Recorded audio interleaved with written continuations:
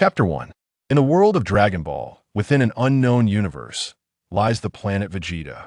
On this particular day, within the core of the Saiyan royal palace, King Vegeta convened all the elite warriors of the planet. The purpose of their gathering was to deliberate on the fate of a certain infant. A Saiyan knelt before the throne, humbly inquiring, "Your Majesty, I beg your forgiveness for my impudence. I have heard that you intend to send my son Broly to a border planet." "Indeed," replied King Vegeta from his elevated dais. But your Majesty, I have heard that my son's destination is a desolate planet called Vampa, where nothing exists. Your son possesses immense potential, one that may pose a threat to the safety of our Saiyan race in the future. I am merely exiling him, not seeking his life. You ought to be grateful to me, Paragus." "What?" The Saiyan named Paragus rose to his feet, his fists clenched, rage igniting within him. "Despicable King Vegeta, you are envious of my son's potential, afraid he might threaten your son's position. You scoundrel." King Vegeta sneered, "And what of it? By the time we finish our conversation, your son will have already been dispatched." "What?" Paragus exclaimed, hurriedly rushing to the window to look outside. Yet, there were no signs of a spaceship taking off from the cosmic launch pad beyond. At that moment, a figure suddenly burst through the door, exclaiming, "Paragus, do not worry, I have intercepted Broly's ship." You are." Paragus and the others in the palace stared in astonishment at the newcomer, while King Vegeta rose from his throne, fury etched across his face. "Linkus, how dare you return?" The newcomer was Lin Chen, though that was the name he bore in his previous life. In this life, he was known as Linkus, a young Saiyan warrior wanted for his transgressions. The reason for his notoriety stemmed from his disappearance for 4 years after awakening in this new life, abandoning the mission assigned to him by King Vegeta. "Linkus, 4 years ago, you defied my orders and fled, and now you dare to return? Are you seeking your own demise?" Lin Chen gritted his teeth and replied, "I have come to warn you. Frieza will soon arrive to annihilate our Saiyan race. If we do not prepare, the entire planet Vegeta will face destruction." Upon hearing this, an eerie silence enveloped the room. The intermediate warriors present gaped in shock. Even Paragus wore a stunned expression. Moments later, laughter erupted throughout the chamber. Everyone dismissed Lin Chen's words as a mere joke. After all, they Saiyans were Frieza's right-hand allies. Why would Frieza seek to eradicate them? Lin Chen snorted coldly, realizing the situation was as he had anticipated. Unless Bardock were present, no one would heed his warning. However, he had not returned to Planet Vegeta after 4 years of living in obscurity just to be ridiculed. "Silence," Lin Chen bellowed, then pointed at King Vegeta. "All Saiyans must submit to the will of their king. If I cannot persuade them, then I shall persuade you alone. According to Saiyan tradition, I challenge your royal authority." "What?" King Vegeta's eyes widened in disbelief, thinking he must have misheard. Lin Chen continued, "It is well known that your reign is secured by your grandfather, King Vegeta I, who led the Saiyans to conquer the Tuffles and claim this planet. Yet, as per our Saiyan tradition, the throne rightfully belongs to the strongest. Thus, I now challenge you. If I win, I shall become the new king of the Saiyans." No sooner had Lin Chen finished speaking than an intermediate warrior sprang forward. "Bold! Linkus, how dare you disrespect King Vegeta? You must first face me. Step aside. My target is only him." Lin Chen pointed at King Vegeta. "Are you afraid to accept my challenge?" "Foolish."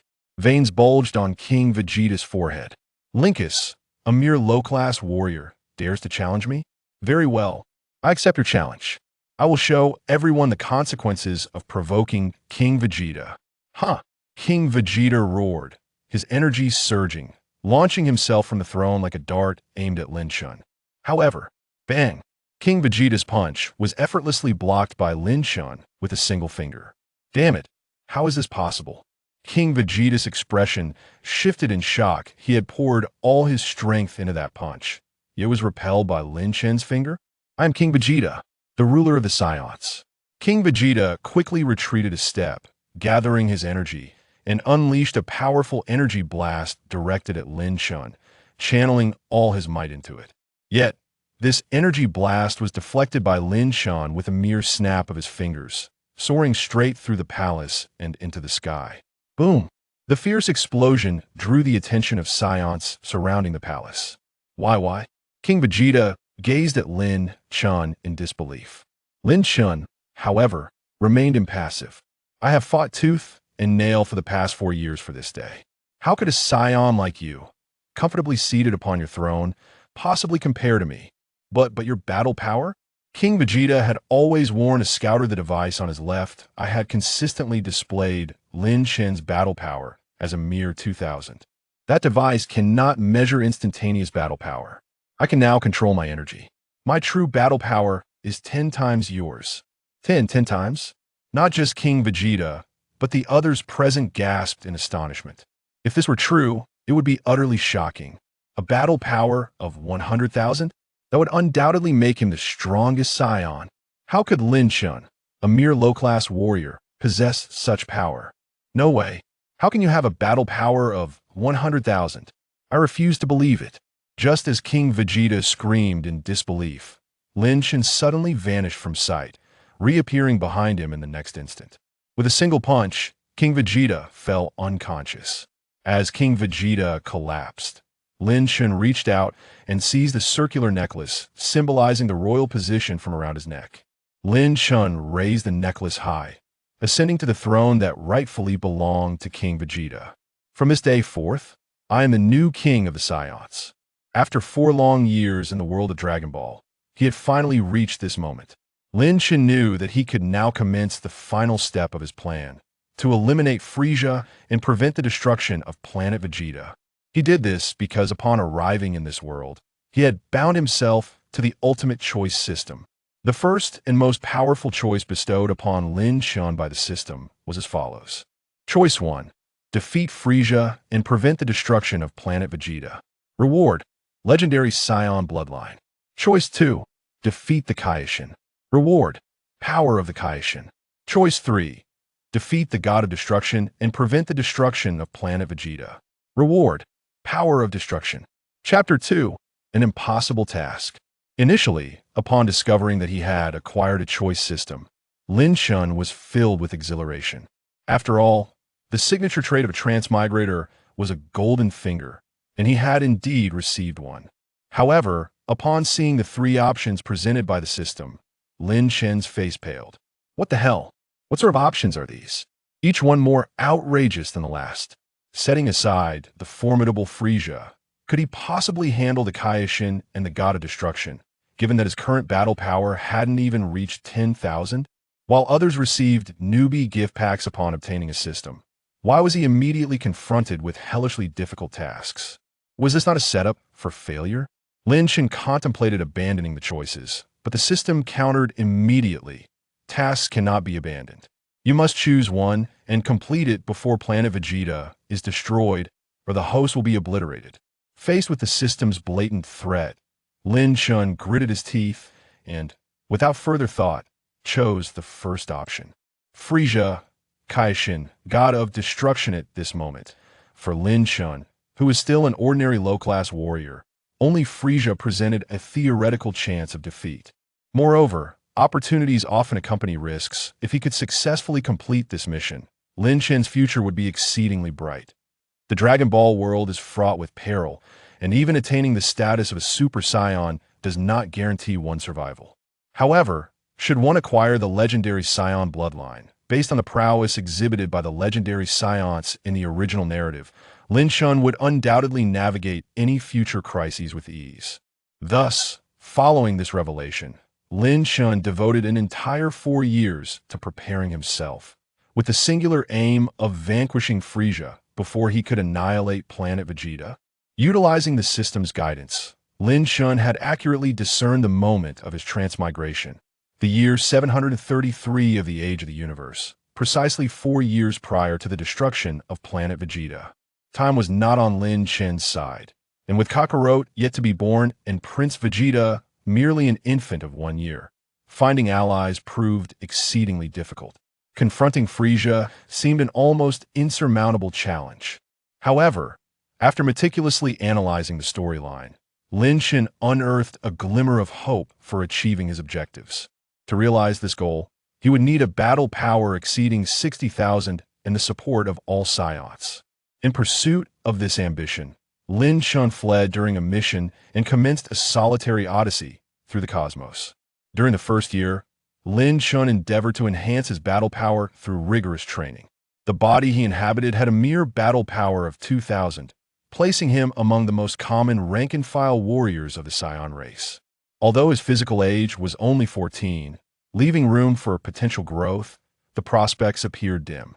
Throughout that year, Lin Chen faced numerous trials and tribulations, ultimately elevating his battle power to 10,000, yet he remained a staggering 50,000 units short of his target. Thus, in the second year, Lin Chen reassessed his strategy. He had to concede that his physique lacked the innate talent of Kakarot or Vegeta, rendering it exceedingly challenging to reach a battle power of 60,000 within the remaining 3 years. Consequently, during the second year, Lin Chen dedicated an entire year to uncovering the whereabouts of Namek. In the current scenario, the only feasible method for a swift enhancement of his strength lay in reaching Namek. This was not due to a desire to wish upon the Dragon Balls to augment his abilities, for such an endeavor was futile. Even the Eternal Dragon had its limitations. Furthermore, with Lin Chen's current strength, he stood no chance of defeating Namek's protector, Nail. Thus, his true objective was to forge a pact with the Grand Elder, hoping he would unlock Lin Chen's latent potential. The Grand Elder of Namek possessed a unique ability to develop human potential in the original tale. Under his guidance, the initially weak Krillin and Gohan experienced a tenfold increase in power. If Lin Chen could similarly benefit from the Grand Elder's assistance, his aspirations would be effortlessly attainable. Upon locating Namek, Lin Chen immediately journeyed to the planet, where he spent another year. As a Saiyan of notorious repute, Lin Chen's audience with the Grand Elder was anything but smooth. Initially, upon seeing him as a Saiyan, the Namekians assumed he had come to attack their planet and launched an unprovoked assault. Even after Lin Chen clarified his intentions, the Namekians remained skeptical of his words. They insisted that to meet the Grand Elder, he must first endure their trials. Thus, Lin Chen spent another year undergoing the Namekians' multifaceted tests of intellect, courage, and combat prowess, ultimately earning the right to meet the Grand Elder and establishing a unique agreement. As a result of this agreement, Lin Chen's battle potential was fully unlocked by the Grand Elder, granting him an impressive battle power exceeding 110,000. For years had passed, transforming him from a lowly warrior into a Saiyan with a battle power of 110,000. The arduous journey he had undertaken was beyond comprehension, yet every hardship endured had been worthwhile. Seated upon the throne, Lin Chen reflected upon the past 4 years and then lifted his gaze to address the astonished assembly before him. Esteemed colleagues, I am aware that some of you may harbor lingering doubts about my ascension. However, according to tradition, as the newly appointed king, I am entitled to a week of respite. Should you wish to challenge me, you must await the conclusion of this week. After 1 week, if I am defeated, you may justly depose me and take my life, but until then, I shall not permit any unruly behavior. My forthcoming commands may seem peculiar, yet you must comply. Firstly, today's events shall remain a secret among us. Saiyans, you are strictly forbidden from informing Frieza that we have a new king. Secondly, to the mid-tier warriors present, I require you to immediately eliminate all of Frieza's subordinates on Planet Vegeta, leaving only those tasked with communication to relay false reports of tranquility to Frieza's forces. Our activities in the coming days must not be divulged. Lin Kai. From beneath the throne, King Vegeta stirred, rising with an expression of shock as he gazed at Lin Chen. What exactly do you intend to do? Lin Chen cast a glance at King Vegeta and declared, What am I to do? I shall lead all Saiyans in rebellion against Frieza. Upon hearing this, the Saiyans below were momentarily taken aback. Betraying Frieza, the tyrant who reigns supreme over the universe. Has Lin Chen lost his senses? Though laden with skepticism regarding Lin Chen's assertions, they recognized the gravity of royal command. Thus commenced Lin Chen's clandestine plan for a Saiyan rebellion. In the 3rd chapter, titled Reversing Fate, the defense of Planet Vegeta, once Lin Chen's rebellion plan unfurled, everything appeared unchanged on the surface. An elite Saiyan battalion, led by intermediate warriors, swiftly suppressed Frieza's communication outpost on Planet Vegeta, coercing the communication officer to relay false information to Frieza's army. Reporting, Commander, all is as usual on Planet Vegeta. No changes to report. Meanwhile, Lin Chen personally led a contingent of Saiyan warriors to swiftly eliminate several high-ranking fighters tasked with monitoring King Vegeta. After encrypting the communications, Lin Chen summoned all the team leaders of the Saiyan squads to elucidate his strategy. It was common knowledge that Frieza, as the Emperor of the Universe, possessed strength that far surpassed every individual on Planet Vegeta. Even in his first form, he wielded a battle power exceeding 530,000. Not to mention, he had 3 additional forms. Victory seemed impossible. Even the proud King Vegeta did not believe the Saiyans had any prospect of overcoming Frieza. Lin Chen shared this sentiment. However, amidst the impossibility, Lin Chen glimpsed a sliver of hope for their triumph over Frieza. This hope stemmed from Frieza's immature grasp of his own power. He had consistently maintained his first form to keep his strength in check. Remarkably, this form's battle power was within the threshold that Lin Chen could defeat, for upon transforming into a great ape, Lin Chen could briefly exceed a battle power of 1,000,000. Such power was ample to vanquish Frieza's 530,000. Do not dismiss this as unfathomable, for in the original tale, to gain the strength to conquer Frieza, even Vegeta, with a battle power of at least several hundred thousand, managed to nearly defeat Krillin, who possessed a mere battle power of around 20,000 by suppressing his own energy. Therefore, if Lin Chen acted swiftly and caught Frieza off guard, striking before Frieza could transform, he could indeed turn the improbable into the possible, slaying Frieza with a mere battle power of 100,000. An astonishing thought, yet upon reflection, it seemed genuinely attainable. Lin Chen then called for all Saiyans to assemble in the capital, preparing for the tyrant's arrival. While they could not harm Frieza directly, they could aid Lin Chen by diverting Frieza's attention. Frieza was not alone. He commanded a formidable army. Relying solely on Lin Chen, victory was unlikely before Frieza transformed. Dissent existed regarding Lin Chen's scheme. Since their subjugation under Frieza and his father, King Cold, the Saiyans had endured a life of humiliation. Yet overall, their existence had remained relatively peaceful. Moreover, serving Frieza and conquering planet after planet aligned with the Saiyans' bloodthirsty nature. Thus, they found no justification for betraying Frieza. In response, Lin Chen wielded a single persuasive statement to sway former King Vegeta, leveraging his authority to convince the others. King Vegeta, you must understand why Frieza seeks to annihilate Planet Vegeta. Correct? A few years ago, did you not provoke the god of destruction, Beerus-sama? At that moment, King Vegeta fully grasped Lin Chen's words. When Prince Vegeta was merely 3 years old, King Vegeta had indeed incurred the wrath of Lord Beerus. Frieza, acting on Beerus' directive, planned to eradicate Planet Vegeta. King Vegeta recognized that if Lin Chen spoke the truth, Frieza would not spare their home. Thus, he relinquished his grievances and chose to ally with Lin Chen to ensure the success of his plan. Under his persuasion, many Saiyans, though reluctant, ultimately obeyed the orders. Additionally, among the lower-ranked warriors, Lin Chen discovered his ally, Bardock, the father of Son Goku, a highly regarded elite warrior among the lower ranks. Bardock had acquired the ability to foresee the future after being struck by the magical punch of the Carnassians during his squad's invasion of their planet. He stood resolutely by Lin Chen's side, having witnessed in a dream the destruction of Planet Vegeta by Frieza, with King Vegeta on the side of intermediate warriors and Bardock among the lower ranks. They became Lin Chen's right and left hands, refining the final plan. Days later, on the night foreseen by Bardock, all Saiyans gathered in the capital of Planet Vegeta, collectively gazing at the sky.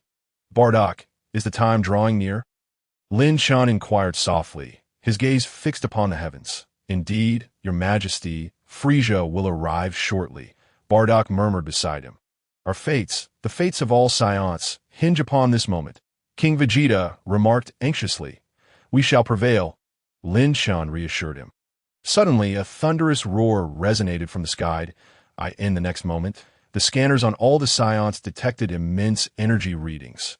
Many were struck with astonishment, as foretold by their king. Frieza indeed arrived with his formidable army. Uninvited, Lin Chen inhaled deeply, his expression grave. What lay ahead was a miraculous endeavor. If his plan succeeded, it would undoubtedly become an unprecedented battle of the weak, triumphing over the strong, surpassing the original tale. Whether he could fulfill his mission and awaken the legendary Saiyan Bloodline would be determined in this pivotal moment. Former King Vegeta, Paragus, your squads may commence. Both King Vegeta and Paragus nodded to end this operation. They each led an elite squad of warriors, yet their role was not to engage in direct assault. Their task was to create artificial moons on the ground. Should the moons be destroyed, they would need to replace them, ensuring the continuous presence of artificial moons in the sky. Though devoid of danger, each creation of an artificial moon would deplete considerable energy. Only those of their caliber could sustain the effort. Rest assured, King Lin Chen, for the Saiyans. In the next moment, brilliant orbs of white light formed in their hands. Several warriors hurled these luminous spheres skyward, and soon, radiant orbs resembling the moon adorned the sky, casting a dim glow akin to Earth's moon. These spheres represented the artificial moons crafted by King Vegeta and his cohort. With the birth of these moons, the entire Saiyan populace on Planet Vegeta sounded the horn of assault against Frieza.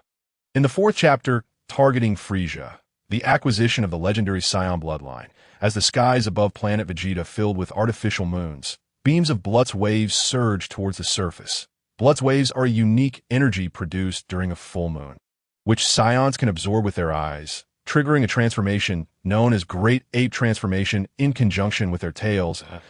As the three moons illuminated the Saiyans below, their bodies began to swell, their protective suits expanding that a primal, ferocious, and potent aura emanated from these Saiyans. Their tails lengthened, and regardless of gender, their heads began to protrude significantly, their teeth sharpening into fierce fangs. Before long, the ground was dominated by towering great apes, each over 20 meters tall.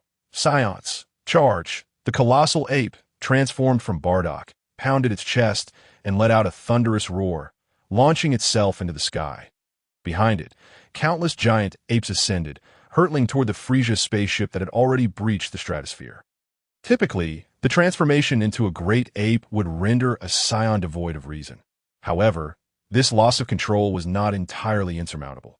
Trained Saiyans could retain a sliver of rationality within, allowing them to fulfill their objectives. This time, the singular goal shared by all Saiyans was the annihilation of Frieza's forces hovering in the sky. This massive throng of gorillas took flight from the planet. The Frieza army in the cosmos inevitably detected their approach. Frieza, Lord Frieza, the Saiyans have transformed into great apes and are coming, a rotund pink alien exclaimed in panic. What? Those lowly Saiyans, what do they intend to do? Frieza replied, his voice dripping with disdain. Calm down. Dodoria, they are merely wild monkeys. There is no need to be afraid. Let the soldiers aboard the ship engage, a strikingly handsome alien declared. Yes, I understand, Mr. Zabon. Dodoria nodded, promptly issuing commands. Quickly, send the soldiers on the ship to confront these wild monkeys. As Dodoria hastily relayed his orders, Zabon turned to the Emperor Frieza, who was seated upon a small platform, saying, My lord, it seems the Saiyans were prepared for this. Your plans may have been compromised. Oh ho ho ho! They are just a bunch of stinking monkeys. If they think they can deal with me like this, they're sorely mistaken, Frieza scoffed. Although the transformation into a great ape would amplify a Saiyan's power tenfold. Even then, these Saiyans were far from being a match for his battle power of 530. Frieza observed the unfolding situation with a grin, entirely unconcerned. However, the proud cosmic emperor's face soon bore the marks of bruises inflicted by the rampaging gorillas. Frieza, Lord Frieza, our main force has engaged the Saiyans. In the first wave of attacks, we lost 94 soldiers. Bang! A blast from a finger cannon suddenly struck the soldier reporting the battle status, obliterating his head into a gruesome mess. Frieza gritted his teeth, suppressing his fury. Tisich, a bunch of useless trash. Lord Frieza, the Saiyans increased their battle power tenfold after transforming into great apes. and there are at least 100 of them outside. Even the Jinyu force would have difficulty. Zabon whispered urgently, I understand. These damned monkeys, if they are so bold, I shall send them all to hell. Frieza's smile gradually faded as he levitated, soaring out from the top of the spaceship.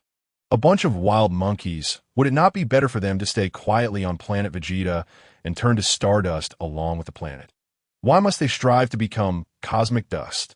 Frieza's lips curled into a cruel smirk as he floated out into the cosmos, suspended in space. Before him, an astonishing legion of giant apes was rapidly closing in. Frieza raised a finger, preparing to gather energy, when suddenly Frieza. A booming voice echoed from behind him. He turned to see a Saiyan, who had not transformed, standing atop the spaceship. This Saiyan was none other than Lin Chen, while all the other Saiyans transformed into great apes. Lin Chen had stealthily infiltrated near Frieza's ship under their cover. From Namek, Lin Chen had not only gained a simple boost in combat power, he had also mastered the control of energy akin to the Namekians. Thus, while Frieza's forces were captivated by the energy-laden great apes, no one noticed Lin Chen, who had deliberately suppressed his energy, stealthily approaching the spaceship. Lin Chen's actions were all geared toward this very moment. As Frieza stood momentarily dazed, Lin Chen shifted his gaze toward the artificial moons on Planet Vegeta. In the next instant, his body inflated rapidly like a balloon, the energy within him exploding uncontrollably. Beep beep beep, 100, 000, 110, 000, 120, 000. Frieza's battle power detector was steadily climbing. Just as the readings reached 180, 000, the device erupted in a shower of sparks. Die, monkey! In that moment, Frieza felt an overwhelming sense of threat for the first time. The Saiyans' transformation could amplify their power tenfold, and the Saiyan before him had already displayed around 100,000 power. Multiplied by 10, it surpassed even his current form. Frieza, panic-stricken, leapt from his flying disc and shattered his battle suit, preparing to transform. But at that moment, the already transformed Lin Chen unleashed a furious roar toward Frieza. Roar! A colossal shockwave erupted from Lin Chen's mouth, hurtling directly toward Frieza. The immense wave engulfed the Cosmic Emperor, who had not yet managed to transform, as he could only exclaim, "How dare you!" before vanishing into the void of space. The shockwave that consumed Frieza did not dissipate. Instead, it followed Lin Chen's movement. Sweeping across Frieza's spaceship, Lord Frieza, the crew aboard the ship cried out in despair, ultimately disintegrating alongside their vessel. Ding! Congratulations, host, for completing the first option. Reward, Legendary Super Saiyan Bloodline. Would you like to fuse it immediately? The long-awaited system voice echoed in Lin Chen's mind in that instant. He felt a profound sense of liberation. After spending 4 arduous years, he had finally accomplished what seemed an impossible task, defeating the Cosmic Emperor Frieza while his own battle power was a mere 100. 000. Chapter 5. Future choices: the Saiyan Empire. Host, would you like to fuse the legendary Super Saiyan Bloodline immediately? As Lin Chen reverted from his great ape form, the system's voice resounded once more in his mind. System, will fusing the Bloodline have any adverse effects? Lin Chen inquired. The legendary Super Saiyan Bloodline possesses a unique trait, growing stronger in the face of adversity. The more grievously injured you are, the more formidable your power becomes. However, this power requires modification of the host's body. How long will the modification take? 5 years. What? 5 years. Upon hearing this, Lin Chen hesitated, glancing behind him. After the battle concluded, the Saiyans gradually returned to their humanoid forms. Gazing at the spot where Frieza's spaceship had once hovered, filled with exhilaration that we have slain that tyrant. The Saiyans are invincible. Long live King Lynx, although many had initially harbored doubts regarding the assault on Frieza. Once he was truly vanquished, the Saiyans' inherent pride surged to the forefront. Observing the ecstatic Saiyans, Lin Chen understood that this was not the time for celebration. Though they had temporarily eradicated Frieza and averted the impending doom of Planet Vegeta. Had Frieza truly perished? Well versed in the narrative, Lin Chen was acutely aware of the terrifying resilience of the Frieza race. While they did not possess the regenerative abilities of the Namekians, the Frieza race could potentially resurrect even from utter disintegration. Even if Frieza was indeed dead, let us not forget his father, King Cold, and his lesser-known brother, Cooler, all of whom could seek vengeance for Frieza one day. Thus, he needed to devise a plan. Otherwise, 5 years later, upon awakening, Planet Vegeta might already be annihilated. Therefore, system, do not fuse the bloodline for now. Await my command. Understood. As the system acquiesced, it issued a new prompt. Ding! Detecting the host's sense of crisis, triggering the strongest choices. Choice 1. Abandon Planet Vegeta and become a wandering Saiyan. Reward. Title. King of the Lonely Saiyans. Effect. Battle Power 1, 000, 000. Choice 2. Temporarily pursue the Frieza race for extermination. Reward. Acquire a servant from the Frieza race. Choice 3. Protect Planet Vegeta and establish the Saiyan Empire. Reward. Instant transmission ability. The system kindly reminds the host that this selection of rewards will be issued in advance.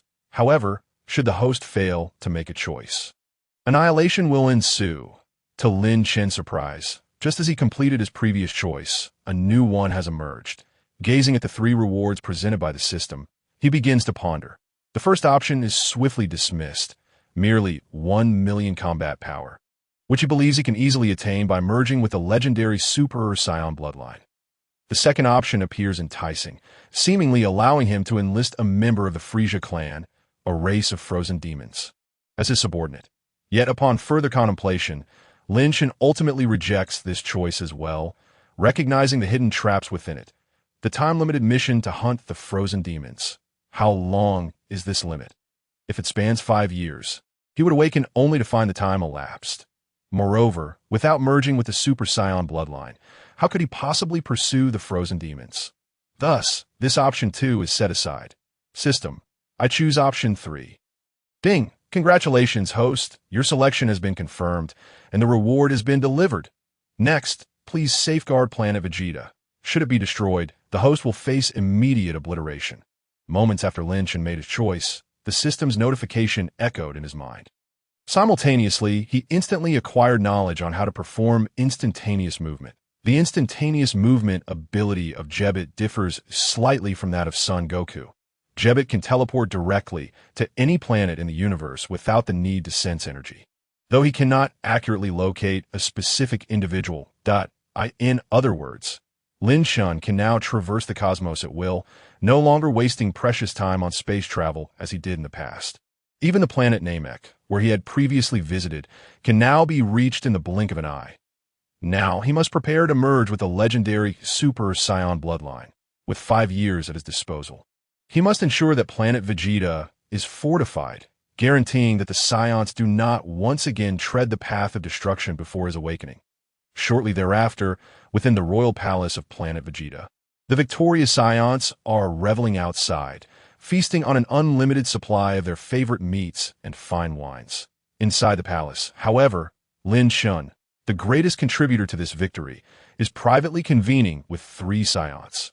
King Vegeta, Bardock, and Pierreguist. Lin Chen plans to enter seclusion for 5 years. He has devised a strategy to ensure the preservation of Planet Vegeta during his absence. The team must be said that the Saiyans are rather troublesome. Despite their average strength being far from formidable in the universe, many alien races are inherently stronger.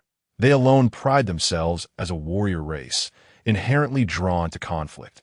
Though Lin Chen can secure the perimeter against external foes for 5 years, he cannot guarantee that the Saiyans themselves will not spiral into chaos.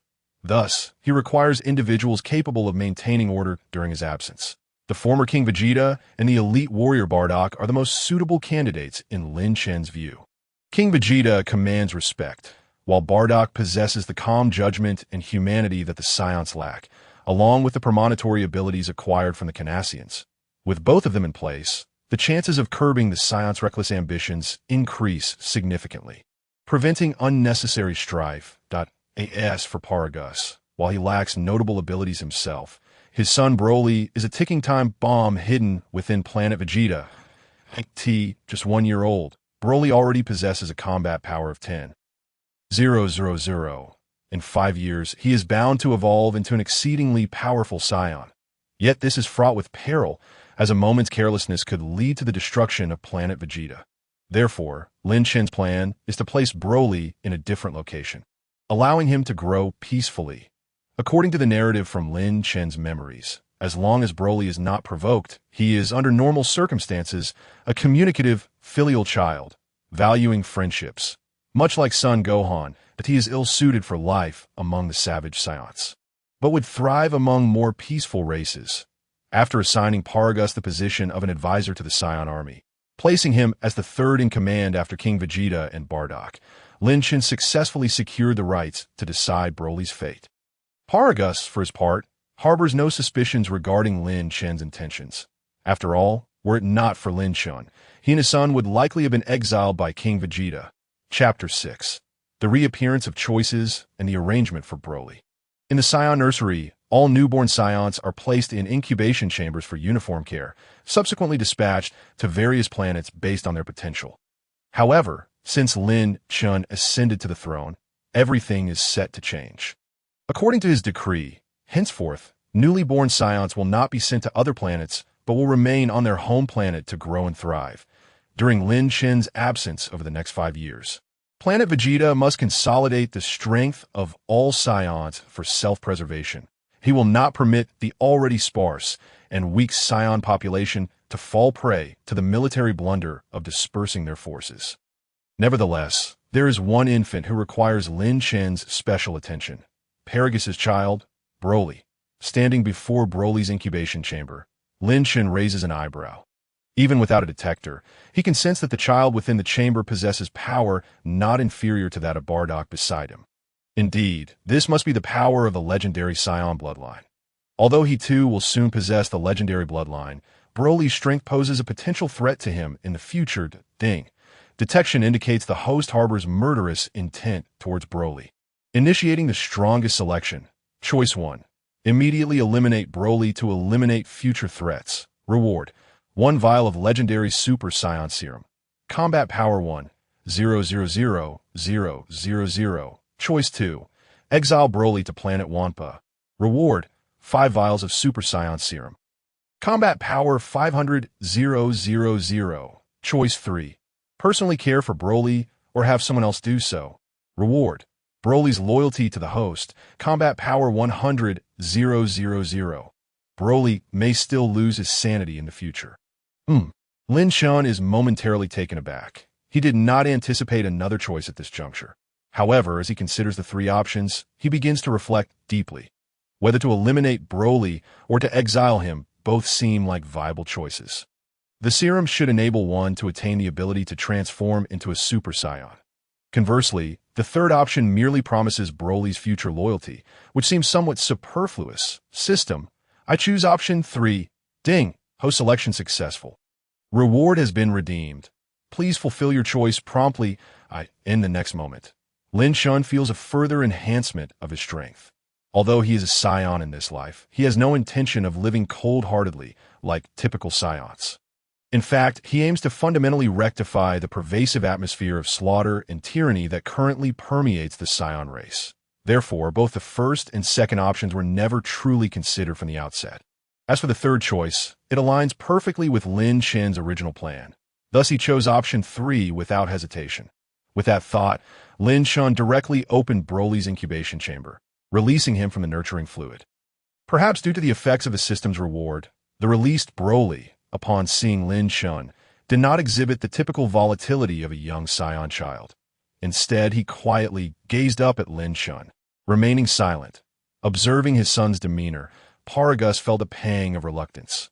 After all, this was his son, and he was about to be separated from him. Moreover, it was crucial to note that his son, at merely 1 year old, already possessed a combat power of 10,000. If he could remain by his side, Paragus would have no one else to fear apart from Lin Chen. With this in mind, Paragus spoke: Your Majesty Lin Sai. King Vegeta is cunning and selfish. I fear that after your departure, he may very well raise a rebellion once more. Perhaps you could leave Broly by my side, to serve as an aid to both myself and Bardock. Lin Chen cast a cold glance at Paragus, who immediately felt the weight of the moment and lowered his head. Bardock's expression shifted dramatically. Inexplicably, he sensed that the pressure emanating from Lin Chen was now significantly stronger than before. You need not worry, King Vegeta. He understands the gravity of the situation.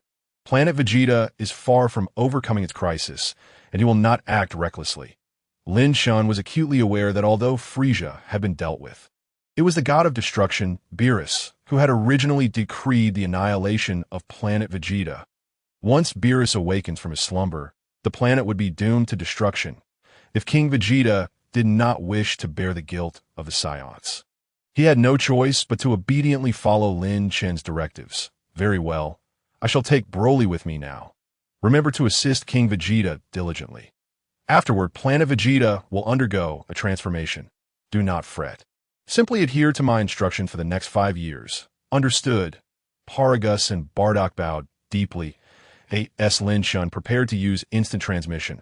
A sudden infant's wail pierced the air. He glanced over, suddenly reminded of an important matter. The crying infant was none other than Bardock's son, the protagonist of the Dragon Ball universe, Kakarot, or perhaps he should be called Sun Wukong. At this moment, however, Sun Wukong was merely an infant, similar in age to Broly. Noticing Lin Chen's gaze upon Sun Wukong, Bardock quickly interjected, "Forgive me, Your Majesty. That is my child, Kakarot. Bardock, after I depart, ensure that Kakarot is sent to a planet called Earth." Lin Chen instructed, "Earth? If your precognitive abilities are still reliable, you should understand my meaning." Indeed, Bardock nodded. Before their victory over Frieza, he had experienced a peculiar dream in which he witnessed his son Kakarot embarking on a grand adventure on an unfamiliar planet. Lin Chen smiled, knowing that everything was now in order. In the next moment, he grasped Broly and activated instant transmission. Upon witnessing Lin Chen and Broly suddenly vanish before them, Paragus and Bardock were taken aback. Paragus exclaimed in astonishment, "They simply disappeared. Your Majesty Linkus, how terrifying. By the way, Bardock, what did His Majesty mean when he mentioned sending your son Earth? That place may hold the future for our Saiyan race." Bardock replied, his expression grave. Shortly thereafter, in the vast cosmos, a mysterious force suddenly enveloped Planet Vegeta. Although the Saiyans on the planet had received advance warning from the royal palace, they were nonetheless awed by the power that altered the very fabric of reality. Once the force dissipated, the Saiyans were astonished to discover that Planet Vegeta had inexplicably relocated from its original position in the galaxy to an unfamiliar star system. Witnessing this miraculous transformation, the Saiyans began to follow Lin Chen's orders, entering a 5-year period of dormancy. Not long after Planet Vegeta vanished from its original location, a spaceship arrived at the planet's former orbit. Aboard the vessel, several armored extraterrestrials gazed in disbelief at the empty expanse of space. Unbelievable. Has Planet Vegeta truly vanished? Was it destroyed? I don't know that if it were destroyed, there should be planetary debris, right? Regardless of what has befallen the Saiyans. Let us not forget our objective. Wait, the scanner is picking up a signal. Good heavens, is that truly Lord Frieza's life signal? He is still alive. Chapter 7. 5 years later, the legend of fusion and the Super Saiyan Bloodline. Time flew, and 5 years passed in the blink of an eye. On the otherworldly planet named Namek, a colossal column of water erupted from the ocean's surface. A gigantic aquatic beast was propelled skyward by the geyser, soaring thousands of meters above sea level before plummeting back down to that moment. A black-haired, tailed youth with a youthful visage emerged from the ocean's depths, colliding with the beast and instantly extinguishing its already waning life force. The boy then lifted the beast and soared towards the shore. There, the strongest of the Namekians, Nail, stood with arms crossed, gazing intently at the approaching youth. "Uncle Nail, I have triumphed. You need not worry about me losing control." "Right?" The boy beamed, holding the beast aloft. "Broly, I have seen it. You can now freely control your rage, which is commendable," Nail replied, his tone stoic yet imbued with concern. After all, as Broly's guardian, Nail had lived alongside him for 5 years. As Broly discarded the beast's carcass onto the shore and prepared to roast it, Nail couldn't help but reminisce about 5 years prior. 5 years ago, a Saiyan named Linkus had arrived on Namek, accompanied by the 1-year-old Broly, presenting him to the Grand Elder. This Scion not only wished for Broly to be raised by the Namekians, but also requested the use of the Dragon Balls. What puzzled Nail was the Grand Elder's unreserved acceptance of all his requests. Subsequently, Nail had inquired about the Grand Elder's motives, only to receive a response that left him bewildered. The Grand Elder believed that these two Saiyans might one day become the saviors of the Namekian people. Saviors? Nail scoffed. He was unaware of Link's intentions, but he knew that Broly had nearly become the harbinger of destruction for the Namekians. Nail had never anticipated the existence of a naturally gifted warrior like Broly. Though still a child, Broly's power was ever increasing. Fortunately, while his strength grew daily, Broly was a well-behaved child who seldom caused trouble. However, there were times when he would suddenly lose control of his emotions in moments of peril. Each time he did, this childlike Saiyan would transform into a frenzied demon. In the first year after Broly's arrival, Nail managed to keep him in check. Yet by the second year, the Broly who had gone berserk possessed strength far surpassing Nail's own. Thankfully, when Linkis had come to Namek, he seemed to foresee the potential for Broly's emotional outbursts. During his summoning of the Namekian dragon, he utilized one of his wishes to create a tranquil flute capable of soothing any raging individual, granting it to the Grand Elder. Thanks to this flute, the Namekians had narrowly escaped destruction at Broly's hands on several occasions. As Nail reminisced, he noticed that Broly had consumed the entirety of the giant beast. Patting his now full belly, Broly exclaimed, "Uncle Nail, I am stuffed. I saved you a piece of meat. You truly don't want any?" "I have mentioned before, Namekians require only sunlight and water," Nail replied. "Very well, I shall indulge myself then." Nail observed Broly devouring his meal with delight, a smile unconsciously creeping across his face. Though he was a demon, Broly was, overall, a good child, as long as he was not in a state of rage. His disposition was quite endearing to the Namekians. Speaking of Broly, it seems the 5 years are drawing to a close, Nail suddenly remarked. Hearing this, Broly set down the piece of meat. "Really? Uncle Nail, is it time for Brother Linkis to emerge?" "It is quite likely. Shall we go take a look?" "Yes." Broly promptly consumed the last morsel of meat, then ascended into the air, hastily flying towards a certain location deep within the ocean, without waiting for Nella. Nella made no attempt to call him back. Instead, he followed suit. Planet Namek is an island planet, with the majority of its surface covered by verdant oceans, deep within the largest expanse of water. A luminous sphere has been present since 5 years ago. For 5 years, this sphere has radiated like a miniature sun, illuminating the surrounding waters. Should anyone capable of sensing energy be nearby, they would discern a powerful aura emanating faintly from within the sphere. After a considerable flight, Broly and Nella finally arrive at the oceanic region housing the sphere. Through the water, Broly immediately sensed a stark difference from previous encounters. Indeed, Uncle Nelu, Linkis' aura is even stronger than before. It feels as though he is on the verge of awakening that a bead of sweat trickled down Nelu's forehead. Without Broly's reminder, he had already sensed the changes below. The Saiyan's aura was, as expected, far more immense and terrifying than in the past. Damn, what has that Saiyan been up to down there for the past 5 years? As Broly and Nelu hovered above the ocean's surface. Deep within the sphere below, Lin Chen's consciousness was gradually stirring 0.5 years ago. After preparing everything, Lin Chen began the fusion of the legendary Saiyan Bloodline in the depths of Planet Namek. For these 5 years, his consciousness had been entirely severed from his physical form, while his body disintegrated into fine particles within the sphere, only to be reassembled and reborn. At long last, the 5 years had elapsed, and Lin Chen's body was finally remade.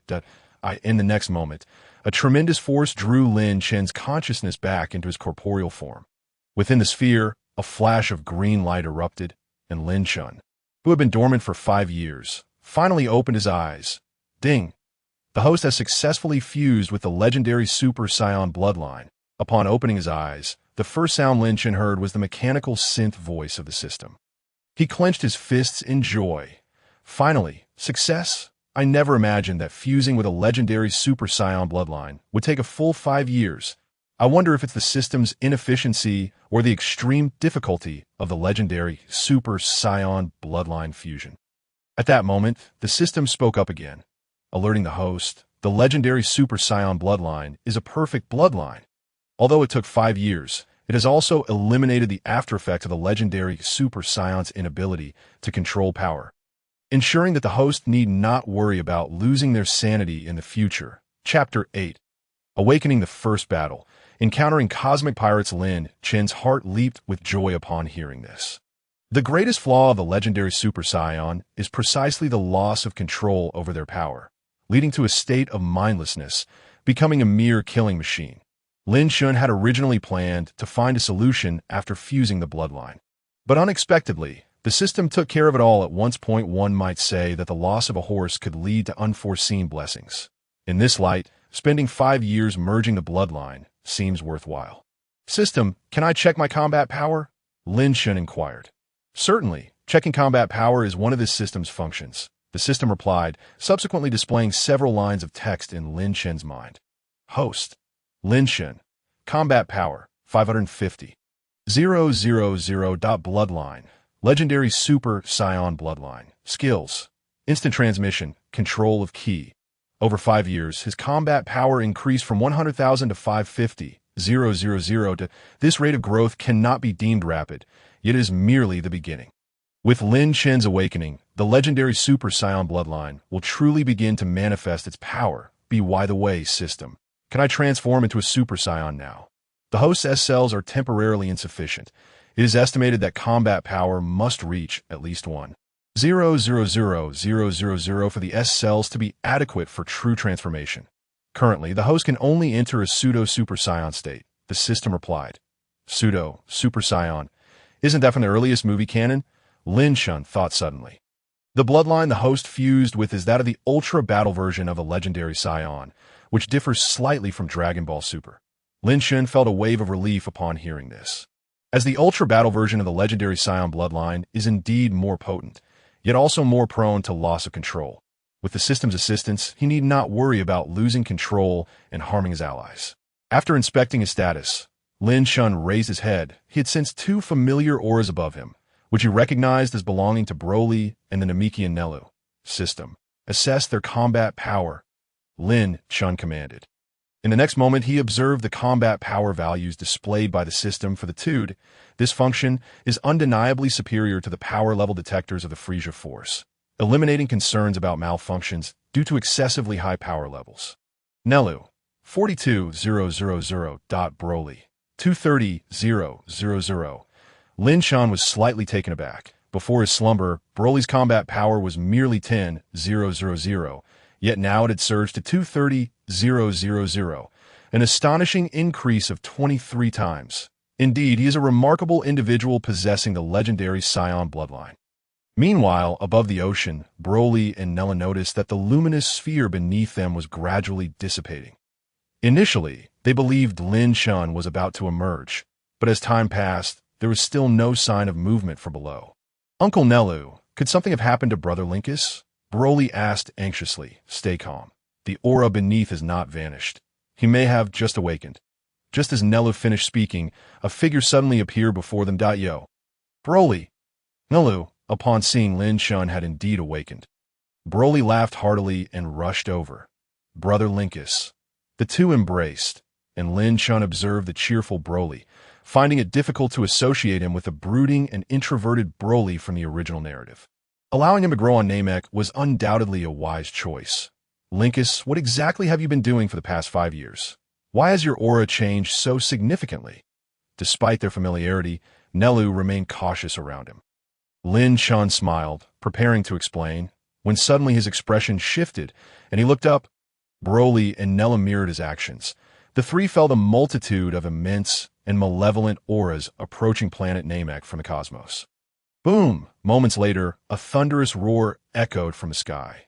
The three soon beheld a massive spaceship descending through the atmosphere. I asked that a Frieza Force ship. Lin Chen raised an eyebrow. The vessel before him was of the same model as the one he had previously destroyed belonging to Frieza. Could it be Frieza or some other member of the Frozen Demon clan? No, the aura from that spaceship is considerably weaker than Frieza's. It must be a small squadron he had already scanned with the system. And among this group, the one with the highest combat power was only 170,000. By comparison. Even in his initial form, Frieza's combat power was a staggering 530,000. Therefore, the individuals aboard that ship were clearly just some high-ranking officers, not members of the Frozen Demon clan. Namekians, this is the ship of the cosmic pirate, Lord Pagon. Immediately bring forth the leaders of your planet to meet us. Otherwise, we shall annihilate this planet. We grant you merely 10 minutes. Just as the ship pierced through the atmosphere, a resounding announcement echoed from it, reverberating throughout the entire planet. Despicable invaders. Nelu gritted his teeth, ready to rush out and teach them a lesson. But Broly held him back. Uncle Nelu, there's someone aboard that ship whose aura is even stronger than yours. Let me handle this. As the two argued, Lin Chen chuckled. Enough, Broly, I've been dormant for 5 years. It has time for some exercise. You both need not compete with me. Having spoken, Lin Chen soared into the sky, making his way towards the spaceship. After 5 years of inactivity, his muscles certainly felt a bit itchy. Since these individuals were not part of Frieza's army, he had no need for hesitation. Lord Pagan, the detector has identified an approaching presence. Even while Lin Chen was still in flight, the spaceship above had already detected his existence. Inside the vessel, an alien exclaimed loudly.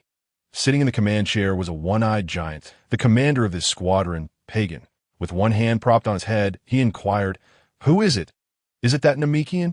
"It seems to be a Saiyan." The spaceship surveillance monitor immediately revealed the figure of the newcomer.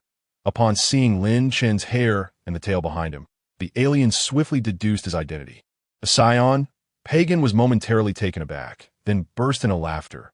Who would have thought to encounter a Saiyan here on Namek? These damned Saiyans. I heard they vanished without a trace after severely injuring Lord Frieza 5 years ago. I never expected to find one here. Mobilize the troops immediately. Capture him alive. Pagan stood up, his massive fists clenched tightly. Recently resurfaced, King Kurd is recruiting powerful warriors to reorganize his Kurd army. I was merely intending to gather information about the legendary Namekians as a gift for King Kurd.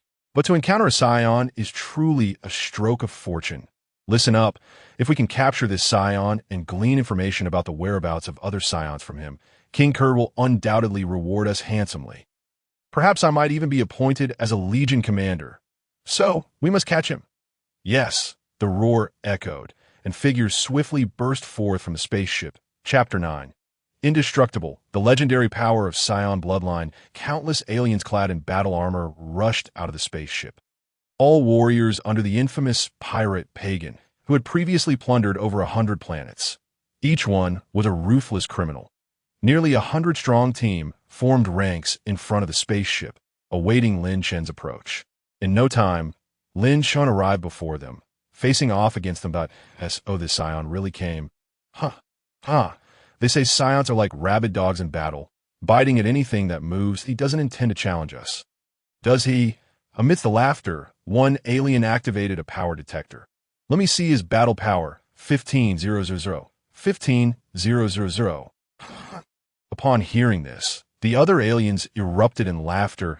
The battle power of 15,000 might be decent among Saiyans. But in the face of such numbers, it was hardly impressive. Don't waste time. Grab him quickly. We still need to find those Namekians. Just then, Pagan's voice rang out from the aliens' communicators. Immediately, some aliens flew towards Lin Chen. "Hey, Saiyan over there, come quietly with us, and we can spare you some suffering." Lin Chen observed their power detectors, refraining from making any hasty moves. Familiar with the plot, he remembered that these power detectors also functioned as communicators, capable of transmitting everything happening around them to the far reaches of the universe. He was not afraid of these individuals. He was only concerned that after dispatching them, more enemies would come. "Who are you? Are you with Frieza?" Lin Chen inquired. Are you deaf? Did you not hear us say earlier? We're the pagan pirate crew. Soon, we will be under King Kurd, one alien replied. King Kurd? Lin Chen recalled this name. King Kurd was indeed Frieza's father, who had long been renowned throughout the cosmos, even before Frieza's rise. However, more importantly, Lin Chen realized that these individuals were merely scattered mercenaries, having no connection to Frieza or any other faction. With this realization, he felt no need for concern. In that case, you shall perish here. A gleam flashed in Lin Chen's eyes, and a Kamehameha surged forth, instantly vaporizing an alien warrior, with the energy of the attack undiminished. It collided with the spaceship behind the crowd, causing it to lurch precariously. "Bastard! My spaceship!" Pagan roared in fury, launching himself out of the vessel, shouting at his still-dazed subordinates, "You useless fools! What are you waiting for? Capture him! Damn it!" The remaining alien warriors regained their senses and roared, launching an assault on Lin Chen. Various Kamehameha blasts, energy beams, and artillery fire from the spaceship rained down upon him in an instant. Lin Chen's position was engulfed by the chaotic onslaught of energy, and he vanished from sight. "Brother Lin Ku!" In the distance, sensing the situation, Broly became alarmed, his hair standing on end as his energy continuously swelled. However, a hand settled on his shoulder. "Calm down, Broly, don't you see? Lin Ku's energy is perfectly stable. He must be testing his strength at really." Upon hearing this, Broly's previously chaotic energy dissipated in an instant. Meanwhile, in the sky, after their relentless barrage, the aliens finally ceased their attacks, gazing at the acrid smoke before them. They wore expressions of wicked glee. "It seems we may have overdone it a bit. Indeed, that Saiyan should be nothing but a pile of ashes by now. Right? That fool who told him to provoke the pagan pirate crew? Wouldn't it be better to submit as a captive?" Just then, some aliens suddenly noticed a figure amidst the smoke. What's going on? Is that Saiyan still alive? As the smoke cleared, they indeed saw Lin Chen, previously thought to be dead, floating unharmed in the air. How is this possible? He hasn't sustained any injuries at all. The aliens' eyes widened, as if encountering a monster. Even their leader Pagan would not have emerged unscathed from such an onslaught. Yet before them was this Saiyan who, not only had he not been killed, borne not a single scratch, but his battle power was only 15,000, right? Lin Chen examined his own body, a satisfied expression crossing his face as he tightened his fist. The body infused with the legendary Saiyan Bloodline had indeed become indestructible. "Are you done? If so?" "It's my turn," Lin Chen sneered, beginning to unleash his energy entirely. In an instant, the surroundings became tempestuous, towering waves forming and crashing towards the shore. Nearby Namekians felt an overwhelming aura. Not far from Lin Chen, Nara broke into a cold sweat. That Lin Ku is indeed a monster. In the sky, beep, beep, beep, boom, boom, boom. As Lin Chen fully unleashed his energy, the power detectors worn by the aliens erupted one after another. Consequently, the aliens were thrown into a state of panic. Before the detectors exploded, many had already witnessed Lin Chen's battle power exceeding 25,000. Meanwhile, on the spaceship behind them, through the power detector on board, the aliens received an even more precise assessment of his battle power. 550,000. Lord Pagan. That guy's battle power is 550,000. What? Pagan's jaw dropped as he turned to shout, "You must be mistaken. Impossible. Lord Pagan, the power detector on this ship is the most accurate in the universe." Pagan quickly realized that the ship's detector could not be wrong, for he had purchased the spaceship at a high price from Frieza's army, and it was of the same model as Frieza's own vessel. However, just as they were engulfed in an overwhelming sense of dread, the voice of Lin Chen resounded once more from afar. "Do not be too hasty in your astonishment. What follows is the true main event." As Lin Chen laughed heartily, he gradually elevated his combat prowess, while simultaneously, the aura surrounding him began to transform into a resplendent golden hue, given the rare opportunity of a target presenting itself. Lin Chen was eager to ascertain the limits of his current strength. What? In that moment, even those extraterrestrials who could not sense energy felt the palpable air of danger surrounding them. Chapter 10. The Limits of Power. Mimetic Super Saiyan Monster. Aboard the spaceship of Page N, the crew members beheld in terror the rapidly increasing readings of the combat power detector. Unlike the portable detectors carried by combat personnel, the ship's device was larger and more cumbersome. Yet it boasted a higher threshold, capable of accurately detecting combat power up to a staggering 1.1 million. This was the highest measurement recorded since the invention of the combat power detector. As the transformations within Lin Chen's body unfolded, the readings on the ship's detector surged relentlessly. 0.700, 000.800, 0.900, 000.1, 000, boom. Suddenly, a tremendous explosion erupted aboard the vessel. One remaining crew member, barely clinging to life, croaked into the ship's external communicator. Pagan Sama, that guy, his combat power has already exceeded 1.1 million. 1.1 million.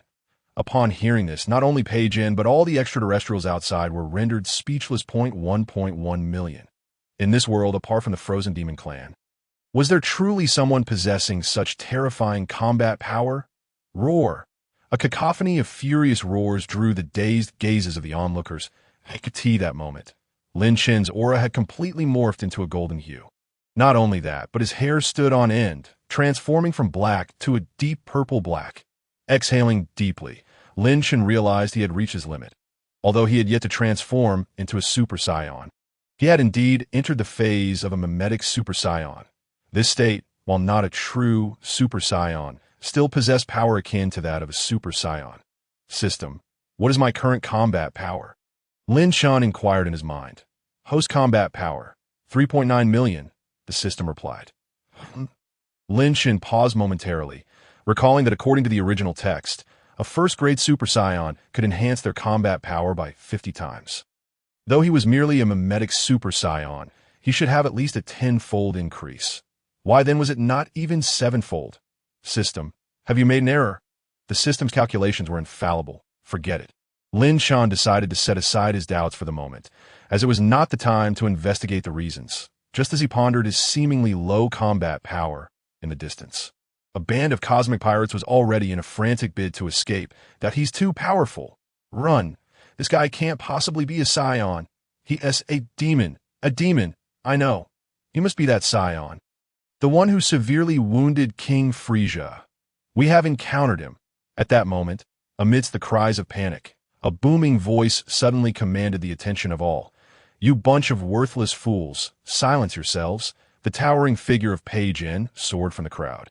His face contorted with rage as he barked at everyone. What is there to be so flustered about? Have you ever considered how a Saiyan could possibly possess 1 million combat power? It must be a malfunction of the detector, just a mere Saiyan monkey. Before Pagan could finish his sentence, his eyes widened in horror as he glanced down to find a hand protruding from his own abdomen. Lin Chen's voice echoed eerily in his ear. Whether or not the detector is faulty, perhaps you should experience it for yourself. With a flash of his palm, Lin Chen pierced through Pagan, who was immediately obliterated in a burst of light. As the smoke cleared, Pagan had vanished from the sight of all present. A being with a combat power of 170,000, who could once traverse the cosmos with ease, could not withstand even a single attack from Lin Chen. Flee! Quick, escape! Pagan Sama was wrong. He truly possesses 1 million combat power. This Super Saiyan, this Saiyan, must be the legendary Super Saiyan. In a chorus of terror, no one dared to linger any longer. All the cosmic pirates hastily retreated towards their vessels. Meanwhile, the still smoldering spaceship began to pivot and accelerate away. Do not think you can escape. Lin Chen concentrated all his energy into a single point, his golden aura surging with his fury. Suddenly, a beam of golden energy erupted from his being, striking out like a comet, consuming the cosmic pirates in its wake. Boom! Boom! Boom! The entire sky was engulfed in a golden radiance, and the cosmic pirates had no chance to utter a single cry before being entirely enveloped by the golden beam. Confirming that no one had escaped, Lin Chen smiled and returned to his usual demeanor, reappearing beside Broly in the blink of an eye. Brother Lin Kai-sai, Broly exclaimed excitedly as he rushed to Lin Chen's side. Lin Chen affectionately ruffled his hair before turning to Naru. That should count as fulfilling a promise, right? When we meet the Elder, you must bear witness on my behalf. Naru nodded, though internally he was astonished. When Lin Chen had first met the Elder, he had bargained to protect the Namekians thrice in exchange for the Elder's consent to enhance his potential and grant him 3 wishes from the dragon. At that time, Naru had thought Lin Chen was merely boasting. Even with the Elder's power boosting his strength, he had doubted that Lin Chen could genuinely safeguard the Namekians. Yet unexpectedly, 5 years later, this Saiyan's strength had escalated to such heights. Among the cosmic pirates, Neru could distinctly sense that several possessed power far beyond his own. Had Lin Chen not intervened, relying solely on the Namekian strength would have led to a catastrophic disaster. Yet, this Saiyan had effortlessly resolved the conflict, saving the Namekians once again. The Elder's prophecy had indeed been accurate. This Saiyan had truly become the savior of the Namekians, utilizing Lin Chen's instant transmission. The three swiftly arrived near the Elder's dwelling at that moment. Several Namekian elders were already beseeching the Elder for assistance regarding the earlier broadcast from the Cosmic Pirates. The appearance of Lin Chen and his companions rendered their voices abruptly silent. All is well. The danger has been averted. The elderly elder spoke, his voice frail. The Cosmic Pirates have been dealt with by the Saiyan Lin Chen. If you have no further business, please return to your respective villages and reassure everyone. The elders gazed at the sudden appearance of Lin Chen and his companions, momentarily at a loss for words. Finally, one elder spoke, Lin Chen, you have awakened. Having trained on Namek for an entire year. Lin Chen had traversed nearly every Namekian village, thus several elders were quite familiar with him. Indeed, as the elder mentioned, I have resolved the matter with the Cosmic Pirates. You may all return with peace of mind. Lin Chen replied with a smile. Upon hearing this, the elders exchanged glances before nodding and departing, entrusting everything to the most reliable elder. Chapter 11. Return to Planet Vegeta. Once the elders of the Namekian villages had departed, only Neru remained to oversee matters. After their exit, the frail elder remarked, Young Saiyan, your strength has surpassed all expectations. Have you truly transformed into a Super Saiyan in these past 5 years? Super Saiyan? What is that? Broly exclaimed in surprise. However, Lin Chen nodded and replied, Not yet, but we are very close. Indeed, it was wise to reach an agreement with you. The Grand Elder sighed. If it weren't for you, Namek would have surely faced great calamity this time. You need not thank me. I shall fulfill my promises, Lin Chen assured. I actually came here to bid you farewell. Grand Elder, I intend to take Broly back with me. After I leave, you may summon the Eternal Dragon to create a communication device that allows us to stay in contact. Should you encounter any danger, I can come to your aid at any time. Understand, young Saiyan, you are a man of your word. The Namekians will remember your friendship and kindness, the Grand Elder smiled. Lin Chen chuckled and patted Broly on the shoulder. Broly, say your goodbyes to them. You may not return here for quite some time. Upon hearing this, Broly's expression was one of regret and reluctance. Goodbye, Grand Elder. Goodbye, Uncle Nail. Farewell, Broly. Do not forget your inner training. Nail's face also showed a rare hint of sorrow. He then took out a short flute and handed it to Lin Chen. This is the tranquility flute that you once had the Eternal Dragon create. Over the past year, Broly has learned to control his emotions. So, I have never needed to use it. Now that he is leaving, we have no use for it. So I give it to you. Lin Chen accepted the flute, recognizing its value, while Broly was steadfastly loyal. The legendary fury within the Saiyan Bloodline might one day drive him to madness. With this flute, at least he would not have to worry about the worst-case scenario. After completing this exchange, Lin Chen placed his hand on Broly's shoulder, touched his forehead with his fingers, and said, All right, farewell to all. Whoosh! The figures of the two Saiyans vanished. Nail informed the elders to prepare for the summoning of the Eternal Dragon. The Grand Elder sighed, giving his orders. Grand Elder, I have a premonition. Although we have evaded this crisis, the threat to Namek will soon return.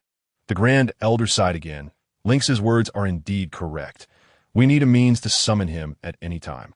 Hearing this, Nail slowly lowered his head. He wished to argue with the Grand Elder, to assert that he could protect Namek. Yet, recalling the invading aliens from earlier, Nail realized he could not dispute the truth. Though he was indeed the strongest on Namek, there were countless powerful beings in this universe. Planet Vegeta 0.5 years ago, utilizing the immense power of the Eternal Dragon, Lin Chen relocated Planet Vegeta to the far reaches of the universe. Though distanced from the core, this move granted Planet Vegeta an unprecedented tranquility 0.5 years ago, prior to preparing to merge with the legendary Saiyan Bloodline. Lin Chen returned Planet Vegeta to King Vegeta, outlining a 5-year plan for the Saiyans. According to this plan, the Saiyans would conserve their strength, altering their previous habit of constant warfare, and await Lynx's return. During this time, all Saiyans were forbidden from leaving Planet Vegeta to prevent the disclosure of its new location. Therefore, before returning to Planet Vegeta, Lin Chen envisioned a temporary era of peace. However, to his astonishment, upon bringing Broly back to Planet Vegeta, he was greeted by a desolate scene. The sky was shrouded in dark clouds, the earth parched, trees withered, and the ground littered with animal bones. The entire planet seemed to have reached the brink of death, engulfed in a heavy gloom. Lynx, is this what Planet Vegeta has become? Broly gazed around in disbelief. Having left the planet as a child, he held no memories of his homeland, mistakenly believing Planet Vegeta to be a barren wasteland. But Lin Chen certainly knew that Planet Vegeta was far from such desolation. He furrowed his brow, contemplating how it could have transformed so drastically. He could see that moment. He suddenly sensed an extraordinarily powerful presence emanating from the distance. Near the Saiyan capital, this aura was even more formidable than his own. What? Could it be that Frieza and his minions have discovered Planet Vegeta? No, this energy, while immense, feels somewhat peculiar. Just then, Broly pointed and exclaimed, "Lynx, there are many weak energies over there." Upon hearing this, Lin Chen turned to look and indeed discovered a multitude of energies congregating in a certain area, compared to the terrifyingly strong presence from the capital. The energies here were numerous, but of low quality. Saiyans, Broly, let us investigate. Yes, Lynx. The two immediately soared toward the source of the energies. The journey revealed a landscape of utter desolation. What on earth is happening? Lin Chen suppressed his rising anger and quickened his pace. Before long, they arrived at the location of the energies. However, as they surveyed the area, they found themselves in a barren mountain range, devoid of anything. Strange, Lynx, did we misjudge? Broly wondered. No. Follow me. Lin Chen grinned, suddenly accelerating toward a mountain. With a thunderous crash, Lin Chen barreled into the mountain. Beneath the mountain, however, lay an open space where a number of young Saiyans, sheltered by several adult Saiyan women, were huddled in a circle, watching Lin Chen's sudden intrusion with fear. Lin Chen was taken aback to find that most of the Saiyans present were children. At that moment, a young Saiyan with an extravagant hairstyle shouted as he flew into the air, "You all run. I'll handle him, Vegeta!" Hearing the frightened cries of the young Saiyans, Lin Chen's lips curled into a smile. The young Vegeta, Lin Chen remained still, for just as Vegeta was about to throw a punch, Broly had already stepped in front of him. "How dare you!" Broly effortlessly caught Vegeta's fist, the immense force causing Vegeta to grit his teeth in surprise. He had not expected to be overpowered by a child of similar age. "You insolent wretch! I am the Prince of Saiyans, Vegeta." Chapter 12. A Twist of Fate. Invasion of the Drellis Legion faced with Broly's might. Vegeta's pride flared up once more. Ignoring the fact that he had never encountered the two before, he gritted his teeth and violently retracted his fist. Bang! Bang! Bang! Vegeta's palm thrust forward repeatedly, unleashing a barrage of energy blasts that rained down upon Broly's face. Boom! Boom! Boom! These energy blasts struck Broly directly, enveloping the cave in a cloud of dust, while debris cascaded from the ceiling with each shockwave. Yet Vegeta did not relent. His energy continued to surge as he prepared to unleash his strongest attack. However, with each increase in his energy, the cave threatened to collapse under the strain. "Prince Vegeta, stop! The cave is going to collapse! Everyone flee!" The young Saiyans cried out in fear as they began to scatter. Just then, from the swirling dust, an unscathed Broly emerged and delivered a punch to Vegeta's abdomen, interrupting his power-up. Vegeta let out a cry, expelling bile and crashing to the ground, with a cold expression. Broly prepared to pursue him, but Lin Chen's voice rang out, "Enough, Broly. They should be our allies." As Vegeta fell, the cavern, which had been on the verge of collapse, returned to a semblance of calm that a group of young Saiyans rushed anxiously toward the fallen Vegeta. One particularly long-haired child supporting the incapacitated prince. "Prince Vegeta, are you all right? Get away! Get away, Raditz! I am Vegeta! Vegeta!" Unable to restrain himself, retched once again. "What is going on with you all? Why are you here?" Lin Chen inquired, bringing Broly down to the ground as he addressed the group of children. Faced with Broly, who had effortlessly defeated Vegeta with a single blow, the children instinctively recoiled in fear. Even Raditz trembled at the knees. As for Vegeta, he remained unable to move at that moment. And who are you? Are you perhaps allies of Darius? Amidst the frightened Saiyans, only one female Saiyan stepped forward, confronting Lin Chen and Broly directly. Upon hearing the name mentioned by the female Saiyan, Lin Chen raised an eyebrow. Darius? He recalled that this was a Saiyan from the original theatrical version, who had departed from Planet Vegeta long ago to establish his own faction. Wandering through the cosmos, utilizing seeds of the mystical Tree of Might, which they had procured from an unknown source, they sought suitable planets across the universe to cultivate these trees, thereby enhancing their own power through the fruits they bore. Could it be that the desolate state of Planet Vegeta was due to the Tree of Might, and that terrifying aura earlier, it emanated from the tree itself? If that were the case, everything would indeed make sense. I am Lynx. Lynx, the Saiyans present displayed expressions of shock upon hearing the name. Lynx had become a legendary figure on Planet Vegeta. You are truly King Lynx? The female Saiyan exclaimed with excitement. But weren't you missing for 5 years? I have returned. The fusion of the legendary Super Saiyan Bloodline had altered Lin Chen's appearance slightly from the past. Had it not been for his acquaintances, he would have been difficult to recognize. Seeing Lin Chen nod, the female Saiyan's expression shifted, and in the next moment, she suddenly threw herself into Lin Chen's embrace, weeping uncontrollably, leaving both Lin Chen and Broly exchanging bewildered glances. Your Majesty Lynx, you have finally returned. This is wonderful. If you had not come back, Planet Vegeta would have faced annihilation.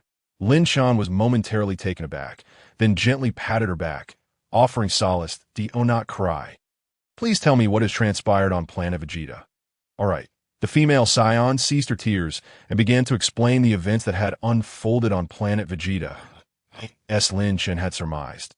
This situation was indeed related to the wandering Saiyan Darius. Ever since the Dragon Shenron had relocated Planet Vegeta to the edge of the universe, the Saiyans, under the leadership of King Vegeta, had commenced a new way of life. Raiding and conquering were no longer their pursuits. Instead, the Saiyans now devoted their daily endeavors to training in anticipation of the return of their true king. Lynx in 5 years' time.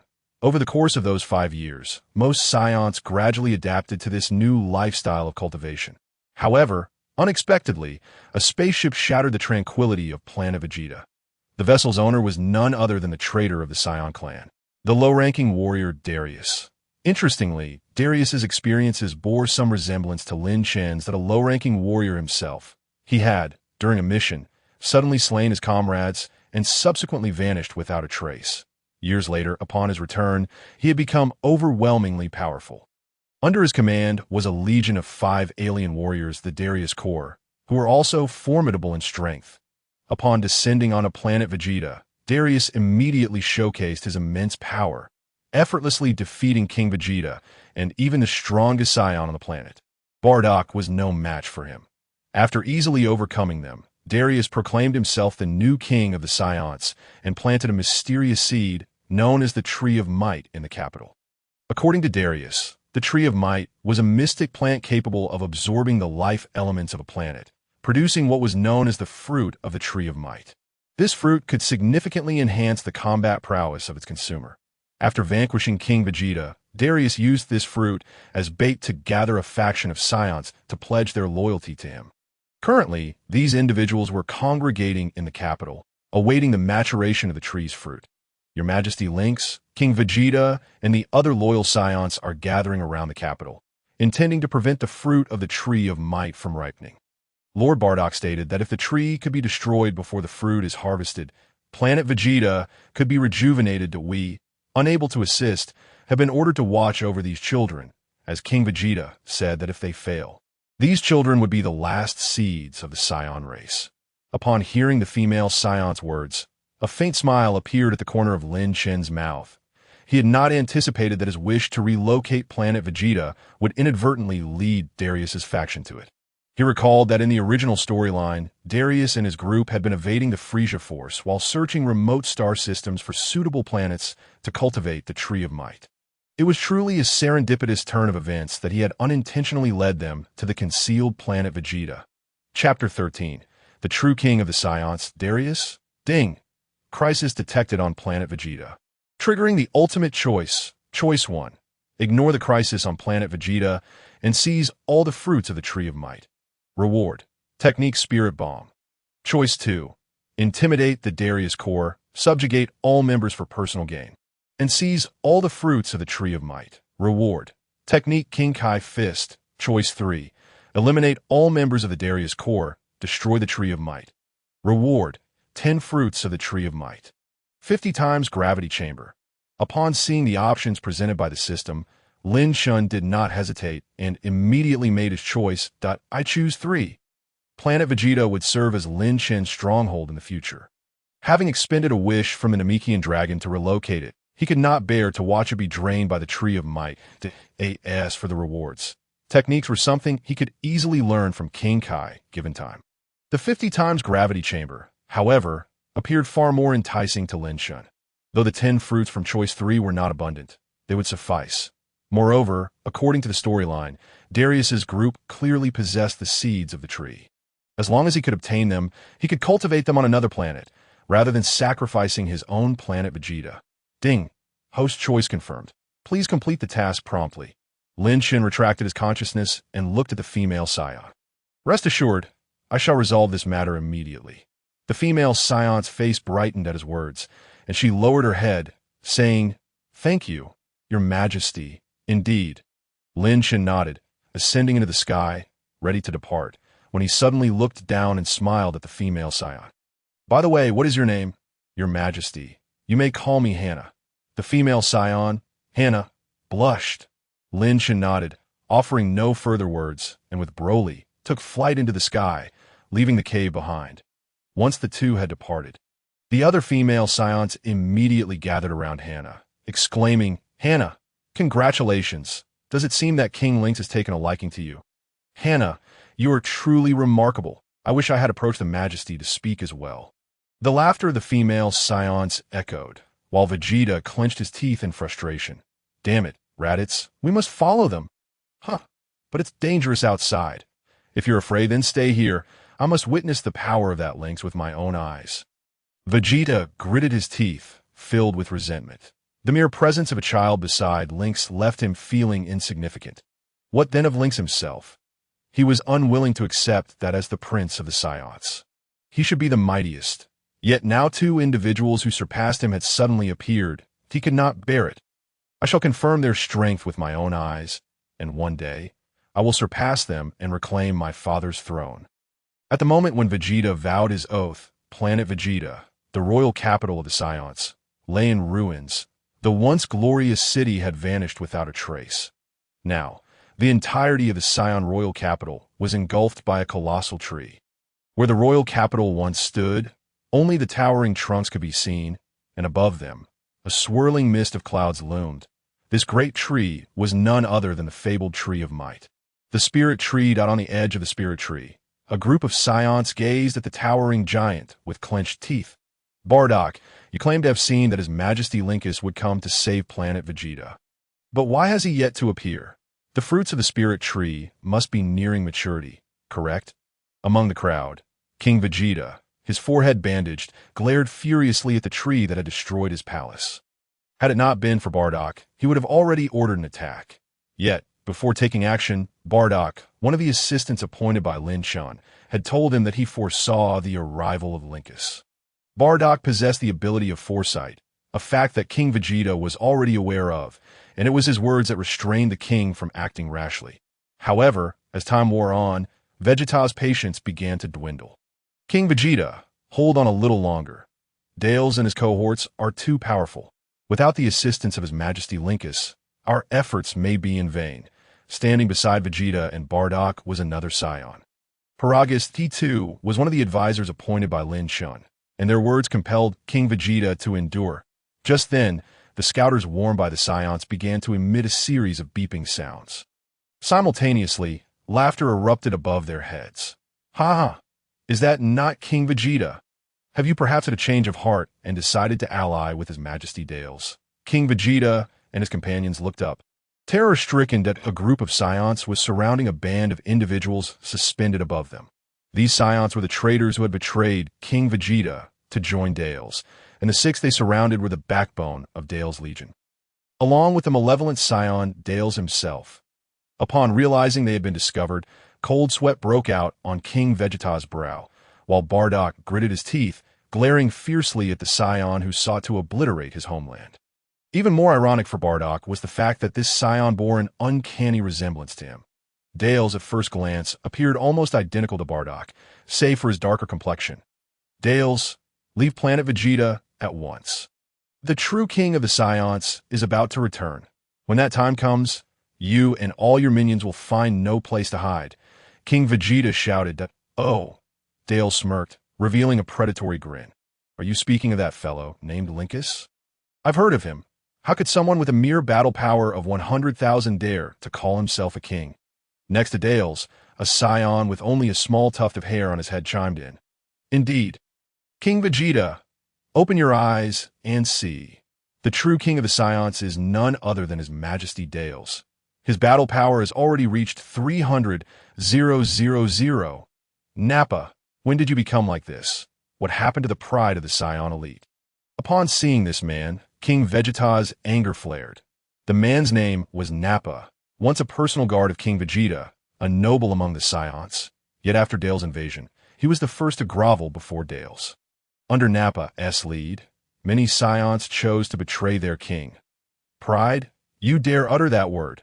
Where was your pride when you begged for mercy from Linkus? King Vegeta retorted. Nappa turned to Dales, a sycophantic grin spreading across his face. Your Majesty Dales, please allow me to deal with these disobedient fools. Go ahead, Dales replied, unable to suppress a smile. Chapter 14. He is the true king of the Saiyans, though Dales had fantasized countless times about the day he would reign over Planet Vegeta.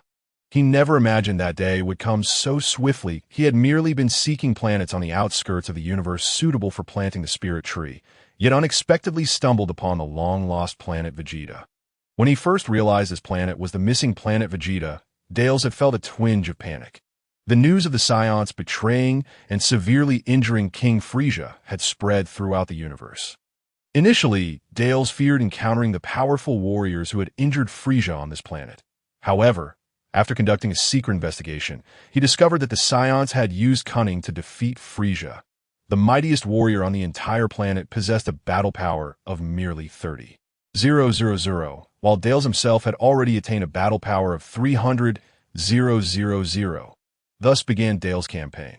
With his overwhelming strength, he not only successfully planted the spirit tree, but also gathered numerous Saiyans to serve him.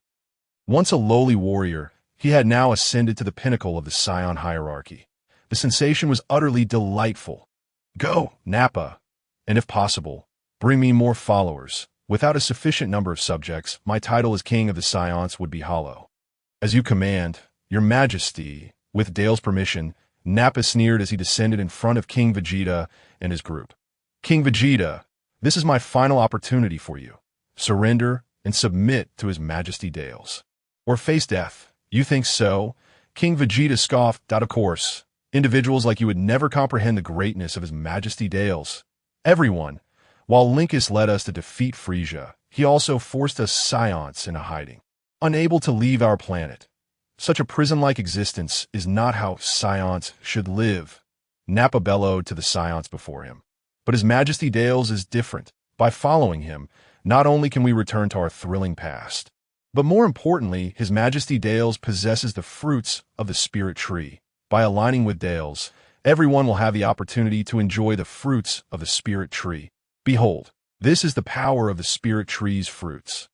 Nappa shouted, unleashing his energy, unleashing a powerful pressure that swept over every Saiyan present like a tempest. Their battle power scouters emitted urgent beeping sounds. 30,000. King Vegeta stared in disbelief at Nappa, who had once been his subordinate. Although Nappa had significantly increased his battle power over the past 5 years, he had only possessed a mere 10,000 before his betrayal. How could he have tripled his strength in just a few days? Could the fruits of the spirit tree truly be that miraculous? Even King Vegeta felt a flicker of doubt, and the other Saiyans were even more affected. Some were filled with fear, while others were expressions of longing. It was evident they were wavering. Sensing the apprehension of those around him, King Vegeta clenched his jaw and suddenly charged forward. Bluffing, Nappa. I will show you who the true royal family of the Saiyans is. King Vegeta swung a fist, but Nappa easily caught it. Nappa coldly smirked. King Vegeta, may I remind you, you are no longer part of the Saiyan royal family. With that, a fist imbued with overwhelming power ruthlessly struck King Vegeta on the head. With a resounding thud, blood spattered, and King Vegeta let out a pained cry as his body flew backward like a meteor, streaking across the sky. Yet Nappa pursued him, delivering a powerful kick that sent King Vegeta crashing into the ground. The earth shattered, creating a deep crater beneath him. Nappa stood atop King Vegeta, unable to contain his manic laughter. Huh. The Saiyan royal family. King Vegeta, do you see? This is the true power bestowed upon me by the real king of the Saiyans. Before him, you are but an ant. How infuriating. King Vegeta struggled to rise, but was met with another heavy stomp from Nappa, burying his face into the ground. Humph. A worthless fool. Nappa spat on the ground. Casting a glance at the other Saiyans, except for Bardock and Paragus, the remaining Saiyans were all intimidated by Nappa's gaze, retreating in fear. So, how does it feel? Do you now understand who the true king of the Saiyans is? Just as Nappa's words echoed in the air, a sudden disturbance rippled through the distant sky. Everyone looked up, and in the next moment, two figures abruptly appeared in midair. Who could they be? The arrival of Lin Chen and Broly heightened the vigilance of Darls and his faction. Lin Chen chose not to respond. Instead, he offered a nonchalant smile, his hands clasped behind his back. Swish, swish, swish, as countless gazes were directed towards him. A collective gasp filled the air. Darls regarded the surrounding Saiyans, who looked as though they had seen a ghost, and snapped. What's the matter? Who is he exactly? On the ground, Nappa, who had previously exuded an overwhelming aura, now took several steps back, trembling uncontrollably with fear, and one answered Darl's inquiry. However, from Bardock's side, Paragus suddenly knelt in the direction of Lin Chen, raising his fists in salute and proclaiming loudly, he is the hero who led the Saiyans to defeat Frieza, the true king of our Saiyan clan. His Majesty Linkus. Following Paragus, Bardock also excitedly knelt down, exclaiming, all hail His Majesty Linkus, His Majesty. Once Bardock initiated the homage. One by one, the second, third, and fourth Saiyans who had not allied with Darls all fell to their knees, chanting continuously. On the contrary, those newly allied with Darls were expressions of trepidation, much like Nappa. Although Lin Chen had not appeared before them for 5 years, his formidable reputation lingered. Witnessing this scene, Darls snorted coldly and checked his battle power detector. However, the results perplexed him. 5,000. How could this fellow possess only 5,000 battle power? The little one beside him boasts 10,000. Were these Saiyans truly foolish enough to recognize someone with 5,000 battle power as a true king? Ignorant fools, get down on the ground. One of Darl's direct subordinates charged at Lin Chen, aiming to bring him down. Upon witnessing this, Nappa immediately shouted, Lord Kakarot, be careful. That Linkus possesses 100,000 battle power. What? Kakarot, caught off guard by Nappa's warning, barely registered it before Lin Chen suddenly swept his leg towards him. Bang! With a dull thud, Kakarot was sent flying at an even greater speed, crashing headfirst into the trunk of the spirit tree. Crack, he splattered into a gruesome mess. Chapter 15. Linkus, brother, they are so weak. No, it's impossible. Upon witnessing Kakarot's gruesome demise, the remaining 4 subordinates of Darls were left in utter disbelief, as if they had seen a ghost. Unlike those traitorous Saiyans, they had followed Darls for years, consuming the fruits of the spirit tree, their battle power exceeding 30,000. Previously, when suppressing the Saiyan royal family, these warriors had displayed overwhelming strength, with no Saiyan able to withstand more than 10 blows from them. Yet, unexpectedly, the second strongest among them, Kakarot, was killed in one strike by a mere 5,000 battle power individual. It's not surprising, Darls remarked, that it seems that fellow can control his battle power. He must have momentarily elevated his strength. 5 years ago, his battle power was already 100,000, and over the past 5 years, he must have improved even further. Its no wonder you are no match for him. Darls floated past his subordinates, heading toward Linkus. Let me have a word with this lad. Humph. The true king of the Saiyans. There's only one true king, and that is me. Yes, my lord, if that is the case, we shall take care of the other lad. Darls' cadre then proceeded towards Broly. Observing this, Lin Chen subtly remarked, Broly, it seems they intend to charge at you to Its all right, brother Linkus. They are all so weak, Broly replied fearlessly. Upon hearing this, all the Saiyans below fainted. To them, Darls' subordinates were akin to monstrous beings, yet now they were being dismissed as weak by a mere Saiyan child. Did that imply they were even inferior to this child? In the crowd, Bardock was momentarily stunned, then excitedly slapped Paragus on the shoulder, saying, Hey, I said, hey, that Broly. Paragus gazed at his son in disbelief. After 5 years apart, he never expected such a tremendous transformation in Broly. This composure and calmness. Could this truly be his son who once cried and raged at the slightest provocation? You little rascal. The last one who spoke to us like that is already dead. The 4 cadres of Darls charged forward in anger, but just as they were about to reach Broly, he suddenly unleashed his aura that A tempest swirled around him, and the terrifying energy rendered the 4 cadres immobile. What? Beep, beep, beep. As they witnessed Broly's battle power skyrocketing at an astonishing rate, the numbers began to rise. 10, 000, 15, 000, 20, 000. Bang. As the reading surpassed 20, 000, their detectors exploded. However, it was evident that they could still sense Broly's battle power continuing to escalate. Immediately, someone pulled out a spare communicator, shouting, Spaceship, quickly tell me the battle power of that kid. Lord Dietz, what is happening? The energy before you has reached 230,000 battle power. Upon hearing this news, everyone was left aghast. 230,000. Are you seeing this correctly? How is this possible? This Saiyan child cannot possibly possess such immense power. The detector must be malfunctioning. But the communicator insisted, that's impossible, my lord. The detector on a spaceship is a super large model with a maximum detection value of 1. 000, 000, 230,000. In the distance, Darls also overheard their conversation through the communicator, learning that the Saiyan child possessed 230,000 battle power, and he too found it hard to believe. After all, Darls' own battle power was merely 300. 000, a strength he had attained by absorbing the essence of several planetary life forms and consuming numerous spirit tree fruits. How could a clearly underage Saiyan child possess such immense power? Damn it, this is truly infuriating. Is this the limitation of lower-class warriors? Hey, stop looking over there. Your opponent is me. Suddenly, a faint voice resonated from behind Darls. He quickly turned around. Facing him was Lin Chen, hands clasped behind his back, wearing a cold smile. Darls regarded him with disdain. Linkus, very well. Then I shall deal with you first before turning my attention to that child. Without further ado, Darls raised both hands, unleashing a brilliant blue shockwave that struck Lin Chen squarely. After the shockwave dissipated, Darls panted, coldly observing the dust-shrouded sky, then turned to look at Broly. He anticipated swiftly dispatching Lin Chen to support his subordinates. However, upon glancing back, he found all of Darls' cadres had already been knocked to the ground by Broly. Yet miraculously, none of them were dead.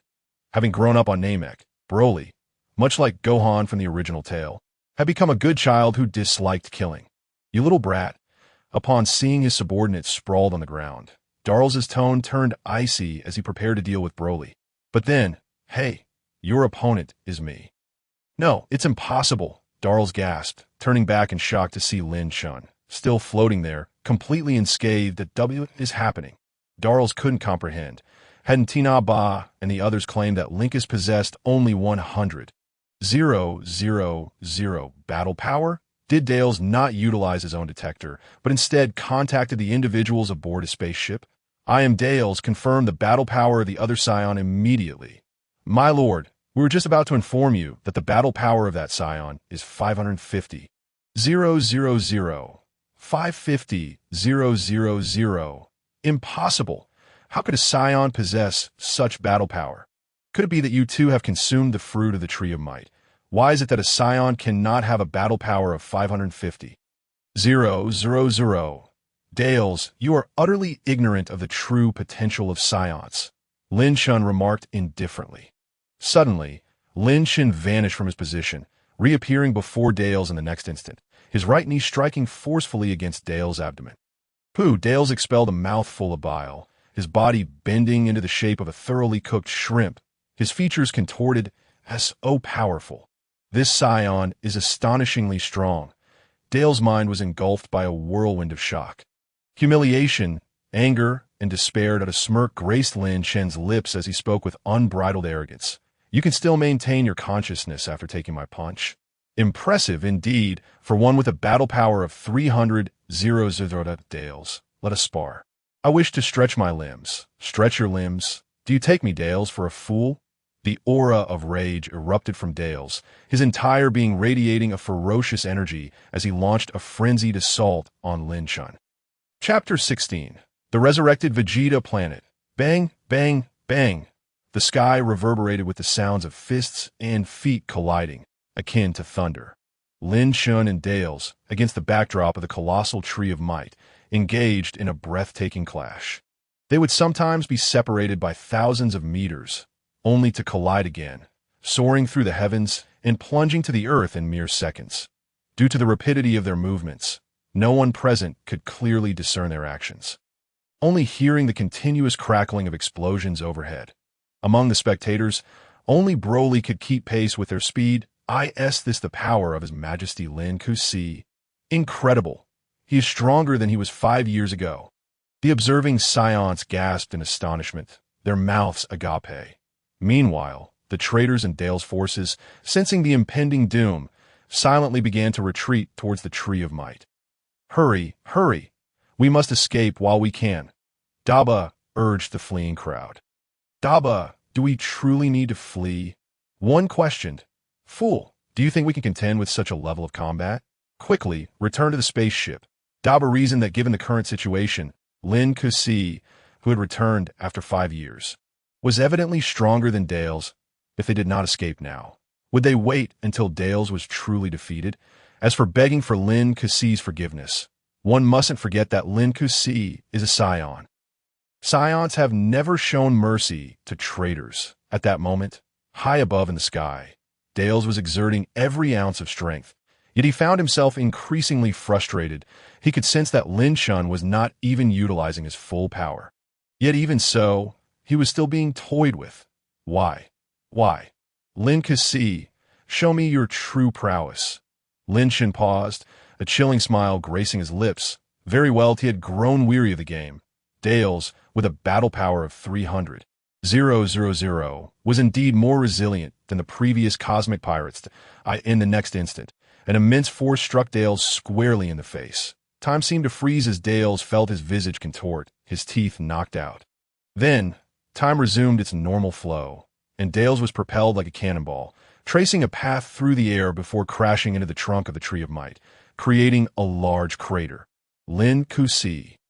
Dales cried out as he struggled to extricate himself from the tree trunk, his voice filled with madness. I am Dales, the Emperor of the future universe. How can I be defeated by you? In the next moment, Dales soared toward the crown of the Tree of Might, where numerous unripe fruits hung tantalizingly. Though these fruits were not yet mature, they still held the power to enhance battle strength. Dales could not wait for the fruits to ripen. He sought to augment his power immediately and eliminate Lin Kusi. As he drew nearer to the fruits, he envisioned victory within his grasp, imagining himself mercilessly tormenting Lin Kusi after his enhancement.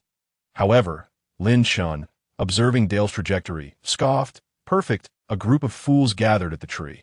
Let you all vanish along with the Tree of Might, as a divine tree. Ordinary attacks could not destroy it. In the original story, Sun Wukong had only managed to obliterate this colossal tree by absorbing the energy from the fruits of the Tree of Might.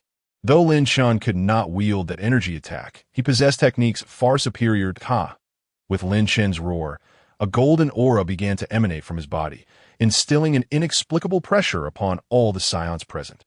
The brilliance radiating from Lin Chen's form evoked an ancient legend among the Saiyan royalty in Vegeta's mind.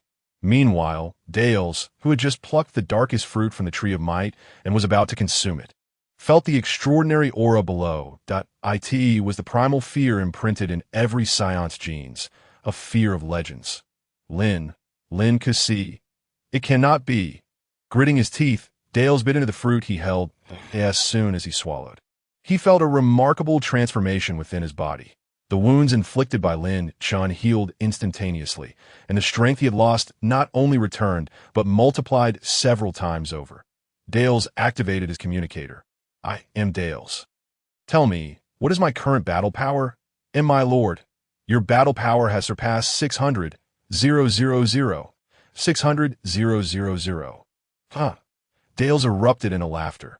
The soil of Planet Vegeta is indeed conducive for nurturing the Tree of Might.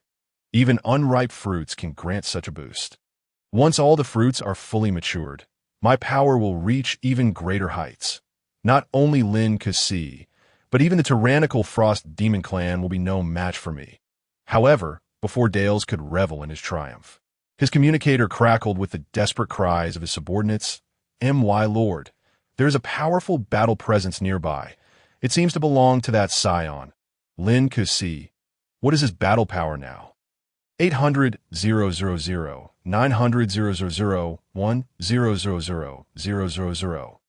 No, it must exceed the limit. Just then, a deafening explosion erupted near Dales, and as he turned, he saw smoke billowing from the direction of his mothership. Flee! We must escape! Within Dale's mothership, an explosion occurred due to the large combat power detector exceeding its limits, triggering a chain reaction within the vessel. Survivors screamed as they fled towards their sole beacon of hope, Dales. Yet at that moment, everyone noticed a flash of light beneath the Tree of Might. Now fully transformed into a pseudo-super Saiyan, Lin Chen gazed at the dark purple-haired figure and raised a hand toward the Tree of Might. That moment, Lin Chen did not unleash any particular technique. He simply condensed his energy into a green orb and propelled it toward the tree. The orb, the size of a basketball, moved slowly, but shortly after it entered the Tree of Might, a towering beam of light erupted from the trunk. The beam shot through the tree, ascending towards the crown, ultimately engulfing Dales and the traitorous Saiyans. That I will not accept this. I am the king of the Saiyans. In the beam of light, the final, desperate cries of Dales echoed. Amidst the resounding rumble, the ground quaked violently, and a cataclysmic aura surged forth, radiating with a blinding white light that enveloped a vast expanse of Planet Vegeta, centered around the Tree of Might. Under the terrifying pressure, the Saiyans on the planet knelt in submission, succumbing to their inner dread, convinced that their doomsday was imminent. Yet, moments later, the very branches of the Tree of Might, which had shrouded much of Planet Vegeta, suddenly transformed into countless golden specks of light. These luminous points, reminiscent of freshly fallen snow, dispersed across the entire planet. The true essence of these glimmers was the life force harvested by the Tree of Might. As this life force penetrated the parched earth, the once withered land rejuvenated as if nourished by rain, breathing life back into all beings across Planet Vegeta. In that instant, the planet on the brink of annihilation was reborn. Chapter 17. Lin Chen's Ambitions. A new choice emerges. Ding. Congratulations, host, for completing the task of eliminating all members of Dales' Legion and destroying the Tree of Might. Reward: 10 Tree of Might fruits. 50 times gravity chamber. Ding. Rewards have been placed into the system space and can be retrieved at any time. 3 days had elapsed since Lin Chen defeated Dales and revived Planet Vegeta. During this time, the Saiyans, under the leadership of King Vegeta, commenced the reconstruction of their capital. The first structure to be restored was the Saiyan Palace, which had been ravaged by Dales and his entourage. Presently, in a corner of the palace, Lin Chen lay entwined with Hannah, sound asleep. The first female Saiyan he encountered upon returning to Planet Vegeta had now become Lin Chen's consort, enjoying his exclusive favor. However, a sudden knock at the door abruptly roused them. Lin Chen, King Vegeta, and the others request an audience. Hearing Broly's voice from outside, Lin Chen opened his eyes and sat up in bed. I understand, Broly. Please have them wait in the council chamber. My lord. Seeing Lin Chen preparing to rise, Hannah entwined her long legs around him like a serpent and pleaded, Please, my lord, do not mind them. I still want to. Saiyan women were known for their fierce passion, and Hannah was no exception, whether in life or in the chamber. Her strong demeanor captivated Lin Chen immensely. Yet he understood that remaining ensnared in such tenderness would lead him perilously close to his own end. Thus, he coldly pushed Hannah away. Enough. Rise now. Come with me to meet King Vegeta and the others. Noticing the rare coldness on Lin Chen's face after 3 days, Hannah recognized the need to relent and promptly nodded. Yes, my lord. Shortly thereafter, Lin Chen, accompanied by Hannah and Broly, who now acted as his personal guard, made their way to the council chamber. King Vegeta, Bardock, and Paragus had been waiting for quite some time. Their purpose was twofold: to report on the progress of the capital's restoration over the past 3 days and to seek new directives from Lin Chen. 5 years had swiftly passed, and it was time for Planet Vegeta to undergo transformation. Previously, Lin Chen had refrained from making significant changes during his 5-year slumber. Now, having returned as a king, he could finally put into motion the plans he had once hesitated to execute. He permitted King Vegeta to lift the ban on interstellar travel, no longer restricting the Saiyans from leaving Planet Vegeta. Simultaneously, Lin Chen commanded Paragus to establish new laws, instituting regulations for their once might-is-right society. Lin Chen's grand vision was to forge his own Saiyan empire in the near future. Though the current Saiyans were still relatively weak, his ambition was to cultivate an entire legion of Super Saiyans. Super Saiyan 2, and even the mightier Super Saiyan God. At that time, Lin Chen would stand as the pinnacle of the Saiyan Empire, wielding power that could rival the gods. When that day arrived, he would face the god of destruction, angels, and even Zeno himself without fear. To achieve all this, he needed to fundamentally transform the Saiyans. Well-versed in the Dragon Ball narrative, Lin Chen believed that the current Saiyans were a once noble race that had fallen from grace. Historically, the Saiyans had not only birthed Super Saiyans, but had also produced Super Saiyan gods, beings capable of contending with deities. However, excluding anomalies like Lin Chen and Broly, the average battle power among the Saiyans had dwindled to below 10,000. What had caused this decline? Lin Chen, through his analysis of the storyline, concluded that the degradation stemmed from the Saiyans' descent into barbarism and ignorance. According to the original plot, the ancient Saiyans were a peaceful and justice-loving race. This fact is evidenced by 2 key aspects that determined their strength: S cells and a righteous heart. That S cells were crucial for a Saiyon's transformation into a Super Saiyan, and these cells thrived only in peaceful and stable environments. As for a righteous heart, it was essential for a Saiyan to ascend to a Super Saiyan God. One must ponder: if the Saiyans had always been the bloodthirsty and combative beings they are today, how then did they ever give rise to Super Saiyans and Super Saiyan gods in the past? The sole explanation lies in the notion that Saiyans were not inherently warlike and selfish. Rather, some external factors must have precipitated their transformation, leading to the decline of their combat prowess. What Lin Chen sought to do now was to restore the Saiyans to their original state. Though this change might prove challenging, it was not impossible.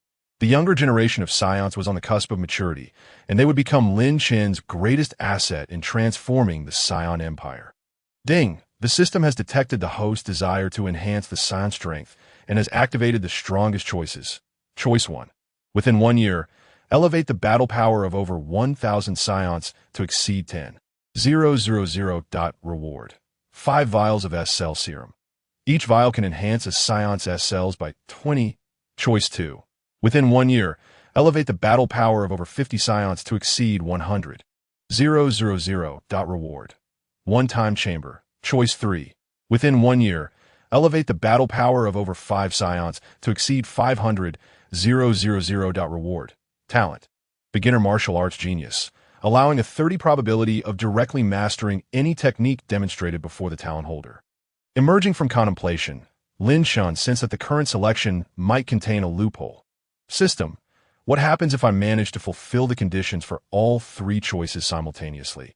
While the 3 choices varied in difficulty, they were not mutually exclusive.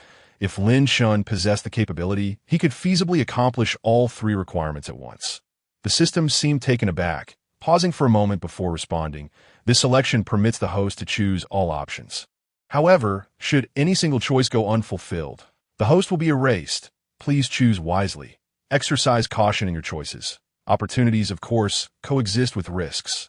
The system offers 3 rewards, and I desire them all. Ding. Host selection confirmed. Please complete the task promptly. The countdown of 1 year commences now. In the next moment, Lin Chen beheld a constantly changing countdown timer before his eyes. From that day forth, the Saiyans on Planet Vegeta entered an era of universal cultivation. All Saiyans, regardless of age or gender, embarked on a fervent journey of training. In fact, during Lin Chen's 5-year absence, the Saiyans, having been prohibited from leaving Planet Vegeta, had begun to cultivate in order to pass the time, resulting in a significant enhancement of their overall strength compared to when they faced Frieza. Unfortunately, almost none of the Saiyans on this planet understood the correct methods of training. Moreover, the Saiyans had never established a habit of training in the past. Thus, their progress over the past 5 years had been rather slow. Upon understanding this situation, Lin Chen immediately devised a training regimen for the Saiyans to follow. Simultaneously, he selected the 50 most talented Saiyans and granted them the opportunity to train in a gravity chamber with 50 times the normal gravity, hoping they could elevate their battle power by at least 100,000 within a year. As for the task of having more than 5 Saiyans exceed a battle power of 500,000, Lin Chen knew that, under ordinary circumstances, this task would be exceedingly difficult to achieve. After all, he had spent 5 years merging his bloodline and had only just surpassed 500,000 in battle power. It was rumored that Broly, with the legendary Saiyan Bloodline, had only reached 230,000 in 5 years. Even he and Broly, sharing the legendary Saiyan Bloodline, had such limited growth. As for the ordinary Saiyans, it was utterly impossible to break through their limits within a year using conventional methods. Fortunately, Lin Chen had other means at his disposal. On this day, he gathered King Vegeta, Paragus, Bardock, Hanasea, and Broly together. These 5 individuals were the ones Lin Chen intended to utilize to accomplish the task of reaching 500,000 in battle power. Once everyone had arrived, Lin Chen handed them 5 fruits from the Tree of Might. Consume these. This is the fruit of the Tree of Might. Upon seeing the large red fruit in their hands, King Vegeta and the others immediately recognized it. That wasn't this the very fruit that had been used to entice the Saiyans to betray during the Dorius incident? Your Majesty, how do you possess this? Didn't you destroy all the fruits of the Tree of Might? Paragus inquired curiously, and no need for such questions. Eat swiftly, and your strength will increase significantly. Understood. Hearing Lin Chen's command, the other 4, excluding Broly, hesitated no longer and began to devour the fruits. In mere moments, they had consumed every last bit. The next instant, they felt a profound transformation occurring within their bodies, as a scorching and immense energy surged throughout them. This energy not only imparted a sensation of expansion within their bodies, but also left their minds remarkably clear. Instinctively, all 4 unleashed their auras. Power! I feel an abundance of power, King Vegeta exclaimed with exhilaration, gazing at his fists and reveling in the surging energy within. This power is astonishing, Bardock echoed, his face alight with joy as he clenched his fists. So the fruit of the Tree of Might is truly this miraculous? Hanasea and Paragus were equally thrilled. Observing the jubilant 4, Lin Chen utilized the system to assess their battle power. Among them, Bardock experienced the most significant increase, reaching an impressive 400,000 in battle power. King Vegeta was not far behind. Paragus and Hanasea were slightly weaker, but had also surpassed 300,000 in battle power. Truly, it was worthy of being deemed a divine food. Remarkably extraordinary that moment. Lin Chen turned his gaze toward Broly, who stood off to the side, holding the fruit of the Tree of Might without taking any action. Broly, why do you not eat? Broly hesitated for a moment before saying, Lin Chen, this item is so precious. Why do you not partake? I've already sampled one. To be frank, the effect of this fruit on battle power is more pronounced for those with weaker abilities. Beyond a certain threshold, its effects become negligible. The fruits of the Tree of Might that Lin Chen provided were rewards he had received after completing his task. After defeating Dorius, Lin Chen had already tasted one and was somewhat disappointed. Previously, he had believed that the fruit could directly enhance battle power. However, after consuming it, He realized that the true significance of the fruit lay not in amplifying battle power, but in enhancing mental fortitude. The increase in battle power was merely a byproduct of the fruit's nourishing and strengthening effects on the body. Lin Chen's body had already been enhanced due to his merging with the legendary Saiyan Bloodline, rendering the fruit's impact on his battle power minimal. After consuming one fruit, Lin Chen's battle power had only increased by approximately 100,000, bringing his current standard battle power to 650,000. Prior to this, he had felt some regret for having exerted too much force that day, causing the destruction of Dorius's spaceship and leaving no seeds of the Tree of Might. However, upon understanding the fruit's function, he no longer felt remorse. Broly, this fruit may not benefit you significantly, but it will aid you in controlling your emotions. You should consume it without delay. Hearing this, Broly finally ceased his hesitation and obediently consumed the fruit. As expected, after consuming the fruit of the Tree of Might, Broly's aura did not experience much growth. In fact, his battle power only increased by a meager 70,000, raising his total to 300,000, and although none of the five had yet reached the required battle power of 500,000, they still had a year remaining. With the boost from the fruits of the Tree of Might, achieving a battle power of 500,000 should pose no challenge. King Vegeta, and the rest of you, having consumed the fruits of the Tree of Might, you must diligently train. Within a year, if any of you fail to exceed a battle power of 500,000, do not blame me for being unmerciful. Yes, King Vegeta and the others immediately nodded in agreement before taking their leave. Broly seemed to have something to say, but was pulled away by his father, Paragus. Remaining behind, Hanasea, her face flushed, rushed to Lin Chen's side and grasped his arm, exclaiming, "Your Majesty, I feel significantly stronger now. I wish to spar with you for 300 rounds to test the limits of my body." "Bardock, why are you still here?" Just as Lin Chen was about to acquiesce, he suddenly noticed the presence of an unwanted interruption. Bardock, scratching the back of his head sheepishly, remarked, "Your Majesty Lin Chen, I have one more matter I wish to report." Chapter 19. The Impending Journey to Earth. Is the medical equipment insufficient? Lin Chen furrowed his brow. After Hanaxia departed, Bardock finally elucidated his intention for remaining behind. According to him, the entire Saiyan race had commenced training using the novel methods introduced by Lin Chen. However, this led to the emergence of several new issues. The most pressing concern was the insufficient number of healing devices on Planet Vegeta. Historically, the Saiyans had not engaged in technological development. The high-tech equipment on their planet had been either seized from other extraterrestrial beings or procured through trade. During their subjugation under Frieza, they had been gifted 3 healing devices, akin to the advanced technology that had previously treated Goku on Namek. Yet with only 3 devices available and a Saiyan population numbering in the thousands, it was evident that this was grossly inadequate. The training regimen that Lin Chen had devised was a refined amalgamation of Goku and Vegeta's methodologies from the original narrative, primarily aimed at relentlessly pushing the Saiyans to their physical limits. Such rigorous training naturally predisposed individuals to injuries. If there were an ample supply of healing devices, the issue would be manageable. However, the current deficiency was severely hindering many Saiyans from receiving timely treatment, thereby impeding their training progress. This was a lapse on my part, Lin Chen acknowledged, recognizing the oversight of his plan. Bardock, upon hearing this, quickly reassured, "Your Majesty need not worry.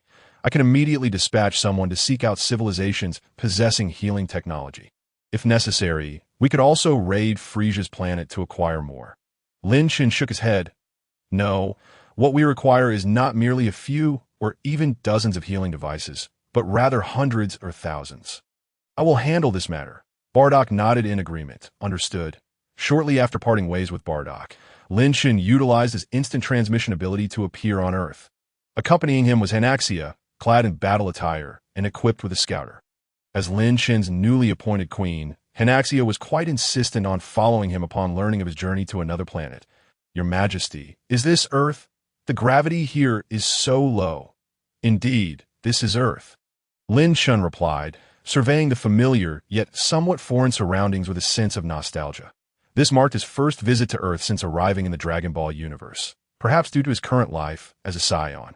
Lin Chen felt little emotional attachment to Earth. Nonetheless, it remained the nexus of the Dragon Ball narrative and an indispensable component of his future plans for the Saiyan Empire. The original text indicated that hybrid offspring of Saiyans and Earthlings possessed innate superiority over pure-blooded Saiyans. Thus, Lin Chen had long contemplated establishing formal relations between the two planets at some future juncture. Unexpectedly, the urgency for healing devices had precipitated his journey to Earth ahead of schedule. Although Earth had been derided by Raditz as a primitive planet in the original text, the civilization on this world far exceeded the science expectations. Furthermore, this planet was home to numerous brilliant inventors. The individual Lin Chen sought was the renowned inventor Dr. Brief, who resided in West City. He was also the father of Bulma, one of the most pivotal female characters in the Dragon Ball universe. The much-needed healing devices for the Saiyans rested squarely in his hands. In the next moment, Lin Chen and Hanaxia soared towards West City. Dr. Brief was not only a genius, but also the founder of the Capsule Corporation. His stature was akin to that of Edison in Lin Chen's original world, renowned as a world-class scientist and an immensely wealthy entrepreneur. Consequently, upon arriving in West City, Lin Chen had little difficulty locating Dr. Brief's residence. Their home was the largest structure in West City, prominently adorned with the Capsule Corporation logo, making it easily identifiable. Just as Lin Chen was about to knock on the door, he suddenly heard cries emanating from within. Oh, not be afraid. Bulma, darling, keep an eye on Bulma for me. Of course, my dear Petit. That moment, within Dr. Brief's home, he stood protectively before his wife and daughter, arms outstretched. Before them, an elderly man leaning on a cane stood with three monstrous beings resembling bioengineered humans. Nearby, several security personnel from the Capsule Corporation lay incapacitated. The old man sneered. All right, Dr. Brief, if you cooperate and come with us, we will not harm anyone. Moreover, we will return your other daughter as well. You have captured ties? Dr. Brief exclaimed in shock upon hearing this. Indeed, make your choice swiftly. Dr. Willow is waiting for us. The old man struck the ground with his cane. Just then, a voice interrupted. I'm afraid Dr. Brief cannot accompany you. The old man turned to see a man and a woman entering, clad in peculiar armor. Darling, are they your friends? Mrs. Brief inquired, puzzled. No, I do not know them. Dr. Brief shook his head, equally bewildered. What is happening today? Not only is Dr. Willow's long-missing assistant, Dr. Qin, suddenly appeared, claiming that Dr. Willow wishes to see him, but now there are also two strangers I have never encountered.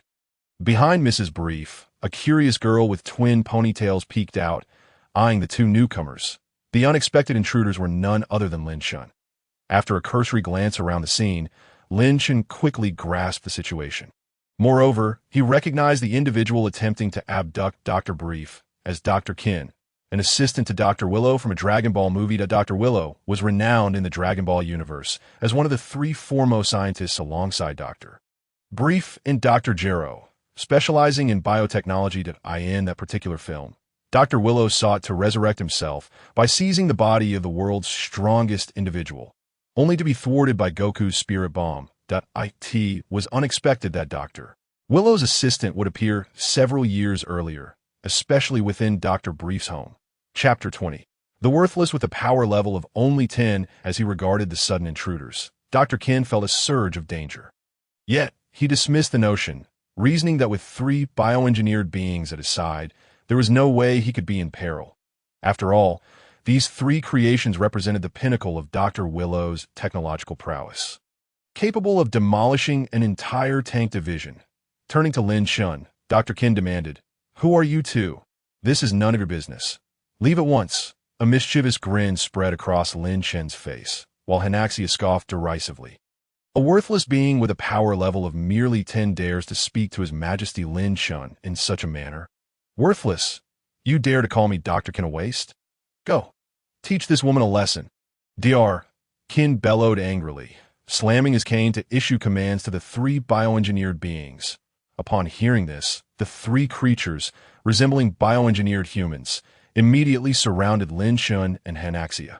Your Majesty, what are these? They look so much like bioengineered humans. Hanaxia inquired, her curiosity piqued rather than alarmed. They are likely bioengineered weapons akin to biohumans, Lin Chen replied. Hanaxia chuckled. Things with a power level below 200 can be considered weapons. Observing that the two showed no signs of fear. Dr. Dekin's sense of urgency intensified, prompting him to command. What are you waiting for? Attack. The three bioengineered beings lunged at Hanaxia like a tea that instant. However, Hanaxia's eyes widened, and she raised her finger towards the trio. Whoosh, whoosh, whoosh. Three invisible blasts of energy shot forth, instantly reducing the three bioengineered beings to a pile of mangled flesh.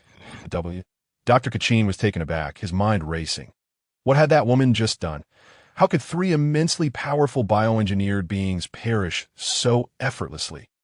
Cold sweat trickled down his forehead. His instinct had not led him astray. These two strangers before him were indeed exceptionally perilous. Well then, do you have any last words? Hanaxia taunted as she approached Dr. Kachin, instilling a profound terror within him. Stay back, he bellowed, discarding his cane, his left hand transforming into a Gatling gun. That Dr. Kachin was no ordinary man. In his quest for longevity, he had transformed himself into a cyborg. Bang, bang, bang! A hail of gunfire erupted from the Gatling gun, striking Hanaxia. Yet she remained unscathed amidst the barrage. With a chilling smile, she raised her right hand, a radiant light erupting from her palm. Wait, Dr. Brive suddenly shouted. Realizing that Dr. Kachin was in grave danger, he could endure his own demise, but his daughter remained in the clutches of Dr. Willow. However, Hanaxia paid no heed to Dr. Brive's pleas. In the next instant, a violent shockwave obliterated Dr. Kachin. Mrs. Brive and young Bulma screamed in terror, while Dr. Brive stood frozen, his face contorted in anguish, calling out ties. Hello, Dr. Brive. I am Lynx, though you may call me by my Earth name, Lin Chen. I have come to discuss a potential collaboration. Dr. Brive retorted angrily. Collaboration? Are you aware of what just transpired? That person abducted my eldest daughter. You killed him. What will happen to my daughter? How dare you speak to Her Majesty in such a manner?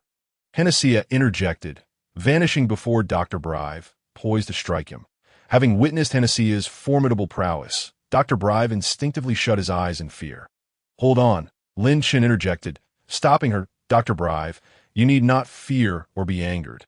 I might know the whereabouts of her daughter. Dr.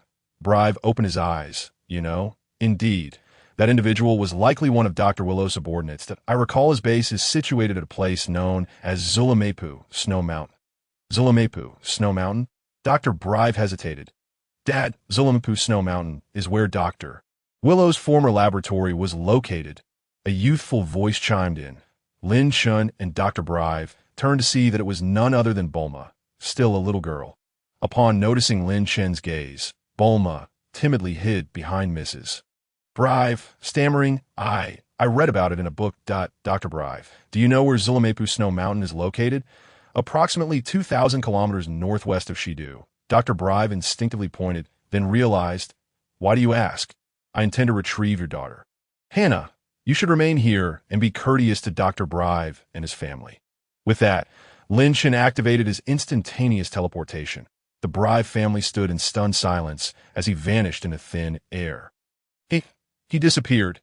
At that moment, far away at Zulamepu Snow Mountain, within a colossal fortress-like laboratory, a girl resembling Bulma, but with golden hair like Mrs. Brive, appeared to be around 20 years old, was furiously cursing in one direction. Despite her hands and feet being shackled, her fervent movements were undeterred. You brainless freak! You pervert! You scientific monster! Release me at once. One of my friends is a galactic patrolman. If you don't free me, I'll have him lock you away in a galactic prison. Not far from this irate beauty, a brain encased in a container emitted a dull, thudding sound. Dr. Kachin, answer me quickly. What on earth are you doing? This brain was the mastermind behind the incident. Dr. Willow, who had allowed Dr. Kachin to extract his own brain and place it within a robotic body to extend his lifespan. Dr. Willow continued to call for the missing doctor. Kachin, a figure suddenly materialized beside the golden-haired beauty. The furious girl halted her tirade, staring at Lin Chen with a bewildered expression. Excuse me, how did you just appear? Lin Chen glanced at the girl and asked. Are you Tai's Dr. Brive's daughter? Yes. Upon receiving her nod, Lin Chen subtly gestured, and in the next moment, her shackles shattered. I am a friend of your father, here to rescue you. Take my hand, and why goodness. How did you do that? Tais exclaimed, astonished by the broken shackles, then excitedly grasped Lin Chen's hand. Wait, are you an alien? That thing on your waist, is it a tail? Please tell me. Just as Lin Chen was about to respond. Dr. Willow finally noticed the unexpected intruder. Kid, who are you? How did you infiltrate Dr. Willow's laboratory? Chapter 21. Collaboration with Dr. Brive, as Dr. Willow's words echoed, three shadowy figures emerged from the surroundings, encircling Lin Chen and Tais. These three figures were bizarre in appearance. One was a large, rotund creature resembling a balloon. Another was entirely green with numerous tentacles, and the last looked relatively normal, albeit a muscular man with red hair. Who I am is not for you to know, Lin Chen stated, as he held Tais' hand and began to float gently off the ground. You can fly. Tais was utterly astonished, glancing down at Lin Chen's feet, finding no evidence of flames or propulsion. You think you can escape? Taunted the muscular man. You cannot flee from my three bioengineered warriors created with the pinnacle of bioengineering technology. Jesse Misozi Abiliuo, seize him, just as Dr. Willow issued his command. Lin Chen, still holding Tais, flew upwards, disregarding the ceiling above them. As they neared the roof, Tais instinctively shut her eyes and screamed. However, Lin Chen's fingertips emitted a burst of light, creating an opening in Dr. Willow's laboratory. What? My research facility reinforced with super alloys was breached so easily. Dr. Willow gasped in disbelief. Eye in the sky. Tais felt no impact from the ceiling and suddenly noticed a sharp drop in temperature. She cautiously opened one eye and nearly screamed. Are we in the sky? This feels amazing. Achoo! Noticing Tais shivering, Lin Chen extended his other hand, sending warmth her way. She immediately felt a surge of warmth enveloping her. How marvelous! By the way, you still haven't answered me. Are you truly an alien? As Lin Chen guided Tais thousands of meters high, she showed no signs of fear. The Brive family was indeed extraordinary. Yes, I am Lin Chen, a Saiyan from Planet Vegeta. Planet Vegeta? Saiyan? Upon hearing Lin Chen's designation, Tais appeared as if she had seen a ghost. Are you here to invade Earth? Tais had heard tales of Saiyans before, as she had a friend named Gak, also an extraterrestrial. You heard about it from Gak, didn't you? You know Gak, the Galactic Patrolman Gak? I've heard of his name. Tais murmured, then glanced at Lin Chen, who was spreading his fingers beneath them. What are you doing? Eliminating potential threats for your father. Dr. Willow will not easily relent. Having saved you this time, he may very well come seeking your family again, that I simply do not have the time to constantly keep an eye on you all. Lin Chen remarked nonchalantly. Suddenly, a luminous sphere shot forth from his palm. The sphere traveled at an astonishing speed, swiftly returning along the path Lin Chen and his companions had come, and then it dove into Dr. Willow's research facility, ultimately landing before the three biowarriors and Dr. Willow himself. Bewilderment washed over the faces of Dr. Willow and his associates as they gazed at the glowing orb. Yet, in the next moment, the orb erupted in a blinding radiance, unleashing an incredible wave of energy that consumed everything in its vicinity. In an instant, Dr. Willow, the mad scientist with dreams of world domination, and his three untested biowarriors were sent straight to hell. A thunderous boom resounded. Staring at the colossal sphere engulfing the entire research facility, Tais was left dumbfounded, her body trembling. Oh my heavens! Jack was right. You truly are a perilous bunch. Hey, I just saved you moments ago.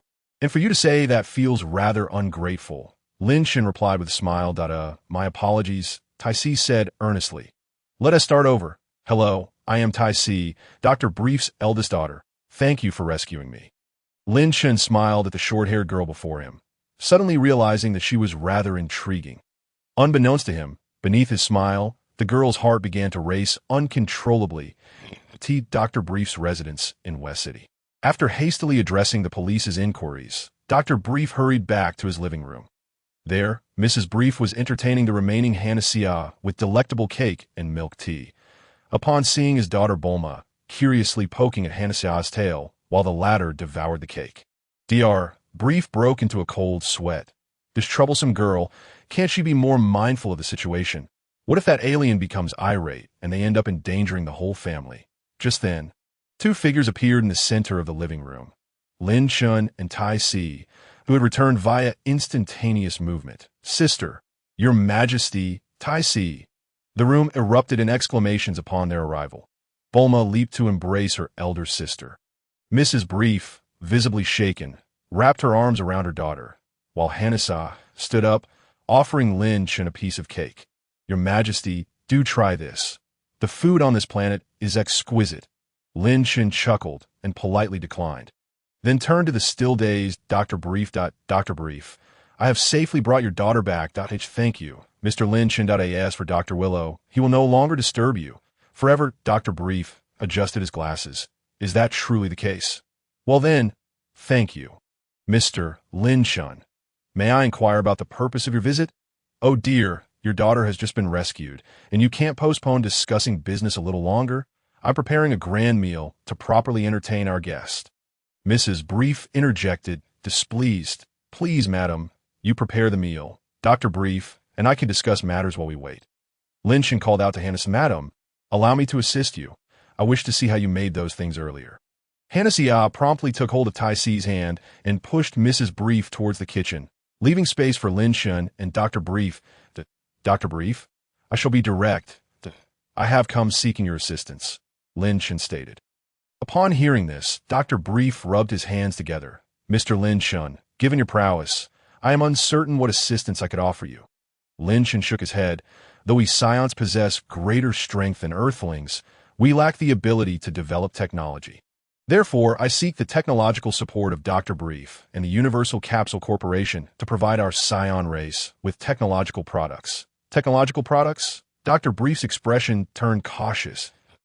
Mr. Lin Chen, with all due respect, you seem quite formidable already.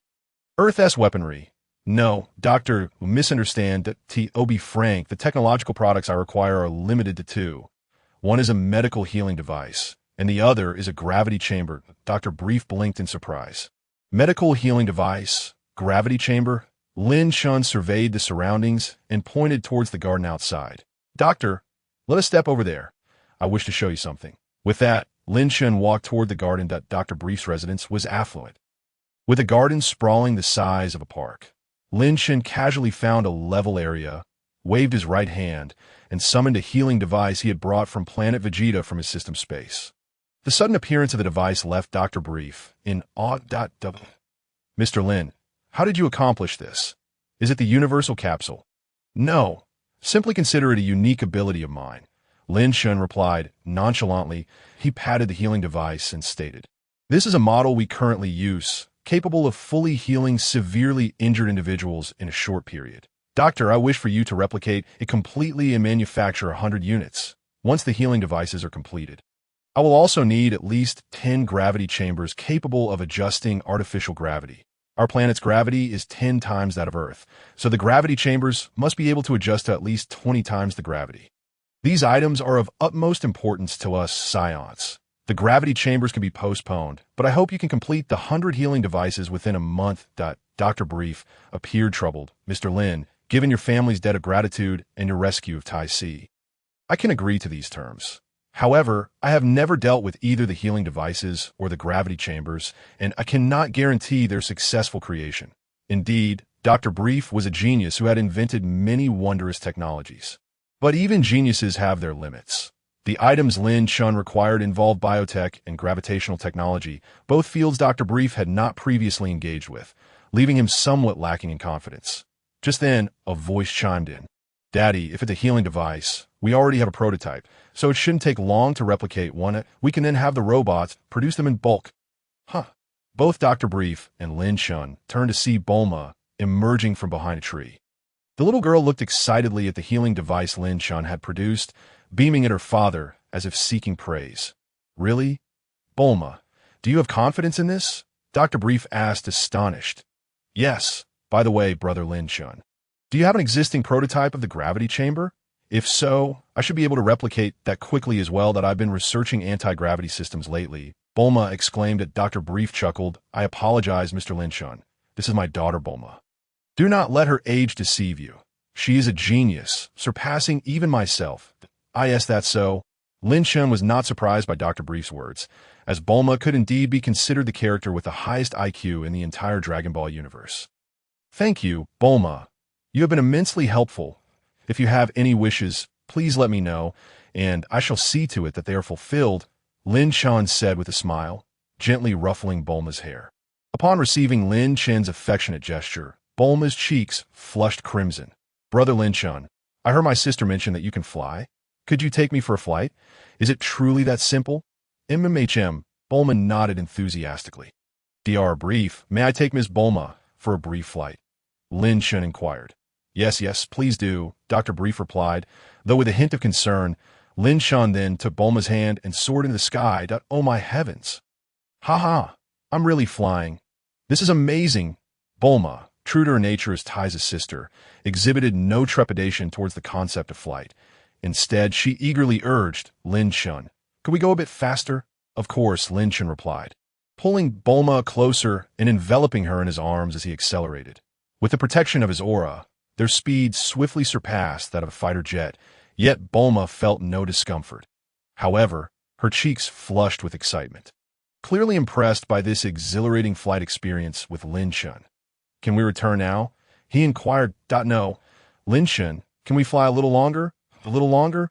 Lin Chen pondered for a moment before a spark of inspiration ignited within him. If that's the case, how about I take you to see the God of Heaven? The God of Heaven? Where is that? Is there really such a being in this world? Bulma glanced around in wonder. Despite being a prodigious child, she remained curious about the myths and legends surrounding divine beings. Indeed. Just wait. I shall take you there now. The destinations Lin Chen had in mind were the Korin Tower and the Heavenly Temple, both of which were already included in his itinerary. Now that he intended to take Bulma on an adventure, he decided to expedite their journey. Korin Tower, situated in a remote area far removed from the human world, required several hours to reach by airplane from the western capital.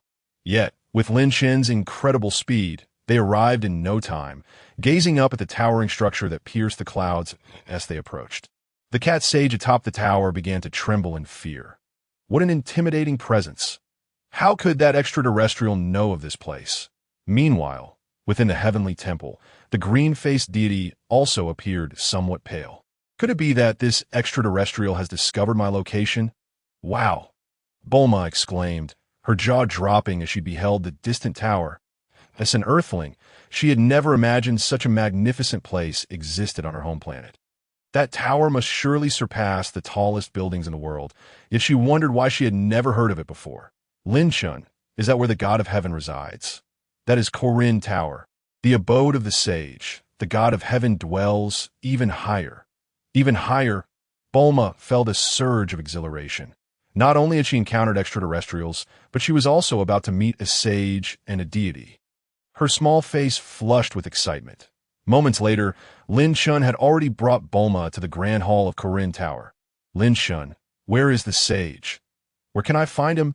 Upon landing, Bulma eagerly scanned her surroundings, completely ignoring the astonished cat sage nearby. Ahem. The cat sage cleared his throat.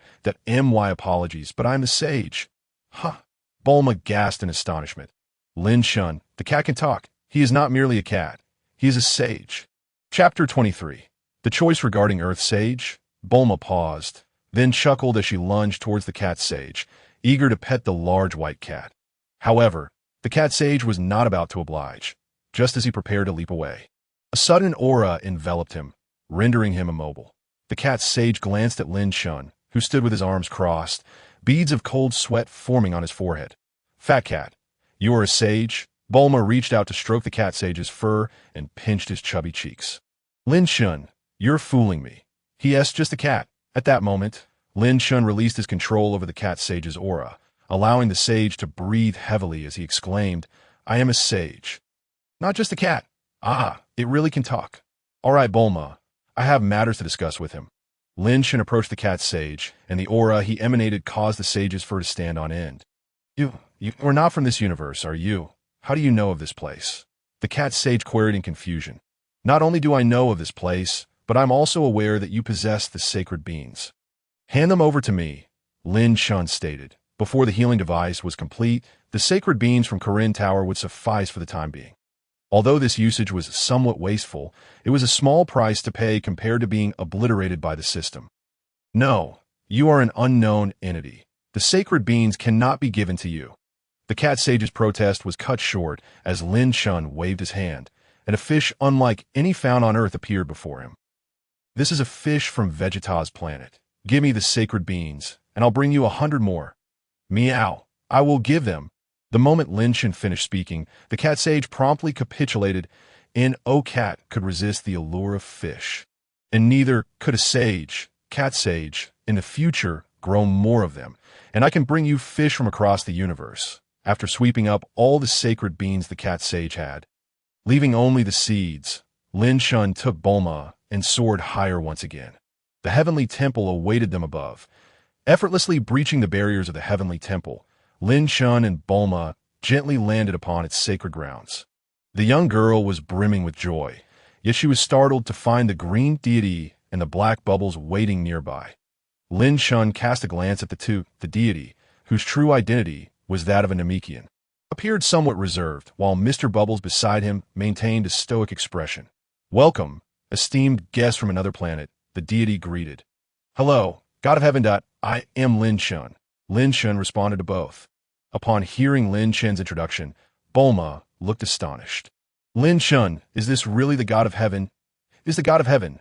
I am Bubbles, his attendant, Mr. Bubbles clarified. Yes, indeed, he is the God of Heaven. Are you somewhat disappointed? Lin Chen remarked. Bulma nodded, feeling her childhood fantasies about deities crumble. Lin Chen, what brings you here today? The deity inquired cautiously. Lin Chen replied, I wish to ask if you could summon the dragon directly for me. Summoning the dragon requires locating the 7 Dragon Balls. But even I cannot ascertain their whereabouts.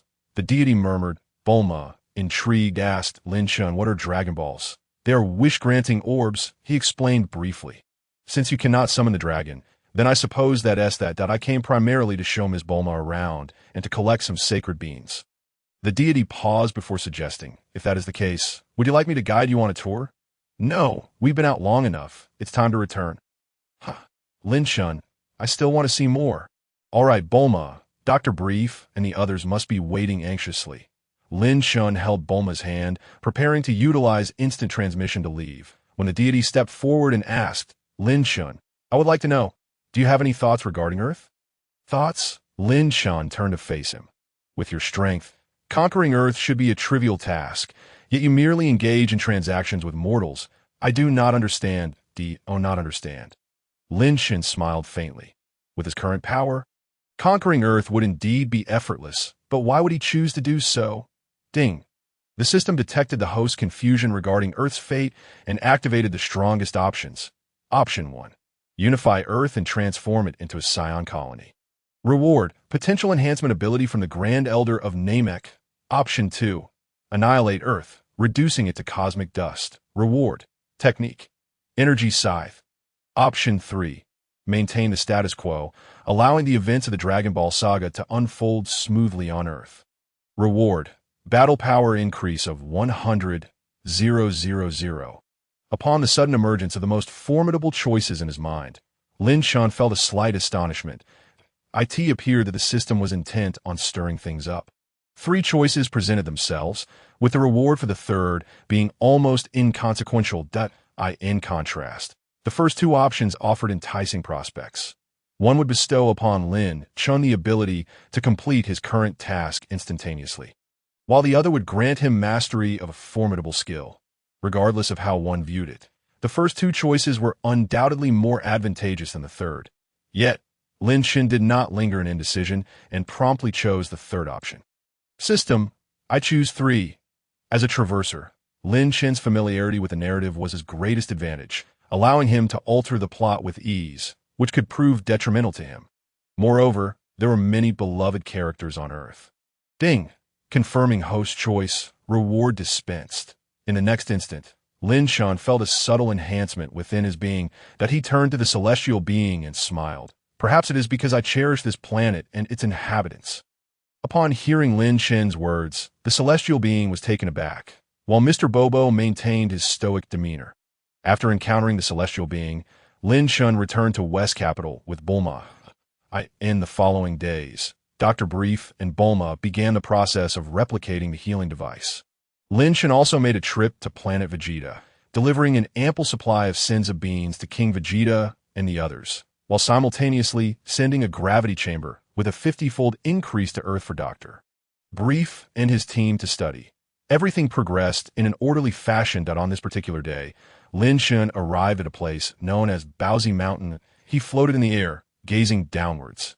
Ever since he had chosen to preserve the Earth as it was, Lin Chen found himself reminiscing about Son Goku. He wished to see how this protagonist from Dragon Ball was faring. Although Planet Vegeta had not been destroyed, prior to Lin Chen's slumber, he had instructed Bardock to send Son Goku to Earth. Thus, Son Goku arrived on Earth at the same pivotal moment as depicted in the story. Observing the youthful Goku practicing his punches, Lin Chen felt a profound sense of nostalgia.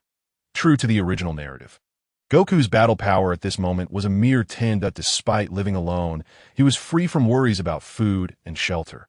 Nevertheless, he was diligently honing his abilities. Throughout the Dragon Ball saga, only Goku could truly be deemed a martial arts enthusiast. It was precisely this diligent spirit that enabled young Goku to evolve from a lowly Saiyan warrior to one of the universe's foremost masters in the original tale, in his current state. Although Lin Chen possessed a superior bloodline, he felt comparatively lacking in diligence. Clearly, his future held numerous perils.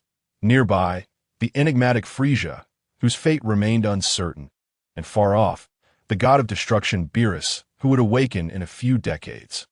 The challenges ahead were daunting.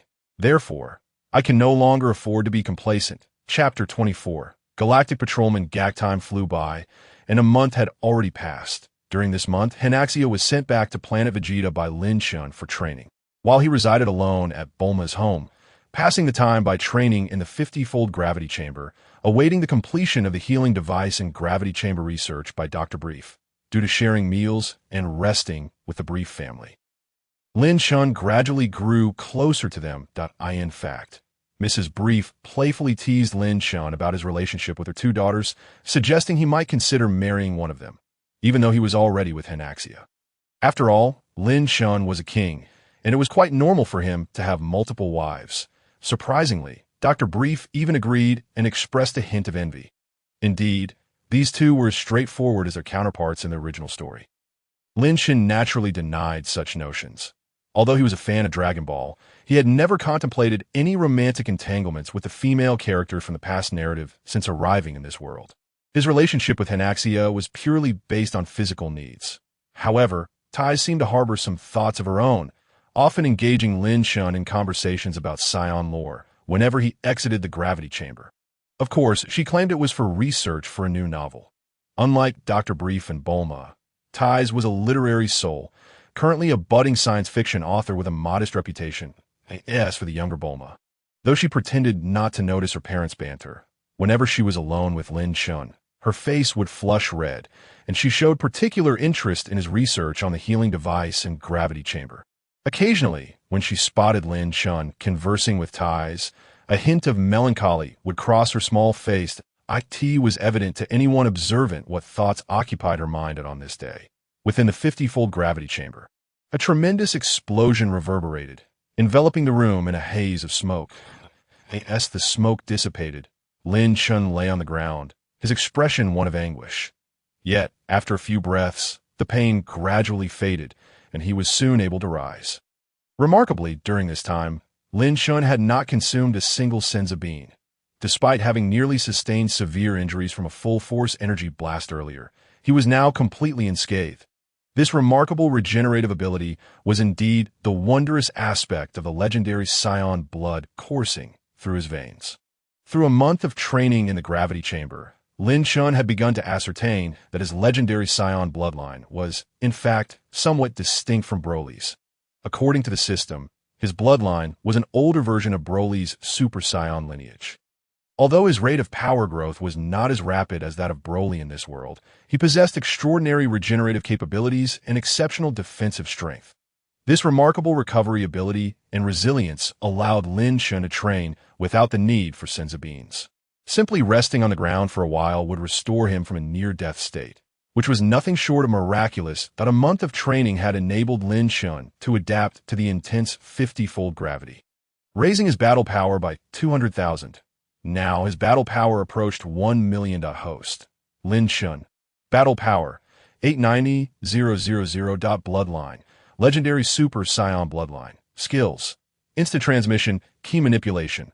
Lin Chen. Just then, the communicator in the room buzzed, and Tai's voice came through. Wiping the sweat from his brow, Lin Chen approached the door and pressed the communicator, asking, "What is it? Do you remember the Galactic Patrolman Gak I mentioned last time? He's here. Is that so? Wait for me. I'll be out shortly." Gak was indeed Tai's friend from the Galactic Patrol. Lin Chen had a notion regarding the future of the Saiyans, and he believed that the Galactic Patrol organization to which Gak belonged could assist him. Thus, he had asked Tai's to contact Gak and invite him to Earth. Once Lin Chen finished wiping away the sweat and donned his attire, he stepped outside to find Tai's conversing with a diminutive alien resembling a mini Ultraman. This alien was none other than Gak, as Tai's had described. "Hello." Lin Chen approached and greeted the two hello. Gak initially responded, but froze upon noticing the tail at Lin Chen's waist. "A Saiyan." "Indeed, I am a Saiyan. You may call me Lin Chen or Lynx," Lin Chen replied with a smile. Gak, however, drew his laser gun with a wary expression, exclaiming to Tai's, "Step back. This individual is a ferocious Saiyan. I will protect you. Quickly, take your family and flee. It would be best to escape Earth. The farther the better." Suddenly, Tai's produced a frying pan from seemingly nowhere and struck Gak on the head. "You fool. I told you Lin Chen is a friend. I brought you here to meet him." "What? But he is." Lin Chen interrupted. "Mr. Gak, you have it all wrong. Saiyans are no longer what they once were. I summoned Tai's to bring you here because she mentioned you were super elite in the Galactic Patrol. And I have matters I wish to discuss with you." Much like the Gak from Lin Chen's memories, this fellow was a man of immense pride, with a strong sense of self-worth. Upon hearing Lin Chen's flattery, he immediately puffed up with pride. "Super elite? Well, she is not wrong. So, Saiyan sir, what business do you have with me? I wish to meet the Galactic King." "Your Majesty, the Galactic King." Gak raised his guard instantly. "What do you intend to do? Are you plotting to assassinate His Majesty, the Galactic King?" "Certainly not. In fact, I'm also a king. I'm the current ruler of the Saiyans, and I wish to discuss a potential collaboration with your Galactic King." Lin Chen smiled at Gak. "There is no room for negotiation on this matter. I do not have time to waste. I hope you can agree right away." As he spoke, Lin Chen raised his right hand, revealing that he had somehow seized Gak's laser gun. Subsequently, Lin Chen crumpled the laser gun into a metal sphere and tossed it back to Gak, gazing at the iron lump in his hand. Gak chuckled. "I never expected you to be the king of the Saiyans. Very well, we can depart at once." Although he was a Galactic Patrol officer, Gak's strength was only slightly superior to that of an Earthling. Upon witnessing Lin Chen's display of power, he quickly became compliant and submissive, not daring to show any defiance. Before long, under Gak's guidance, Lin Chen pinpointed the location of the Galactic King and, together with Gak and Tai's, executed an instantaneous teleportation. Shortly after the three vanished, Bulma excitedly rushed over. "Brother Lin Chen, the healing device and gravity chamber are both ready." Upon seeing the gravity chamber door wide open, Bulma halted in her tracks. Just then, Mrs. Brief walked by. "Mom, where's Brother Lin Chen?" "Lin Chen." Tai's mentioned they were going on a long trip and didn't know when they would return. Bulma's previously jubilant expression immediately fell, observing her reaction. Mrs. Brief narrowed her eyes with a smile. "Oh dear, Bulma, could it be that you're feeling jealous?" "Not at all. Mom, don't say such things with that." The little girl huffed away. Author's note. A group has been established. Number 665484057. Everyone is welcome to join, to be informed of the upcoming plot developments and participate in the strongest choices that will determine the direction of the protagonist. All of this is in the reader group 665484057. Chapter 25. Saiyan Peacekeeping Force. After a brief spatial fluctuation, Gak and Tai's found themselves in a dramatically altered environment. The place where the three now stood had transformed from Earth to the Galactic Patrol headquarters. A location Gak was most familiar with. "What kind of magic is this?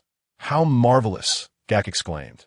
"This is Lin Chen's instantaneous teleportation," Tai's explained, having experienced it several times with Lin Chen and thus accustomed to it. Lin Chen turned to Gak with a smile. Mr. Gak, please lead me to meet the Galactic King. Lin Chen, please do not harbor any ill intentions. This is the Galactic Patrol headquarters. If you dare to act recklessly, the Galactic Patrol will not spare you, Gak warned. Rest assured, I truly come in peace to discuss cooperation. Lin Chen was well aware of the hidden elite, Myers, within the Galactic Patrol. This individual was suspected to be of the same caliber as Whis, and with Lin Chen's current strength, causing trouble in his presence would be tantamount to courting death. The three then proceeded towards the Galactic King's office. Along the way, many people greeted Gak's return with puzzled expressions. Gak, weren't you supposed to be on Earth? Gak, you're back. Where's your spaceship? Tais observed Gak. It seems you have quite a few acquaintances. Of course. I am a super elite, Gak replied proudly, while Lin Chen merely chuckled. Soon, the three finally met the Galactic King. Although Tais had known Gak for many years, it was her first time meeting his superior, and she was momentarily taken aback. The Galactic King, contrary to her expectations, was a green octopus-like creature adorned with a crown. Gak, why have you returned? Who are they? The Galactic King quickly noticed the unexpected visitors. Gak solemnly bowed before the Galactic King and whispered in his ear, "Assance." The Galactic King was taken aback, trembling slightly. One of his guards stealthily moved toward a button in the room. Lin Chen suddenly shot a glare at the guard, unleashing a restrained aura that knocked the guard to the ground. No need to be alarmed, everyone. Although I'm a Saiyan, I come with good intentions. What do you intend to do? The Galactic King inquired. Your Majesty, I have come to propose that the Saiyans serve the Galactic Patrol, Lin Chen stated. Upon hearing this, the Galactic King was momentarily speechless. Serve us? What does that mean? Lin Chen proceeded to elaborate on his plan. Now that the Saiyans were under Lin Chen's control, they had been forbidden from raiding or invading other planets. However, this restriction limited their practical combat experience. The combat prowess honed in training rooms ultimately had its limits, and to surpass those limits, real battles were indispensable, since the Saiyans could no longer engage in malevolent acts.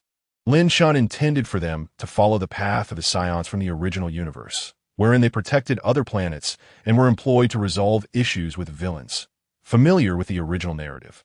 Lin Chen understood that, apart from Myers, the Galactic Patrol was not particularly strong. Most of the time, they only dealt with petty criminals, and when faced with slightly stronger foes, like the Frieza Force, they were utterly helpless.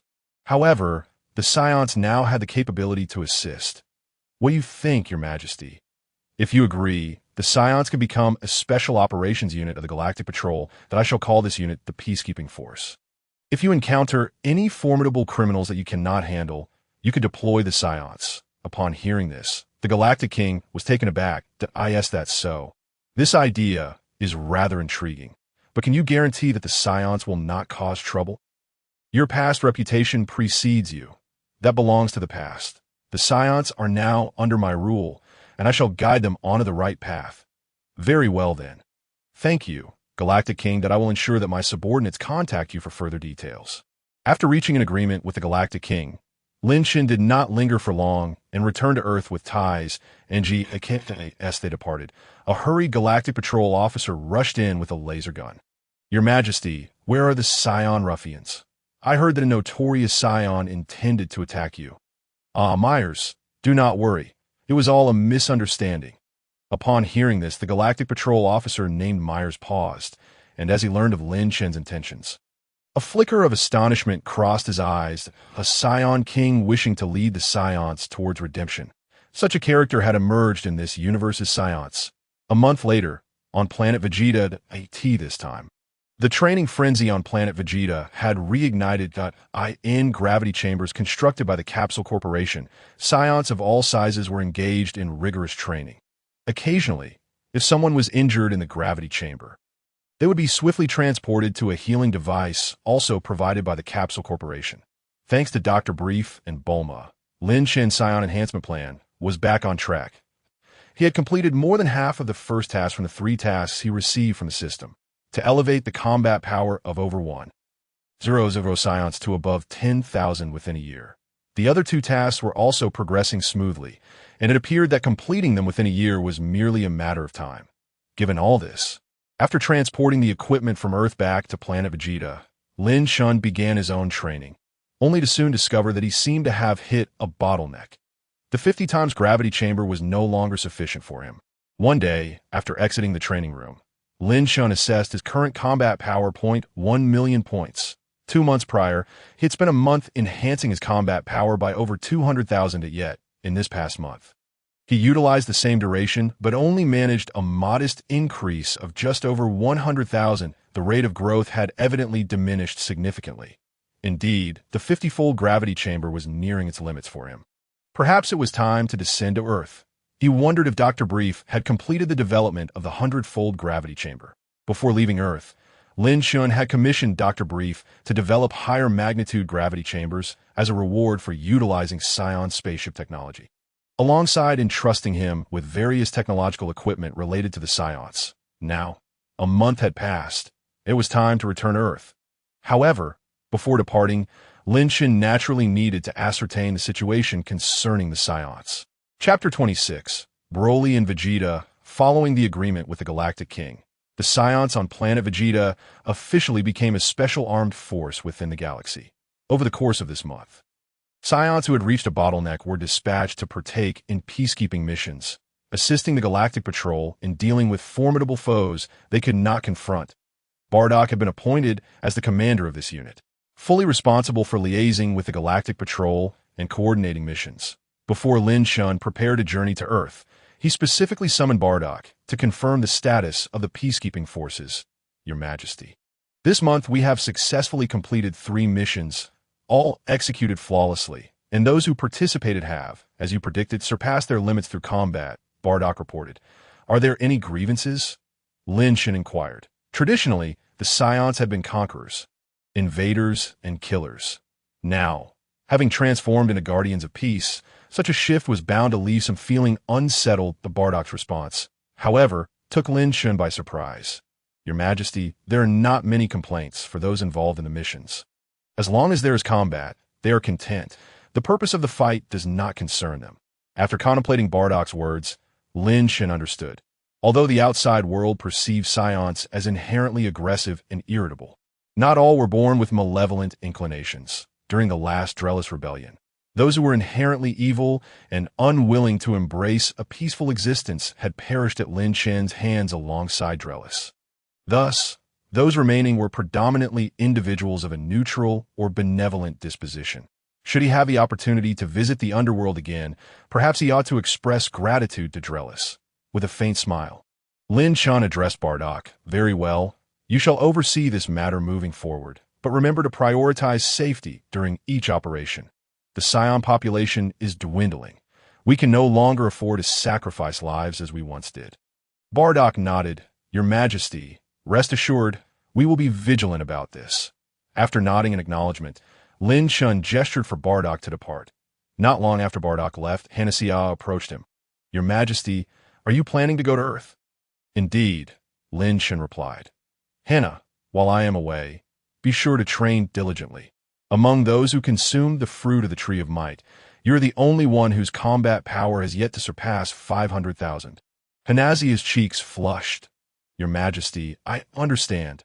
After her initial visit to Earth, Hanasia had become captivated by its culture, returning to Planet Vegeta with a computer brimming with various television dramas. While others trained, she busied herself watching shows, thus neglecting her cultivation. After Lin Chen reprimanded her, perhaps feeling embarrassed, she remarked, Your Majesty, you're not going to Earth for that girl, Tai Si. Are you? What nonsense are you speaking? Lin Chen retorted.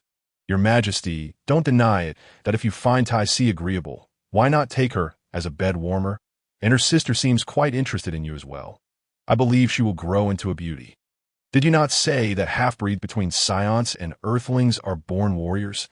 As the king of the Saiyans, should you not set an example and first bear a half-breed child for us to see? Lin Chen was rendered speechless. Very well. I shall consider it if the opportunity arises, but must be with her consent, Hanasia giggled. How could she possibly refuse? Although we are not from the same planet, we are all women. I can easily discern the intentions of those 2 sisters. Having concluded matters of the harem and governance, it was time for Lin Chen to prepare for his departure. However, just then, another visitor arrived. Broly wishes to see me. Lin Chen looked at Paragus in surprise. Yes, your majesty. Broly seems to be troubled lately. He appears unwilling to remain on Planet Vegeta, Paragus explained in recent days. Broly had not enjoyed much peace on Planet Vegeta. It was reported that a few young Saiyans frequently sought out Broly for challenges. Although their prowess paled in comparison to Broly's, they persisted in using him as their ideal sparring partner. Each time they were soundly defeated, they would retreat to recuperate in healing chambers only to return, invigorated, for another round. This arrangement, which aided the children in enhancing their strength, was not obstructed by Bardock or King Vegeta. Yet, Broly had grown increasingly frustrated. His current life starkly contrasted with his previous tranquility on Namek, and the inherently aloof Broly found no enjoyment in this new existence. He had voiced his complaints to his father on several occasions. In this life, Paragus had not been exiled and thus had not developed a radical disposition. His affection for Broly was purely paternal, devoid of ulterior motives. Observing his son's distress, he could not help but seek Lin Chen's assistance. A Saiyan who cannot adapt to the life on Planet Vegeta. Lin Chen mused, very well. Let us go see for ourselves that moment. On the outskirts of the capital, atop a verdant hill stood a modest little house. Distinctly different from Saiyan architecture, resembling that of the Namekians. This quaint abode was Broly's residence. Disliking the clamor and competitive nature of the Saiyans, Broly had chosen to leave the royal city shortly after returning to Planet Vegeta. Opting for solitude, he rarely returned to the capital unless summoned by Lin Chen. However, today, outside Broly's dwelling, stood two young Saiyans. Hey, Broly, come out quickly. We want to spar again. I will make you realize that I, Vegeta, am the second strongest Saiyan. Not you, Vegeta. We should go back. You have already lost to Broly 4 times, Raditz advised. Leave if you wish. I must settle this with Broly, Vegeta shouted. Broly, stop pretending you can't hear me. If you don't come out soon, I will destroy this place. With that, the youthful Vegeta began to gather energy in his palms, appearing genuinely intent on causing destruction. Just then, the previously quiet little house finally creaked open, and Broly stepped outside. Vegeta, I have no desire to compete with you. Whether you become the second or the strongest Saiyan has no bearing on me. Please do not disturb my peace. That is unacceptable. Among the younger generation, you are the only one I cannot surpass. If I cannot surpass you, how can I ever hope to exceed His Majesty Lin Chen? Vegeta insisted. Broly, come and spar with me. Chapter 27. A year's time. Choices made whoosh. At that moment, a sound of slicing air echoed. Who? Vegeta and Raditz exchanged alarmed glances before turning to see. Upon recognizing the familiar figure that came into view, both immediately knelt. Vegeta, Raditz, we pay our respects to your majesty. Rise, Lin Chen replied indifferently, his gaze settling on Vegeta, narrowing slightly. He had not anticipated that the child causing Broly grief would turn out to be Vegeta. The second protagonist from the original story, in a wonder, among the younger generation, only Vegeta possesses the capability to exchange blows with Broly. Ever since Lin Chen imparted the training methods from the original tale to the Saiyans, many have made significant strides in their strength. The brilliant warrior second only to Sun Wukong in the original story. Vegeta has naturally seen a considerable enhancement in his combat prowess due to these new training techniques. Currently, Vegeta's battle power has surpassed 20,000, making him the youngest Saiyan, aside from Broly, with the potential to exceed 100,000 in battle power. However, even so, when compared to the monstrous abilities of Lin Chen and Broly, Vegeta still pales in comparison. Vegeta, I have matters to discuss with Broly. You and Raditz may leave, Lin Chen stated. Your Majesty, may I trouble you with a request? Vegeta suddenly stepped forward, looking at Lin Chen with palpable anxiety. What is it? Lin Kai, I heard that Broly lived with you for 5 years and became your disciple.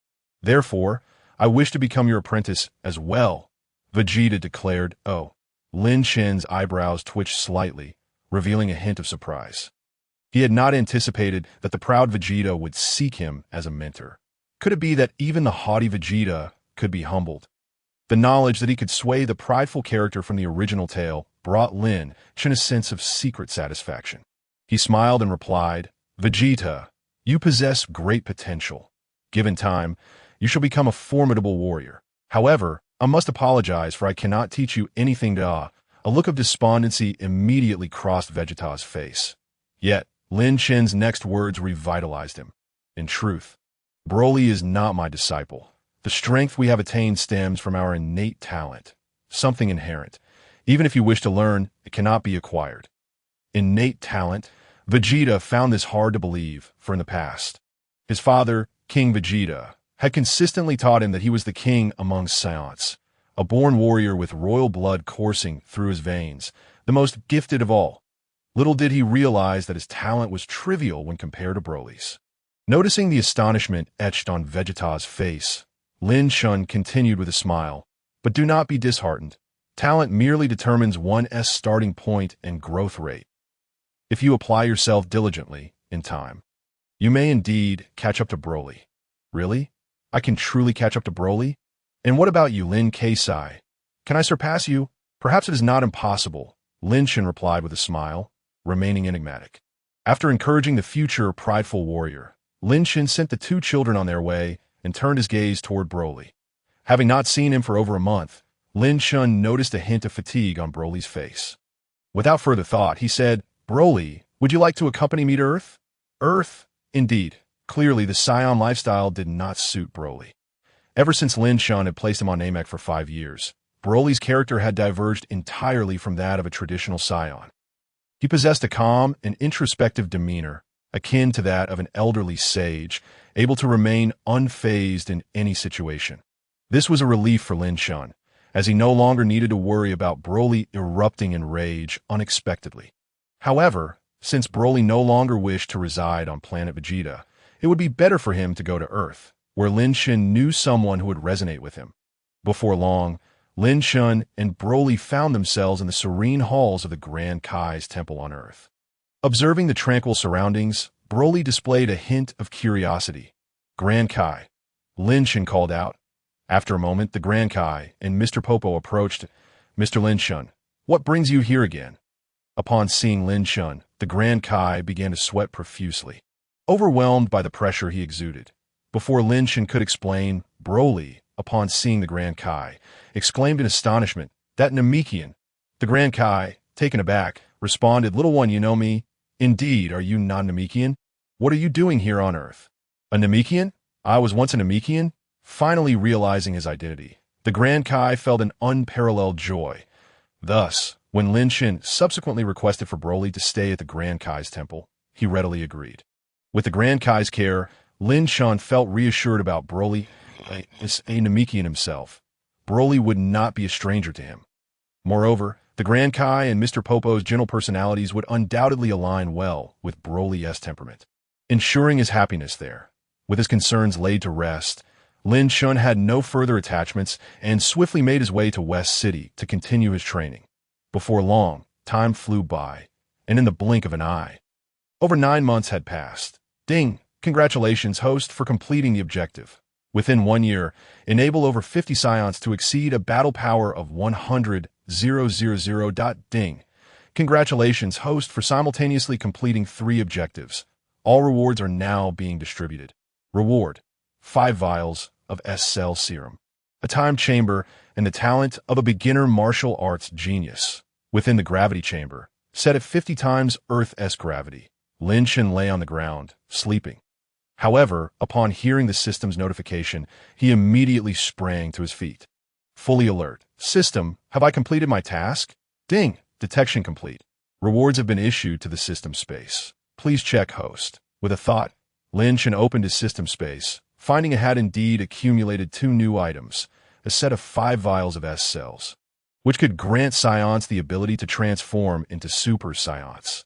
Typically, these cells could only grow slowly within Saiyans living in peaceful environments. The other item was a capsule containing the time chamber. Additionally, Lin Chen's skill bar now featured a beginner martial arts genius talent, allowing him a 30 chance to instantly learn any martial arts techniques used in his presence. Receiving 3 rewards at once made the year-long task evidently worthwhile. Chapter 28. The Birth of the Super Saiyan and Battle Power Adjustment. Lin Chen flipped his right hand, causing one of the vials to drop into his palm. Inside the vial glimmered a faint golden liquid. This was the solvent brimming with S cells. System, how do I use this? Simply drink it to increase your S cells. Upon hearing this, Lin Chen marveled at the convenience of the system's offerings. Under normal circumstances, it was exceedingly challenging for a Saiyan to increase their S cells. Otherwise, the legend of a Super Saiyan emerging only once every 1,000 years would not exist. However, Lin Chen had no need for the S cells himself, as his battle power had already surpassed 1 million. According to previous system hints, he already possessed sufficient cells within him to transform into a Super Saiyan.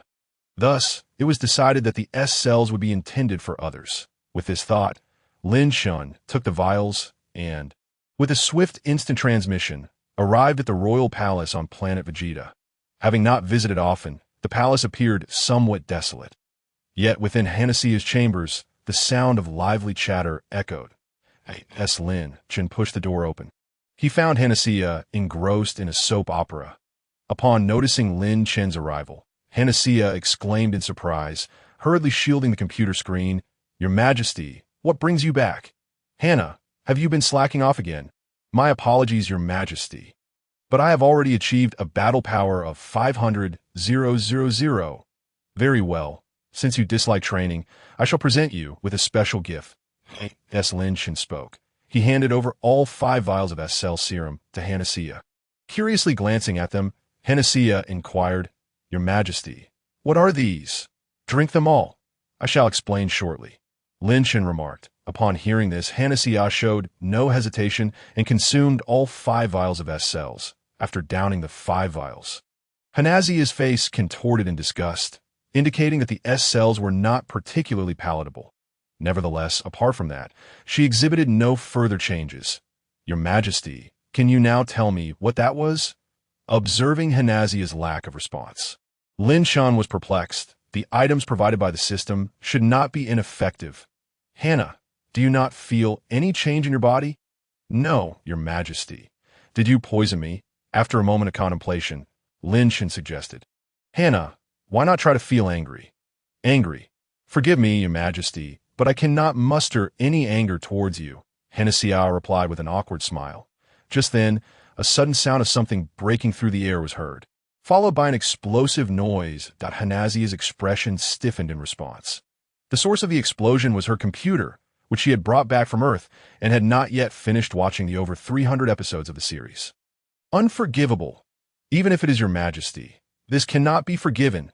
Hanasia felt a rush of heat, and in the next moment, her hair began to rise without any wind, transforming from black to a brilliant gold. As her hair fully turned golden, an overwhelming aura erupted from her body. At that moment, every combat power detector on the planet Vegeta, which had been in use, suddenly exploded. Those that had not activated the combat power detection feature also triggered alarms for high-energy readings. Accompanied by a shriek, part of the outer wall of the Saiyan royal palace was blown away, and Hannes leaped into the sky from the damaged wall that a fierce energy surged from her, causing the entire Vegeta planet to tremble in that instant. Every Saiyan on the planet sensed the oppressive atmosphere in the air. They paused their activities and turned their gazes toward the royal palace. Soon, they beheld Hanasia, floating in the air with golden hair. Who is that? It seems to be Princess Hanasia. Why has her hair turned golden? Golden hair. Aren't Saiyan hair all black? How could the princess's hair change to gold? Everyone was bewildered by Hanasia's transformation. However, a few recalled an ancient legend. "Your Majesty, you have returned? What has happened to Princess Hanasia?" King Vegeta rushed to the scene, initially surprised to see Lin Chen back, then astonished by the sight before him, a golden-haired Saiyan. "Your Majesty, could it be that Princess Hanasia has transformed into a Super Saiyan?" Lin Chen affirmed. King Vegeta's breath hitched. The legendary Super Saiyan. Isn't that the most powerful Saiyan that appears only once every 1,000 years? How could our princess transform into a legendary Super Saiyan? This is inconceivable. Wasn't Princess Hanasia's combat power lower than his? How could she be the first to become a Super Saiyan? In contrast to the astonishment of others, Lin Chen felt a twinge of doubt.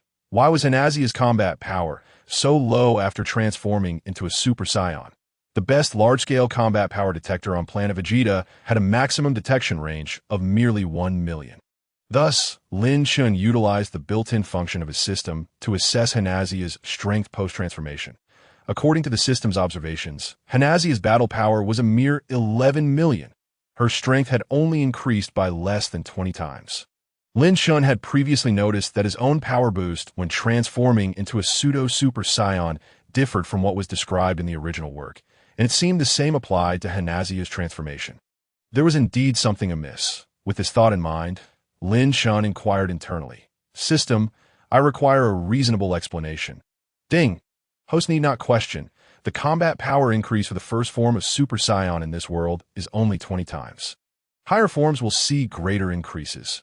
However, the first form of Super Saiyan has a limit to its combat power.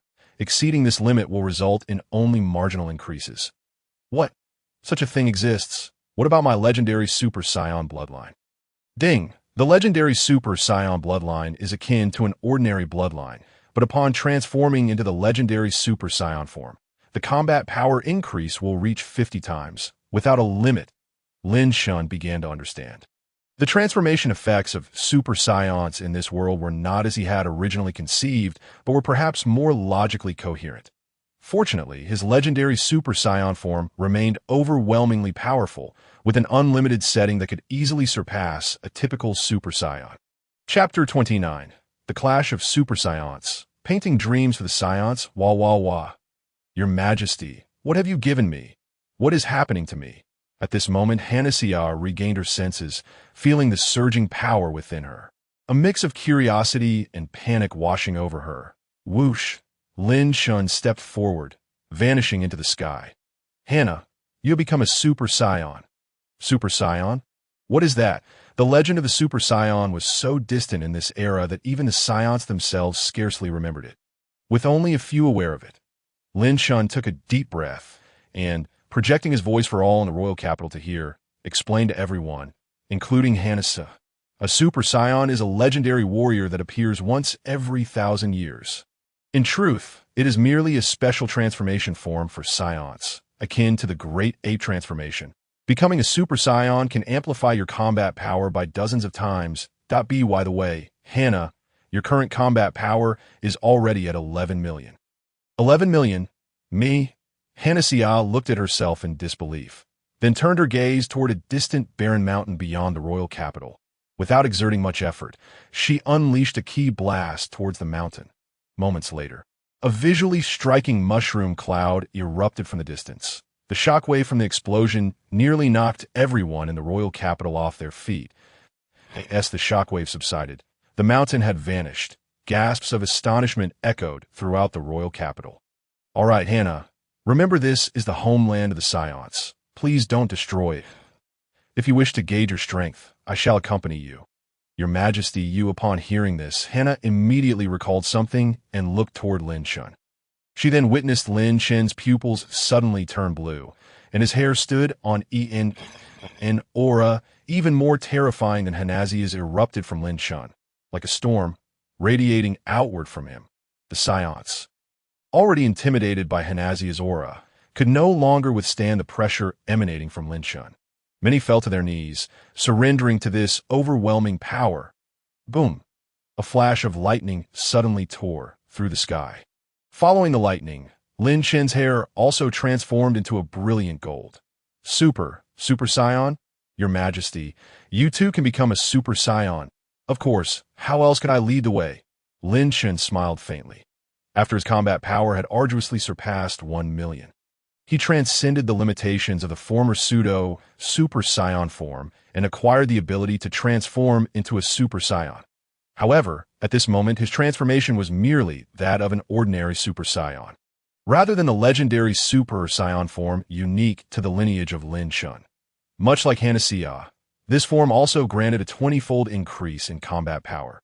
Previously, Lin Chen believed that this multiplier might be attributed to the fact that the true Super Saiyan form within his bloodline was the legendary Super Saiyan, rather than the ordinary variant. Yet, upon witnessing Hana, he realized that in this world, the combat power enhancement for Super Saiyans was consistently 20-fold, and there existed a limit to it. Nevertheless, it seemed that Lin Chen had not yet approached this limit, as his combat power stood at a staggering 20 million, nearly double that of Hansa. Anna, let us practice at high altitude. I have yet to engage in battle since becoming a Super Saiyan. All right, Your Majesty, I shall challenge you to 300 rounds. As soon as she finished speaking, Hansa soared into the sky like a rocket, with Lin Chen following closely behind. The two ascended like celestial projectiles until they reached the stratosphere of Planet Vegeta, where they halted. Without any starting signal, they both sprang into action. Boom! Boom! The sound of their fists and feet clashing resonated through the heavens like thunderous roars. Two streams of golden energy collided relentlessly, causing the very air around them to tremble. The Saiyans on the ground were left in awe, utterly stunned by the extraordinary battle unfolding above them. Is this the legendary power of the Super Saiyan? King Vegeta, who had been standing in place, suddenly heard his son's voice beside him. He turned to see his son, Vegeta, standing there with a look of despair. Father, is it possible that I will never reach the realm of His Majesty in this lifetime? Vegeta's youthful face bore an expression of hopelessness. King Vegeta took a deep breath, uncertain of what to say, and simply placed a reassuring hand on his shoulder.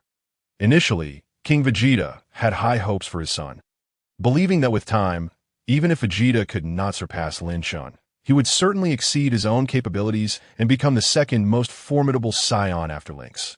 However, he now realized that such thoughts were overly naive.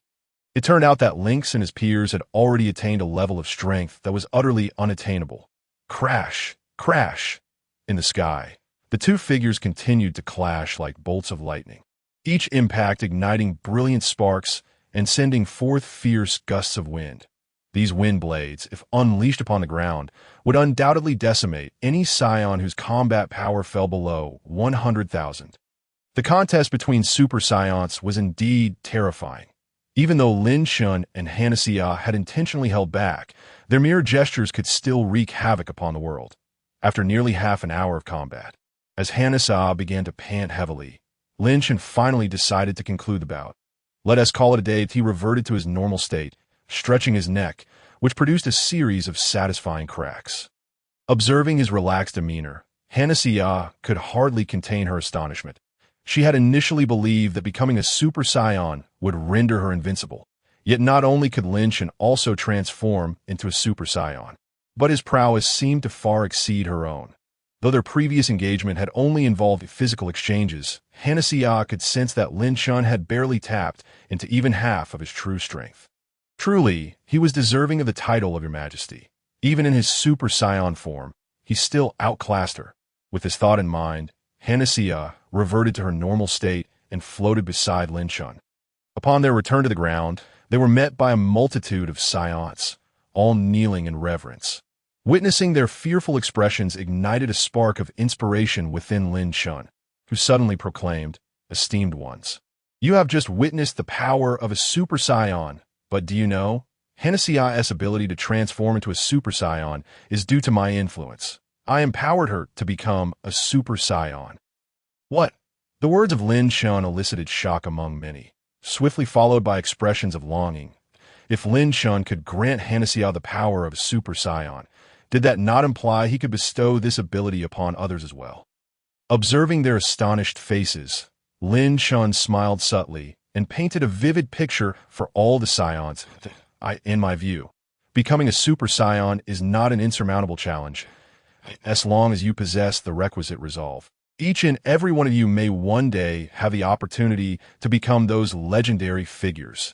It all hinges upon your own efforts. Can we truly become Super Saiyans? Indeed, after hearing Lin Chen's words, many expressions shifted noticeably. Not only Hansa, but did they too possess a chance? Lin Chen regarded their astonished countenances, smiling in silence, as long as the Saiyans remained obedient and diligently served him. Granting them the ability to transform into Super Saiyans was hardly a daunting task. After all, he had a system to support him. Time flowed by, and another year had passed in West City. Lin Chen emerged from the 100x gravity chamber. His expression one of frustration. He discovered that he seemed to have encountered yet another bottleneck in his cultivation. Over the past 3 months, While Lin Chen's combat power continued to grow slowly, he found it perplexing that he was unable to fully transform into the legendary Super Saiyan. Lin Chen was at a loss as to the cause. No matter what he did, he could only transform into the ordinary Super Saiyan form. The legendary Super Saiyan form, unique to his bloodline, remained beyond his grasp. He checked his attribute panel. Host. Lin Chen combat power. 1. 28 million bloodline. Legendary Super Saiyan Bloodline skills. Instant transmission, key control, beginner martial arts genius talent. Upon seeing his combat power, Lin Chen recalled a puzzling matter. After surpassing 1 million in combat power, the rate of his increase had significantly slowed. Logically, given Lin Chen's legendary bloodline, his combat power should have soared like a rocket, yet despite his diligent training, he had only managed to increase it by a little over 200,000. This was indeed disheartening. Reflecting on the original story during the Cell Saga, Gohan had skyrocketed from a mere several hundred thousand to several million in just a year of training. Comparing his speed to Gohan's left Lin Chen feeling that something was amiss. It appeared that once combat power breached the million mark in this world, further enhancement became an arduous task. This could also be observed in Broly, who possessed the same legendary bloodline, even without training. His combat power would steadily increase at a faster rate than Lin Chen's. However, Lin Chen recalled that 3 months prior, when he visited the Supreme Kai, he discovered that Broly's combat power had only reached over 800,000. Far from the exaggerated levels depicted in the original story, Lin Chen found himself utterly perplexed at that moment. The ceiling of the 100x gravity chamber suddenly collapsed, startling the Brief family. They gaped at the wreckage of the gravity chamber in shock. Lin Chen, what happened? Tai's approached with concern at me. I'm fine, Lin Chen replied, snapping back to reality as he glanced at the collapsed chamber and said apologetically, I'm sorry, Doctor, it seems the 100x gravity chamber is no longer sufficient. What? Dr. Brief dropped his cigarette in astonishment.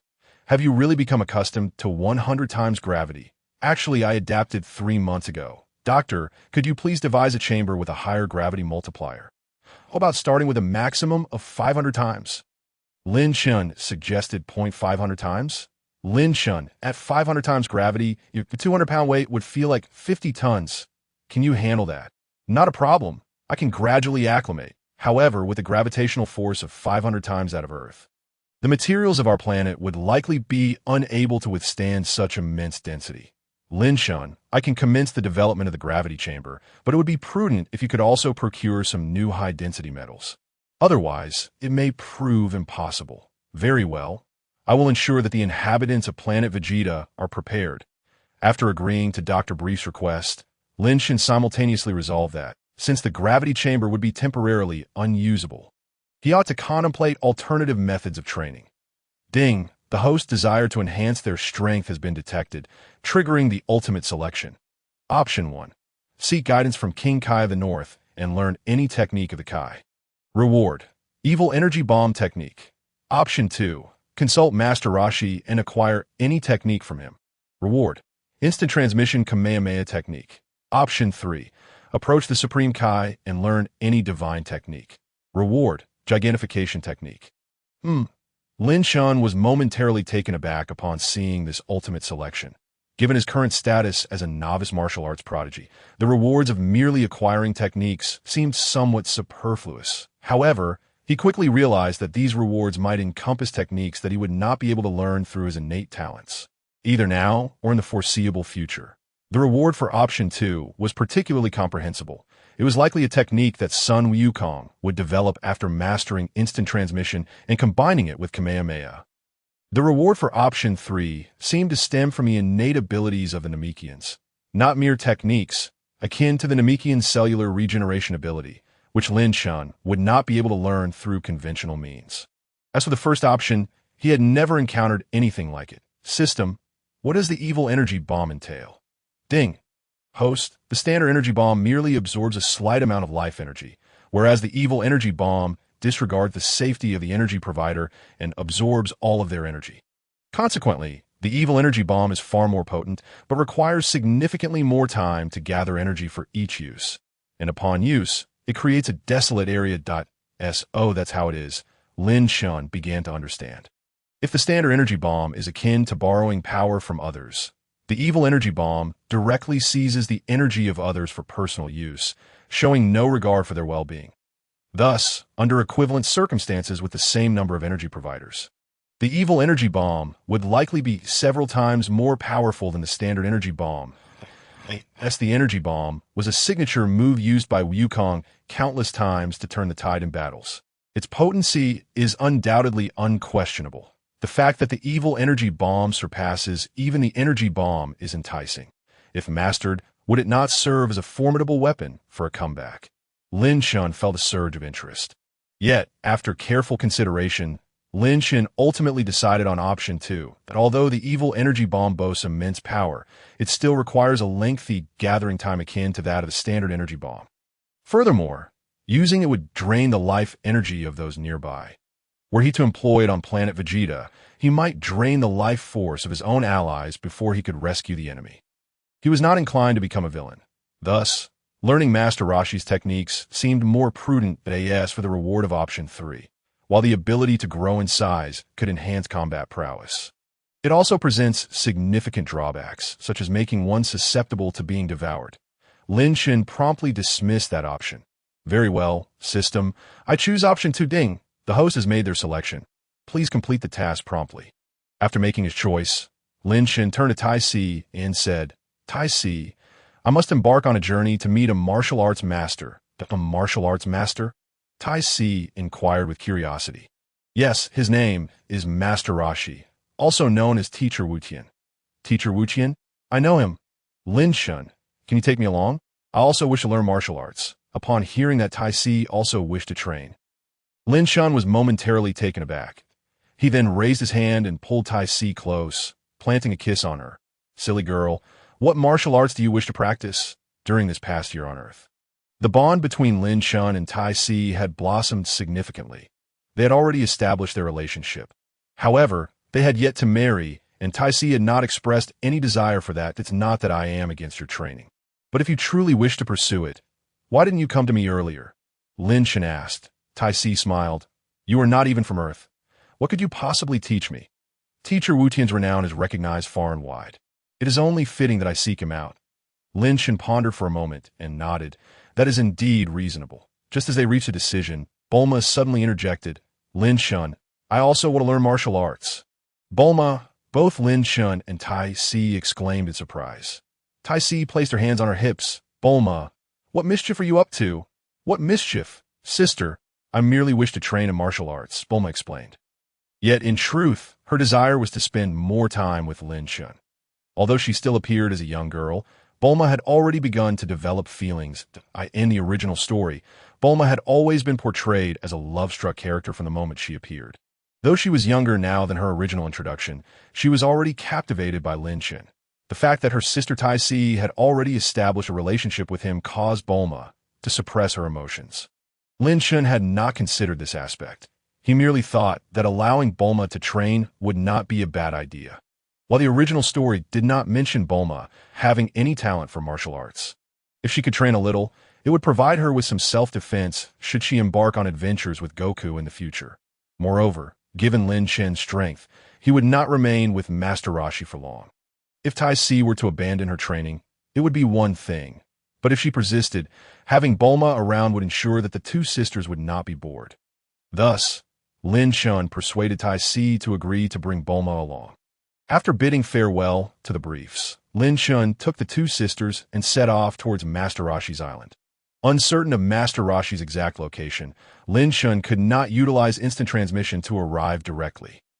Fortunately, he recalled that Master Roshi resided on an island in the ocean, so he flew directly towards it with the sisters in tow. Additionally, this time, Lin Chen carried a new combat power detector crafted by Bulma. This device had been redesigned based on the portable combat power detectors used by the Saiyans.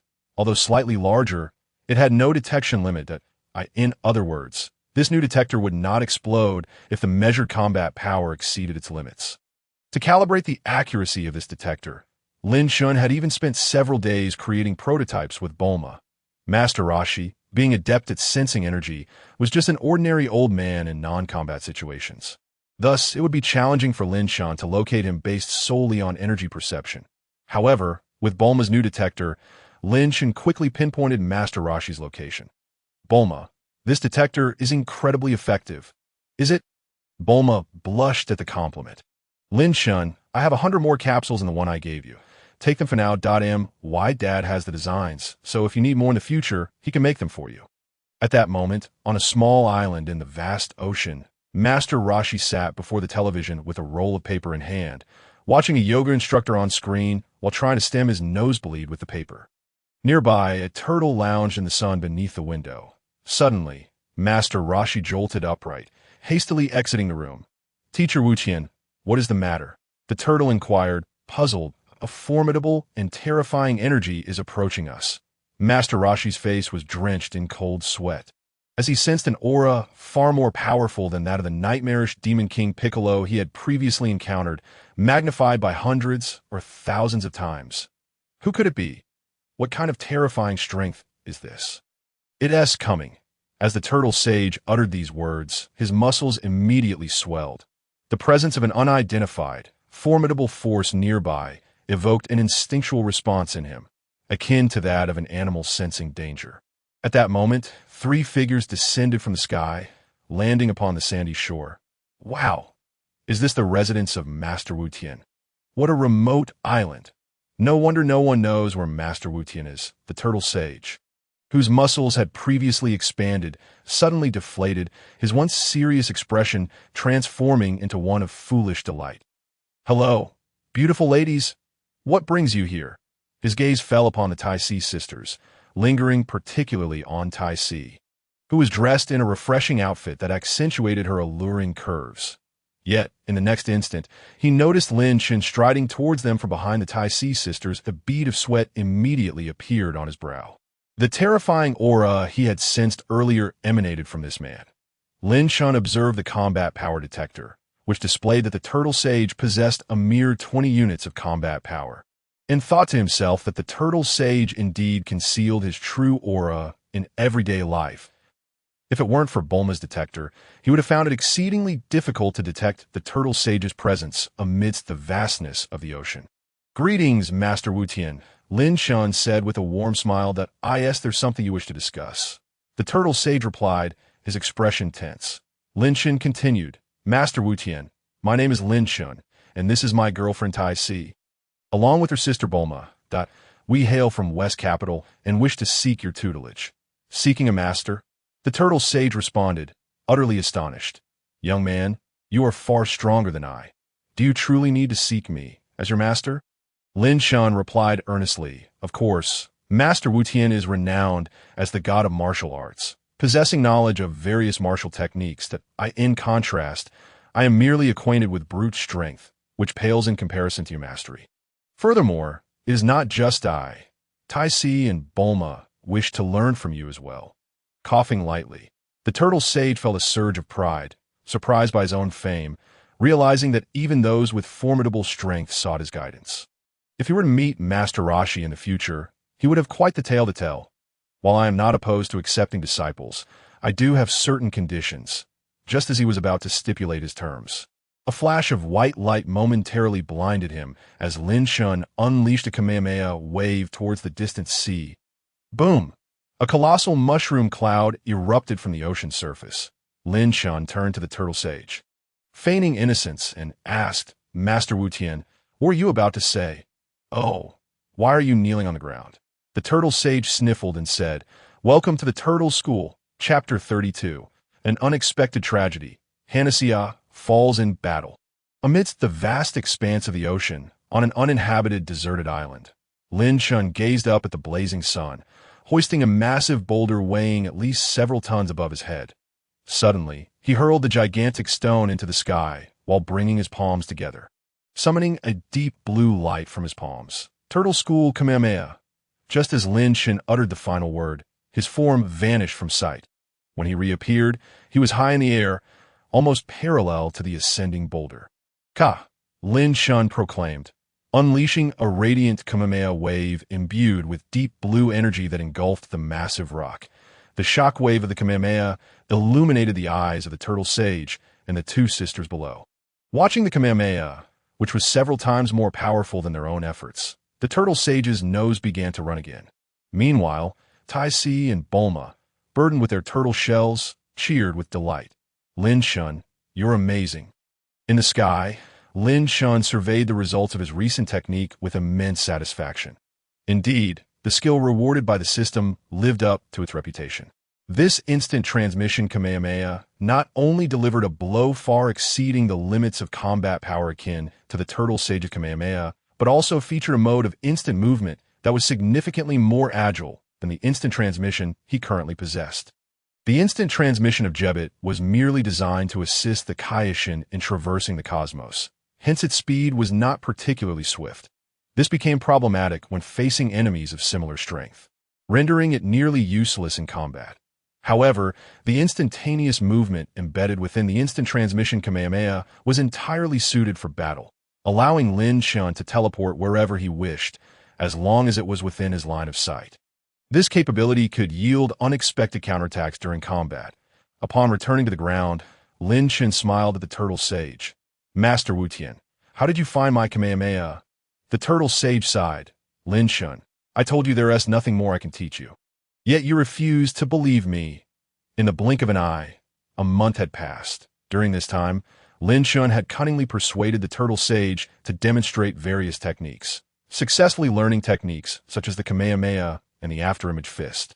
Indeed, his talent as a novice martial arts prodigy proved to be incredibly advantageous. While Lin Chen had completed his tasks, the training journey for Tai Si and Bulma had only just begun. However, with nothing more to learn from the Turtle Sage, Lin Chen naturally could not afford to waste any more time as he contemplated whether he should pay a visit to the King Kai next. The combat power detector he had been carrying suddenly emitted a communication request. The original combat power detector, aside from measuring power and life, also functioned as a communicator. Its communication capabilities far surpassed Earth's technology, enabling real-time communication even across vast distances of light years. Bulma had naturally incorporated this feature into the new detector's AT that moment. The communication request Lin Chen received was from Planet Vegeta. The batch of 100 detectors that Bulma had crafted was largely distributed to King Vegeta and his team. As more Saiyans surpassed a combat power of 30,000. The outdated detectors left over from the Frieza Force became obsolete. This new batch of detectors perfectly met the needs of King Vegeta and his warriors, who were dispatched on peacekeeping missions. Beep. Lin Chen answered the communication, inquiring, King Vegeta, what is the matter? Your Majesty, we just received a transmission from the Galactic Patrol. It seems that Princess Hanasia and her team may be ambushed by the Frieza Force during this mission. Frieza, has he finally made his move? Lin Chen furrowed his brow. Ever since the Saiyans formed the peacekeeping force under the command of the Bank King, they had clashed with the Frieza Force several times as the once dominant emperor of the universe. The Frieza Force had long been a formidable adversary that instilled fear in both the Galactic King and the Galactic Patrol. The Galactic Patrol had always found themselves powerless against the Frieza Force's acts of planetary invasion and civilization destruction. However, with the establishment of the Saiyan Peacekeeping Unit, the Galactic Patrol finally possessed the strength to retaliate. Consequently, half of the missions undertaken by the Saiyan forces on Planet Vegeta were directly related to the Frieza Force. From thwarting invasions to liberating colonized planets, the Saiyans had engaged in numerous confrontations with the Frieza Force. During this time, the Saiyans received definitive news. Frieza, who had been defeated by Lin Chen in orbit around Planet Vegeta, was not dead as believed, but rather rescued by his father, King Cold. However, due to severe injuries, Frieza had been unable to recover for several years. King Cold, in his efforts to save his son, not only restructured the Cold Force, but also led Frieza's troops on numerous campaigns to seek methods and technology for Frieza's revival. Recently, it was reported that Frieza had not only regained his mobility, but had also restored his combat capabilities. Upon learning this, Lin Chen, in order to prevent Frieza's retaliation, specifically instructed Bardock that henceforth, every peacekeeping mission must have Hanaxia personally overseeing it. Although the Saiyans had become significantly stronger, the only one capable of confronting the Cosmic Emperor head-on was Hanaxia, who had attained the form of a Super Saiyan. Nevertheless, Lin Chen recalled that in the combat power analysis he had previously read, it was mentioned that Frieza's ultimate form boasted a combat power exceeding 100 million, whereas Hanaxia, in her current Super Saiyan state, only possessed around 10 million. This thought left Lin Chen somewhat apprehensive. With this in mind, Lin Chen bid farewell to Master Roshi and the others, then utilized instant transmission to return directly to Planet Vegeta. Upon his return, Lin Chen discovered that the situation was far worse than he had anticipated. In the Saiyan Command Center, he encountered a visibly distressed King Vegeta. "What happened? Is there a crisis?" "Yes, Your Majesty," replied King Vegeta, anxiety etched on his face. "We have just received the latest news that Queen Hannah and the warriors carrying out this mission have lost contact." King Vegeta spoke with deep concern. "We are currently in communication with the Galactic Patrol to confirm the situation, but it is highly likely that Queen Hannah and the others have been killed by Frieza. Hanaxia is dead." Chapter 33. Ambush, Frieza's Revenge. "Hanaxia is dead," Lin Chen exclaimed in shock. His queen, the one who could transform into a Super Saiyan, had been slain by Frieza. At that moment, Bardock and Paragus, aware of Lin Chen's arrival, rushed over. Paragus solemnly stated, "Your Majesty, do not despair too much. This is merely speculation from the Galactic Patrol, and the specifics have yet to be verified. It is possible that their communication devices malfunctioned." Lin Chen raised an eyebrow, but his heart was far from optimistic. After all, Hanaxia's combat power was only around 10 million, which paled in comparison to what he knew of Frieza. In the Dragon Ball world, Lin Chen understood. Frieza had never disclosed his combat power in his final form. Yet the general consensus was that when Frieza unleashed his full power, his combat power hovered around 120 million. If Frieza in this world was indeed similar, then Hanaxia would undoubtedly stand no chance against him. Even Lin Chen, at his full strength and transformed into a Super Saiyan, could only reach a combat power of slightly over 20 million. 20 million against 120 million. This was a battle destined for defeat. Yet Lin Chen had already resolved to go to Hanaxia's side, that if she was still alive, he would bring her back to Planet Vegeta immediately. If Hanaxia had perished, he would seek vengeance for her. Even knowing he was outmatched, he remained resolute. He recalled that in the original story, Goku, with only a few million in combat power, dared to face the great demon Frieza alone.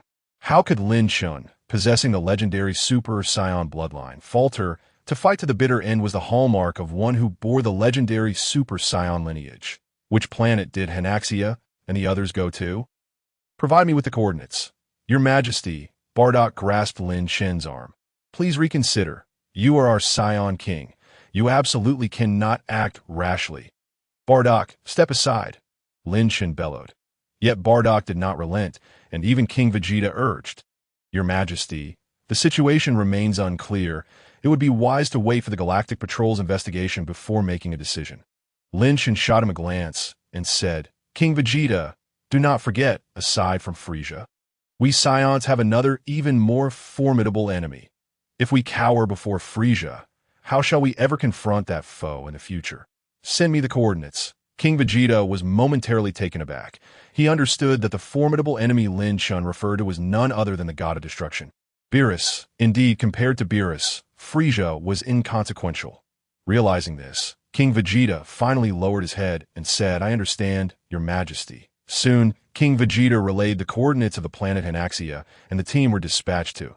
Their mission had taken them to a planet known as TV. This planet's civilization was more primitive and backward than Earth, yet it produced a special metal highly suitable for spacecraft construction. According to intelligence gathered by the Galactic Patrol, a group of space pirates had set their sights on this metal, intending to obliterate the planet's civilization and seize the resources for themselves. Given that these pirates hailed from high combat power races, the Galactic Patrol was ill-equipped to handle them, and thus called for Saiyan assistance. However, shortly thereafter, the Galactic Patrol received intel revealing that the assault was merely a ruse. The group of space pirates was a mere bait, with the Frieza force lying in wait nearby TV. Armed with the coordinates of TV, Lin Chen immediately sensed the location and then teleported there to AT that moment. TV, or rather, the space where TV should have existed, was no more. The planet named TV had vanished. leaving only massive rock fragments floating aimlessly in the void, resembling an asteroid belt. Amidst this debris, a colossal and grotesque figure stood, laughing maniacally. "Ha! What a magnificent display! Foolish Saiyan monkeys, such beautiful fireworks to accompany your burial. You should thank me when you reach the underworld." With a physique that was half flesh and half machine, Frieza maintained his third form, resembling an alien creature, and laughed, his face flashing with a cruel expression. Although the previous battle had left him in a wretched state, with wounds still throbbing painfully, he ultimately triumphed. Even the most powerful Super Saiyan was no match for him. "Now, you wild monkeys should know the truth. I, Frieza, am the strongest in the universe. Haha!"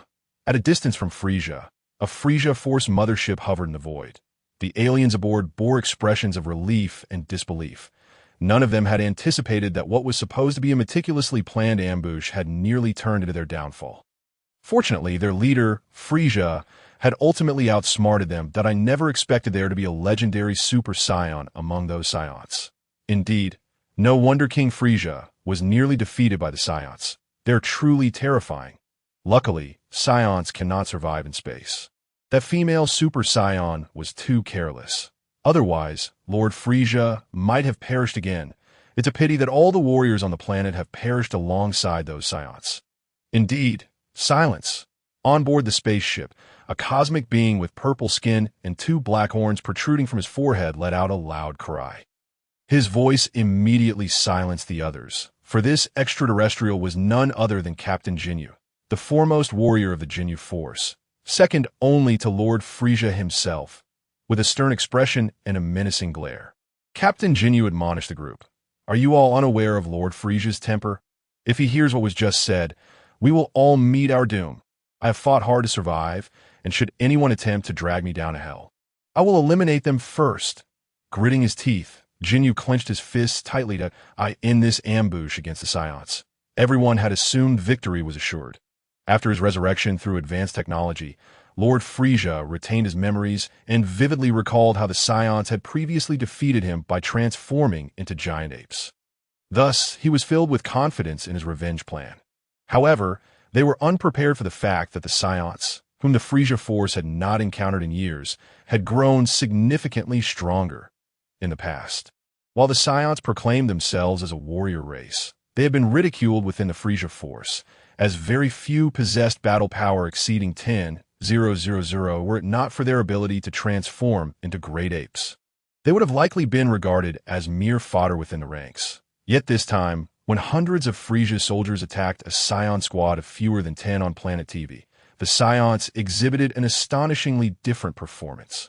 A mere handful of Saiyans managed to utterly rout the Frieza Force, with the Ginyu Force itself nearly facing total annihilation. Ginyu subordinates, Raikum, Berta, Jis, and Guldo, were swiftly dispatched by a female Saiyan.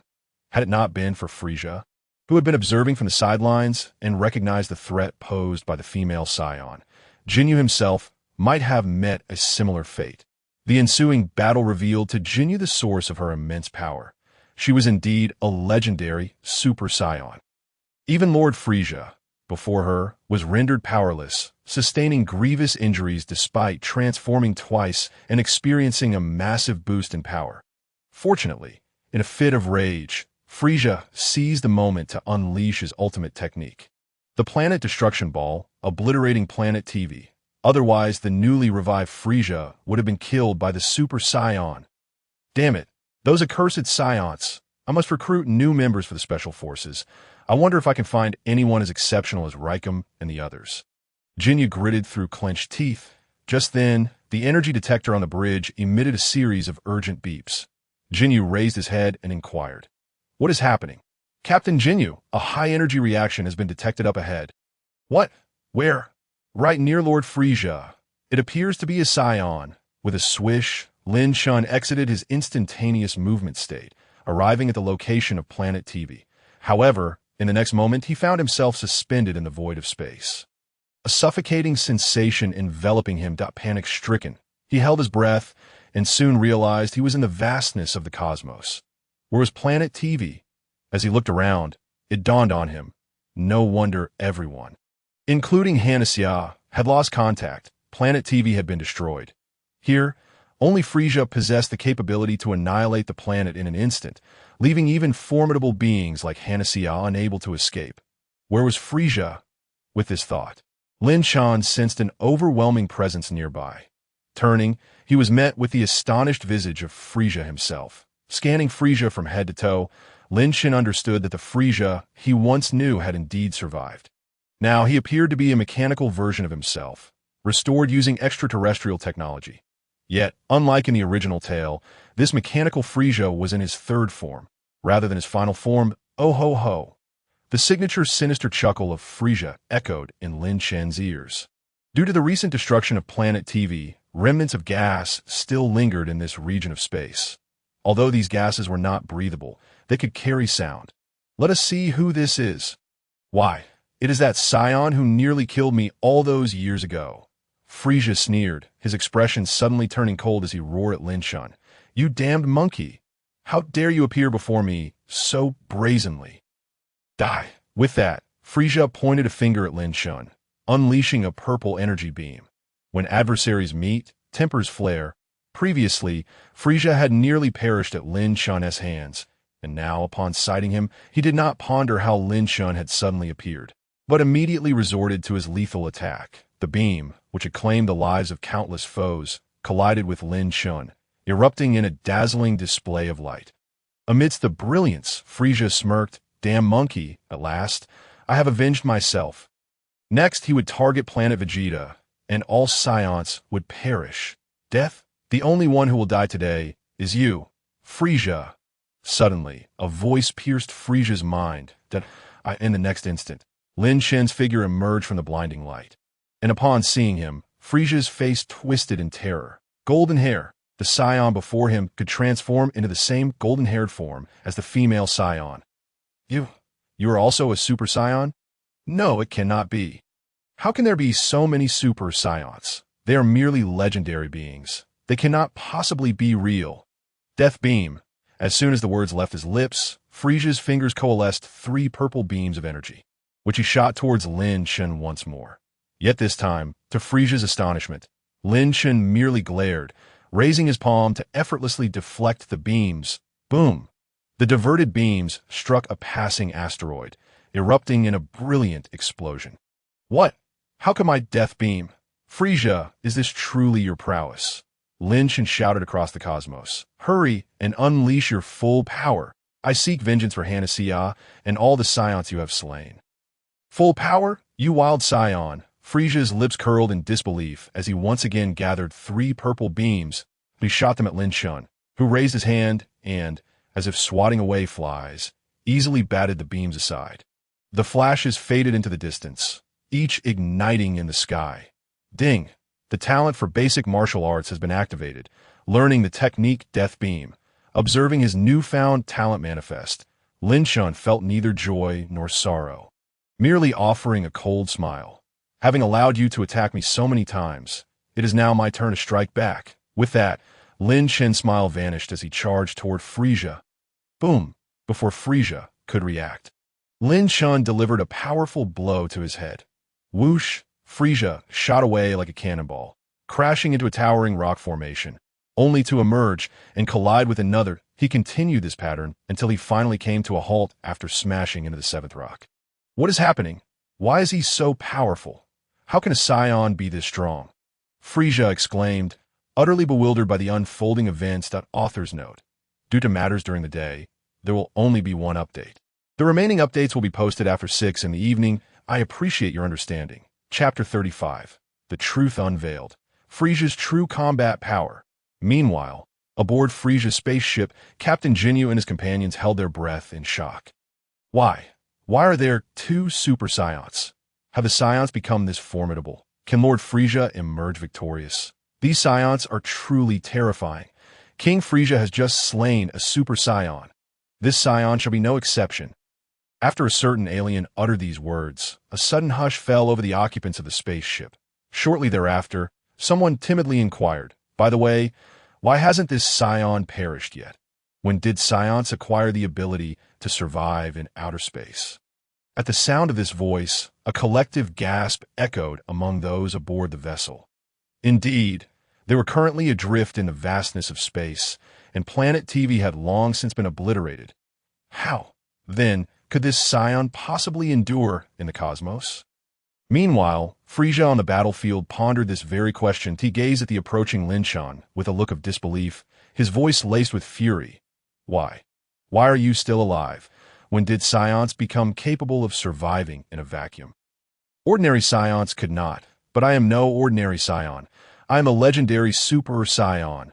Lin Chen replied with an air of nonchalance, projecting his voice through the surrounding energy. The legendary Super Saiyan? Ridiculous! Do you think this king would believe such nonsense? Frieza retorted with a dismissive wave of his hand. Yet at that moment, his superior vision caught sight of a faint shimmering aura enveloping Lin Chen's form. Frieza surmised it must be some form of energy shield. His conjecture was not misplaced. These energy shields were indeed a manifestation of Lin Chen's inherent Saiyan bloodline abilities.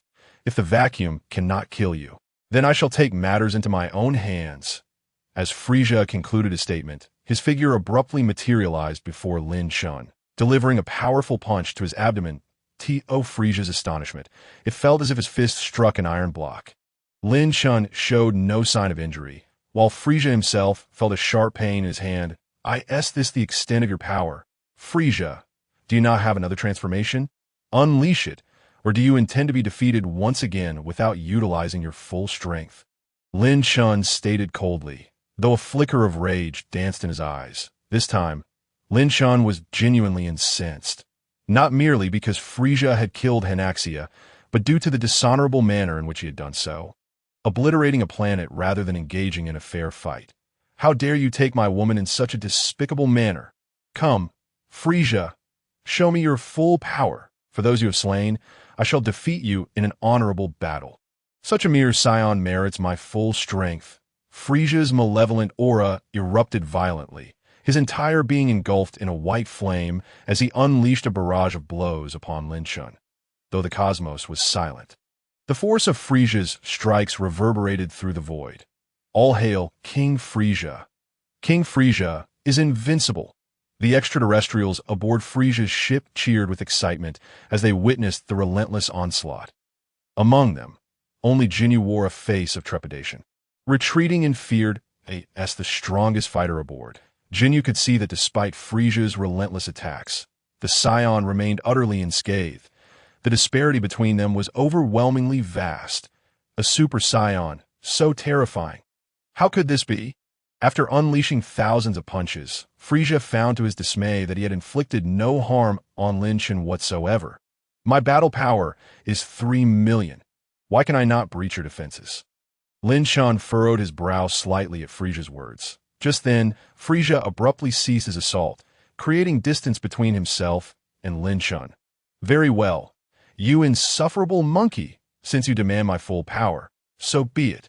Prepare to experience terror. My final form boasts a battle power exceeding 100 million. With that, a sinister energy surged forth, and Frieza's form began to undergo a grotesque transformation. Lin Chen observed in distaste as Frieza's body twisted and contorted, revealing glimpses of flesh. Unbeknownst to Lin Chen, Frieza was utterly reluctant to undergo this final transformation. His aversion stemmed not from the original Frieza's inability to control his power in that form, but rather from the excruciating agony he would endure during the metamorphosis. When Frieza was vanquished by Lin Chen, he had been in his first form. Thus, when high-tech methods were employed to reconstruct his body, it had also been restored to its initial form. Although the technicians had strived to ensure that Frieza's mechanical body would not hinder his transformations, the artificial body was still not his original flesh. Each transformation brought him immense suffering, particularly the final one. Therefore, even when facing Hanaxia, Frieza had opted to remain in his third form, choosing planetary destruction over undergoing his final transformation to achieve victory. Now, however, confronted with Lin Chen, who could survive in a vacuum, Frieza had no choice but to endure the torment for a final transformation. As the aura enveloping him detonated, a diminutive Frieza materialized before Lin Chen. Panting heavily, sweat glistening on his brow. I apologize for the wait, Saiyan, this is the form you wish to see, the mightiest incarnation of this king. Frieza raised a finger, smirking coldly at Lin Chen. Let me inform you. My current battle power exceeds 100 million. Upon hearing Frieza's claim, Lin Chen's expression brightened with amusement. 100 million. Frieza, I never imagined your capacity for boasting was so grand. Frieza blinked, his expression darkening. What do you mean, Frieza?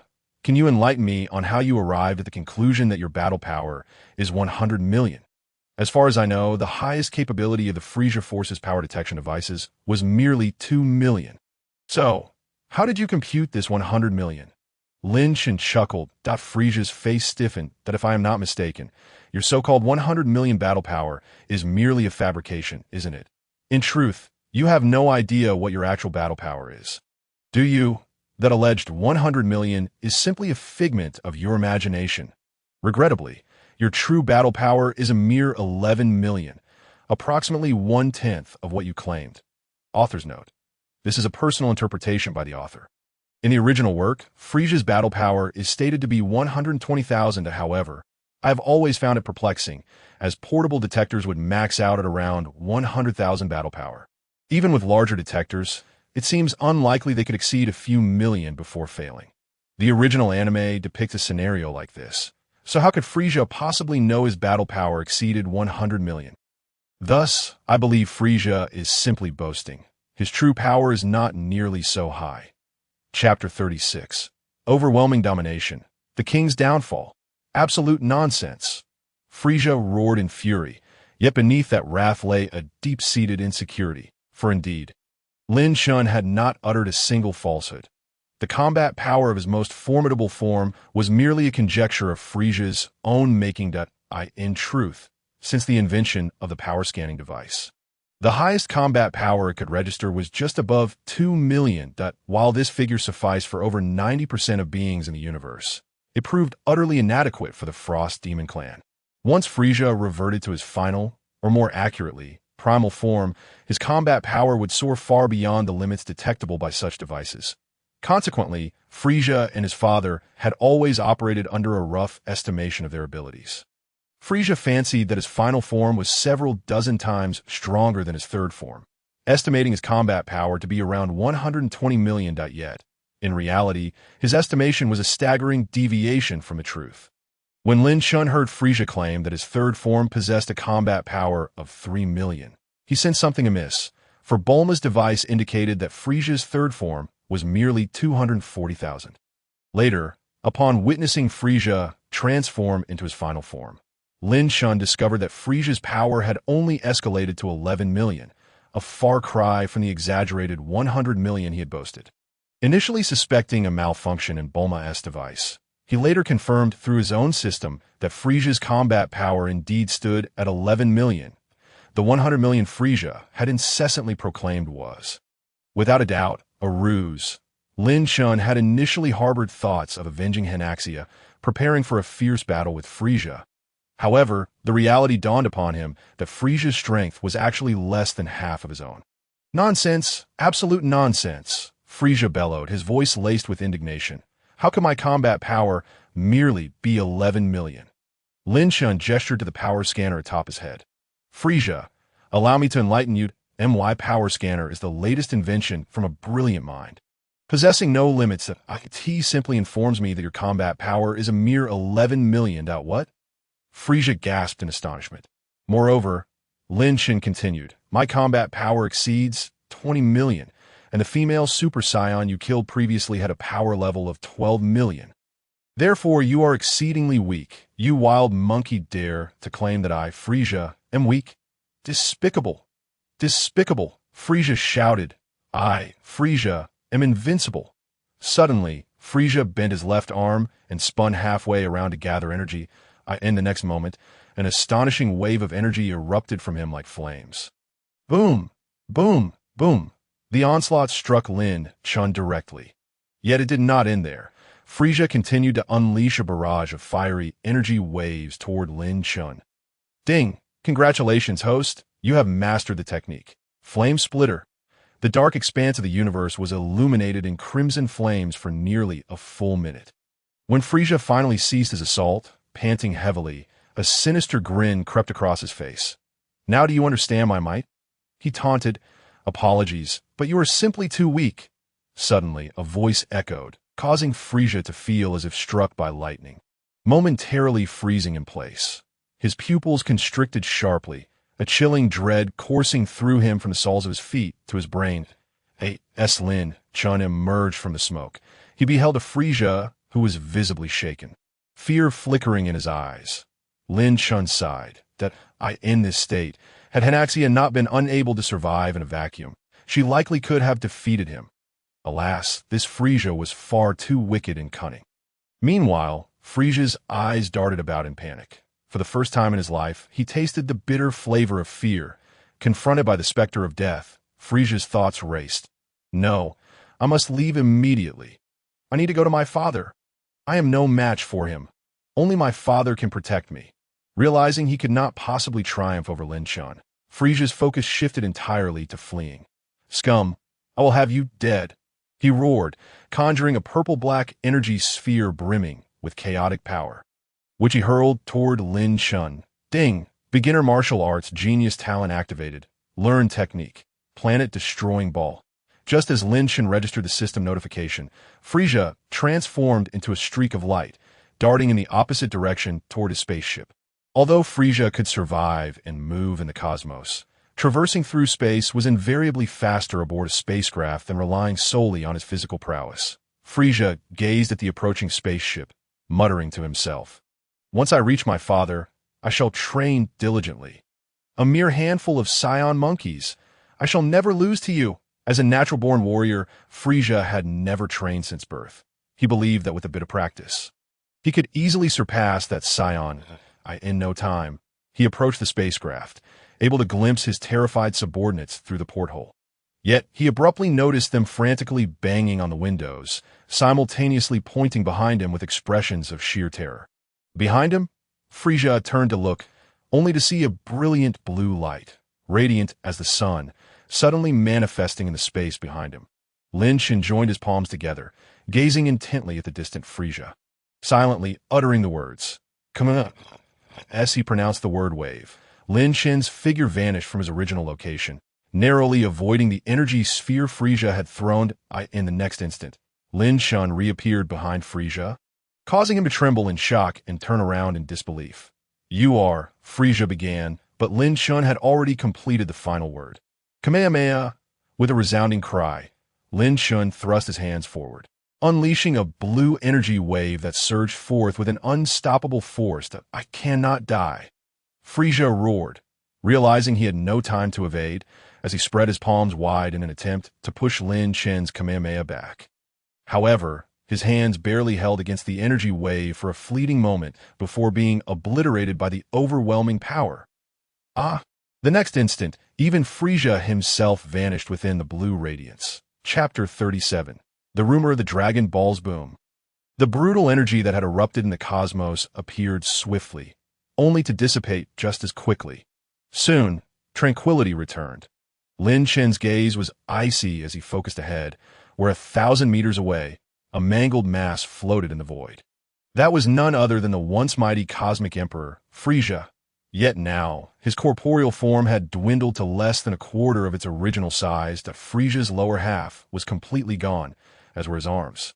And the mechanical part of his body that had once been restored was now entirely absent. Nevertheless, astonishingly, Frieza's life signs persisted, having taken the full brunt of Lin Chen's Kamehameha, fueled by Super Saiyan energy. Frieza was still alive. Such vitality was truly frightening. Lin Chen began to comprehend why. Despite sharing the regenerative capabilities of the Namekians, Cell could revive even with his upper half obliterated, while Piccolo would perish from a single energy wave. The distinction lay in the formidable life force inherent to Frieza's frost demon lineage. Lin Chen floated before Frieza, regarding him as he raised his right hand, poised to deliver the final blow. Realizing the inevitability of his fate, a flicker of pleading appeared on Frieza's face. "Please, please, save me. Forgive me. Save you. I am no Sun Wukong." Lacking his benevolent compassion, Lin Chen scoffed. Although Frieza, did not comprehend whose son Wukong was. He could discern Lin Chen's unwillingness to relent. Consequently, the emotion of fear gradually morphed into despair, which was soon eclipsed by fury. Saiyan, you may have triumphed this time, but at least I have dragged numerous Saiyans down with me, including that female Saiyan. She must be your partner, right? Haha. When I reach hell, I shall educate them thoroughly. Fool, they would never accompany you to hell. Lin Chen replied coldly. What? Frieza was taken aback. After your death, I shall seek the Dragon Balls to resurrect Haneja and the others. Even this TV star can be restored. Dragon Balls? Then go to hell yourself. Lin Chen gestured, and a beam of golden energy, identical to Frieza's death ray, shot forth, severing Frieza's remaining arm. Death ray? Why do you possess my technique? A trivial skill. Having observed it once, one naturally acquires it. Frieza, let your demise be at the hands of your own technique. With that, Lin Chen unleashed 5 more death rays, each obliterating Frieza's remaining corporeal form. As the final death ray targeted Frieza's head, it was accompanied by Frieza's desperate cries of "I don't want to die." Thus, this notorious cosmic tyrant in the Dragon Ball universe met his definitive end. This time, Frieza's body was utterly shattered and vaporized, beyond the reach of any advanced technology for revival. Having resolved Frieza, Lin Chen turned his gaze towards the Frieza Force's spaceship not far away. Slowly extending his 5 fingers, the Frieza subordinates aboard the ship gasped in horror. Flee! Quick, flee! Please, it was Frieza the Great who provoked you. Why direct your wrath at us mere minions? They cried, tears streaming down their faces. However, just as the colossal spacecraft initiated its launch, a powerful energy wave surged forth, slicing through the sky. The spaceship exploded into fragments, and the aliens within were incinerated by the intense heat. Lin Chen suddenly furrowed his brow. Just before Frieza's spaceship detonated, he seemed to catch sight of a small spherical craft escaping. Should I pursue it? Lin Chen pondered, but ultimately decided against it. It was merely a small subordinate of Frieza. Hardly worth his effort. Instead, he should hasten to revive Haneja and the others. With that thought, Lin Chen executed an instantaneous movement, departing from his space. Yet, unbeknownst to him, aboard that fleeing small vessel was not a trivial subordinate, but Captain Jinyu, this elite underling of Frieza. Witnessing Frieza's brutal demise at Lin Chen's hands, reacted more swiftly than the others, boarding the circular vessel meant for combatants and narrowly escaping disaster. Now, watching his former mothership vanish amidst the shockwave, Jinyu wore a face of sheer relief, gasping for air. Thank goodness, I escaped in time. I never imagined the Saiyans possessed such terrifying power. But mark my words, Saiyans, I will ensure the resurrection of Frieza the Great. Our Frieza force shall surely return with a vengeance, Captain Jinyu proclaimed. Utilizing the high-tech equipment aboard the ship, when Lin Chen divulged the matter of the Dragon Balls to Frieza, all those on the ship, including Jinyu, also heard about the Dragon Balls. While the other crew members showed little reaction, Jinyu recalled a legend he had encountered in the past. I end that tale. There existed a mysterious race known as the Namekians, possessing the extraordinary ability to create wish orbs that it was said that gathering 7 of these orbs could grant any wish. The Dragon Balls that Saiyan spoke of must be those wish orbs. The legend is true. Such a thing does indeed exist in this world. Just wait. Jinyu, shall acquire the Dragon Balls, resurrect Frieza the Great and the Jinyu Force. Then it will be our time to exact revenge upon you. Captain Jinyu shouted within the spaceship. Meanwhile, thousands of kilometers away in the space above the original TV star, a circular spaceship identical to Frieza's mothership began to accelerate, moving away from the TV star. King Kula, the life signs of Frieza the Great have vanished. When one alien reported, gasps of disbelief filled the spaceship. What? Frieza the Great is dead.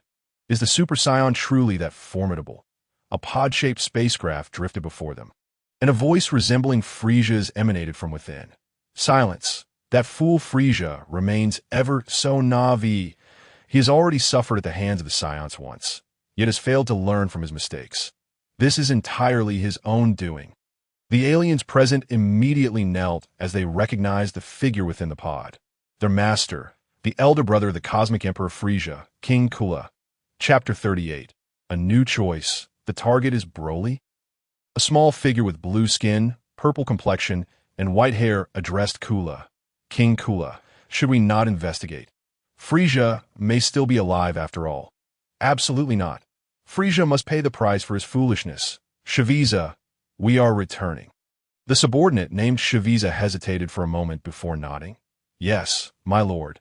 Though King Kula's temperament was far more temperate compared to the capricious and cruel Frieza, it did not imply that anyone could defy his orders. Upon receiving King Kula's command, the crew promptly busied themselves, redirecting the spaceship back towards Kula's territory. However, they remained oblivious to the fact that their leader, King Kula, wore a grim expression, his face drawn long with concern. In truth, King Kula had refrained from sending the ship closer, not out of desire to abandon Frieza, but rather from fear. An enemy capable of surviving in the cosmos and effortlessly defeating Frieza was likely a foe even Kula could not contend with. He dared not approach, lest the one who had slain Frieza might notice them. The notion of Kula, the formidable ice demon, fleeing in terror was something he had never envisioned. The overwhelming sense of humiliation ignited a firm resolve within Kula. Damn it! Our ice demon clan is the strongest in the universe. Saiyans, await my vengeance. I, Kula, shall surpass the limits of our ice demon lineage. When I complete my fourth transformation, it will be the moment we meet again. At that time, I shall defend the honor of my ice demon clan on behalf of Frieza. At this moment, Lin Chen had returned to Planet Vegeta, recounting his experiences to King Vegeta and the others. While King Vegeta and the others lamented the deaths of Queen Hanasia and the others, they rejoiced in Lin Chen's total annihilation of Frieza. Your Majesty Linkus, with Frieza dead, the threats we face have significantly diminished. I believe we can unleash our full potential and embark on a grand endeavor, King Vegeta suggested. What do you have in mind?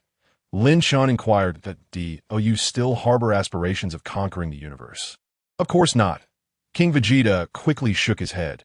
Having spent considerable time with Lin Chen, he understood that this sovereign was entirely different from past Saiyans. Though he possessed ambition, it was of a fundamentally different nature than Frieza's. Moreover, Lin Chen had repeatedly conveyed to King Vegeta and others that the future of the Saiyans must not follow the path of conquest and destruction through violence. Thus, King Vegeta stated, Your Majesty Linkus.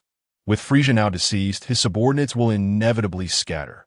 Frieza previously conquered and controlled over 100 planets, and the inhabitants of those planets, much like us Saiyans, were subjugated by him.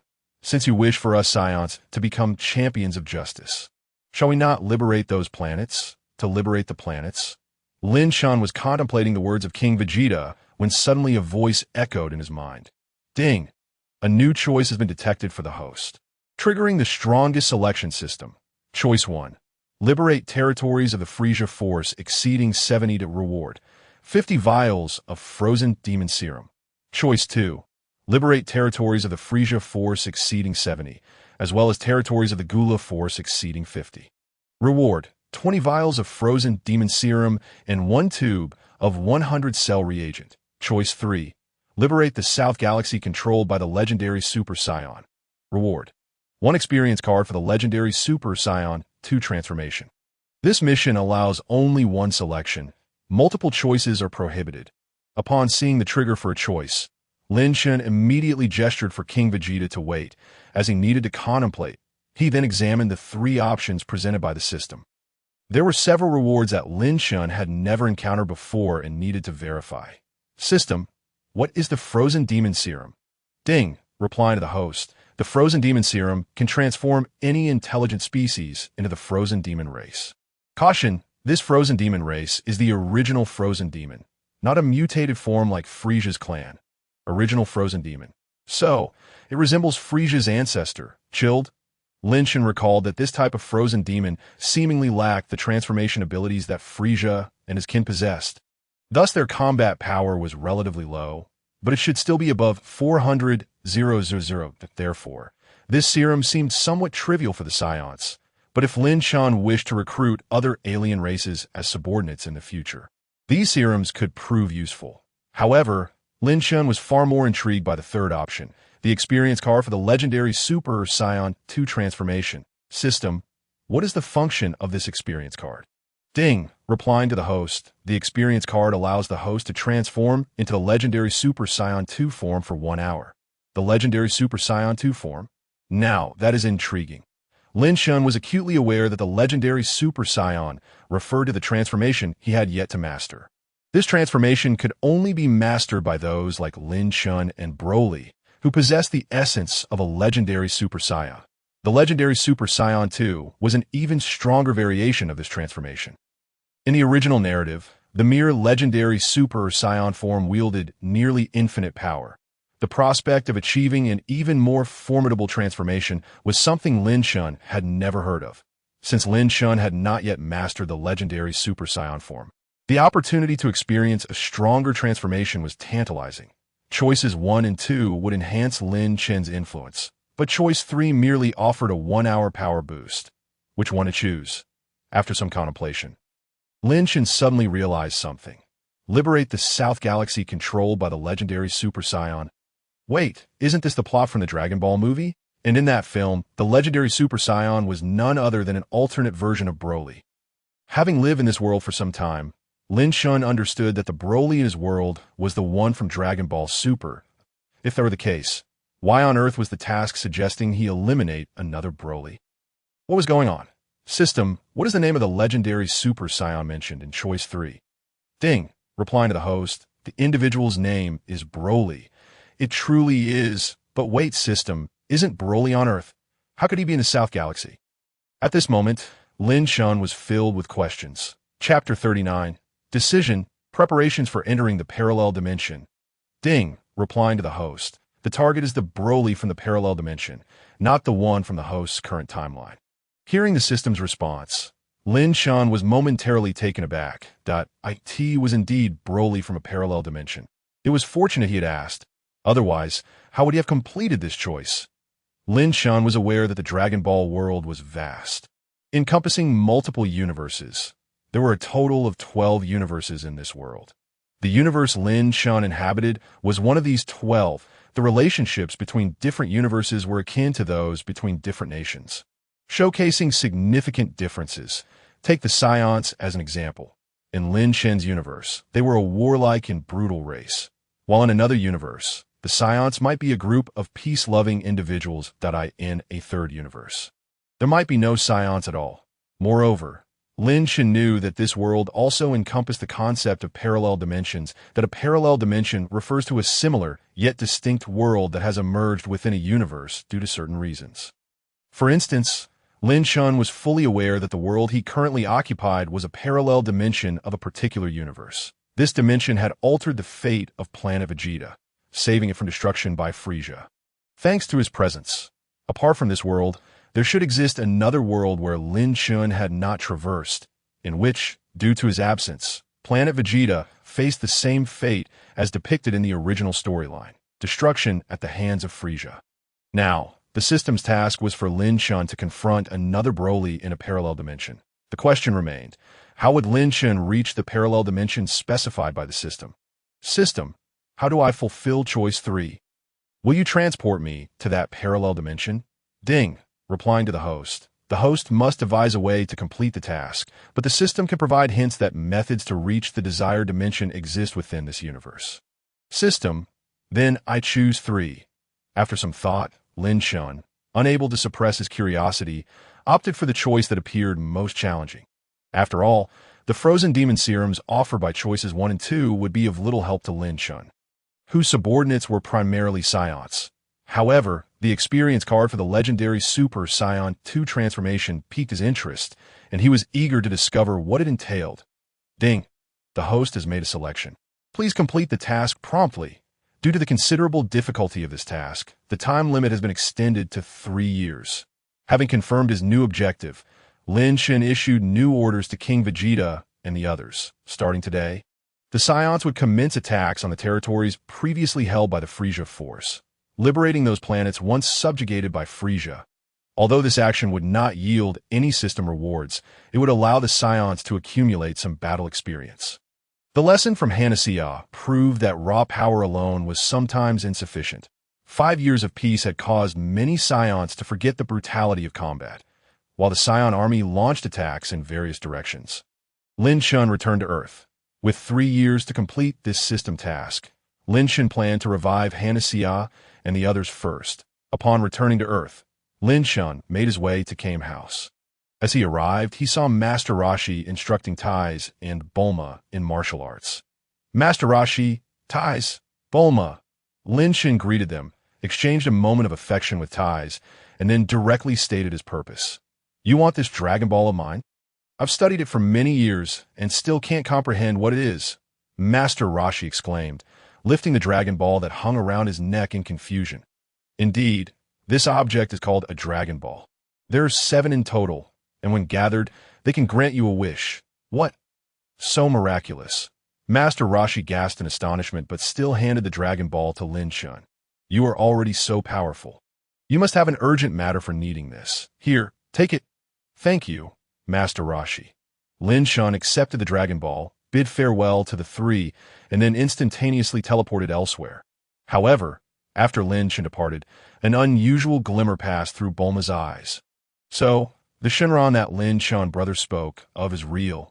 After acquiring the Dragon Ball from Master Roshi, Lin Chen next arrived at the Chaos planet. Goku, who still lived alone on the mountain, was hunting outside. Lin Chen silently expressed his apologies and took the 4-star ball. He then proceeded to the Supreme Kai's temple.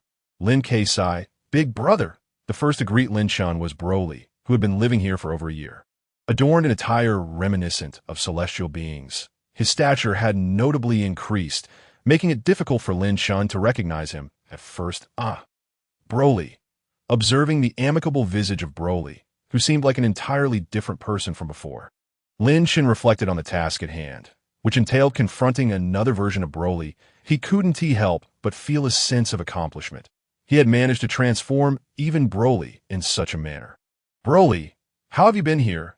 It's been splendid. I owe it all to Brother Lin Kai for bringing me here. Every day, I learn new knowledge alongside Mr. Bobo and the Supreme Kai, Broly replied. Lin Chen smiled and then turned his gaze towards the approaching Supreme Kai. After exchanging pleasantries, Lin Chen stated his purpose. Supreme Kai, I have come to request your assistance in locating the remaining Dragon Balls. I currently possess 2. Lin Chen produced the 2 Dragon Balls he had gathered.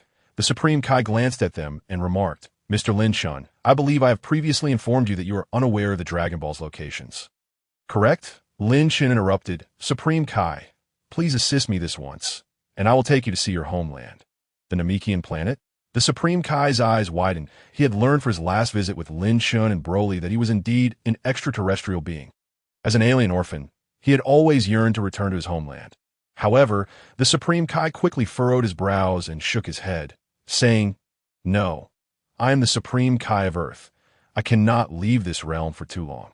Lin Chen assured him, Rest assured, it will not take long. I can teleport you to Namek in an instant. This. The Supreme Kai's interest was piqued. If it were only a few hours, it would indeed pose no significant issue. Thus, propelled by his longing for home, the Supreme Kai ceased to be evasive and promptly instructed Mr. Bobo to gather the remaining Dragon Balls. Chapter 40. Resurrection. The Dragon of 2 Planets.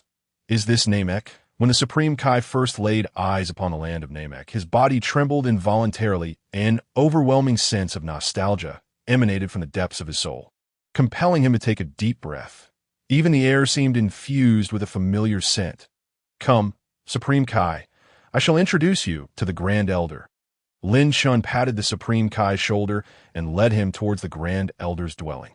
Shortly thereafter, the Supreme Kai encountered his first Namekian, aside from Demon King Piccolo, in his lifetime. They were greeted by the Grand Elder Escarnail, who bowed to Lin Chen, saying, It has been a long time. Mr. Lin Chen, the Grand Elder has sent me to welcome the prodigal son of Namek back home.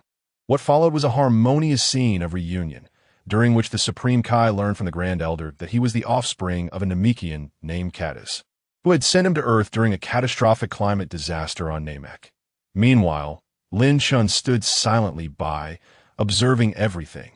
After the Supreme Kai and the Grand Elder reminisced, the Grand Elder finally addressed Lin Chen, saying, Mr. Lin Chen, have you come for the Dragon Balls? Yes, Grand Elder, I wish to make a wish with the Dragon Balls. I need to undergo a trial again. Mr. Lin Chen, the Dragon Balls of Namek are always at your disposal. The Grand Elder possessed a degree of prophetic ability and had foreseen that Lin Chen might assist the Namekians.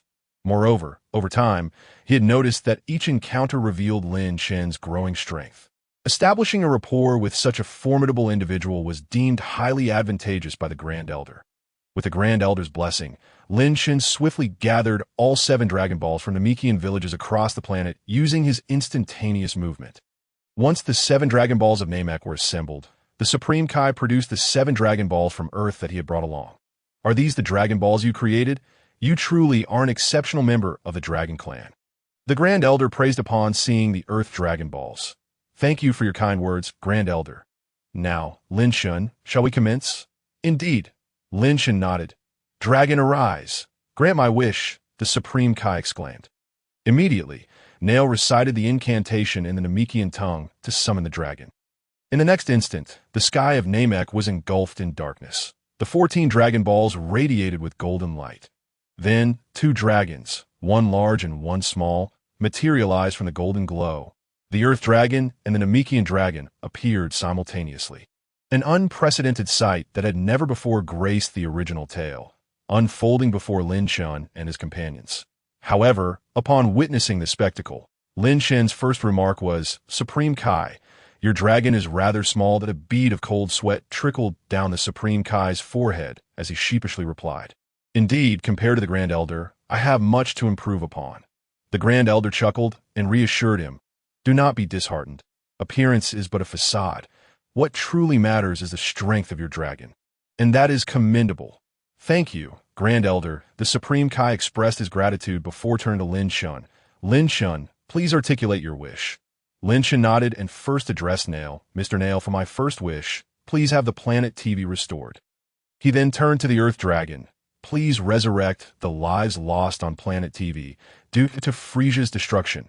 This was the reason Lin Chen had summoned the dragons of 2 planets simultaneously. The individuals he sought to resurrect were not limited to just Hanasia. Since the Namekian dragon could not revive multiple lives at once, Lin Chen had to rely on the Earth Dragon for that purpose.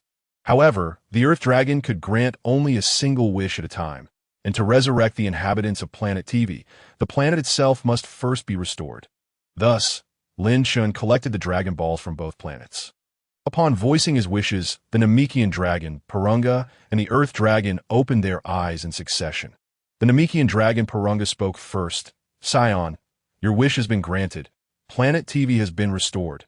Following this, the Earth Dragon proclaimed, your wish has been fulfilled, Saiyan. Thank you for allowing me to reunite with my brethren. Farewell. With that, the Earth Dragon spiraled upward, transforming back into his 7 Dragon Balls, ready to disperse across the world. However, since they were currently on Namek, Lin Chen would not allow these Dragon Balls to scatter freely. Otherwise, retrieving them for a return to Earth would become problematic. Therefore, before the Dragon Balls could take flight, Lin Chen leaped high into the air and caught all 7. Meanwhile, on Planet TV, many individuals stood up in bewilderment, including the previously deceased Hanasia and several Saiyans. Frieza. Upon being resurrected, Hanasia shouted, but soon realized she was on Planet TV. How strange. Where are Frieza and the others? Princess Hannes, over here. Several Saiyans, also recently revived, gathered around Hanasia, inquiring about the recent events. Many recalled that they were supposed to be dead. Hearing their conversation, Hanasia suddenly recalled her own demise at the hands of the cunning Frieza, who had obliterated Planet TV when he found himself unable to defeat her. If that is the case, why are we all alive again? And how has Planet TV been restored? While the inhabitants of Hanasia were filled with confusion. On another part of the planet, a group of extraterrestrial beings, members of the Frieza Force, hastily boarded nearby spacecraft, fleeing into the cosmos. These beings had previously descended upon the planet to ambush the Saiyans, but had been exterminated by Frieza alongside the TV star. Now, having suddenly revived, they were unaware of the events that had transpired, yet they recognized the familiar presence of several Saiyans nearby. Among them, the female Saiyan, who had once dealt a punishing blow to King Frieza, stood out as a formidable force. Why remain idle when escape was an option? On the other hand, on Namek, Neru addressed Lin Chen, saying, Mr. Lin Chen, your wish has been granted. What is your second wish? The second wish. Ah, I seem to be unprepared, Lin Chen replied with an awkward smile. Upon hearing this, the deities present collapsed to the ground in disbelief. Chapter 41. Captain Jinyu's survival. It is worth noting that Lin Chen had initially summoned the dragon to resurrect Hanasia and others. However, since the Namekian dragon could not revive multiple individuals at once, he had to summon the Earth dragon as well. Yet apart from the desire for resurrection, Lin Chen had not contemplated any other wishes. What should he wish for?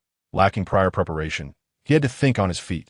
Eureka, Purunga, for my second wish, please reinforce Planet Vegeta so that it cannot be easily destroyed by external forces, Lin Chen declared. Having learned from Hanasia's misfortune, even Super Saiyans could sometimes arrive too late to save their planet. Although Frieza was now deceased, countless unknown and formidable foes remained in the universe. The Dragon Ball world was notorious for its ease of planetary destruction. Even beings with merely tens of thousands of battle power possessed the ability to obliterate planets.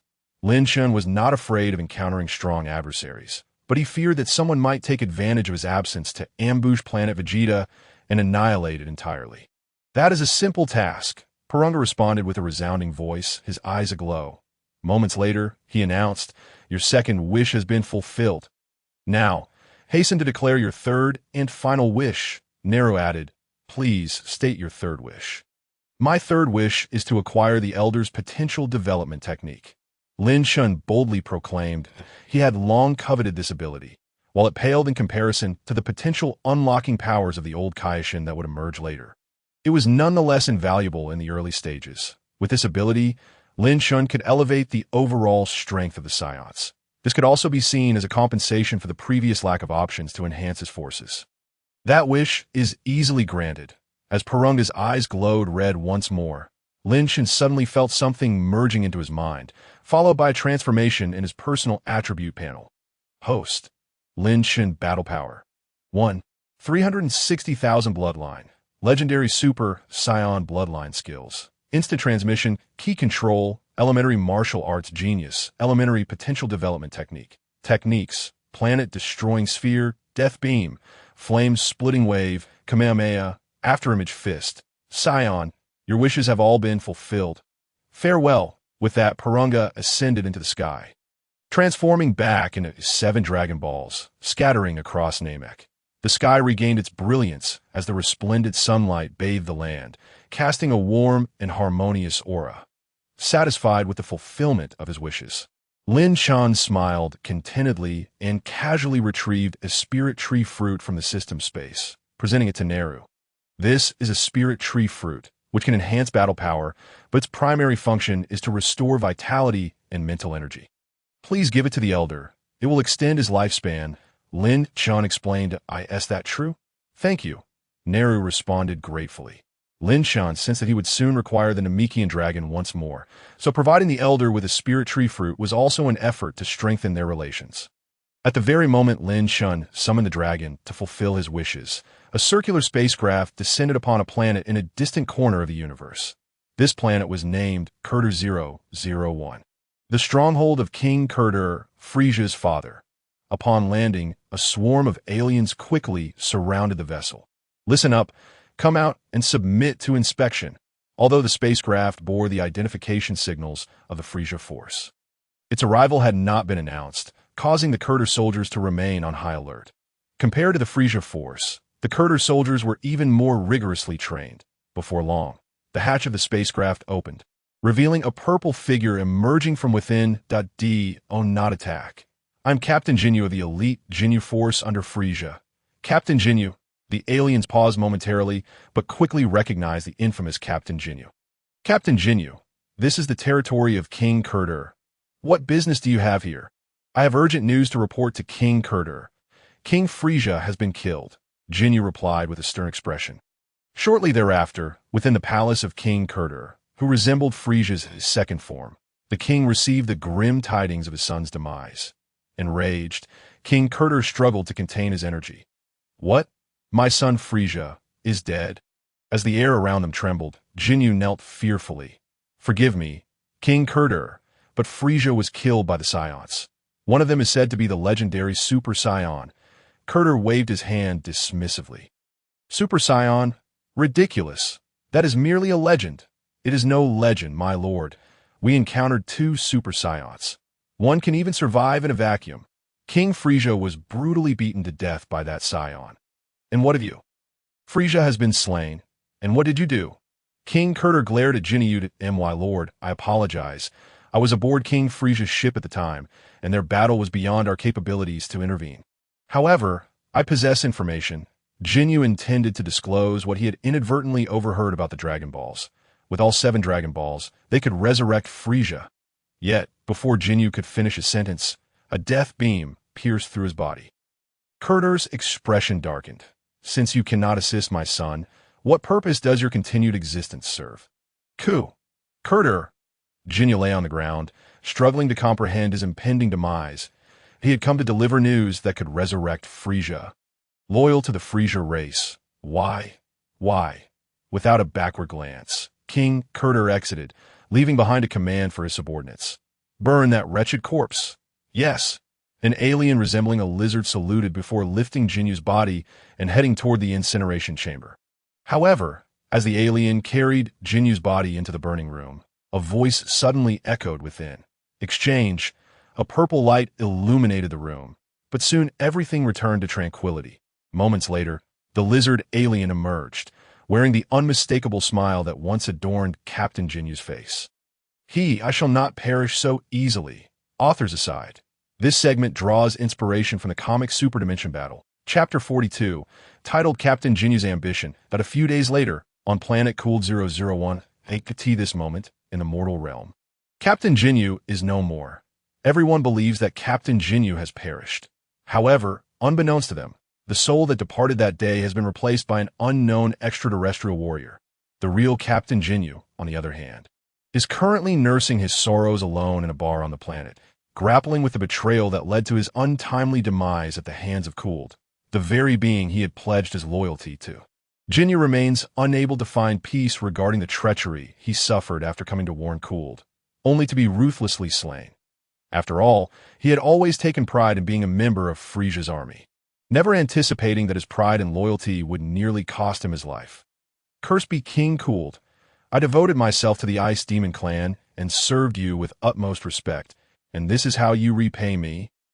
Were it not for my ability to exchange bodies, I would have been dead long ago. The truly foolish one is your dim-witted son, Frieza, yet you lay the blame upon me. I refuse to accept this. I refuse. Jinyu's fist came crashing down upon the table, shattering it to splinters. That moment, a robust alien approached, lifting Jinyu off the ground. Hey kid, how dare you vandalize the bar? Hand over your money, or face dire consequences. Jinyu disdainfully spat at the alien. Yet he had forgotten that he was no longer the formidable Captain Jinyu. With a battle power of 120,000, the alien's power detector beeped ominously before he sneered. Ha ha ha, a fool with only 5,000 battle power dares to act tough. With that, the alien grasped Jinyu's head and dragged him toward the bar's back alley. The other patrons paid little mind. This was King Cooled's territory. The law here was that of the jungle. The weak perish while the strong prevail. Moments later, a sound echoed from the alley. Exchange. A flash of purple light darted past. Shortly thereafter, the once robust alien emerged from the alley. But now, within his body resided Jinyu's soul. Only 10,000 battle power. Such a paltry amount still renders you worthless. Jinyu spat disdainfully. Simultaneously, a thought began to take root in his mind due to this conflict. I cannot continue like this. I need a more powerful body. I must become stronger. I will no longer allow my life to be dictated by others. Suddenly, Jinyu froze in place, his gaze fixated upon a towering statue. The statue was that of King Cooled. That Jinyu's eyes grew cold, and a sinister smile crept across his face. How could I have forgotten? The best body for me is right before my eyes. King Cooled, you have betrayed and humiliated me. It is only fitting that I claim your body for myself. Before long, a series of mysterious assaults erupted on Planet Cooled 001, causing a stir among its inhabitants. Numerous elite members of Cooled's army were found dead under suspicious circumstances. These attacks were peculiar, as the deceased bore no signs of resistance, indicating they'd been killed at close range. As the body count rose and the strength of the deceased increased, a palpable sense of dread settled over the entire planet. King Cooled, already furious over the death of his son, was infuriated upon learning of these events. A pack of useless fools. The intruder must possess formidable battle power. Use the detectors to locate him. Yes. Under King Cooled's orders, the entire Cooled army mobilized to hunt down suspicious individuals across the planet, detaining anyone not part of the Cooled army with battle power exceeding 10,000 for interrogation. Despite their efforts, the perpetrator remained elusive. One day, after receiving reports indicating the culprit's continued absence, Cooled erupted in rage, silencing his subordinates. I will give you 3 more days if you do not find this murderer within that time. You shall all meet your demise. Yes, yes. Just as Cooled's subordinates hurriedly departed, a personal guard suddenly returned. King Cooled, I have something to report. King Cooled furrowed his brow slightly before a smile crossed his face. Very well, speak. The guard stepped forward, glanced around at the guard stationed outside the room, and lowered his voice at M.Y. King. I believe I have identified the true identity of the killer. Oh, do tell that M.Y. King. Could you have him leave first? I wish to disclose this individual's identity to you alone. Upon hearing this, King Cooled gestured lightly, and his attendants promptly lined up outside the room, closing the door behind them. Now, I speak. Who is the culprit? Cooled inquired. The culprit is me. As the guard's words fell, he suddenly lunged forward, hurling an energy blast at King Cooled. Boom! An explosion erupted where King Cooled had been standing, sending shockwaves throughout the palace. Everyone inside felt the tremors. The guards outside immediately sensed the explosion had originated from King Cooled's chamber. They shouted, attempting to force open the door, only to find it locked tight. Quick, find a way to open the door. Amidst the chaos, the guard, now inhabited by Jinyu's soul, charged into the thick smoke that he knew that a single energy blast would not harm King Cooled, yet he pressed forward nonetheless. In the next moment, Jinyu was seized by King Cooled, who had emerged from the smoke. Aha! I never imagined my personal guard would be the murderer. What were you thinking, attempting to attack me? What was I thinking? Jinyu chuckled wickedly. I merely wanted to get a little closer to you. King Cooled's expression shifted dramatically. In the next instant, the figure he held grasped his throat and shouted, Exchange! Upon hearing those words, King Cooled's mind raced back to a name he thought long dead. He vaguely recalled his son mentioning this individual. Father, I've recently discovered someone quite intriguing. This being belongs to a rarely seen race in the universe. They possess no inherent combat power, but can exchange bodies with other life forms. Before I encountered him, he had already exchanged bodies with dozens of beings. I never imagined such an interesting entity existed in the cosmos. I intend to appoint him as the captain and form a special forces unit. Gura has his Gura mech army, and I shall have my own special operations team. Oh, this sounds fascinating. What is this person's name? Jinyu. Jinyu. So this person is Jinyu. Ah. Chapter 43. The all-knowing Lord Zuno. Bang! Upon hearing King Cooled's exclamation from within the chamber, the guards outside no longer hesitated and immediately shattered the door with a shockwave. King Cooled. As they burst into the room, they were met with the sight of King Cooled gripping the lifeless body of a guard. The guard's head hung limply to the side, clearly deceased. King Cooled. You useless fools! He is the perpetrator behind the recent series of attacks. King Cooled flung the body to the ground. Clean up this scene and incinerate this wretch's corpse. Having spoken, the king of the Kurds strode purposefully towards the door, exiting the chamber.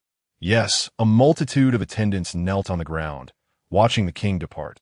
Subsequently, they gazed at the lifeless body on the floor, puzzled, and remarked, this individual was the king's personal guard. How could he possibly dare to lay a hand on the king?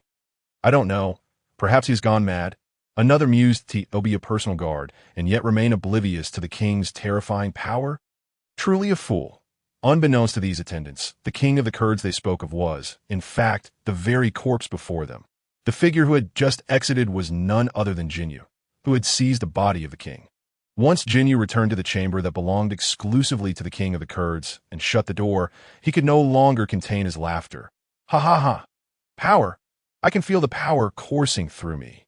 Is this the physique of the frozen demon race? The strength within this body surges and swells, as though it might explode. Suddenly, a thought struck him. Ah, the frozen demon race can transform, like King Kurds and Frieza. I have been suppressing my own power. If I were to transform again, would I not become invincible? Abruptly, Jinyu composed himself. No, I am not yet invincible. Even if I were to attain my final form, I may still not match the might of a Super Saiyan. I must grow stronger. This body still has untapped potential. He then recalled the Dragon Balls, exclaiming, I will use them for immortality, as long as I possess eternal life. Combined with this frozen demon physique, Captain Jinyu shall surely conquer the entire universe. Wait for me, Saiyans. Once I surpass the limits of the frozen demon race, I will come for you. The strongest emperor in the universe shall neither be Frieza nor any of you Saiyans. But Jinyu, Jack, does that Zuno really know everything? Of course, Lord Zuno is the most formidable being in the universe. His knowledge may even surpass that of your dragon, Jack replied while piloting the spaceship. At that moment, Lin Chen and Tais were aboard Jack's vessel, their destination a wondrous planet somewhere in the cosmos. This planet was home to a remarkable figure named Zuno, according to Lin Chen's recollections. Zuno was an extraordinary entity with knowledge of all things. The reason for Lin Chen's quest to find Zuno was to learn how to traverse parallel dimensions. Thus, upon returning to Earth, Lin Chen had Tais reach out to Jack on his behalf. Though he possessed the ability to teleport, he was unaware of Zuno's whereabouts and relied on Jack for guidance. As for Tais, she was eager to witness Zuno for herself. Was there anything more fascinating than an omniscient extraterrestrial? Originally, Bulma had insisted on joining, but Lin Chen, understanding the girl's true intentions, declined her request. The journey to Zuno's planet was quite lengthy, and after several hours of travel, impatience began to set in. Jack, how much longer until we arrive? Tais inquired, her boredom palpable. About 2 more hours, I suppose, Jack estimated. What? 2 hours? This spaceship is far too slow. Instant transmission would be much more convenient, Tais retorted. Hearing this, Jack bristled. Come on, this ship was a reward from the Galactic King for my valor during the TV Star War. I risked my life to obtain it. Oh, TV Star. I recall Lin Chen mentioning that. Does that mean you had died at that time? Tais queried, curiosity gleaming in her eyes. Hey, what is the afterlife like? Do tell. Jack turned away, dismissing her. Tais seized his shoulder, pleading, come on. Don't be stingy. Share your experience. I could use it for my new book. Jack, puzzled, responded, new book? I Ascent Galactic Patrol, Jack finished. Indeed it is. Now I am serializing a new book titled My Saiyan Boyfriend, which is currently topping the bestseller list. Far surpassing the success of Galactic Patrol, Jack. Tais replied with a smirk. Humph. Then I shan't tell you anything, Jack sulked, turning away once more. Amidst their banter, they finally arrived at Zuno's planet, just like Zuno himself. Zuno's planet was equally extraordinary. The planet was modest in size, only a few times larger than King Kai's planet, and its appearance resembled a massive wooden box enveloping the celestial body. The surface was adorned with vibrant colors.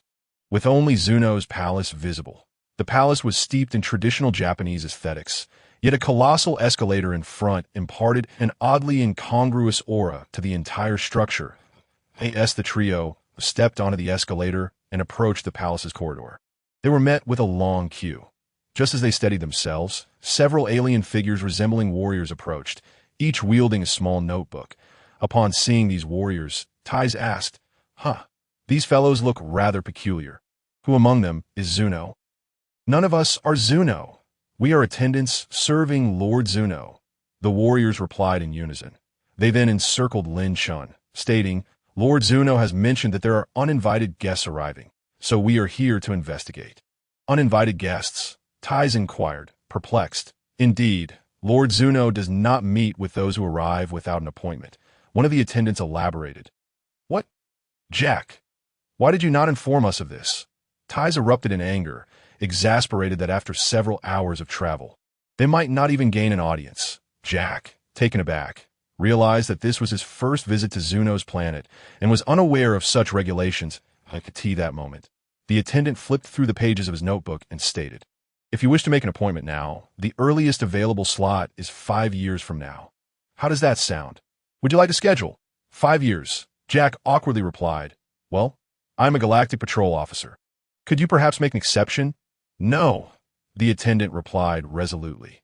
What now? Jack found himself at a loss. Simple, Lin Chen interjected with a smile. Stepping forward, I have an appointment.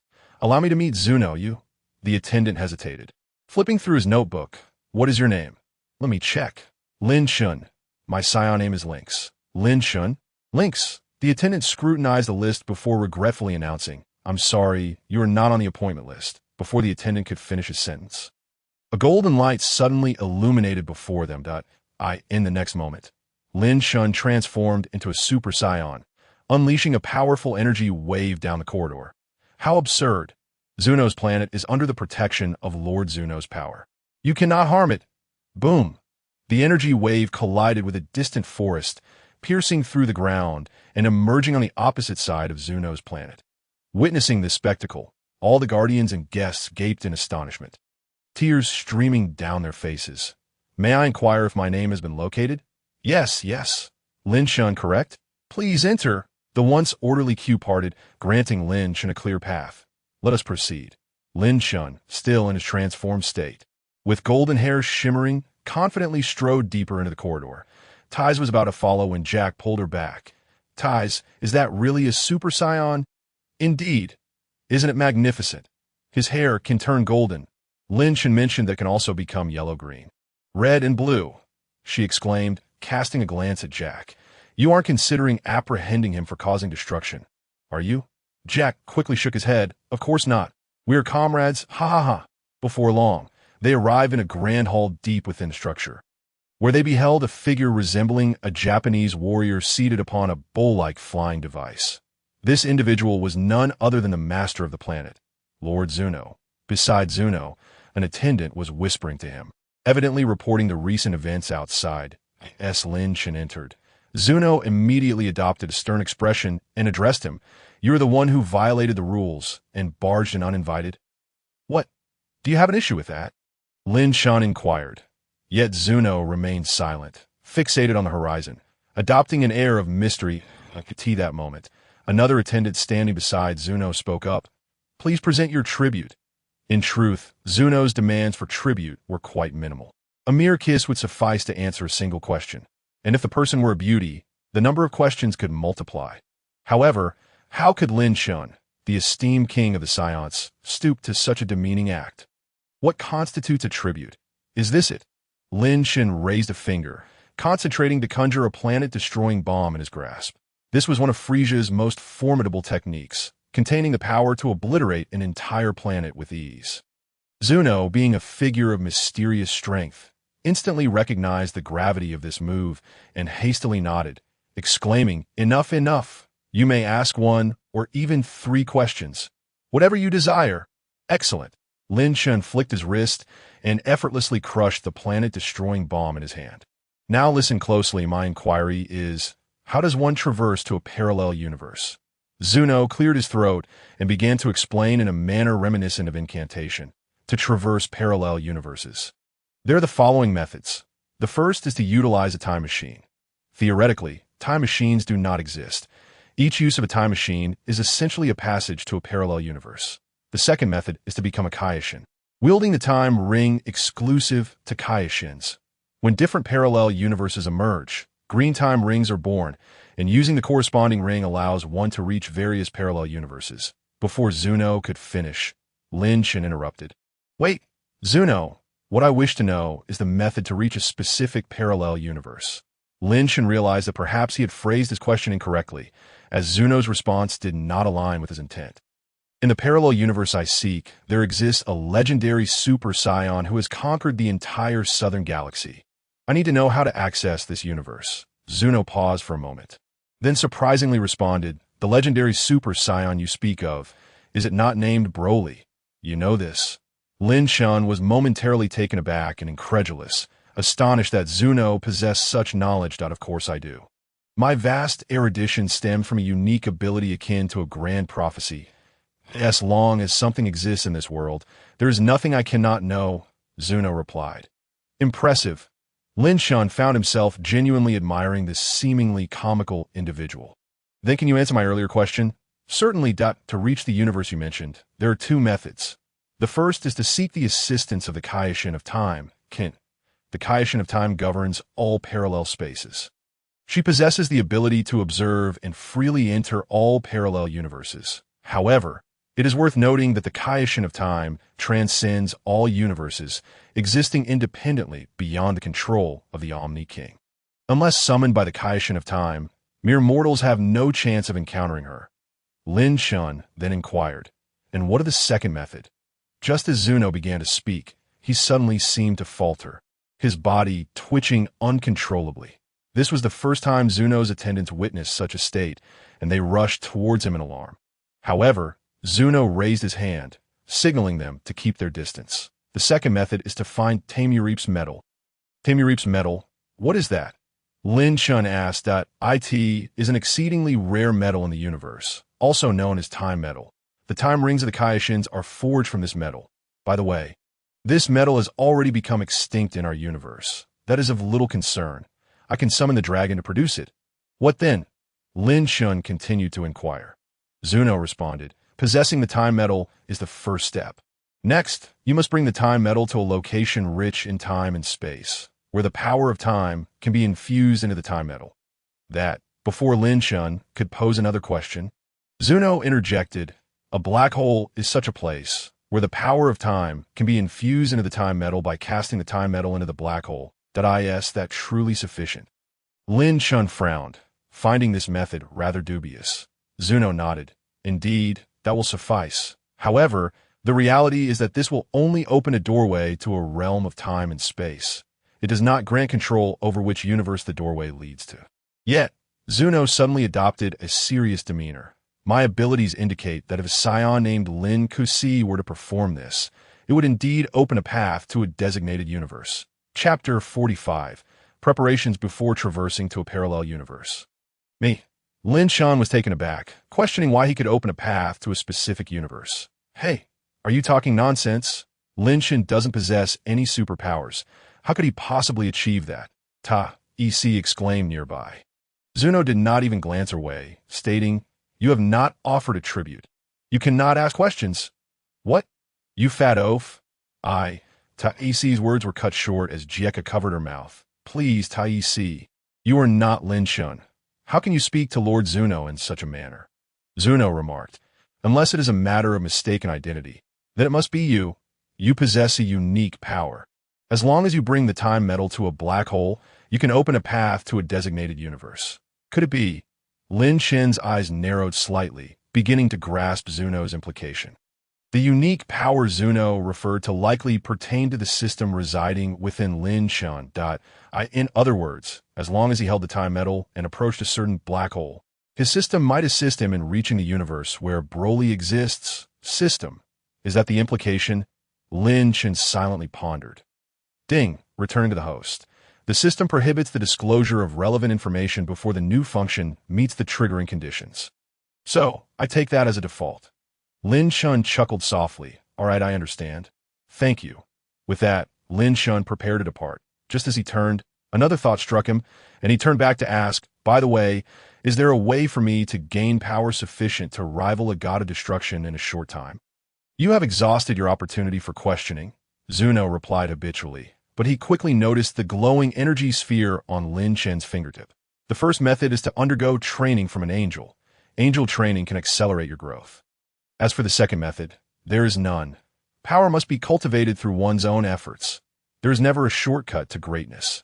Zuno closed his eyes, reflecting momentarily, then suddenly opened them to gaze at Lin Chen, saying, no, if it is you, there may indeed be a way to achieve greatness swiftly. You truly are all-knowing, Lin Chen smiled, then turned to Tai Si and the others, declaring, let us go. We are returning to Earth. Observing the place where Lin Chen and his companions had vanished, the all-knowing Zuno finally exhaled in relief. One of his attendants, filled with indignation, exclaimed, Lord Zuno, who exactly is that Saiyan? Should we seek the Kaioshin to deal with him? Forget it, he is not someone we can contend with. Not even the Kaioshin would suffice. Subsequently, Zuno, with utmost seriousness, instructed his attendant to close the grand door, declaring a temporary cessation of visitors for the day. Upon returning from Star, Lin Chen commenced his preparations for this extraordinary journey through time and space. Although the metal of time, Temerpes, had been said by Zuno to no longer exist in this realm, Lin Chen was well aware that as long as he could summon the Eternal Dragon, he would inevitably acquire a piece of it. However, the Eternal Dragons of the two planets had recently been summoned, and Lin Chen would need to wait a minimum of 130 days before he could make a wish to the Eternal Dragon of Namek. Although this waiting period was lengthy, it provided Lin Chen with a fortuitous opportunity. After all, he was about to embark on a journey to an alternate dimension. Though he had already attained the ability to transform into a Super Saiyan, he could not guarantee his safe return. Thus, the 130 days would serve him well for rigorous training that in the following days. Lin Chen diligently trained between Earth and Vegeta at times. He would endure grueling workouts in a gravity chamber with a weight of 500 times that of Earth. At other times, he would engage in combat training with Hanasia, honing his skills against fellow Super Saiyans. Yet despite his arduous efforts, Lin Chen felt it was still insufficient. After all, he was to confront the legendary Super Saiyan Broly, a being who shared the same bloodline as himself. While this Broly bore a resemblance to the one Lin Chen knew, they were entirely different individuals. All of the negative emotions inherent to Saiyans had coalesced within him, and due to the side effects of his bloodline, that Broly had long since lost his sanity, driven solely by the instincts to fight and kill, in the tales Lin Chen was familiar with. When Goku and his companions combined the power of 4 Super Saiyans, they still could not defeat the formidable Broly. Ultimately, it was only through the collective energy of all the Z fighters focusing their power into Goku that they managed to overcome him with great difficulty. Lin Chen recognized that in his current state, he would struggle to contend with even 4 of Hanasia simultaneously, let alone Goku and his 3 comrades, if he did not enhance his strength quickly. His venture into the parallel dimension would likely end in disaster. As time passed, the days until the Eternal Dragon of Namek was restored dwindled, yet Lin Chen felt he still lacked in strength. Compared to over 100 days prior, his combat prowess had indeed improved, but the pace of this enhancement was far from adequate given the challenges that lay ahead. Hanasia, lacking natural talent for combat, could not provide Lin Chen with any fresh insights, as her own fighting capability was inferior to his. Perhaps I should challenge Broly from this world. A thought suddenly crossed Lin Chen's mind. The formidable adversary he was destined to face was another version of Broly, but this world also possessed a Broly. Engaging in battle with this Broly might offer insights for confronting his counterpart from another realm. With this idea in mind, Lin Chen promptly set off to the sacred temple, where he found Broly and shared his intentions.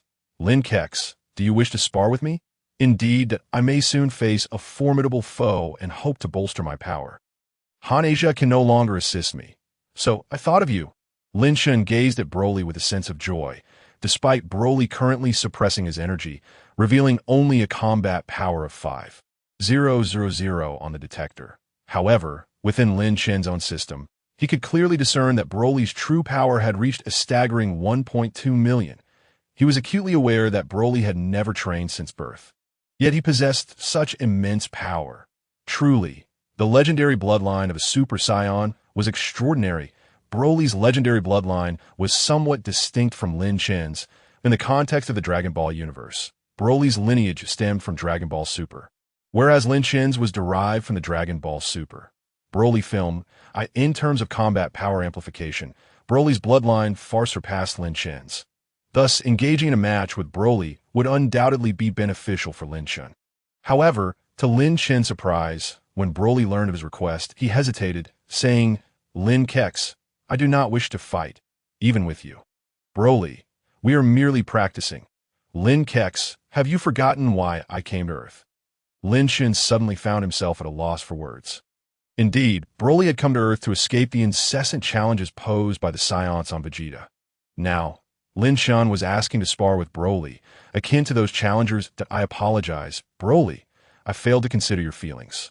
Realizing his mistake, Lin Chen quickly offered his apologies. Yet he was left in a quandary.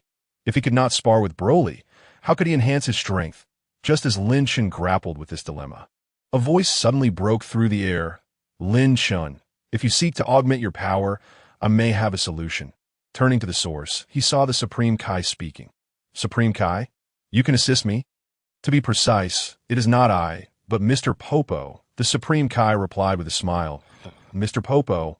Lin Chen glanced at the enigmatic figure of Popo, whose expression was inscrutable. Could he truly aid him? With his coin-like eyes devoid of emotion. Popo regarded him innocently. Since the Supreme Kai suggested it, Popo is willing to offer you some guidance. How do you intend to guide me, Mr. Popo? By the way, I have limited time. Lin Chen hesitated. Though outwardly he appeared skeptical of what Mr. Popo, with his meager combat power, could teach him. Deep down, he sensed that Popo was far from ordinary and might possess valuable insights. Popo understands your current strength. Conventional methods may not suffice. Popo intends to guide you in a different manner today as for your time constraints. Allow Popo to take you to a specific location. The Supreme Kai nodded. Is that acceptable? Popo? Of course. Popo confirmed. On the other hand, Broly expressed his regrets to Lin Chen. I am sorry, Lin Kex. I cannot assist you this time.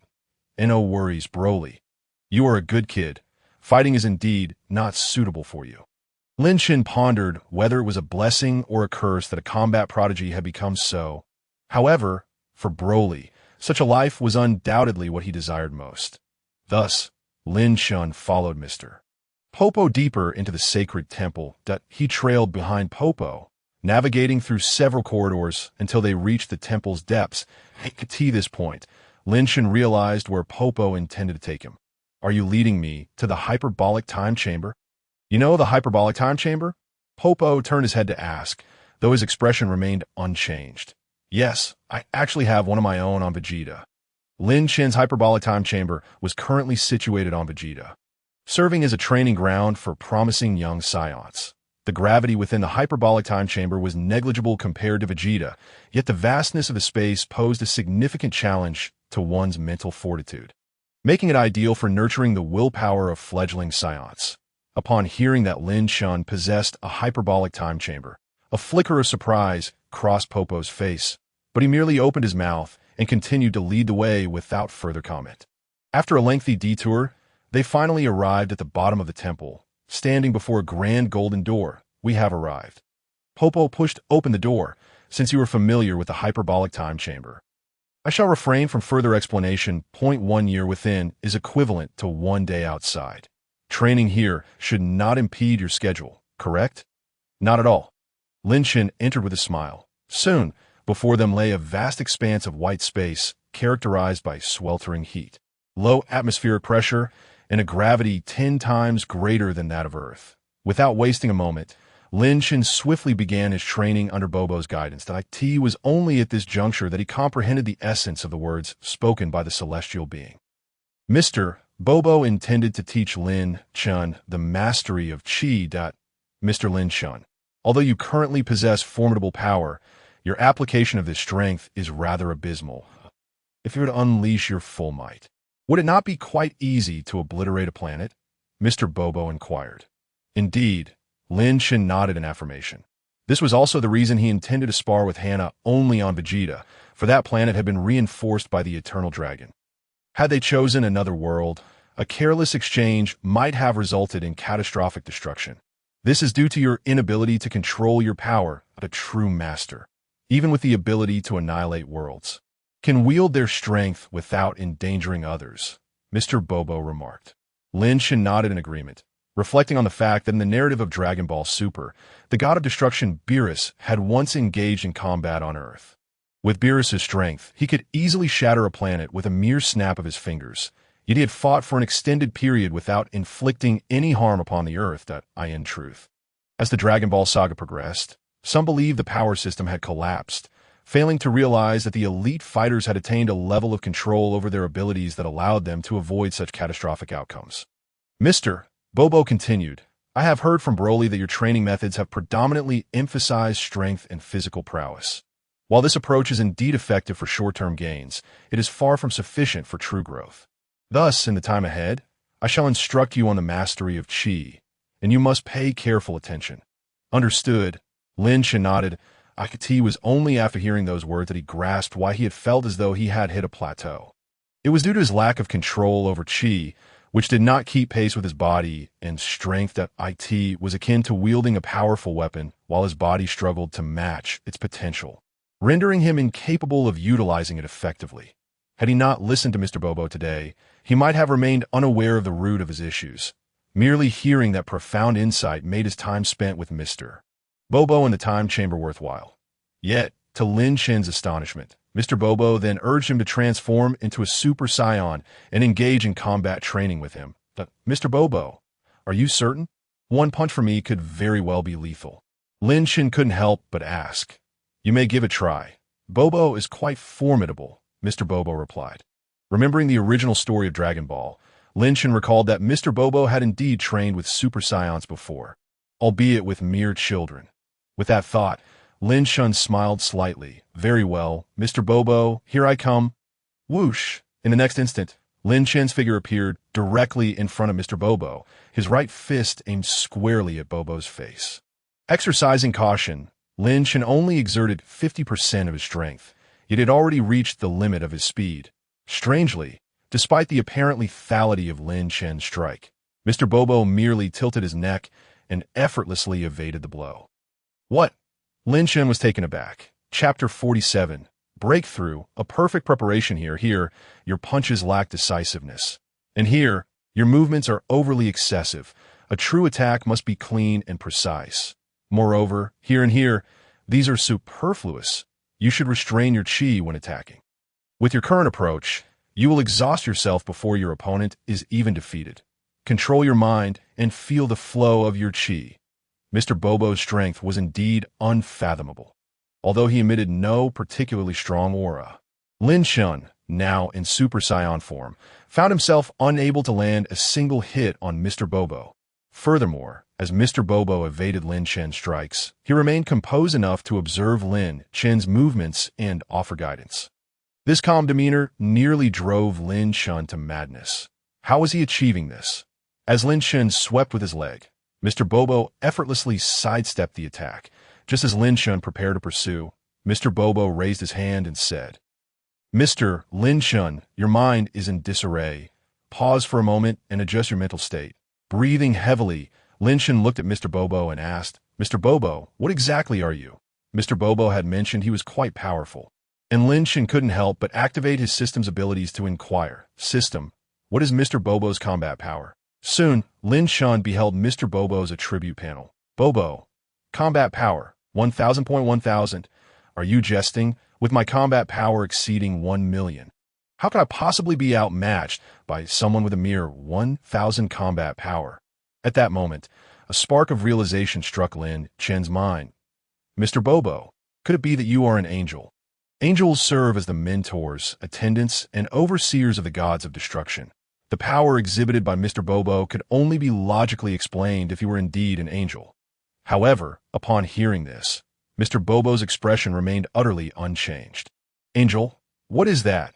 Lin Chen, seeing this reaction, chose not to press further. If Mr. Bobo truly belonged to such a lofty echelon, he undoubtedly harbored some profound secret. Given Lin Chen's current strength, it was wiser not to provoke him unnecessarily. Subsequently, under Mr. Bobo's tutelage, Lin Chen diligently adjusted his mastery over chi, striving to achieve a state of effortless control. Time flew by. Before long, Lin Chen had spent nearly a year within the time chamber. Although his combat power did not experience any dramatic surge, the essence of his being gradually transformed on this particular day. Merely a day had passed since Lin Chen entered the time chamber. The celestial palace remained as tranquil as ever, with Broly seated cross-legged at the edge, gazing downward. This was a capability typically exclusive to the celestial beings, yet during his time in the palace, Broly had managed to learn it as well. During moments of boredom, he would use this ability to observe the lower realms and pass the time. Suddenly, Broly's expression shifted, and he stood, murmuring, "That energy, is it Brother Link's?" Has he emerged? As expected, shortly thereafter, Lin Chen and Mr. Bobo appeared at the entrance of the palace. Upon sensing Lin Chen's aura, the approaching celestial being couldn't help but remark, "Your strength hasn't changed much." But your aura has become significantly more stable. Indeed, this is all thanks to Mr. Bobo, Lin Chen replied, turning to bow in gratitude to Mr. Bobo. You have a long journey ahead. Remember that power does not equate to everything. Mr. Bobo advised. Understood. Lin Chen nodded, bid farewell to Broly, and then executed instant transmission to return to the lower realm, preparing for the final departure.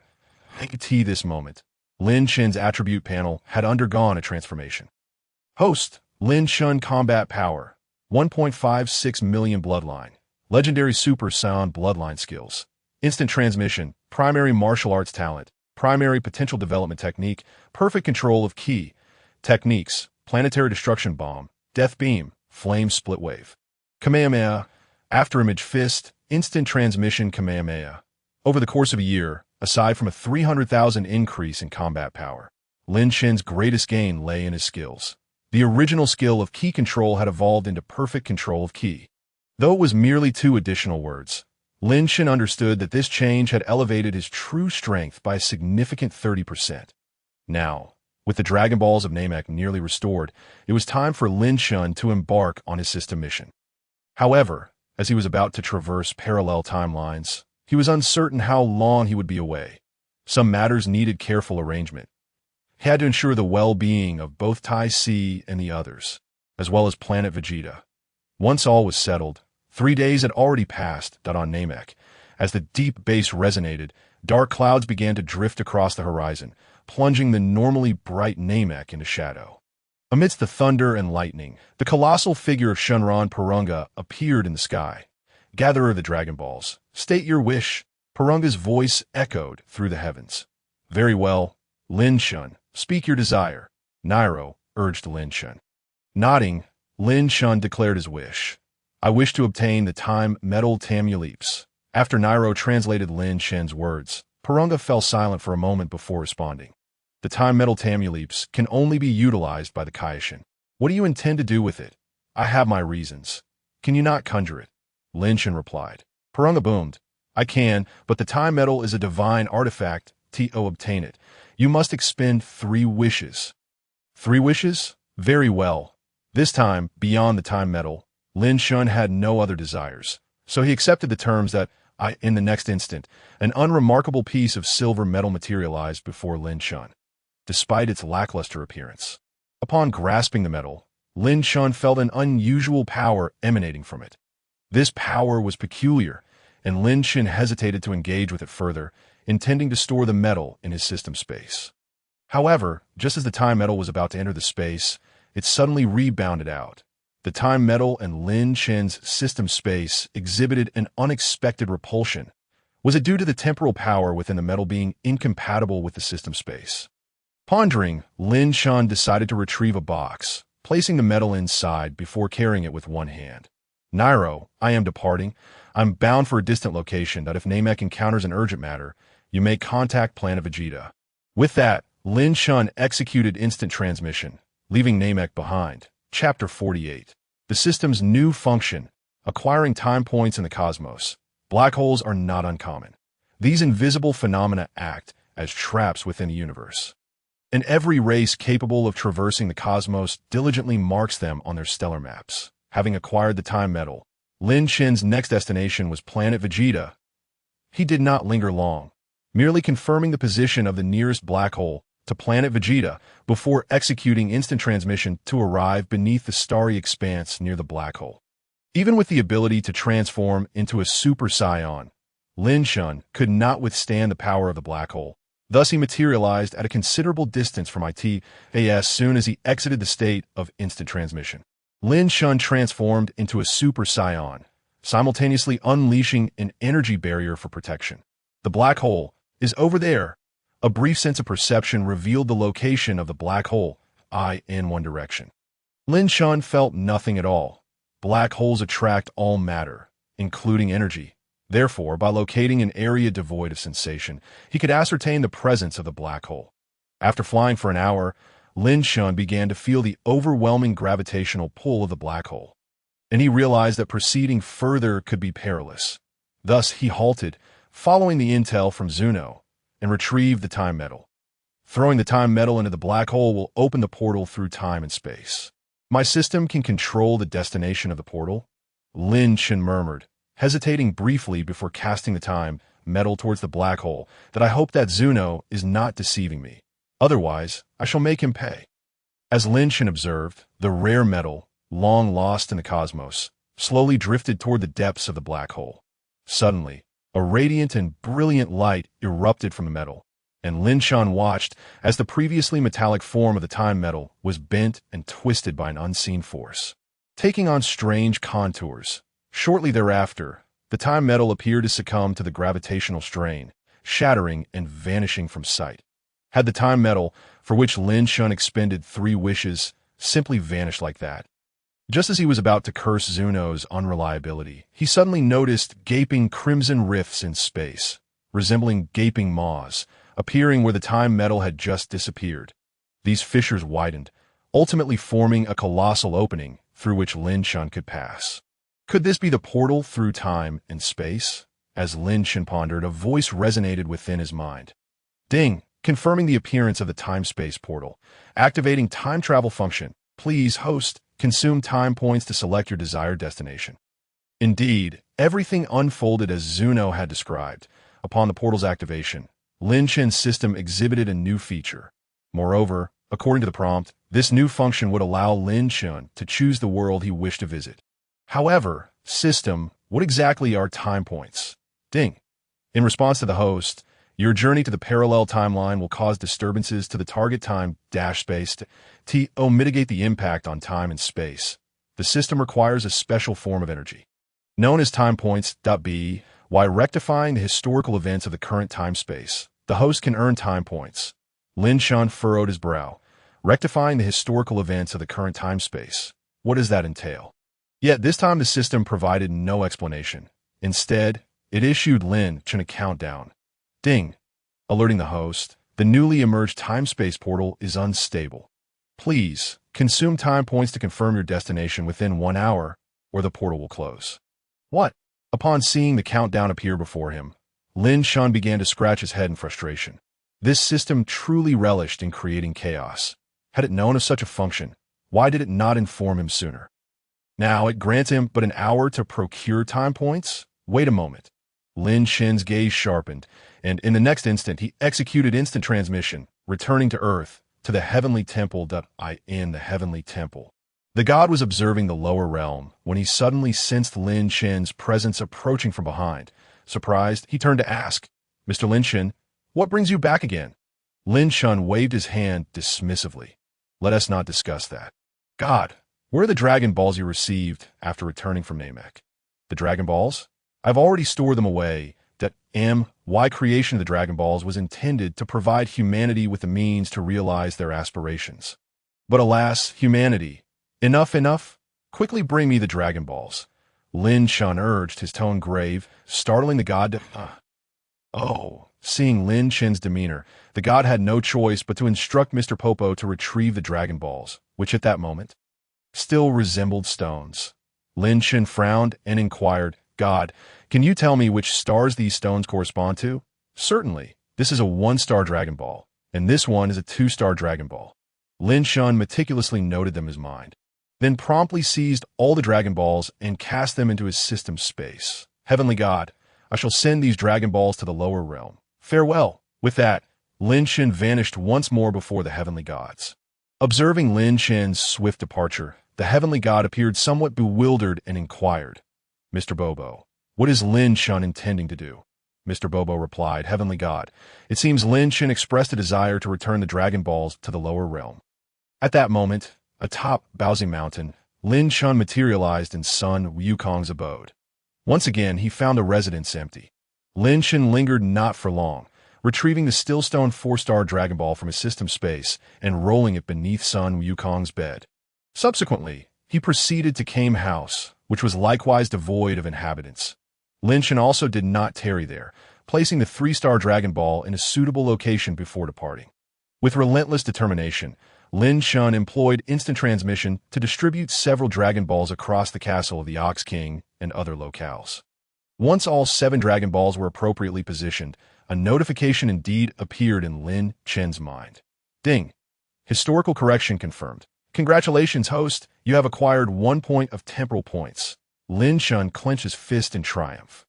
The so-called correction of history essentially meant guiding the progression of this world back to align with the original narrative of the Dragon Ball saga.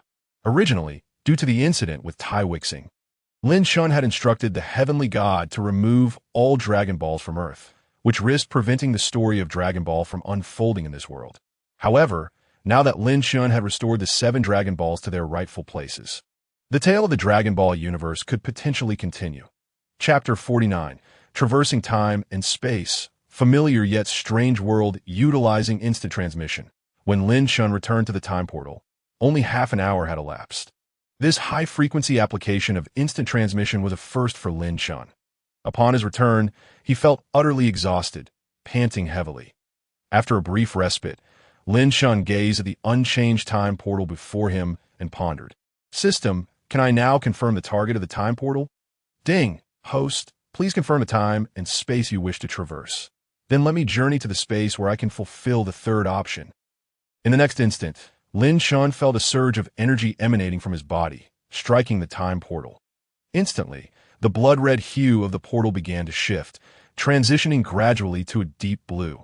When the color finally stabilized at a profound blue, the system issued a prompt. Ding! The time portal has been locked.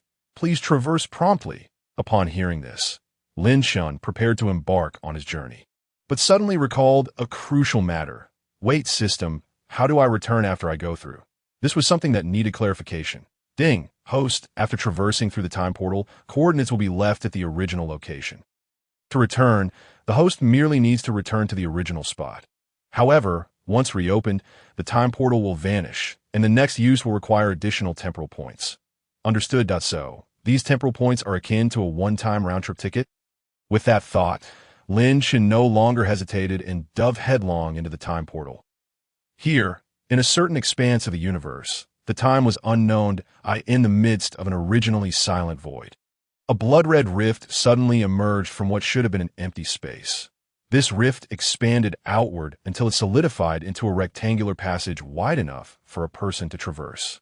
Whoosh! A figure abruptly leaped forth, and immediately, the portal behind him, which had transformed from a rift, began to shrink rapidly, condensing into a blood-red sphere barely perceptible to the naked EYIS. This a parallel timeline where another Broly exists. The figure emerging from a portal was none other than Lin Chen, who had traversed through time and space. Gazing at the resplendent stars surrounding him, Lin Chen raised an eyebrow and then utilized instant transmission to head towards the coordinates of Vegeta's planet that lingered in his memory.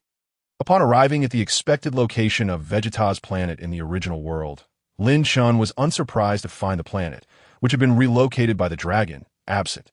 Where Vegeta's planet should have been, there now lay only an expanse of void. Indeed, this is another world. In that case, I shall seek out Broly. I recall he resides in the South Galaxy. In Lin Chen's memory, the tale of the Super Saiyans rampage unfolded in the South Galaxy. This narrative originally formed the plot of the Dragon Ball movie Burning. Heat Battle. Super Extreme Battle. This film recounts how, prior to the destruction of Vegeta's planet, King Vegeta, fearing that Broly, the son of Paragus, would pose a threat to Vegeta, ordered his execution. However, unbeknownst to him, both Broly and Paragus survived, ultimately escaping to the South Galaxy thanks to Broly's power. Thereafter, Paragus exploited Broly's strength to wreak havoc in the South Galaxy and established a new Vegeta, intending to exact revenge on the surviving Saiyans, including Vegeta. Now, since the system requires Lin Chen to liberate the South Galaxy from the control of the legendary Super Saiyan, it is only natural that Lin Chen must venture to the South Galaxy in search of Broly and his companions. After a moment of concentration, Lin Chen suddenly froze. Alas, where is this South Galaxy? Even in the original world, Lin Chen had never ventured to the South Galaxy, and his instant transmission could not be executed without knowledge of the destination's location. What to do? Lin Chen scratched his head. Eureka! In the next moment, he activated instant transmission once more, this time targeting Earth. He recalled that in the storyline, Paragus had made a special trip to Earth for revenge against Vegeta. If he timed it right, he might be able to accompany them. However, he wondered if the timeline of this world had progressed to the point of the Super Extreme Battles events. Regardless, if it hadn't, Lin Chen could directly seek out the heavenly god of this world, asking him to guide him to the underworld, and from there, travel to King Kai's planet to ascertain the location of the South Galaxy. Upon materializing on Earth, Lin Chen immediately discerned that the era of this world was likely many years beyond that of his original world. Due to frequent visits to West City, every time Lin Chen employed instant transmission to arrive on Earth, he would always land in West City first. This time was no exception. However, when Lin Chen appeared above West City, he noticed that the city below was considerably more prosperous than the one from his original world. The streets were adorned with numerous advertisements he had never encountered before. This indicated that the timeline of this world must be significantly advanced compared to Lin Chen's original one, suggesting that the Dragon Ball saga had indeed commenced. Yet, he remained uncertain about the exact year and the age. Contemplating, Lin Chen cleared his mind and began to sense the auras across the planet. Soon, he detected several powerful presences. Among them, a few were unmistakably Saiyan auras, one of which felt particularly familiar. That Vegeta? Indeed, Vegeta was present on Earth, and since no battle had yet erupted, it seemed that the timeline of this realm must be set after Frieza's defeat. However, he wondered if they had already reached the events of the Super Extreme Battle. With this in mind, Lin Chen directly employed instant transmission to appear near Vegeta's location. He found himself in a cherry blossom grove, and as soon as he manifested, his aura was immediately perceived by those present. Who goes there? In an instant, Lin Chen was surrounded by a group of individuals. Upon seeing these familiar faces, Lin Chen couldn't help but feel nostalgic. Vegeta, future Trunks, Son Gohan, Master Roshi, Bulma, Oolong, and others were all present. The timeline of this world was indeed several years ahead of his own, and judging by the situation, the androids had likely already made their appearance. "Hello, everyone!" Lin Chen waved and smiled at the group. Yet his greeting did little to assuage their wariness. The Vegeta's gaze bore into Lin Chen, first scanning his battle suit before landing on the tail coiled around his waist. Exclaiming, "Saiyan? You are a Saiyan?" "Indeed, I am a Saiyan, known as Linkus, though you may also call me by my Earth name, Lin Chen." Chapter 50, A Different World, A Realm Without the Cell Games. Impossible. Upon hearing Lin Chen's admission of being a Saiyan, Vegeta waved his hand dismissively. "The only Saiyans remaining in this world are myself, Kakarot, and our sons. There cannot possibly be any others." Observing the disdainful expression on Vegeta's face, Lin Chen had to concede that, compared to the grown Vegeta of the present, the younger version from his own world, who eagerly sought him out as a mentor, was far more endearing. "You are partly correct, yet also mistaken. I am indeed not a Saiyan from your world, but hail from an alternate dimension." An alternate dimension? At this revelation, the crowd paused in confusion, with most failing to grasp Lin Chen's words. But one individual present was Bulma, a brilliant genius. She squeezed her way over, cradling the still infant Trunks in alternate dimension. "Are you perhaps a Saiyan from another parallel universe, akin to Trunks?" "Bulma, step back. This individual is highly suspect," Vegeta yelled, alarmed to see his wife approaching. Trunks, too, nervously cautioned, "Mom, be careful, it's all right. He likely speaks the truth." The Bulma of this world, much like the Lin Chens, was unabashed. She turned to future Trunks, saying, "I believe he is not lying. Remember, Trunks, you are, after all, from a parallel universe, aren't you?" Trunks stood there, momentarily stunned that it seemed his mother's words held merit. After all, he was indeed from a future of a parallel dimension. Consequently, the emergence of another Saiyan from a different parallel universe didn't seem entirely implausible.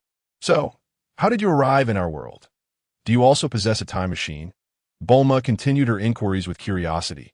Lin Chen explained, "I found myself here by mere happenstance, not through a time machine. My power detector sensed formidable beings in this vicinity, prompting me to investigate, and I was astonished to encounter you all."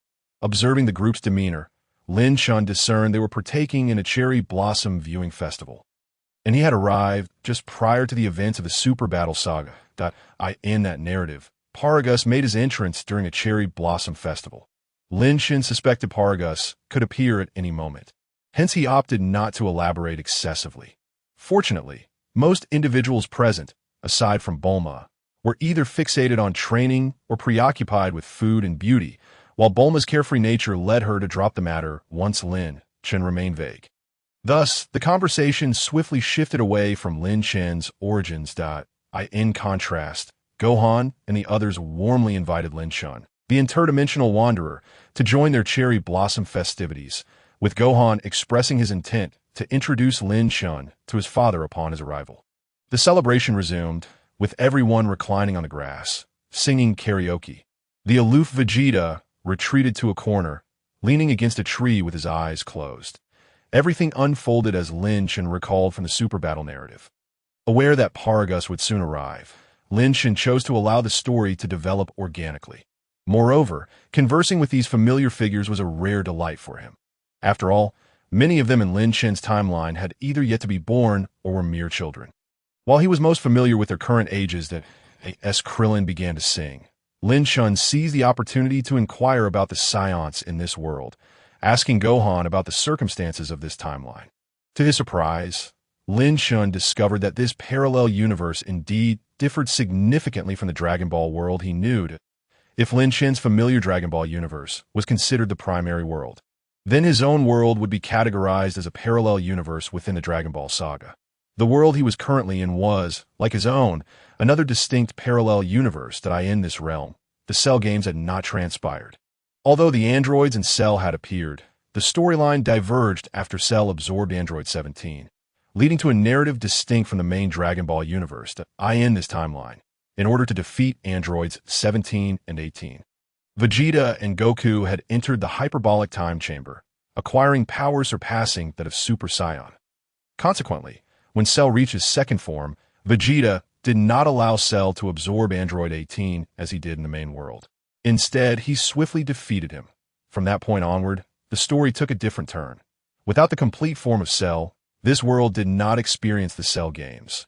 Humanity remained oblivious to the existence of such terrifying monsters, thus maintaining a semblance of peace, just as Lin Chen observed that is how it is. After Gohan's explanation, Lin Chen unraveled a mystery that had long perplexed him. Previously, while watching the Super Battle, he found it puzzling that, despite the timeline being set merely 10 days before the Cell games, with the imminent climactic battle and the formidable Cell looming, Vegeta and his companions would venture all the way to the South Galaxy. Why, when facing the apocalypse, were people on Earth still lining up to enroll their children in tutoring classes? It turned out that this was all due to Cell's earlier demise. Trunks, your father was the savior all along. Lin Chen couldn't help but ask Trunks, who lowered his head, his face flushed, a loss for words at that moment. Bulma chimed in with a laugh. Even if he is a savior, he's still someone who can't even sing well. Do you know why he hides away? It's simply because he feels embarrassed that he can't sing as well as Krillin. Laughter erupted among the others. Bulma. Vegeta suddenly leaped out from behind a cherry blossom tree, his expression one of irritation. Just then, a shadow loomed overhead, and a massive spaceship abruptly appeared before them. Here it comes. Lin Chen's eyes gleamed with excitement. The others stood up, their expressions wary. Trunks, is there a Saiyan aboard that ship? Gohan inquired. Yes, it seems there is indeed a Saiyan on board, Trunks confirmed with a nod. What is happening today? Another Saiyan has appeared. Linkus, is he your acquaintance? Vegeta questioned, regaining his haughty demeanor. No, I do not recognize the ship or the Saiyan aboard. Lin Chen replied. Amidst the murmurs of the crowd, the spaceship finally descended onto the grass not far from them, and a throng of aliens clad in purple armor emerged from the vessel. Rushing towards them, Chapter 51. The legendary Super Saiyan arrives at New Vegeta. As these unidentified extraterrestrials charged toward them, everyone braced themselves in caution. Vegeta, however, wore a look of disdain, sensing that these aliens were merely weaklings. Indeed, the readings from Lin Chen's power detector confirmed that their combat powers hovered around a mere 1,000. Nothing more than fodder. Yet as they reached Vegeta, they all simultaneously knelt before him, proclaiming, we greet Prince Vegeta. Vegeta inquired. Who are you? What is your purpose? We have been searching for you, Prince Vegeta. A voice that Lin Chen found somewhat familiar called out, and a Saiyan stepped forward from among the aliens. It was Paragus from this world. You are a Saiyan? Vegeta sneered. Indeed. I am Paragus. Paragus knelt before Vegeta. Prince Vegeta, we have come specifically to welcome you to New Vegeta as its king. New Vegeta? Vegeta was momentarily taken aback. Paragus spoke. Indeed. This is a new planet I have established. The prince is aware. Ever since our planet Vegeta was obliterated by Frieza, I have harbored the hope of reconstructing Planet Vegeta, allowing the formidable Saiyan race to once again resonate throughout the cosmos. However, this endeavor is beyond my solitary capabilities. It can only be realized under your esteemed leadership. Humph. Upon hearing this, Vegeta dismissed it with disdain. Turning to leave, the glory of the Saiyan race was nothing but a relic of the past for him. He had no interest in it whatsoever. Observing this, Paragus had no choice but to reveal his trump card. Prince Vegeta, even if you are reluctant to restore the Saiyan Empire, are you not at all intrigued by the legendary Super Saiyan? The legendary Super Saiyan? Vegeta paused. Yes, recently, a legendary Super Saiyan has appeared in the southern galaxy, possessing astonishing power and annihilating countless planets. Just recently, several planets near New Planet Vegeta have fallen victim to his attacks.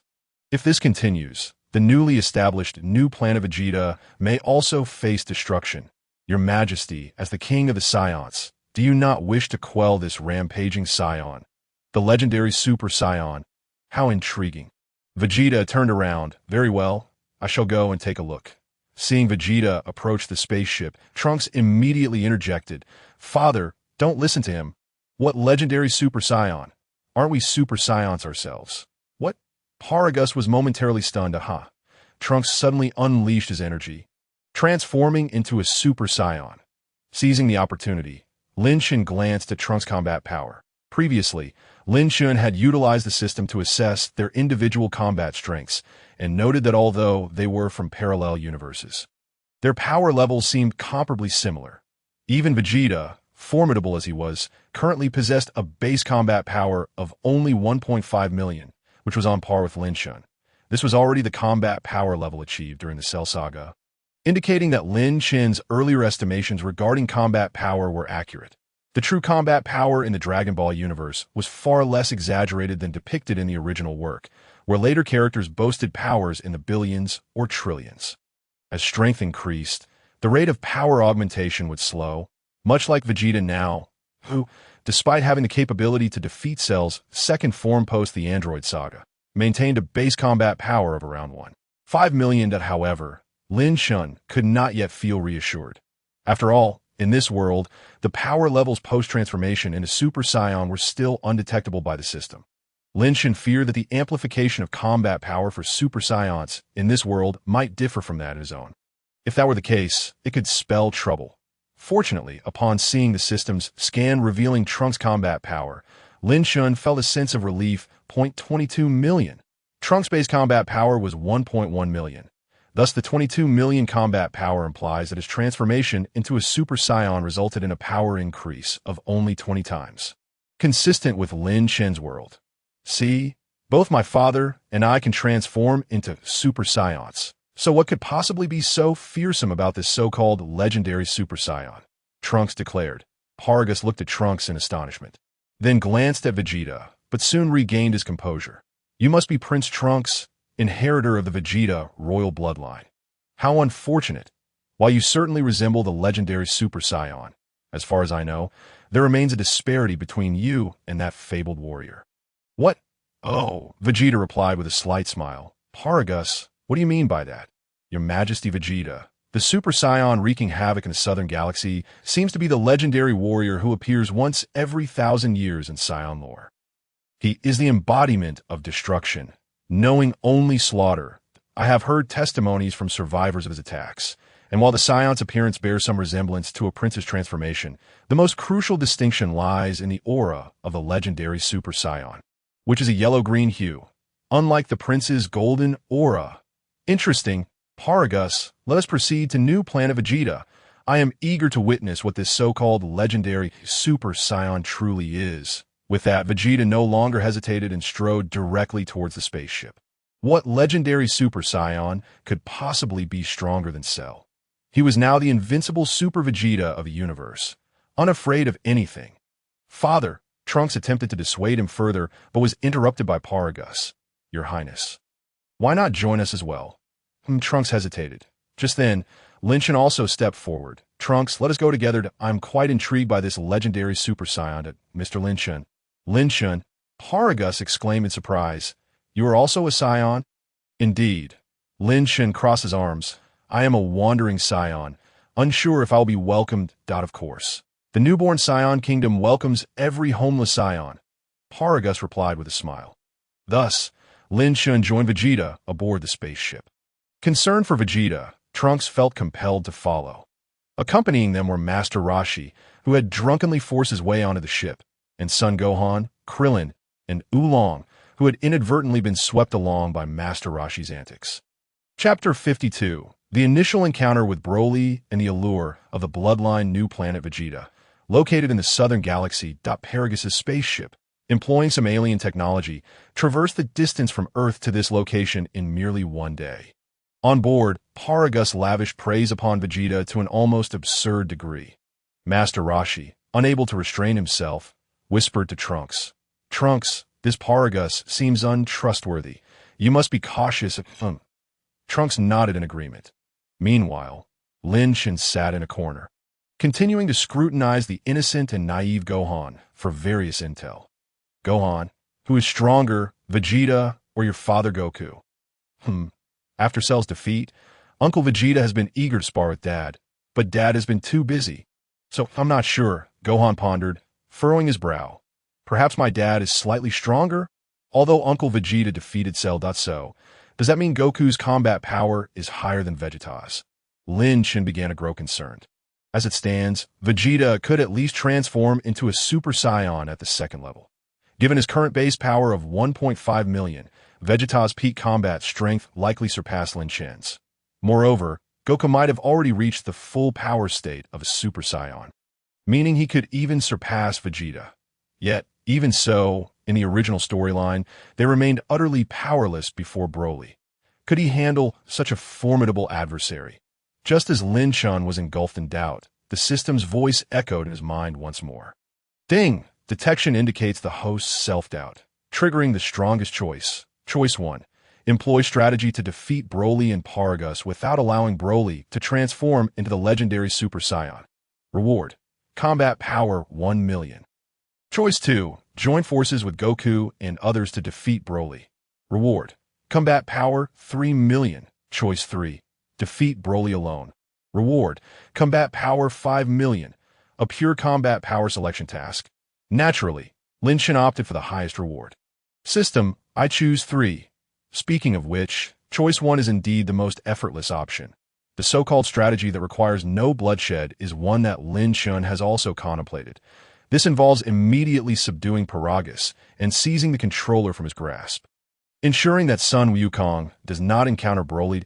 If these 3 conditions are met, and a few days are allowed to pass, a comet will collide with New Vegeta, resulting in Broly, while not perishing, sustaining significant injuries. Paragus and his cohorts would consequently be cast into the abyss alongside the comet, thus achieving the mission with ease. That, on the other hand, choice 2 mirrors the original narrative, wherein Sun Wukong and his 3 companions, along with Piccolo, engage in a fierce battle and ultimately triumph over Broly. With Lin Chen's addition, the odds of success should increase considerably. Yet regardless of whether he opts for choice 1 or 2, Lin Chen perceives both as acts of cowardice. As the king of the Saiyans, destined to challenge even the gods in the future, what courage would he possess to confront divinity if he falters here?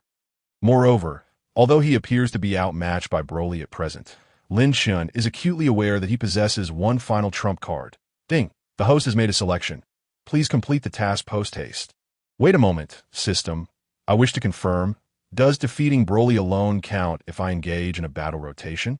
Or must I face Broly entirely on my own? This clarification is imperative for Lin Chen. Less Sun Wukong intervenes unexpectedly during his confrontation, thereby jeopardizing the completion of his task. In response, the system states, Broly possesses boundless power, as long as the host ensures that no assistance is provided during the engagement. It will count as defeating him alone. The number of opponents Broly has faced previously does not affect the task completion. Hearing this reassures Lin Chen. Subsequently, the spacecraft descends upon New Vegeta. He surveys the landscape. He observes a realm rife with potential, where towering edifices rise from the ruins. Numerous diminutive green aliens toil to transport materials and construct new skyscrapers. However, Lin Chen understands that this awakens has been orchestrated by Paragus to deceive Vegeta. Upon disembarking, Paragus and his entourage proceed to a distant palace. They are a motley crew of scoundrels from across the galaxy clamors for Vegeta's attention. Welcoming his arrival, among the throng, Lin Chen spots his target. The Broly of this realm. Compared to the Broly of Lin Chen's world, this version appears frail, bearing a countenance marked by weakness and a perpetually listless expression. Yet Lin Chen knows that this is merely a awakens. Beneath Broly's calm exterior lies a heart of brutality. In contrast to the Broly of Lin Chen's world, this Broly embodies pure malevolence, devoid of any trace of benevolence. Your Majesty Vegeta, this is my son Broly. I hope you will elevate him in the future, Paragus simpers. Vegeta casts a fleeting glance at Broly, seemingly indifferent. Indeed, from Vegeta's perspective, the Broly before him exudes an aura weaker than that of Gohan. However, Lin Chen, utilizing his system, discerns that Broly's base combat power has already reached 1.6 million, surpassing both Lin Chen and Vegeta. Yet, at present, Broly's strength is being suppressed by the energy-constraining device adorning his forehead, rendering Vegeta oblivious to his true power, leading him to perceive Broly as merely a weakling. Hello, I am Broly. Broly greets politely. Vegeta nods in acknowledgement, intending to proceed further into the palace. At that moment, a soldier suddenly reports, the legendary Super Saiyan has appeared on Mamacat Star. What? Vegeta halts, declaring, set off immediately. I must meet this legendary Super Saiyan. Broly, accompany me. The two swiftly make their way out of the palace. Observing this, Trunks wishes to offer a word of caution, but is swiftly rebuffed by Vegeta's retort to refrain from fear. With Broly in tow, Vegeta exits the palace, just as Broly brushes past Lin Chen and unexpectedly comes to a halt. Broly, Paragus, noticing his son's failure to follow Vegeta, inquires anxiously, only to witness Broly's gaze fixated on Lin Chen, his expression undergoing a subtle transformation. Lin Chen perceives the cause. Broly has sensed the legendary Super Saiyan Bloodline within him. Two beings sharing the same bloodline can instinctively sense the similar power residing within each other.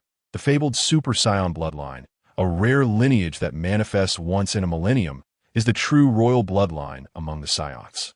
And there can only be one ruler. Thus, Broly, endowed with the royal bloodline, instinctively harbors animosity towards Lin Chen.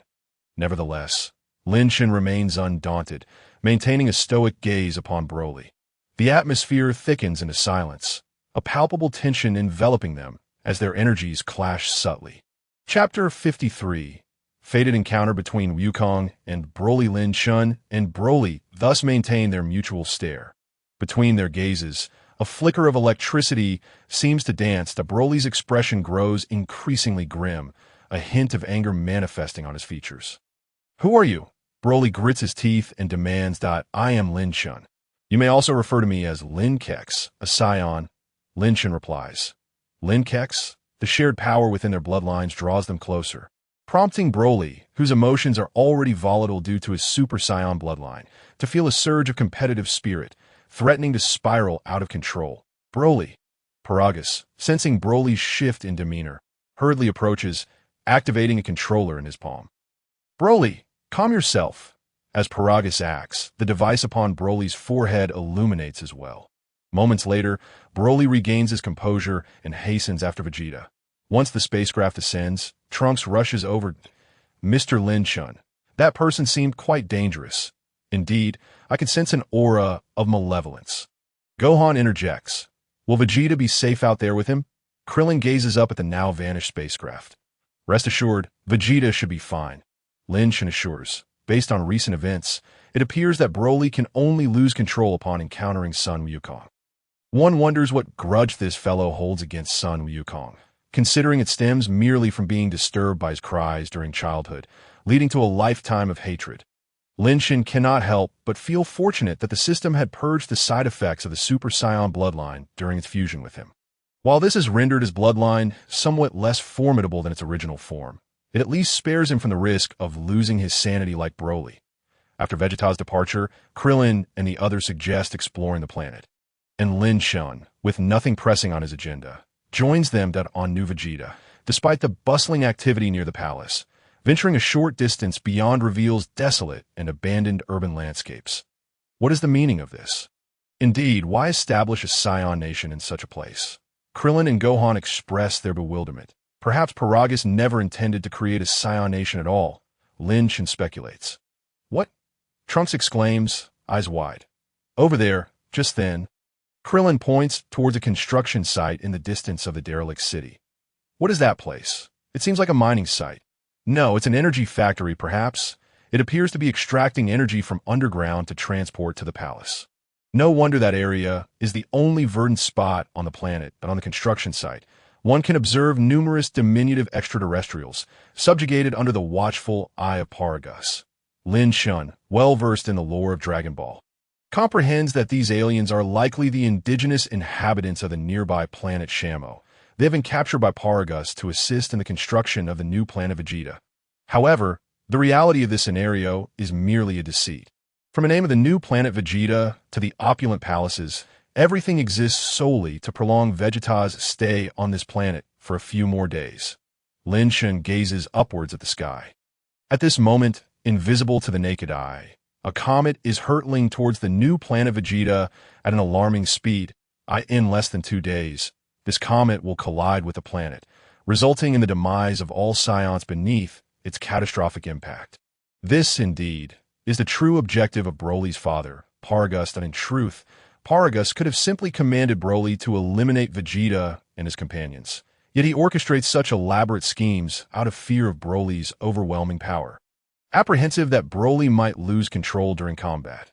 Regrettably for Paragus, he has miscalculated, as he overlooked one crucial individual, Bardock's son, Kakarot.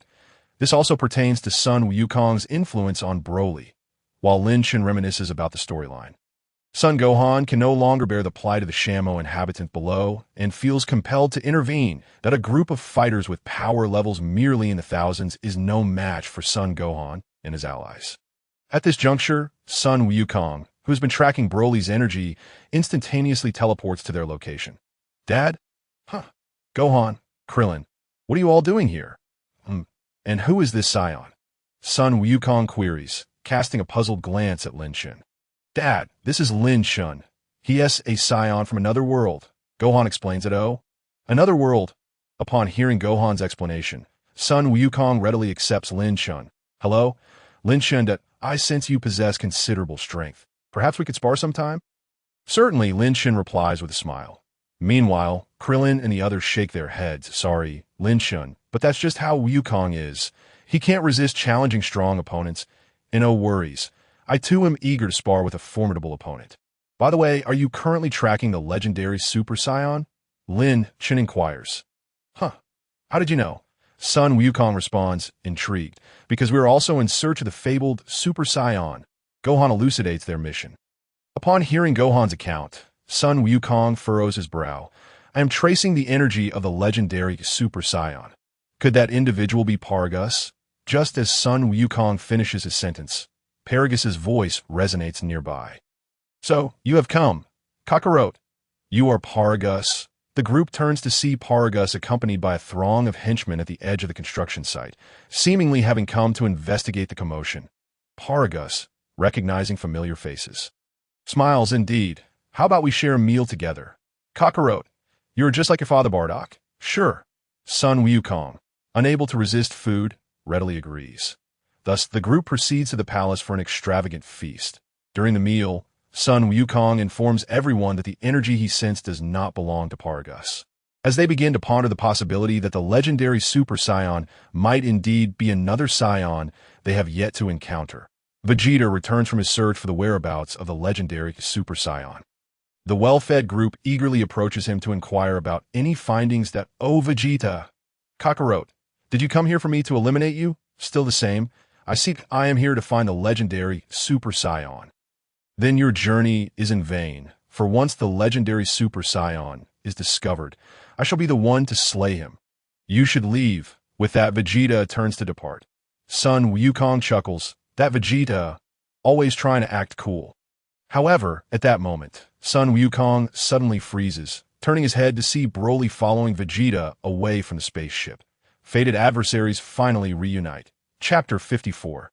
The Rampage of the Legendary Super Saiyan. Kakarot. Broly instantly recognizes Son Wukong's appearance. In this world, both Broly and Son Wukong were born on the same day, with their incubation chambers placed side by side. Back then, Son Wukong was frightened by Broly's immense power and cried out, which in turn instilled fear in Broly, leaving him with a significant psychological scar regarding Kakarot. Now, upon seeing Son Wukong before him, Broly's energy surges uncontrollably. This aura exudes tremendous pressure, causing everyone present to become alert. Is this the legendary Super Saiyan I have been tracking? Son Wukong instantly identifies Broly's energy. He had previously been commissioned by the Kai to investigate the legendary Super Saiyan wreaking havoc in the southern galaxy. The residual energy he sensed on a recently destroyed planet corresponds precisely to Broly before him. This is bad. Paragus exclaims in alarm, swiftly activating the control device in an attempt to calm Broly. Vegeta has not gone far. If he is disturbed, my plans will be in ruins. Broly, calm down. Broly, Kakarot. The control device on Broly's forehead lights up, temporarily curbing his escalating energy.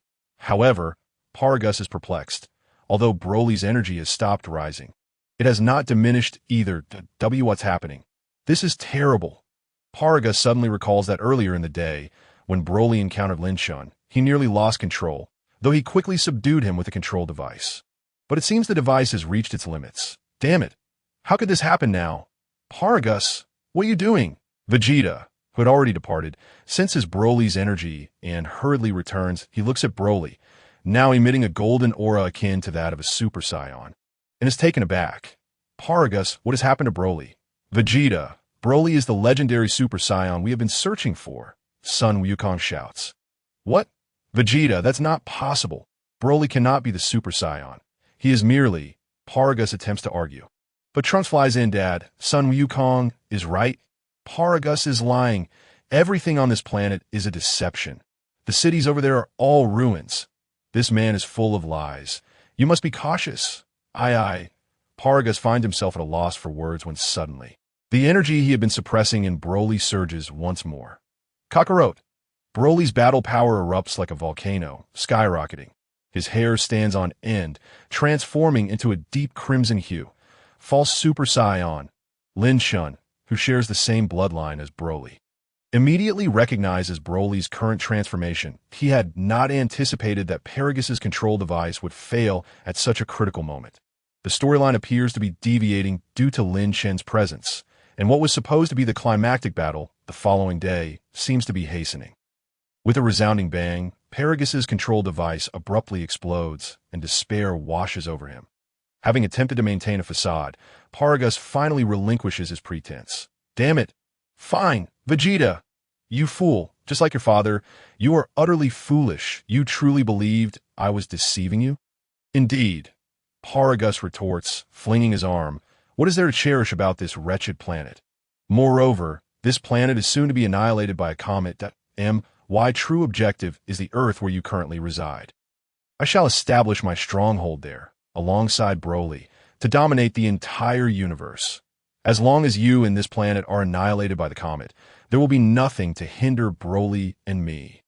Although the plan has shifted, the outcome remains unchanged as long as you perish. Come forth, Broly. Without the guidance of Paragus, Broly has already begun to advance towards Son Goku with heavy steps. Kakarot, free from the constraints of the controller. Broly's energy continues to swell, swiftly transitioning from a pseudo-Super Saiyan to the true form of a Super Saiyan. Despite the headband controller still at work, preventing his hair from turning golden, it has now taken on a bluish-green hue, yet the aura he exudes is undoubtedly that of a Super Saiyan. Lin Chen can perceive that Broly's battle power has already surged to an astounding 32 million, far surpassing his own.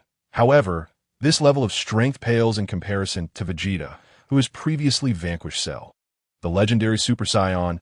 Ridiculous, Vegeta snorted disdainfully, transforming into a Super Saiyan, his battle power skyrocketing to 30 million. Yet Vegeta's transformation was far from complete. His energy continued to rise.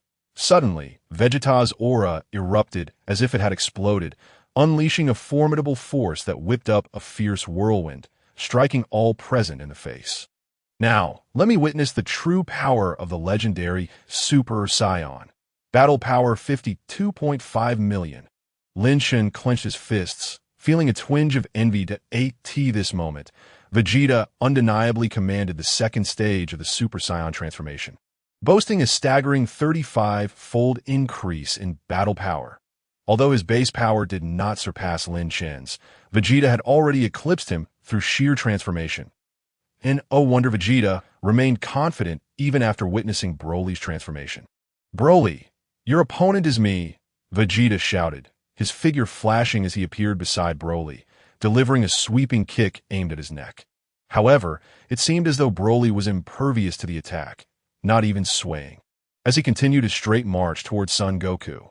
"What?" Vegeta exclaimed in shock. How could Broly remain unscathed from his full-force strike? What on earth is happening? Meanwhile, Son Goku wore a grave expression. He shrugged off Vegeta's blow. "If that is the case, then bring it on, Kakarot." "I am not Kakarot. I am Son Goku." "Kakarot." Observing Broly's utter disregard for him, Vegeta soared into the sky, raising his hand to unleash a ki blast at Broly. Completely disregarding Son Goku's presence nearby, "Vegeta, stop!" Boom! The ki blast struck Broly directly, causing a tremor in the surrounding space. Yet the resulting shockwave sent everyone else flying away. "Huh? What legendary Super Saiyan? I'm the true legendary Super Saiyan." Vegeta laughed maniacally, preparing to turn his gaze towards Paragus, intent on dealing with the one who had dared to toy with him. Yet his focus abruptly shifted as he turned to the center of the recent explosion. Broly stood there, utterly unscathed. Chapter 55. The terrifying power of the legend Vegeta's earlier strike had created a deep crater in the ground. The shockwave had nearly obliterated the nearby palace. Even Son Goku was forced to use instant transmission to escape to a distance. Lin Chen and the others took refuge in the air. However, Broly, who had directly endured such a powerful attack, emerged entirely unharmed, his energy showing no signs of waning. Not only has it not diminished, but Broly's aura is actually growing stronger. How can this be? Sensing the astonishing power radiating from Broly, Vegeta's eyes widened in disbelief. "Father, everyone be cautious." Noticing Broly's transformation, Son Goku shouted a warning. Lin Chen broke into a cold sweat. In his eyes, Broly's battle power seemed to be escalating once more. 55 million, 60 million, 65 million, 70 million. As Broly's battle power surged, the sky trembled and the earth quaked. Suddenly, a look of anguish crossed Broly's face. Roar!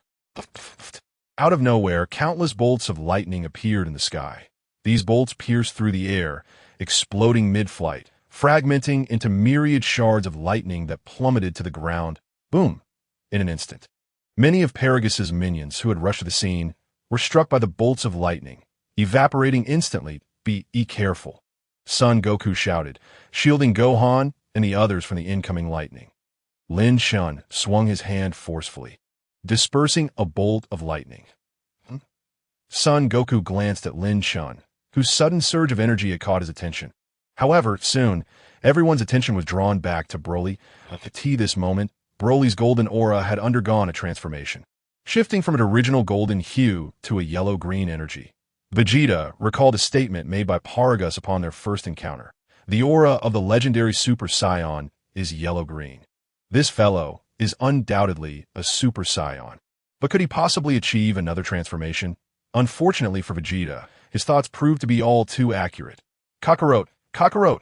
Broly suddenly roared like a wild beast, his muscles swelling dramatically that a brutal and savage aura radiated from him.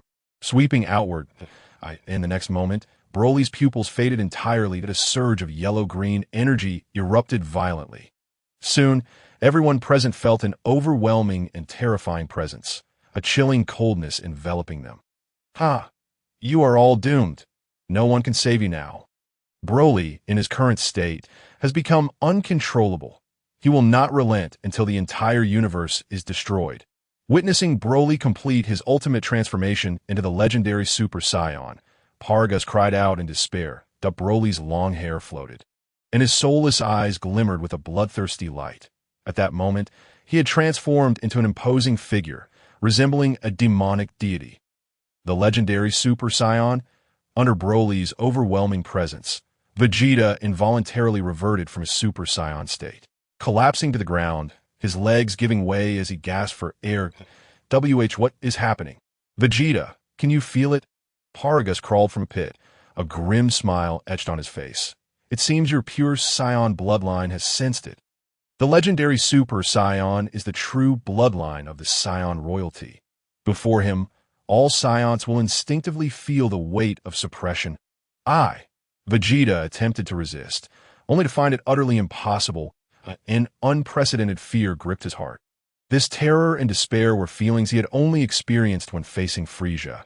He never anticipated it would resurface today, though we will die. Those harboring such thoughts were not limited to Vegeta. Son Goku and Lin Chen felt the same. Both pure-blooded Saiyans experiencing the overwhelming sensation of bloodline suppression.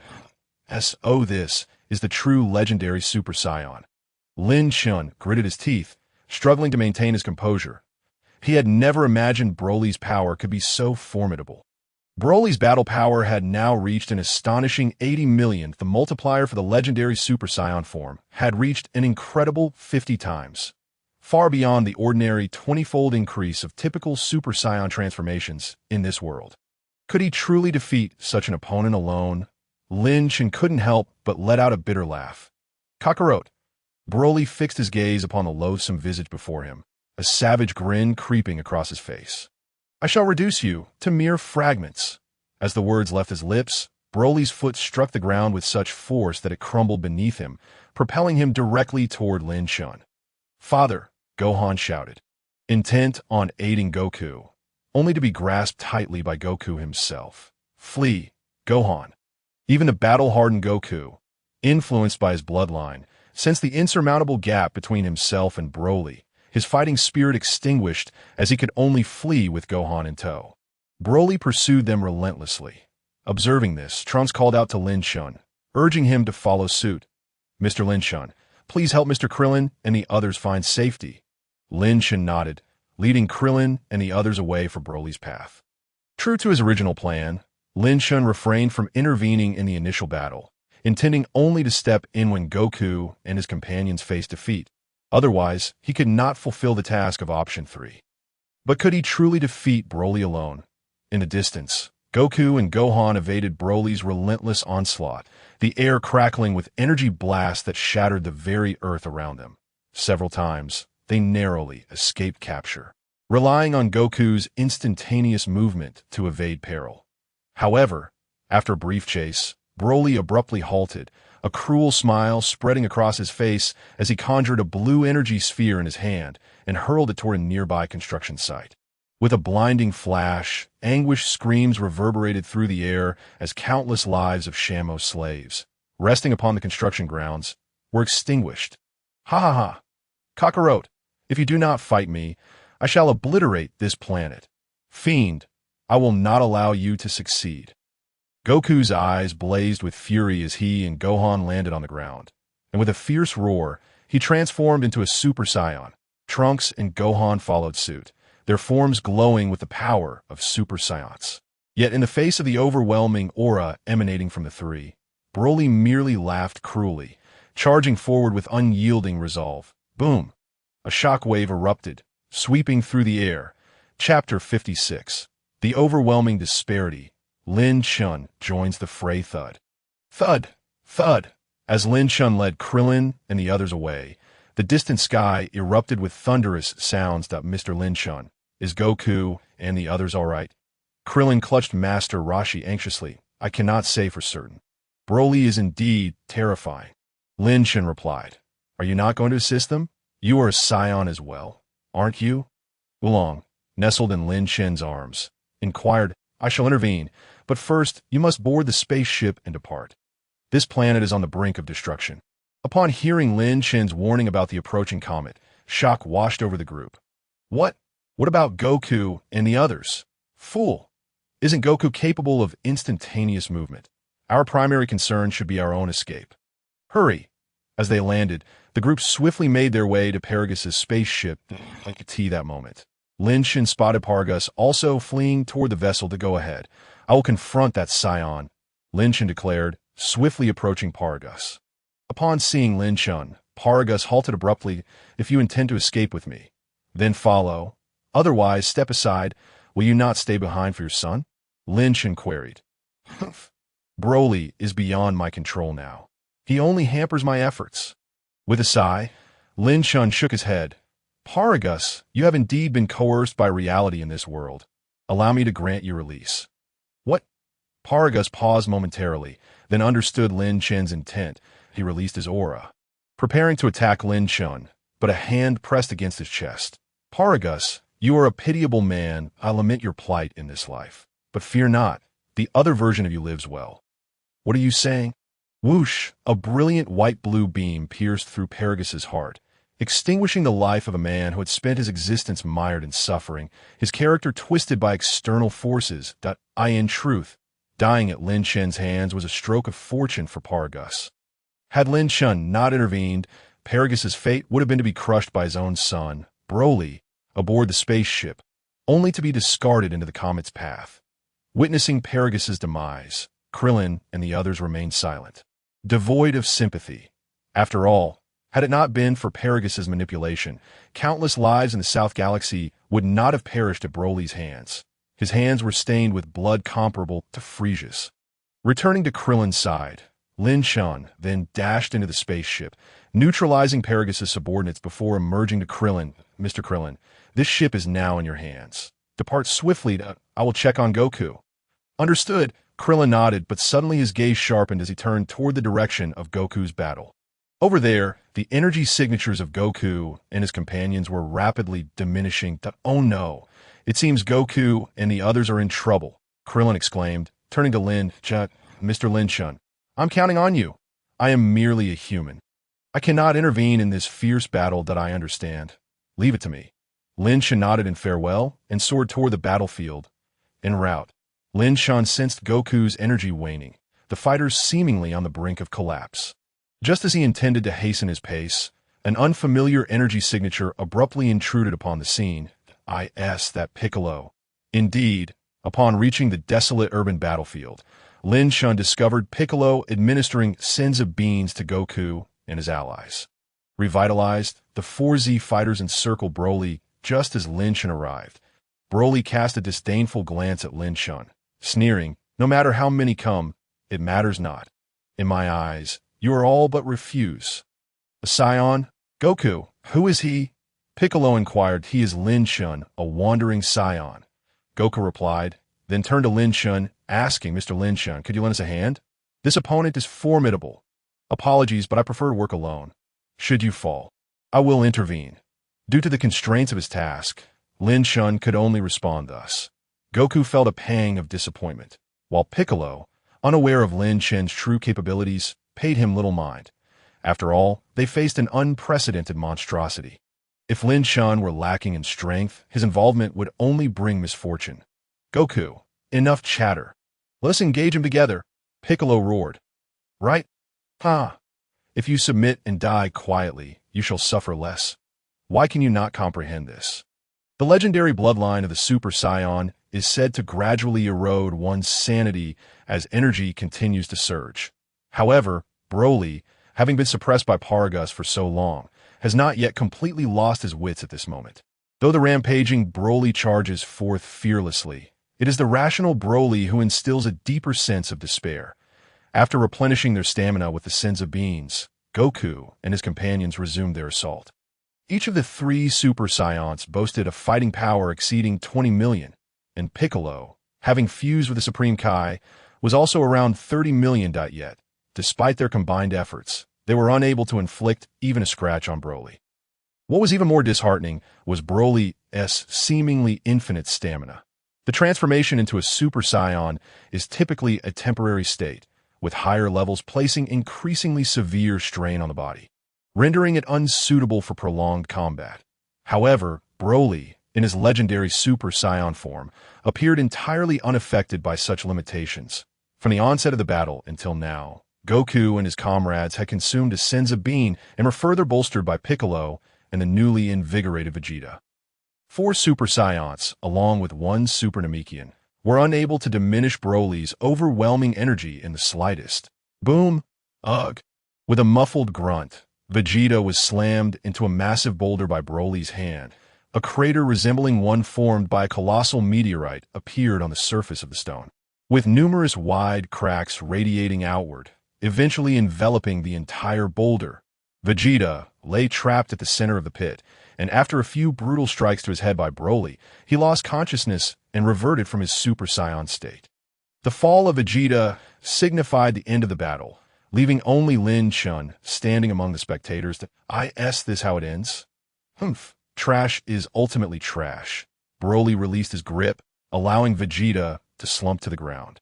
And then, as if flaunting his might, he let out a thunderous roar. Amidst his bellowing, a golden aura erupted around Broly, resembling a roaring flame of gold, radiating with unparalleled arrogance. Just then, a figure suddenly materialized before Broly. Broly, you might want to hold off on celebrating your victory for a moment, but don't forget, I'm here too. Chapter 57. Confrontation and the death struggle with Broly. The figure that appeared before Broly was none other than Lin Chen. However, upon seeing him, a hint of disdain crossed Broly's face. Where did this trash come from? Lin Chen remained silent, responding instead by transforming directly into a Super Saiyan as his powerful aura surged forth. Goku and the others, who had been on the brink of collapse, lifted their heads in astonishment. Lin Chen? He can transform into a Super Saiyan too? Goku exclaimed in disbelief. Mr. Lin Chen, Trunks thought, a glimmer of hope igniting within him. What an idiot! Why didn't he help earlier? Piccolo seethed in anger. Vegeta, straining to lift his head, glanced over before weakly closing his eyes. It's useless. We're all going to die. Seeing Lin Chen's transformation, Broly showed no sign of panic. Instead, a cruel smile spread across his face as he pointed a finger at him. Even if you can transform, trash will always be trash. You'll soon find out whether I'm trash or not. Lin Chen's form vanished in an instant, reappearing beside Broly. With a powerful thrust of his leg, he aimed a kick at Broly's chest, the ferocious force generating a shockwave that sliced through the air, producing a fearsome sound. Yet Broly did not even bother to adopt a defensive stance. He met Lin Chen's kick head-on with his chest. Did you put any strength into that? Broly grinned maniacally. Lin Chen's expression shifted dramatically as he pivoted, unleashing a flurry of punches against Broly. Each strike was delivered with all his might, capable of shattering the very core of a planet if landed. The impact against Broly resonated with thunderous sounds that reverberated through the that all you've got. Broly's dismissive voice rang out suddenly. Lin Chen's expression morphed in alarm, his attack ceasing as he retreated swiftly. Almost simultaneously, a cerulean energy sphere coalesced in Broly's palm. Explosive blast. With a swift motion, Broly hurled the energy sphere at Lin Chen. This or possessed tracking capabilities, and even as Lin Chen leapt into the sky to evade. It was too late. He could only shield himself with his arms, bracing for impact. Boom! The explosion erupted, engulfing the surroundings in a cloud of smoke. Humph! Is he dead? Broly paused, suddenly taken aback as he noticed a green light flickering within the smoke. Explosive blast! An energy sphere, nearly identical to the one Broly had just unleashed, shot forth from the mist and collided with him. However, unlike Lin Chen, Broly merely waved his hand dismissively, deflecting the energy sphere, which detonated above him. Your technique, isn't particularly hard to replicate. Lin Chen emerged from the smoke, smiling at Broly. Hey, then how about this move? Broly let out a booming laugh, his hand glowing as he launched another azure energy sphere, which sped toward Lin Chen. Understanding that this attack could not be dodged, Lin Chen raised his arms once more to brace for the impact. Yet at that moment, a voice echoed in his mind. Ding! Primary martial arts genius talent activated. Learning technique. Mega Meteor. Mega Meteor? Oh no! Lin Chen promptly released his defense, bringing his hands together. Simultaneously, the small energy sphere in the distance expanded rapidly, its diameter growing to several dozen meters. The force of this attack, if it struck the ground, would likely obliterate the planet. Just as Lin Chen was about to be engulfed by the energy sphere, his form flickered and reappeared behind Broly. Kamehameha! The azure light pierced through the air, an overwhelming energy surging forth, swallowing Broly whole. What? He can use the Kamehameha too. Wasn't that Goku's instant transmission? The onlookers, including Goku, were all taken aback. Lin Chen transforming into a Super Saiyan had already astonished them. But now he was employing Goku-esque technique as well. In no wonder he wanted to fight alone. Mr. Lin Chen is incredibly strong, Trunks exclaimed with excitement. Yet Vegeta grit his teeth and muttered, no, it's useless. The gap is too vast. Vegeta's assessment was not unfounded. Having taken Lin Chen's instant transmission Kamehameha head-on, Broly suddenly turned within the energy wave and flashed a sinister grin at Lin Chen. What are you doing? Before the words had fully escaped his lips, Broly charged through the energy wave towards Lin Chen. What? Bang! Broly's fist collided with Lin Chen's face. The sheer force of the blow transformed into a transparent shockwave, propelling Lin Chen like a cannonball, culminating in a thunderous crash as he smashed into a skyscraper. Boom! The building buckled under the strain, collapsing in a cloud of dust. Lin Chen emerged from the rubble, gasping for air, and swallowed the remnants of Senzu bean. Had he not consumed the bean, that punch would have likely rendered him as incapacitated as Goku and the others. It seems you can take a hit better than they can.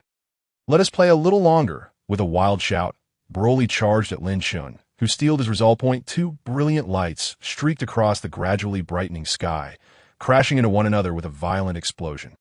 Boom! Boom! Boom! Occasionally, the sky erupts with a thunderous roar, a testament to the fierce clash of two formidable fists. Under the impact of these astonishing forces, the very planet of New Vegeta begins to tremble uncontrollably, as chaotic energies unleash earthquakes across its surface, causing mountains and rocks to collapse with a resounding crash.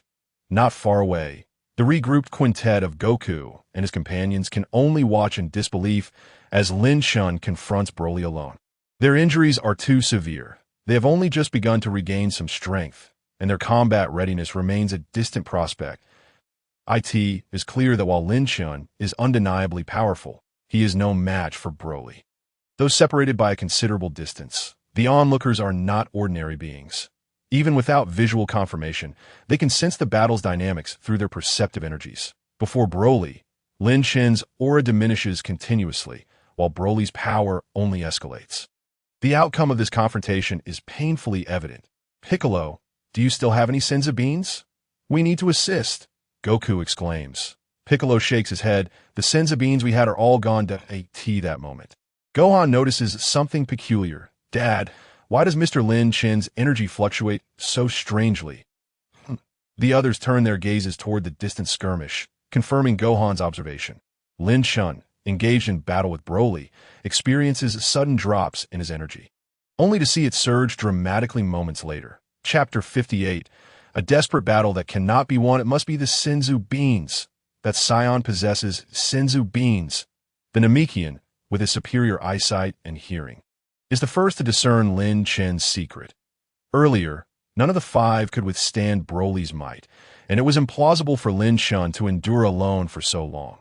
Fortunately, in preparation for this battle, Lin Chen had procured a substantial supply of Senzu beans from the cat sage of his world, anticipating the worst. Despite the apparent scarcity of Senzu beans in the original narrative, there are actually dozens of barrels stored in Korin Tower. The later reduction in their numbers is attributed to Yajirobe, who consumes them indiscriminately. In Lin Chen's world, however, Yajirobe has yet to arrive at Korin Tower, and the cat sage has expanded the cultivation of senzu beans due to his collaboration with Lin Chen, ensuring that Lin Chen is equipped with at least several hundred beans. What? Lin Chen actually has senzu beans? Why hasn't he shared any with us? Goku queries in confusion. Gohan contemplates and responds, Dad, perhaps Mr. Lin Chen intends to leverage the senzu beans to boost his combat prowess. Boost combat prowess? Oh, I completely forgot about that method.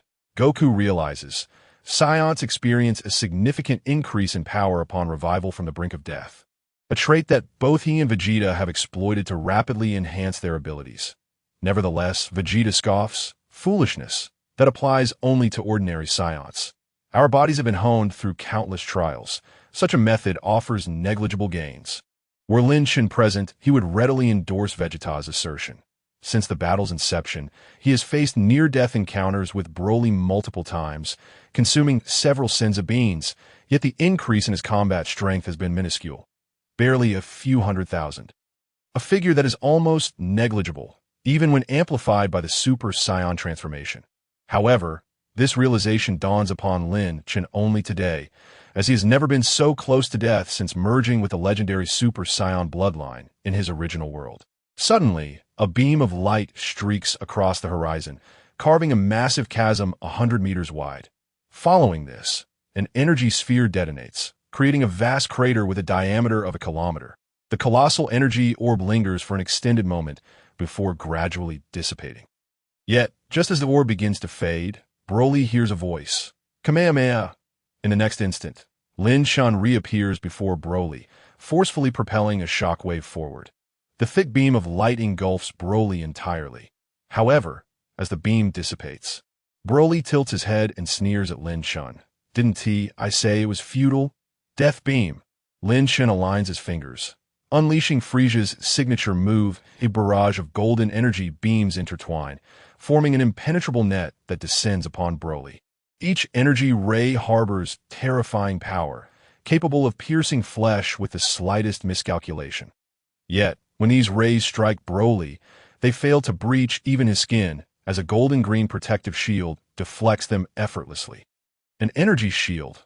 Lin Chen's pupils constrict sharply, a bitter taste creeping into his mouth.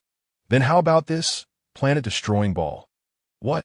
In the distance, upon witnessing Lin Chen raise a finger to conjure a purple energy sphere, Goku and the others gasp in astonishment. This technique is familiar to all present. How could he wield Frieza's move? Forget that. Gohan, Piccolo, Vegeta, Trunks, grab hold of me. The planet-destroying ball, as its name suggests, is capable of obliterating planets with ease. With no time to board a spaceship, Goku can only devise a plan to teleport everyone away. Don't touch me. Kakarot, I refuse to accept your help, Vegeta exclaims, pushing Goku away. Dad! Vegeta! Amid the chaos, Lin Chen launches the planet-destroying ball toward Broly without any restraint. After all, even if the planet is destroyed, he can survive in space. And, as for Goku and the others, he can always seek out the Namekian Dragon Balls of this universe to resurrect them. In the face of such a formidable foe as Broly, hesitation is not an option.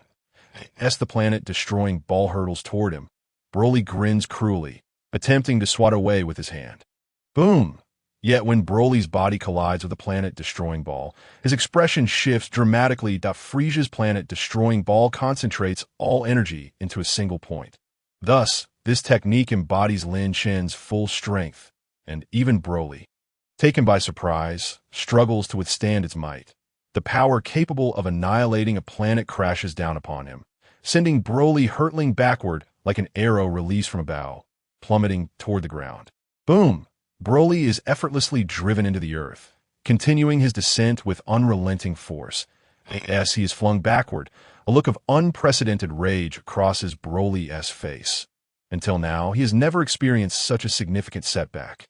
You bastard! Suddenly, Broly's descent halts abruptly. He then thrusts forward, pushing the planet-destroying ball skyward. Whoosh! The planet-destroying ball ascends like a rocket, bursting through the ground and continuing its ascent until it breaches the atmosphere. Moments later, high above in the sky, It seems as though a new sun has emerged, its dazzling brilliance blinding all who gaze upon it, while a deafening sound reverberates in all directions, nearly rendering them deaf. After a prolonged silence, as the smoke clears and the storm subsides, Lin Chen glances down, his pupils dilating in shock as cold sweat beads on his forehead. Broly rises slowly from the crater, panting heavily. Remarkably, he bears no visible wounds, and his aura has not diminished in the slightest. In fact, it has increased, surpassing his previous strength by an additional 5 million. This is bad. I may have overestimated my abilities. At this moment, Lin Chen begins to regret his earlier decisions. Had he known that the legendary Super Saiyan was so incomprehensibly powerful, he should have opted for a task that required no bloodshed from the outset. Am I truly going to shoot myself in the foot? Lin Chen could not help but let out a bitter smile. Chapter 59, Awakening of the Legendary Super Saiyan Transformation. Just as Lin Chen found himself engulfed in despair, Broly floated before him, his body emanating a yellow-green aura. His gaze fixed on Lin Chen, eyes glinting with icy light. He let out a low, thunderous growl. Why, energy is surging. It's about to explode. Roar. Kill. Kill. Kill. Suddenly, Broly's form momentarily stagnated.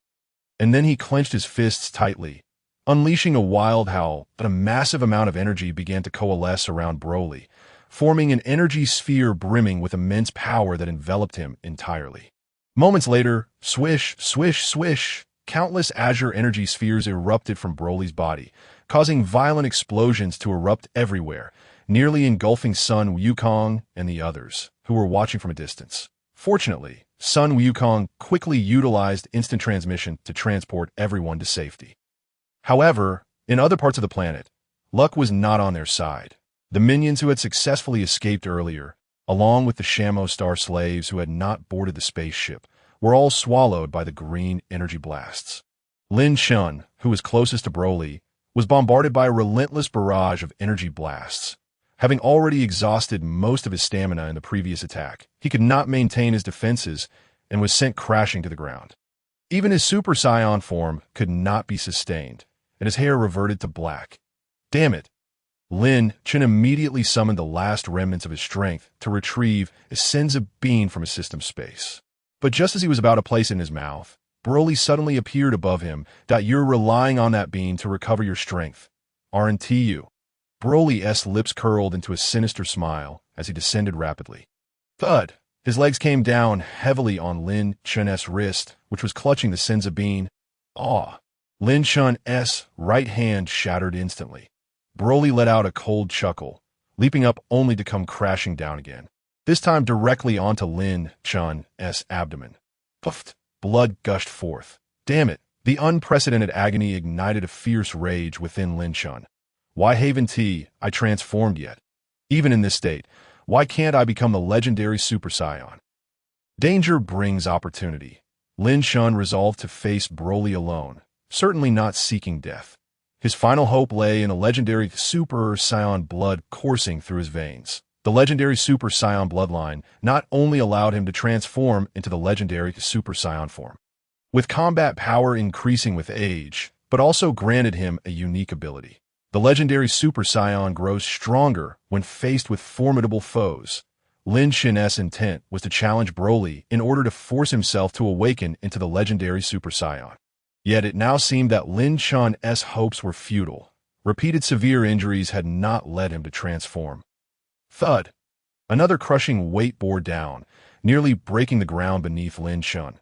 His body was utterly broken, his breath nearly undetectable. But at that moment, Lin Chen suddenly felt billions of cells within him begin to tremble wildly, a surge of golden energy spreading throughout his body, only to be absorbed and exhausted by countless cells. Before erupting once more, this is bad. Lin Chen is on the brink of collapse. Everyone, lend me your energy. Grant me the power to defeat Broly. Seeing Lin Chen seemingly unable to hold on any longer, Sun Wukong struggled to rise, preparing for one final desperate effort. However, at that moment, an astonishing aura suddenly erupted into existence. Sun Wukong was taken aback. How could this be? Piccolo exclaimed in shock. It's Mr. Lin Chen. But why? Trunks questioned in confusion. Meanwhile, Vegeta trembled all over, gritting his teeth. How is this possible? The legendary Super Saiyan only appears once every 1,000 years, right? Why is that guy? In the distance, thunder roared. Lin Chen, who should have been shattered into pieces, was now floating in place, radiating an astonishing yellow-green aura. Lin Chen's appearance had transformed entirely. He now stood nearly as tall as Broly, over 2 meters in height.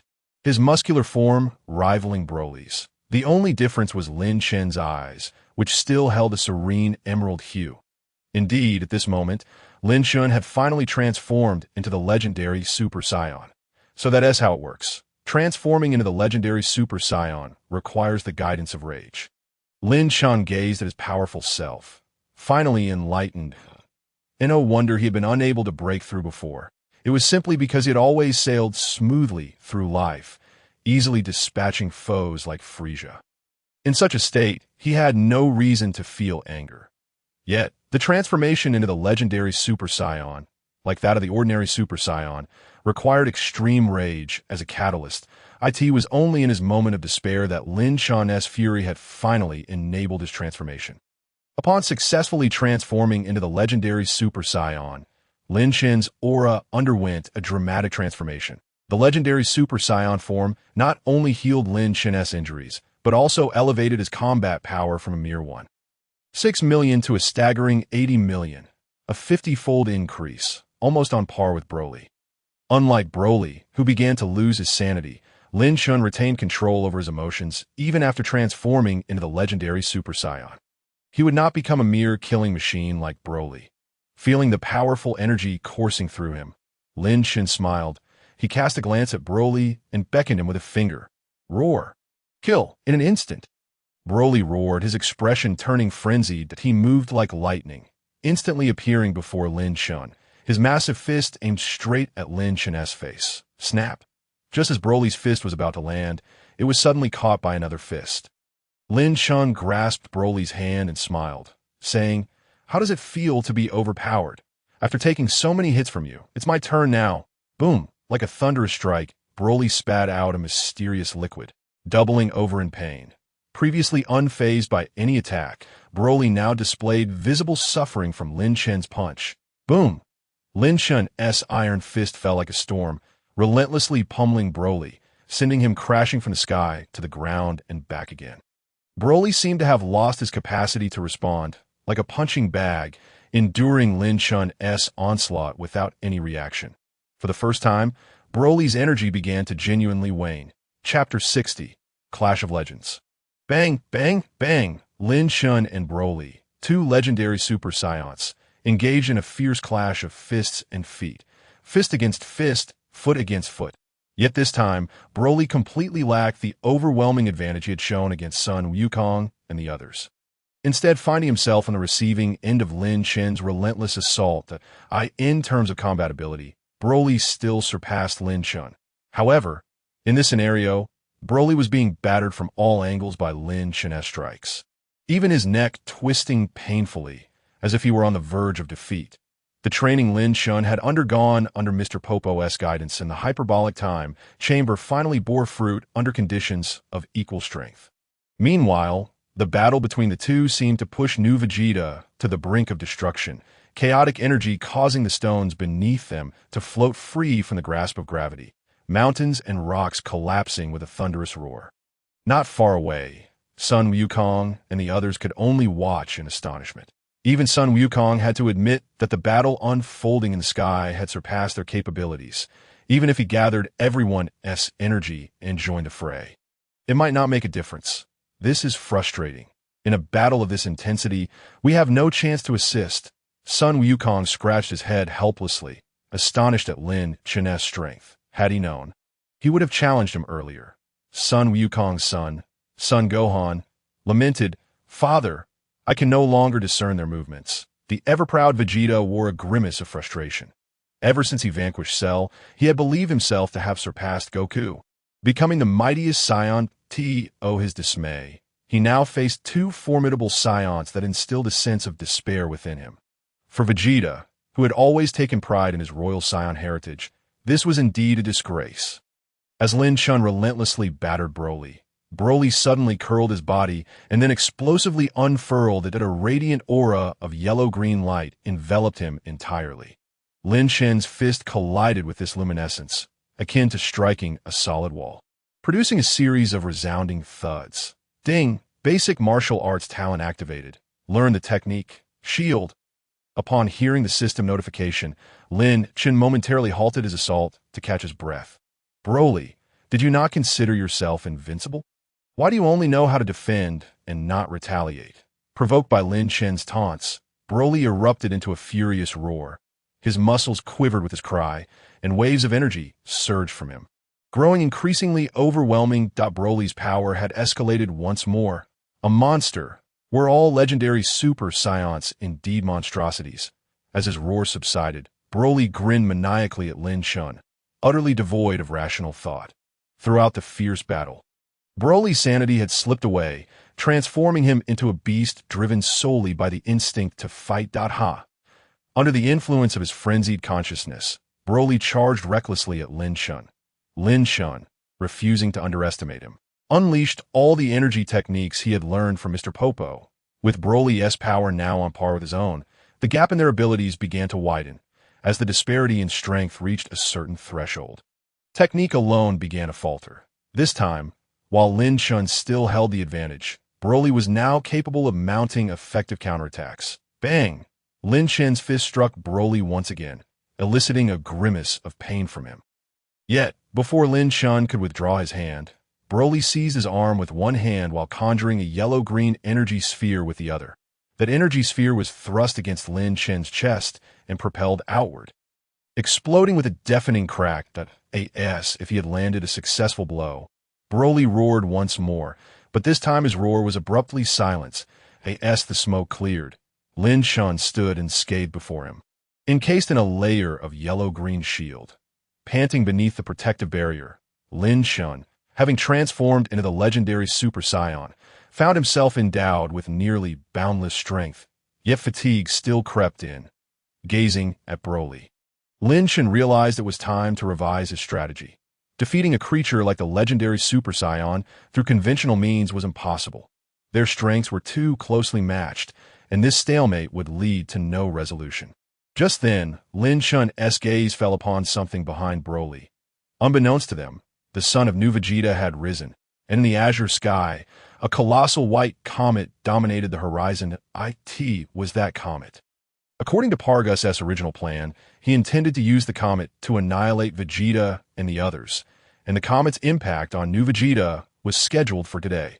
Unbeknownst to them, Lin Chen and Broly's battle had raged on for an entire night, and the enormous comet was now perilously close to New Vegeta. Eureka!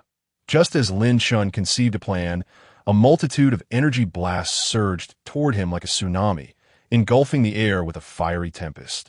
These energy blasts collided against Lin Chen's energy shield, detonating in a cacophony of explosions. Amidst the smoke, Lin Chen suddenly soared into the sky, with the frenzied Broly in hot pursuit, relentlessly hurling energy spheres at him. What are they planning? Below, Sun Wukong and the others watched in bewilderment as the two continued their ascent, nearly breaching the atmosphere of New Vegeta.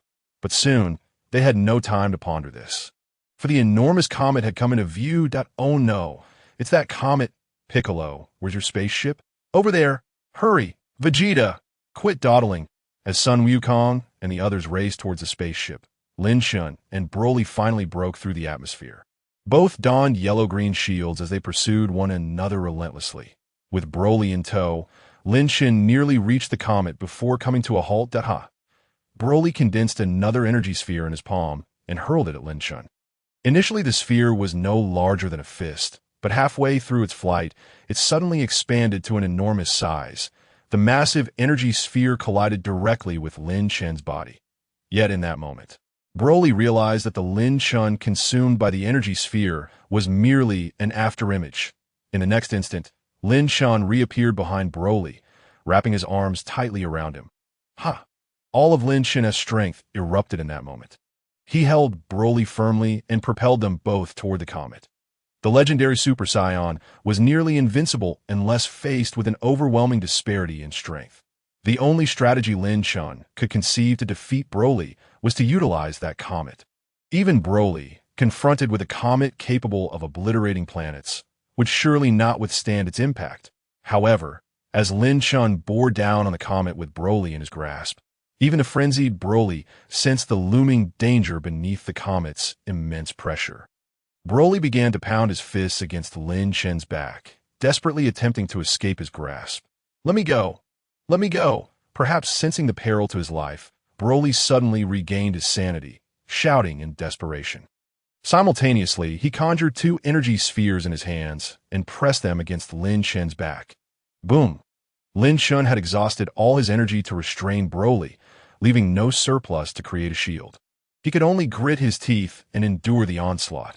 Fortunately, having transformed into the legendary Super Saiyan, his body was as indomitable as Broly's. But that was merely the beginning. Next, Broly unleashed a torrent of energy blasts upon Lin Chen's back. The explosions rained down like a deluge, and even Lin Chen, now a legendary Super Saiyan, began to feel a bit dazed. Yet he did not relent, continuing to channel all his strength as he propelled Broly toward the comet. Above them, the colossal comet loomed ever closer, its white gaseous form filling their vision. "Let go! We'll both perish!" "No, only you will die. I will not." In an instant, Lin Chen teleported to the surface of New Vegeta. Standing atop a shattered rock, he strained to lift his gaze to the sky. Without Lin Chen, Broly finally halted, but the comet was now perilously close. There was no time to escape. Broly succumbed to his madness once more. Spreading his arms wide and unleashing a tremendous surge of energy, he aimed to stop the comet with sheer willpower. Boom! When Broly's body collided with the comet, it seemed for a fleeting moment that the comet had come to a standstill. Alas, in the next instant, the massive comet completely engulfed Broly, extinguishing his very essence. Ding! Congratulations to the host for completing the choice. Defeated Broly alone. Reward: Combat Power 5,000,000. Ding! Congratulations, host, on completing the selection, liberating the Southern Galaxy from the control of the legendary Super Saiyan. Reward: 1 experience card for the legendary Super Saiyan 2 transformation. Would you like to use the experience card immediately? No, just kidding. With New Vegeta on the brink of destruction, how could I possibly use the experience card at such a critical moment? With Broly's demise, New Vegeta is also nearing its end. Returning to my normal state, Lin Chen glanced around and finally pinpointed the location of Son Goku and the others. He immediately flew toward their spaceship. And as he drew near, executed another instant transmission, leaping aboard the vessel to "Hi, I'm back." Inside the spaceship, Lin Chen greeted Son Goku and the others with a smile before plopping down on a seat. Breathing heavily, host.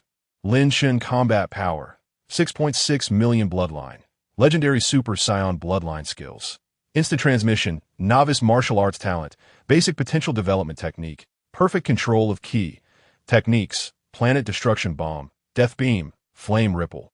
Kamehameha, afterimage fist, instant transmission Kamehameha. This confrontation with Broly was the closest Lin Chen had come to death since his arrival in this realm. However, the gains were equally astounding.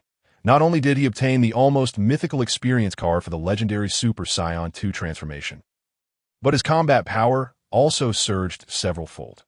Now, his maximum combat power reached 330 million, representing a qualitative leap compared to the past. It was akin to an overnight fortune.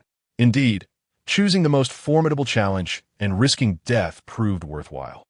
Yet, Lin Chen's elation was short-lived as he regained his composure. 330 million may seem invincible, but he recalled that the combat power boost of the Super Saiyan 2 transformation was double that of the Super Saiyan 1. In this world, numerous foes could rival the Super Saiyan 2, not to mention the gods above, like Beerus, who stood at the pinnacle of combat power. He was still far from being invincible. My future holds many paths yet to traverse. Mr. Lin Chen, are you really leaving? Trunks' voice pulled Lin Chen back to reality. This moment, everyone was en route back to Earth. Goku and the others were already aware of Lin Chen's intention to depart. Yes, although our time together has been brief, my purpose has been fulfilled, and it is time to prepare for my departure. Piccolo glanced at Lin Chen. Previously, he had learned from Gohan that Lin Chen was a Saiyan from a parallel universe. Suddenly, he inquired, "Your purpose for coming to our world isn't solely to confront Broly, is it?" Now, Piccolo had merged with the Supreme Kai, possessing the wisdom of a deity, making it impossible for Lin Chen's intentions to escape his notice. Indeed, Goku then asked, "Mr. Lin Chen, could you share with us the circumstances of your world?" "Of course," Lin Chen replied with a smile, before recounting the situation of his world.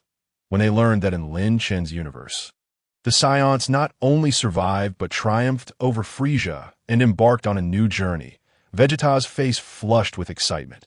After sharing the story of his world, Lin Chen realized it was time to return. He stood up to bid farewell to Goku and the others. However, just then, Vegeta suddenly shouted, "Wait, who exactly are you? Your ability to transform into the legendary Super Saiyan suggests you are no ordinary individual on the Vegeta of that world." Lin Chen turned back and smiled at Vegeta. "Vegeta, in my world, I am the king of the Saiyans." With that, Lin Chen executed instant transmission, leaving the spaceship and returning to the very spot where he first arrived in this world. System, open the time-space portal and let me go home. Chapter 62. Unexpected arrival in year 749 of the 80. The method to return to the original timeline was indeed as simple as the system had initially stated.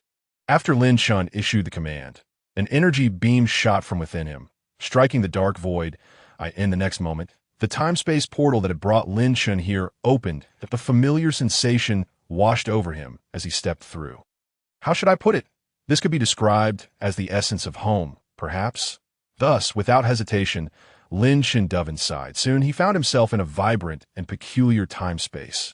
Having experienced this once before, Lin Chen knew that this realm existed outside of time. Based on his previous experience, he anticipated that he would soon exit this space and return to the current timeline. However, strangely, this time Lin Chen found himself lingering in this realm far longer than expected. Gradually, he began to sense something amiss. "System, what's going on? Why haven't I exited yet?" Suspiciously, the system did not respond immediately, but after a while, it finally relayed a message. "Ding, the time-space anchor has vanished," forcibly opening a time-space portal for the host. "Wait, the time-space anchor has vanished. What does that mean?" Lin Chen felt a sense of foreboding. Yet before he could react, a time-space portal suddenly opened before him, and in the next instant, Lin Chen was sucked into the portal, returning to the real world. Time rewound to when Lin Chen had first traversed the time-space portal. Shortly after his departure, two figures suddenly appeared in this void. One was tall, while the other was shorter. Yet the latter appeared to be the leader. "Lord Kaioshin, the time-space anomaly point is right here. How peculiar. Why has it manifested in this location? Perhaps due to the influence of a black hole. Jepit, do not waste time. Prepare quickly. Otherwise, if something crosses the time-space portal and disrupts the order of time, it would be disastrous." Understood. The two figures then raised their hands, directing their energy towards the space where the time-space portal had once appeared. Subsequently, an indescribable force was exerted upon this realm. After an unknown duration, the two figures vanished, and at that moment, a blood-red time-space portal reopened in the previously tranquil space. Lin Chen burst forth from behind the portal. Returning to the tangible realm as he emerged, the time-space portal vanished instantly. Lin Chen turned to survey the surrounding void, confirming that he was indeed near the black hole where he had originally opened the portal. But what had just transpired? "System, I require an explanation." Ding! Returning to the host, the time-space anchor was unstable, resulting in a discrepancy between the time of the host's return and the original time. "Speak plainly." Ding! Returning to the host, 6 years have elapsed in the current timeline. "What? 6 years?" Lin Chen could hardly fathom that although he had only spent a few days in the other time space, 6 years had passed in his original timeline. "System, are you joking? Why has this happened? Time space. Don't give me that. I want a straightforward explanation." Ding. The system suspects external forces interfered with the time-space portal opened by the host, erasing the coordinates left behind after the host's departure, resulting in the inability to locate the exit coordinates upon return. Erased? Who could it be? Lin Chen pondered, then resolved to hurry back to Vegeta. It had been 6 years in the blink of an eye. He wondered if anything untoward had transpired on Vegeta during his absence. In the next moment, Lin Chen materialized above Planet Vegeta. Upon his arrival, he beheld a scene bustling with activity and tranquility. A stark contrast to the state of affairs 6 years prior. The planet was alive with numerous spacecraft traversing its atmosphere, and a subtle sensing of energy revealed that, apart from the Saiyans, an array of extraterrestrial presences now permeated the air of Planet Vegeta. Lin Chen began his descent towards the planet's surface. A cacophony of sirens pierced the air nearby. Several spacecraft adorned with flashing lights approached, and a contingent of Saiyans and aliens, displaying a watchful demeanor, swiftly emerged from the vessels, encircling Lin Chen. "This is Planet Vegeta. Unknown intruder, state your intentions immediately," shouted a Saiyan adorned with a power-level scouter. Sweat trickled down his brow, for the readings indicated that this enigmatic arrival possessed a staggering combat power exceeding 500,000. Such prowess rivaled the elite warriors of Planet Vegeta, second only to those led by Princess Anastasia. The defense team, with their mere tens of thousands in power, wondered if they could endure until the elite warriors arrived. Suddenly, the Saiyan recalled something. This individual bore a striking resemblance to someone he had seen before. Who could it be? Observing their vigilant expressions, Lin Chen pondered whether numerous external threats had besieged Planet Vegeta during his 6-year absence. Otherwise, why would they appear so alarmed? And what of these aliens? Alas, 6 years had indeed wrought significant change. With that thought, Lin Chen continued his descent. Unbeknownst to him, a young Saiyan, perhaps overwhelmed by nerves, unleashed a powerful energy wave toward him. "Fool! Everyone, prepare for battle immediately," the commanding Saiyan, realizing the gravity of the situation with his comrade firing the first shot, hastily issued the order. Yet at that moment, the gathered crowd watched in astonishment as the energy wave collided harmlessly with Lin Chen. Dissipating without effect, Lin Chen remained unperturbed, continuing his descent. What just happened? All eyes turned to the young Saiyan, who wore a puzzled expression. I used all my strength just now." "Forget that. Immediately notify the defense headquarters. Someone has forcefully breached Planet Vegeta." Soon, dozens of Saiyans soared into the skies, converging towards Lin Chen, among them several exuding formidable energies. That Paragus. Recognizing a familiar energy, Lin Chen smiled. Moments later, indeed, it was Paragus leading a cadre of young Saiyans. However, upon catching sight of Lin Chen's visage, Paragus froze in place, then erupted with excitement. "Your Majesty, King Lin Chen has returned," Paragus shouted, activating his communicator to announce over the public frequency. "Everyone, King Lin Chen has returned." In that instant, the entirety of Planet Vegeta seemed to fall into silence.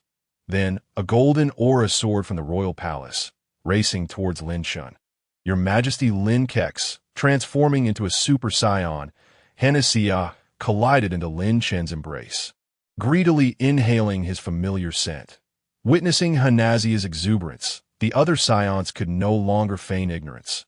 Moreover, those young Saiyans who had not known Lin Chen still recognized him, as the majority of Saiyans vividly remembered the face of their king. Realizing that the figure in the sky was indeed their long-absent ruler, the assembled Saiyans instinctively knelt, bowing in reverence to Lin Chen. "Hey, what is wrong with you all? Who is that? What are you doing?" The aliens on the ground gazed in bewilderment as their Saiyan companions ceased their activities, kneeling on one knee, voicing their confusion. "Silence. That is our Saiyan king, His Majesty Lin Chen." "What? Lin Chen? Is that really him?" Gasps of astonishment erupted among the aliens. The name of King Lin Chen had become legendary across the cosmos.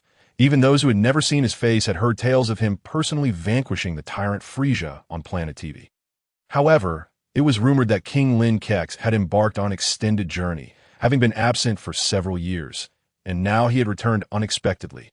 Your Majesty Lin Chen. Another figure ascended rapidly from the capital of Planet Vegeta, racing towards Lin Chen. It was King Vegeta himself.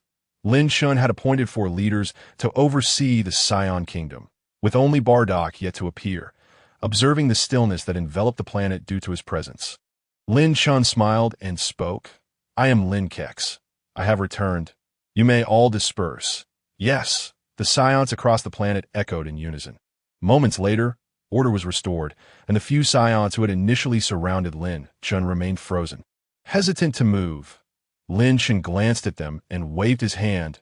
"You may return. It is only natural that you do not recognize me after 6 years." Hearing this, they felt as if a great weight had been lifted and hastily retreated. Lin Chen then descended to the surface with King Vegeta and the others. As Lin Chen drew closer to Planet Vegeta, he noted the remarkable transformations that had taken place in the span of 6 years. Towering structures had risen, particularly in the capital district, which buzzed with activity, spacecraft coming and going, evoking the ambience of a bustling trading hub within the cosmos. The heart of the city, a colossal statue, towering at 100 meters, stood with grandeur. Lin Chen chuckled upon seeing it, for the statue depicted him in his Super Saiyan form. It was no wonder the Saiyans had failed to recognize him. For the past 6 years, they had only seen his transformed visage, effectively forgetting his original appearance. Upon entering the royal palace, Lin Chen resumed his long-forgotten throne, while Hanasa unabashedly settled upon his lap. All hail King Lin Kex. Beneath the throne, in addition to King Vegeta and others, several Saiyans had gathered to pay their respects, including 2 representatives from non-Saiyan alien races. King Vegeta explained that these individuals were key officials responsible for various affairs on Planet Vegeta.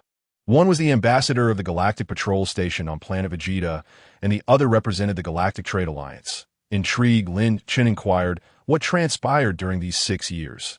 "It appears you have done remarkably well." King Vegeta immediately began to explain. In truth, although Lin Chen had been absent for 6 years, this duration was not particularly long for the Saiyans in the past. When the Saiyans were still in servitude to Frieza, it was common for them to embark on missions that required several years of execution. Children who were exiled to weaker planets due to their low combat abilities often took 6 or 7 years to complete their tasks.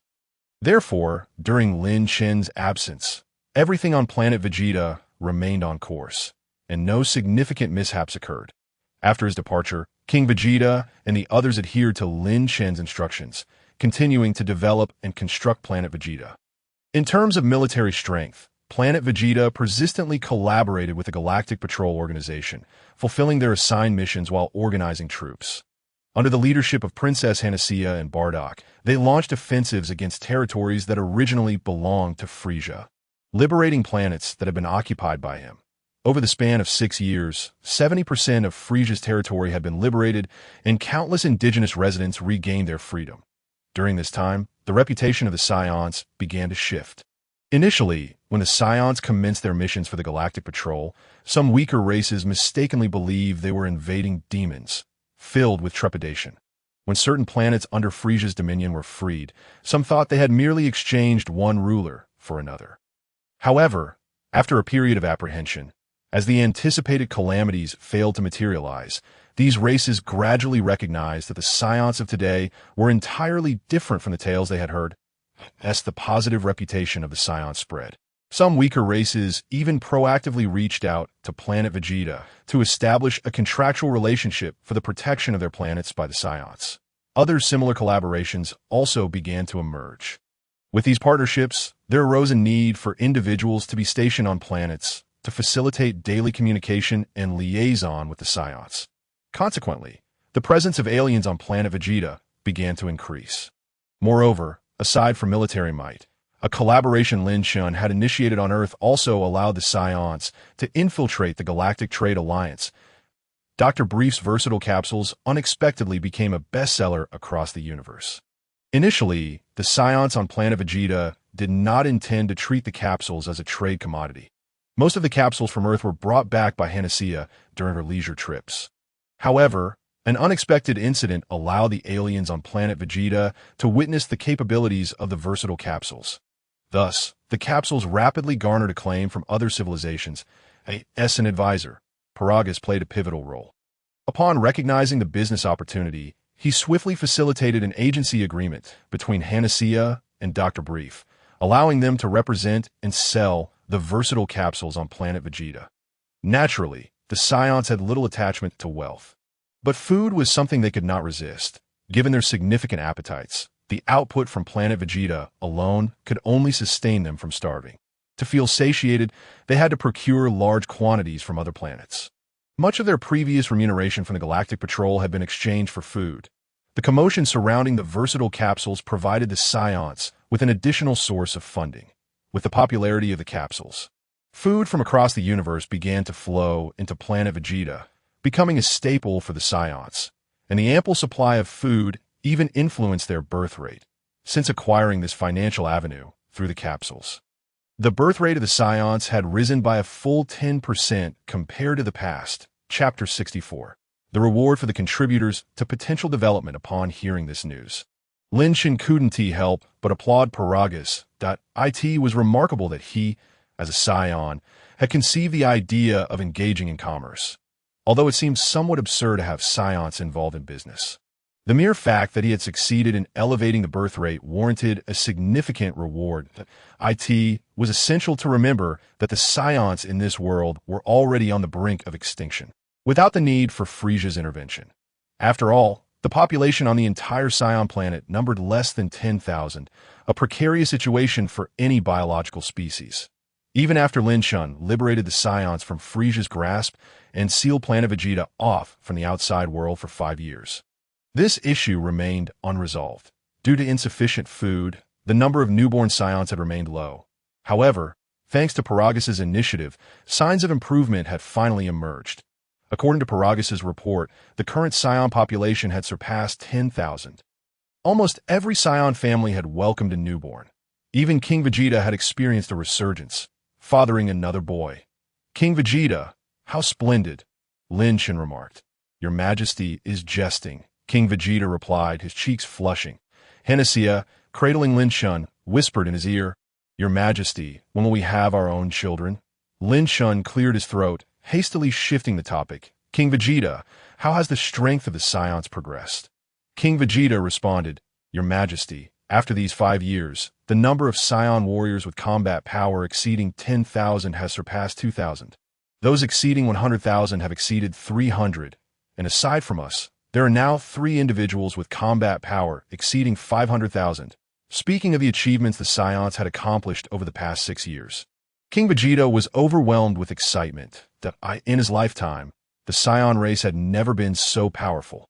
Not to mention, with Lin Chen and Hanasia, 2 Super Saiyans, presiding over them, this was a source of pride for every Saiyan. Lin Chen felt a sense of satisfaction regarding the enhancement of the Saiyan strength, nodding in agreement before asking, By the way, King Vegeta, what about the others? Besides Hanasia, has anyone else become a Super Saiyan? Upon hearing Lin Chen mention them, King Vegeta's expression changed dramatically, and he exchanged glances with Paragus. Both knelt on one knee, their faces filled with remorse. Forgive us, Your Majesty, we have squandered your spirit tree fruits. Over these 6 years, aside from Princess Hanasia, no new Super Saiyans have emerged among the Saiyans. Even our combat power has seen little improvement. Lin Chen responded, immediately activating the combat power detector to scan the 2 of them. Indeed, King Vegeta's combat power was now merely 690,000, while Paragus had at least 600,000, showing minimal increase compared to 6 years prior as for Hanasia in Lin Chen's arms.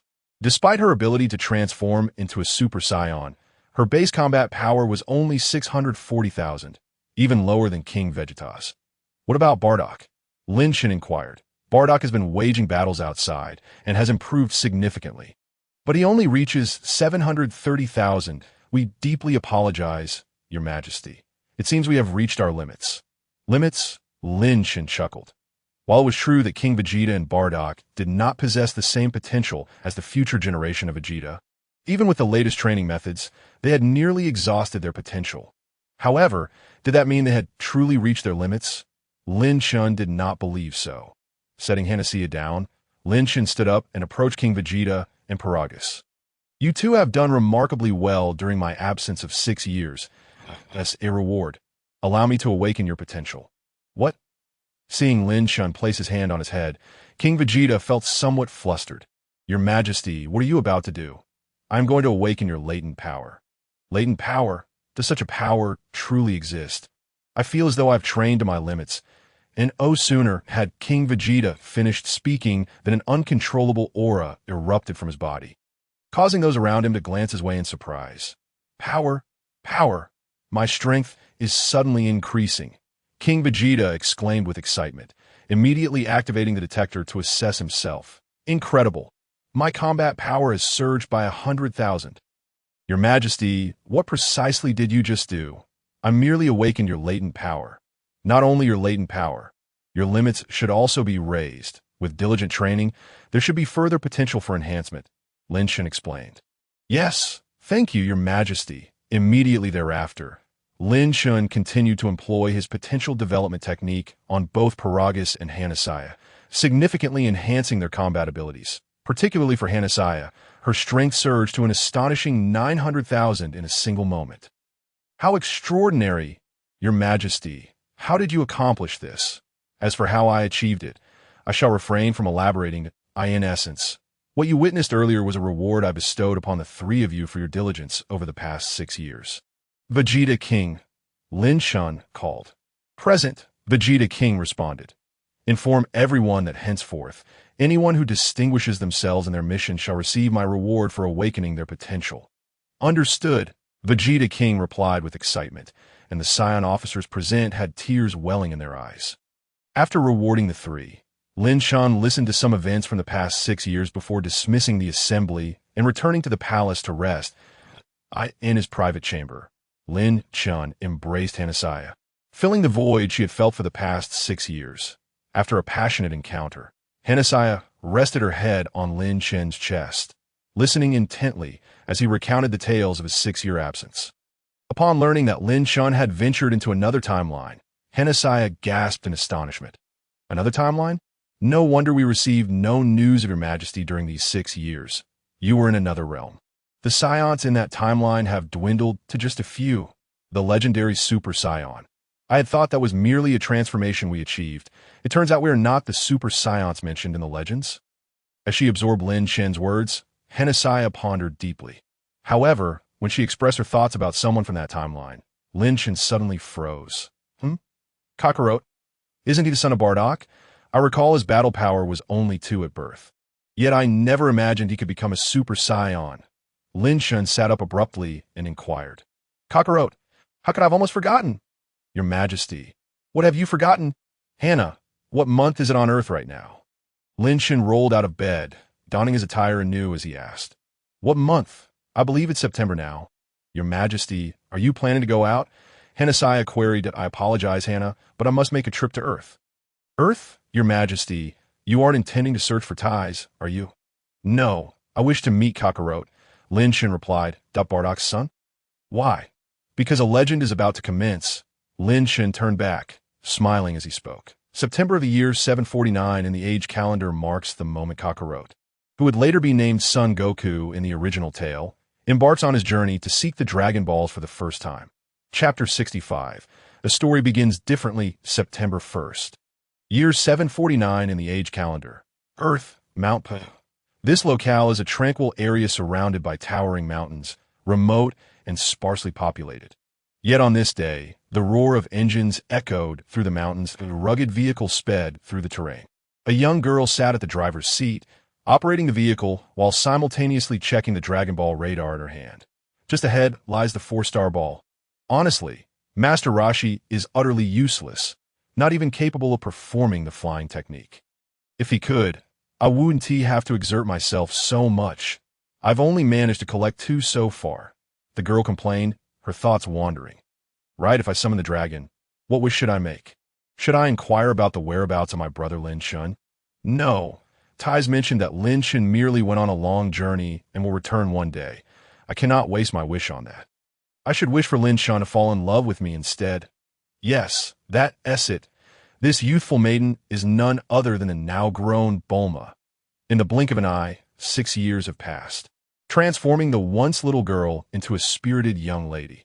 Just like in the original tale, this world's Bulma has embarked on her quest to gather the Dragon Balls. In truth, Bulma's desire to collect the Dragon Balls had been kindled many years prior. Upon discovering the existence of such miraculous artifacts, she had always fantasized about gathering them to win Lin Chen's affection. To that end, Bulma scoured legends about the Dragon Balls and, having eavesdropped on conversations between Lin Chen and others, learned that collecting all 7 would summon the dragon to grant wishes. For this reason, Bulma once contemplated deceiving Master Roshi to acquire his Dragon Balls for research, intending to create a device to locate Dragon Balls. However, just as she was about to act, Master Roshi's Dragon Balls mysteriously went missing. Without the Dragon Balls, Bulma could not develop the radar. It was until 6 years later, when she stumbled upon a Dragon Ball in her family storage room, that she successfully crafted the Dragon Ball radar and set off on her journey. As Bulma's mind wandered, suddenly, a large fish appeared on the mountain road ahead. How could there be fish on the mountain road? Before Bulma could react, she realized that a boy was carrying the large fish as he walked. There was no time. Just as the vehicle was about to collide, Bulma hurriedly slammed the brakes. Miraculously, the car halted just before hitting the boy. However, the startled youth jumped, brandishing a stick. "You monster! You're here to steal my food. Aren't you? Take that." Sun Wukong brandished his stick as if to strike the car. But at that moment, Bulma leapt out of the vehicle. "Hey, you little brat, that's my car. What do you think you're doing?" "What?" "A monster has a monster hiding in its stomach." It was Bulma's first time being called a monster, and her cheeks puffed up in indignation. "How dare this little brat call me a monster?" Bulma pulled out her scouter, aiming it at the boy for a quick scan, and burst into laughter. His battle power is a mere 10. Just wait until I teach you a lesson." Now, having trained under Master Roshi for several years, Bulma, despite her average talent in martial arts, had received guidance from a renowned teacher, granting her strength far beyond the average person. With a battle power reaching 20, that after stowing the scouter back in her bag, Bulma discarded her backpack and charged at the boy, ready to throw a punch. "If you want to fight, bring it on. I'll accompany you to the end." The boy, seeing her approach, raised his stick to meet Bulma's challenge. However, moments later, he found himself on the ground, lying on his back, utterly defeated. "Ouch! This monster is strong, Grandpa. I'm sorry, I lost." Seeing the boy had lost all will to fight, Bulma dusted off her hands, ready to leave. But then, she noticed something on the boy's backside that resembled a monkey's tail. You have a tail? Are you a Saiyan?" "A Saiyan." The boy struggled to sit up. "I'm not a Saiyan. I'm Sun Wukong." "Fool, I didn't say your name. I'm in your race. What SA race? Can it be eaten?" Bulma rolled her eyes. "I'm asking you, is your tail real?" "Of course." Wukong raised his backside, wiggling his tail in front of Bulma. Upon seeing this, Bulma confirmed that this child was indeed a Saiyan. Just like Lin Chen. Although she was puzzled as to why a Saiyan child appeared here, she suddenly felt a sense of familiarity with Sun Wukong. "Given that you are a Saiyan, I shall forgive you. Next time you see a girl, remember to be polite." You're a girl." "Yes, that's so girls are this strong?" Bulma paused for a moment before replying. "I'm special." With that, Bulma hopped back in her vehicle and continued on her journey toward the Dragon Balls. Sun Wukong watched as Bulma drove away, blinking with excitement. "That girl really is impressive." Grandpa was right. There are indeed many skilled fighters in this world. Overwhelmed with excitement, Sun Wukong paused for a moment, gazing at the distant silhouette of a departing vehicle. Suddenly, he exclaimed, "Oh, why does it seem like she is heading in the direction of my home?" Intrigued, Sun Wukong pursued her, and upon returning to his residence, he happened to see Bulma joyfully emerging while holding his grandfather's 4-star ball. "Wonderful! Now I possess 3 Dragon Balls," he declared. "Stop! That is my grandfather's relic. No one is allowed to touch it." Sun Wukong exclaimed anxiously, attempting to reclaim the Dragon Ball.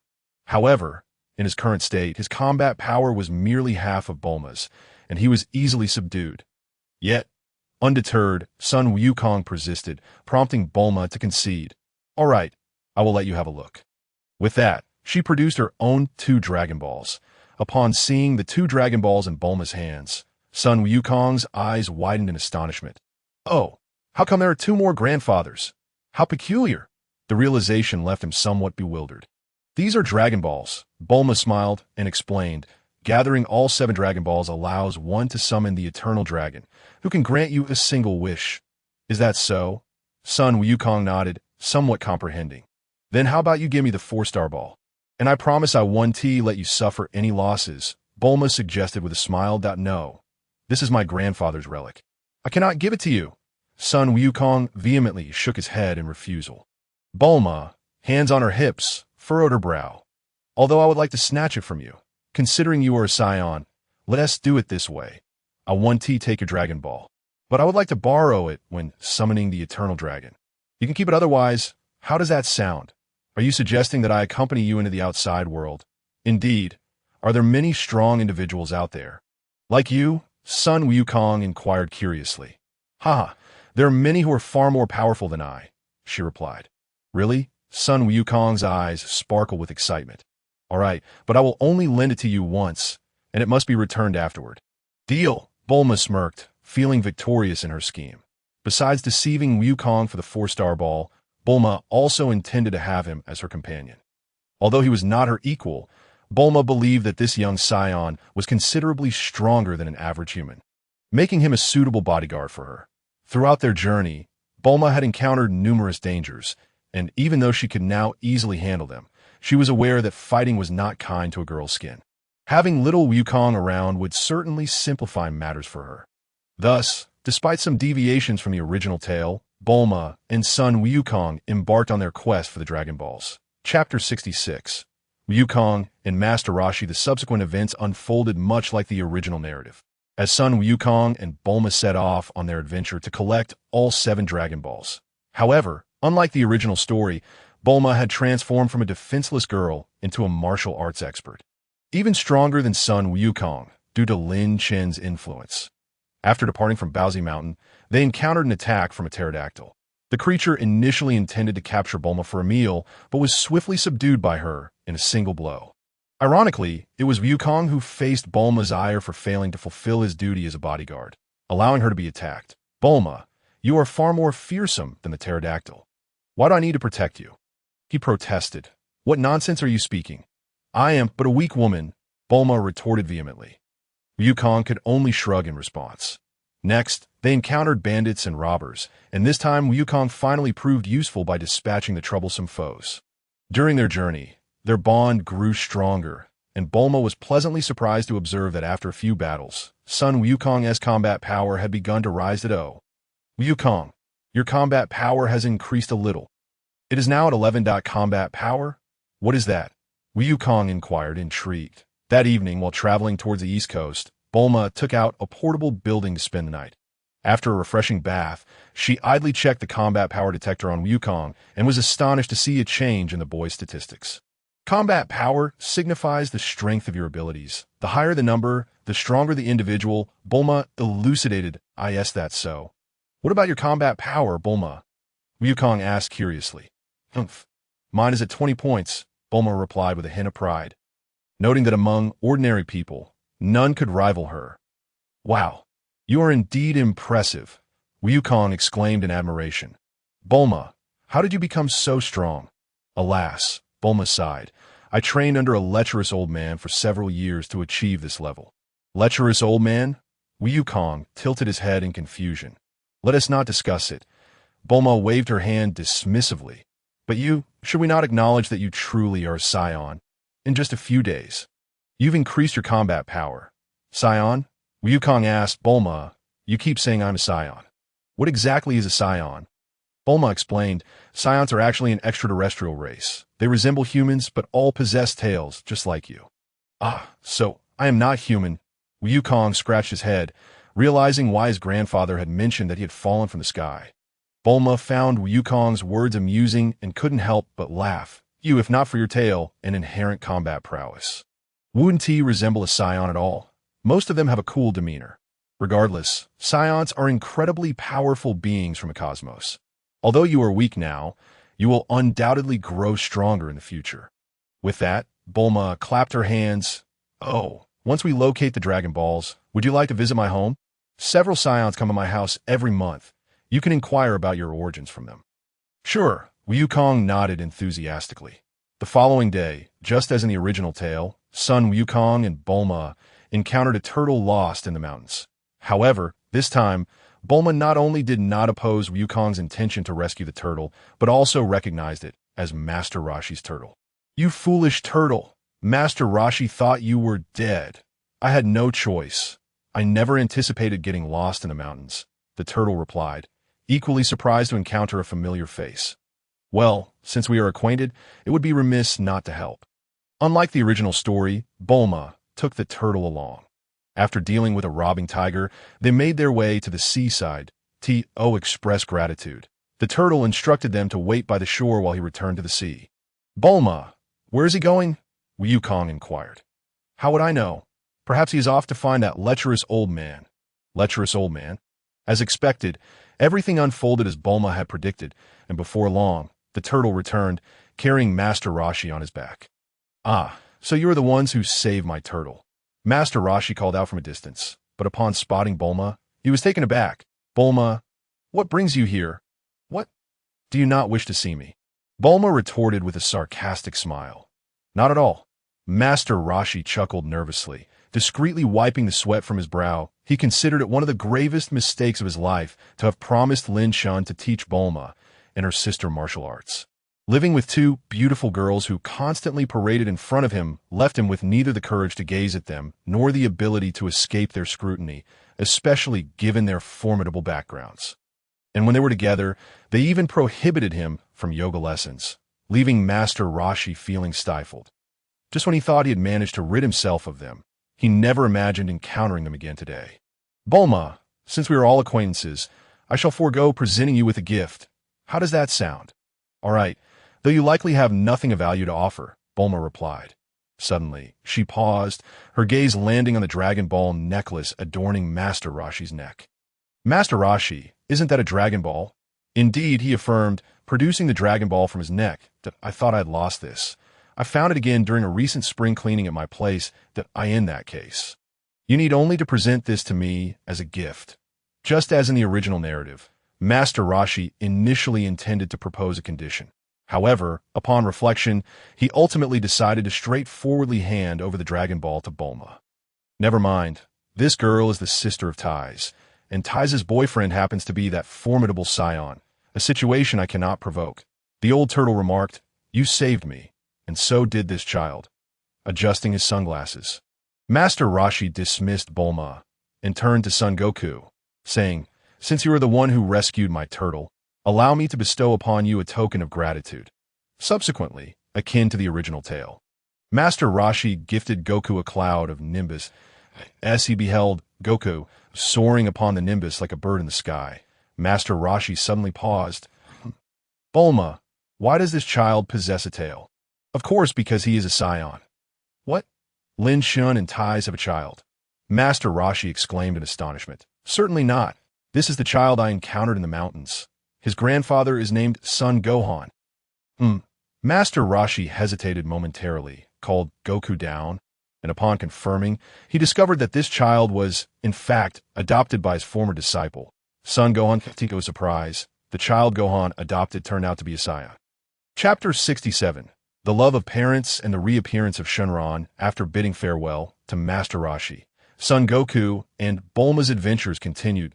In the original story, they obtained the fifth Dragon Ball in a small mountain village plagued by monsters. Simultaneously capturing a pig named Oolong to prevent Oolong from continuing his mischief, they bound him and traveled together, encountering the desert bandit Yamcha. After a fierce battle, Goku and his companions pressed on, while Yamcha, unwilling to accept defeat, trailed them from a distance. Throughout this ongoing adventure, no one, including Bulma, noticed that a solitary figure had been silently observing their escapades from above. This figure was Lin Chen, who had come to Earth. Upon realizing that the plot surrounding the Dragon Balls was about to unfold, Lin Chen promptly arrived on Earth, attentively watching the grand adventure of Son Goku and his companions in a manner akin to a pilgrimage, unnoticed by anyone. Although the adventures below diverged slightly from what Lin Chen had previously known due to Bulma's newfound strength, the differences were not overly significant that on a day when Son Goku and his companions resolved the troubles of Fire Mountain and began their search for the final Dragon Ball, Lin Chen suddenly sensed that, apart from himself, another presence was watching Son Goku from afar. Could it be Bardock? To his surprise, he was on Earth. Sensing the other's energy, Lin Chen smiled faintly and swiftly moved closer. Indeed, at nearly 10,000 meters in altitude, Lin Chen encountered Bardock, whom he had not seen in 6 years, accompanied by a female Saiyan. Bardock. Upon suddenly hearing his name called, both Bardock and the female Saiyan were taken aback. Yet, when they recognized Lin Chen, their shock transformed into joy. Your Majesty Lin Kusi, you have returned. Indeed, Lin Chen nodded. I was wondering why I did not see you on Planet Vegeta. It turns out you came to Earth. Your Majesty Lin Kusi, this is my wife, Jine. We actually came to visit Kakarot. Through Bardock's explanation, Lin Chen learned that over the past 6 years, Bardock and Jine had made it a point to visit Earth annually to see their child. After the relocation of Planet Vegeta, they could reach Earth in just a week using the latest high-speed spaceship for the Galactic Patrol. However, every time, they only observed his growth from a distance. Bardock, did you wish to bring Kakarot back to Planet Vegeta? No. Bardock shook his head, smiling at his wife. In truth, Jine had contemplated this, but sending Kakarot to Earth was your Majesty's decision. Moreover, I have glimpsed fragments of the future. Although they are merely scattered images, I know that Kakarot will embark on a new life on Earth, which will greatly benefit his growth. Your Majesty, what brings you here this time? Me? I also came to see Kakarot. This child's future is limitless. Really?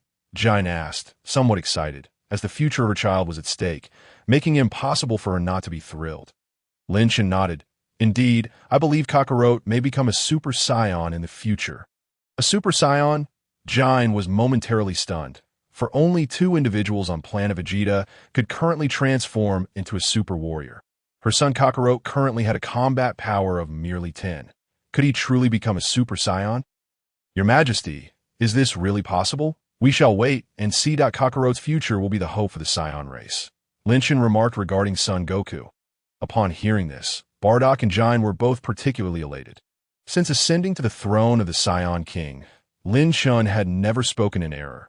If he had issued such an assessment, then indeed, Kakarot's future was boundless.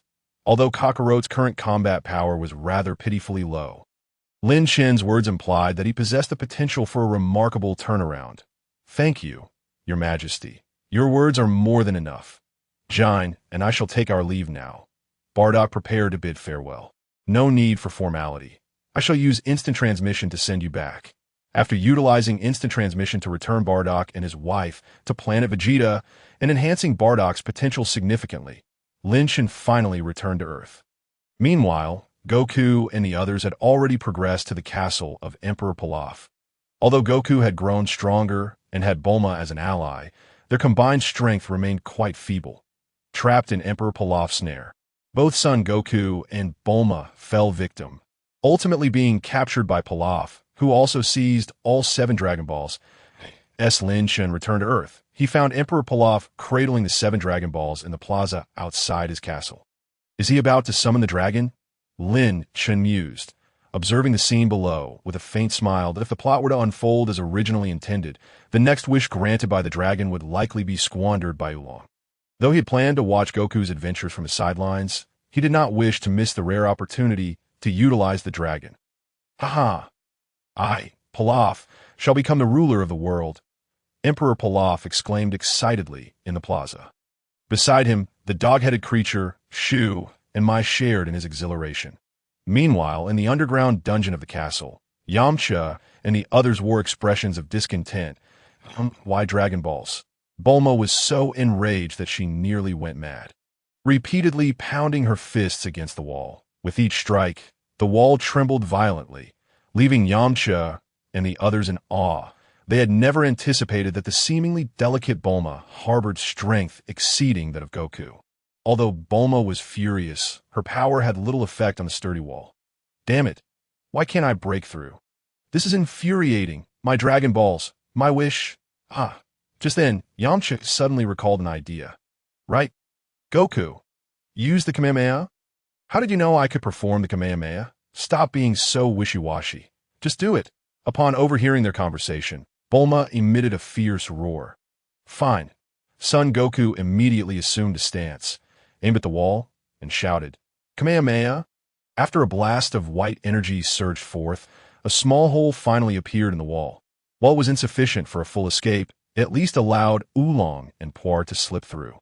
Oolong, Puar, it's all up to you now. Go retrieve the Dragon Balls.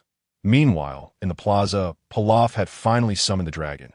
Come forth, Shenron, Chapter 68. The first encounter with Goku and the initial meeting of two Saiyans as Emperor Pilaf's words fell. The 7 Dragon Balls suddenly began to emit a brilliant light, shooting towards the heavens. Boom! Boom! Golden lightning streaked across the dark night sky like furious electric serpents, striking down upon the 7 Dragon Balls. Roar! With a resounding dragon's roar echoing through the heavens and the earth, the emerald figure of the Shenron emerged against the backdrop of the night. Those who had gathered the Dragon Balls. Speak your wishes. Any desire you have, I can fulfill. The boisterous and resonant voice reverberated across the desolate wilderness. The onlookers, most of whom were witnessing the true form of Shenron for the first time, were momentarily taken aback, rendered speechless. However, Pilaf quickly regained his composure, opening his mouth to eagerly articulate his wish. Yet at that very moment, a figure suddenly descended from the heavens, waving a hand at Pilaf and his companions. In the next instant, a powerful gust of wind swept across the ground, lifting Pilaf and his group into the air, whisking them away. Immediately after, the figure extended 5 fingers towards Oolong and Puer, who were rushing towards the Dragon Balls. An invisible force collided with them, sending Oolong and Puer hurtling back towards the castle. Who is that person? What is happening? Hearing the strange commotion from outside, Bulma and her companions, who had been in despair, hurriedly tried to peer through a small hole to discern the situation outside. Eventually, the 3 of them crowded at the hole, their gazes landing upon that figure. Tears suddenly welled up in Bulma's eyes. Although they were still far apart, she had already recognized that silhouette. It was him. He has returned. It was Lin Chen who had driven away Pilaf and his cohorts and intercepted Oolong and Puer. In the original tale, Shenron's wish had ultimately allowed Oolong to exploit the opportunity and conjure a pair of panties, a fate Lin Chen would never permit to befall Shenron's wish. Coincidentally, Lin Chen had already devised his own plan regarding Shenron's wish. He hovered before Shenron and inquired, Shenron, may I first ask, can you grant immortality? Immortality is something even the gods cannot achieve. That wish is beyond my capabilities. Upon hearing Shenron's response, Lin Chen mused to himself. As expected, even the power of Shenron has its limits. The notion of immortality evidently exceeds Shenron's abilities. Lin Chen's wish was to ensure that he and those he cherished could attain longevity. However, since Shenron was unable to fulfill that, it mattered not, for he had alternative plans. What means do you possess to extend one's lifespan? In the underworld, there exists a divine water known as the Fountain of Youth, which the gods use to create elixirs of immortality. Mortal beings who partake of it may extend their lives. The Fountain of Youth?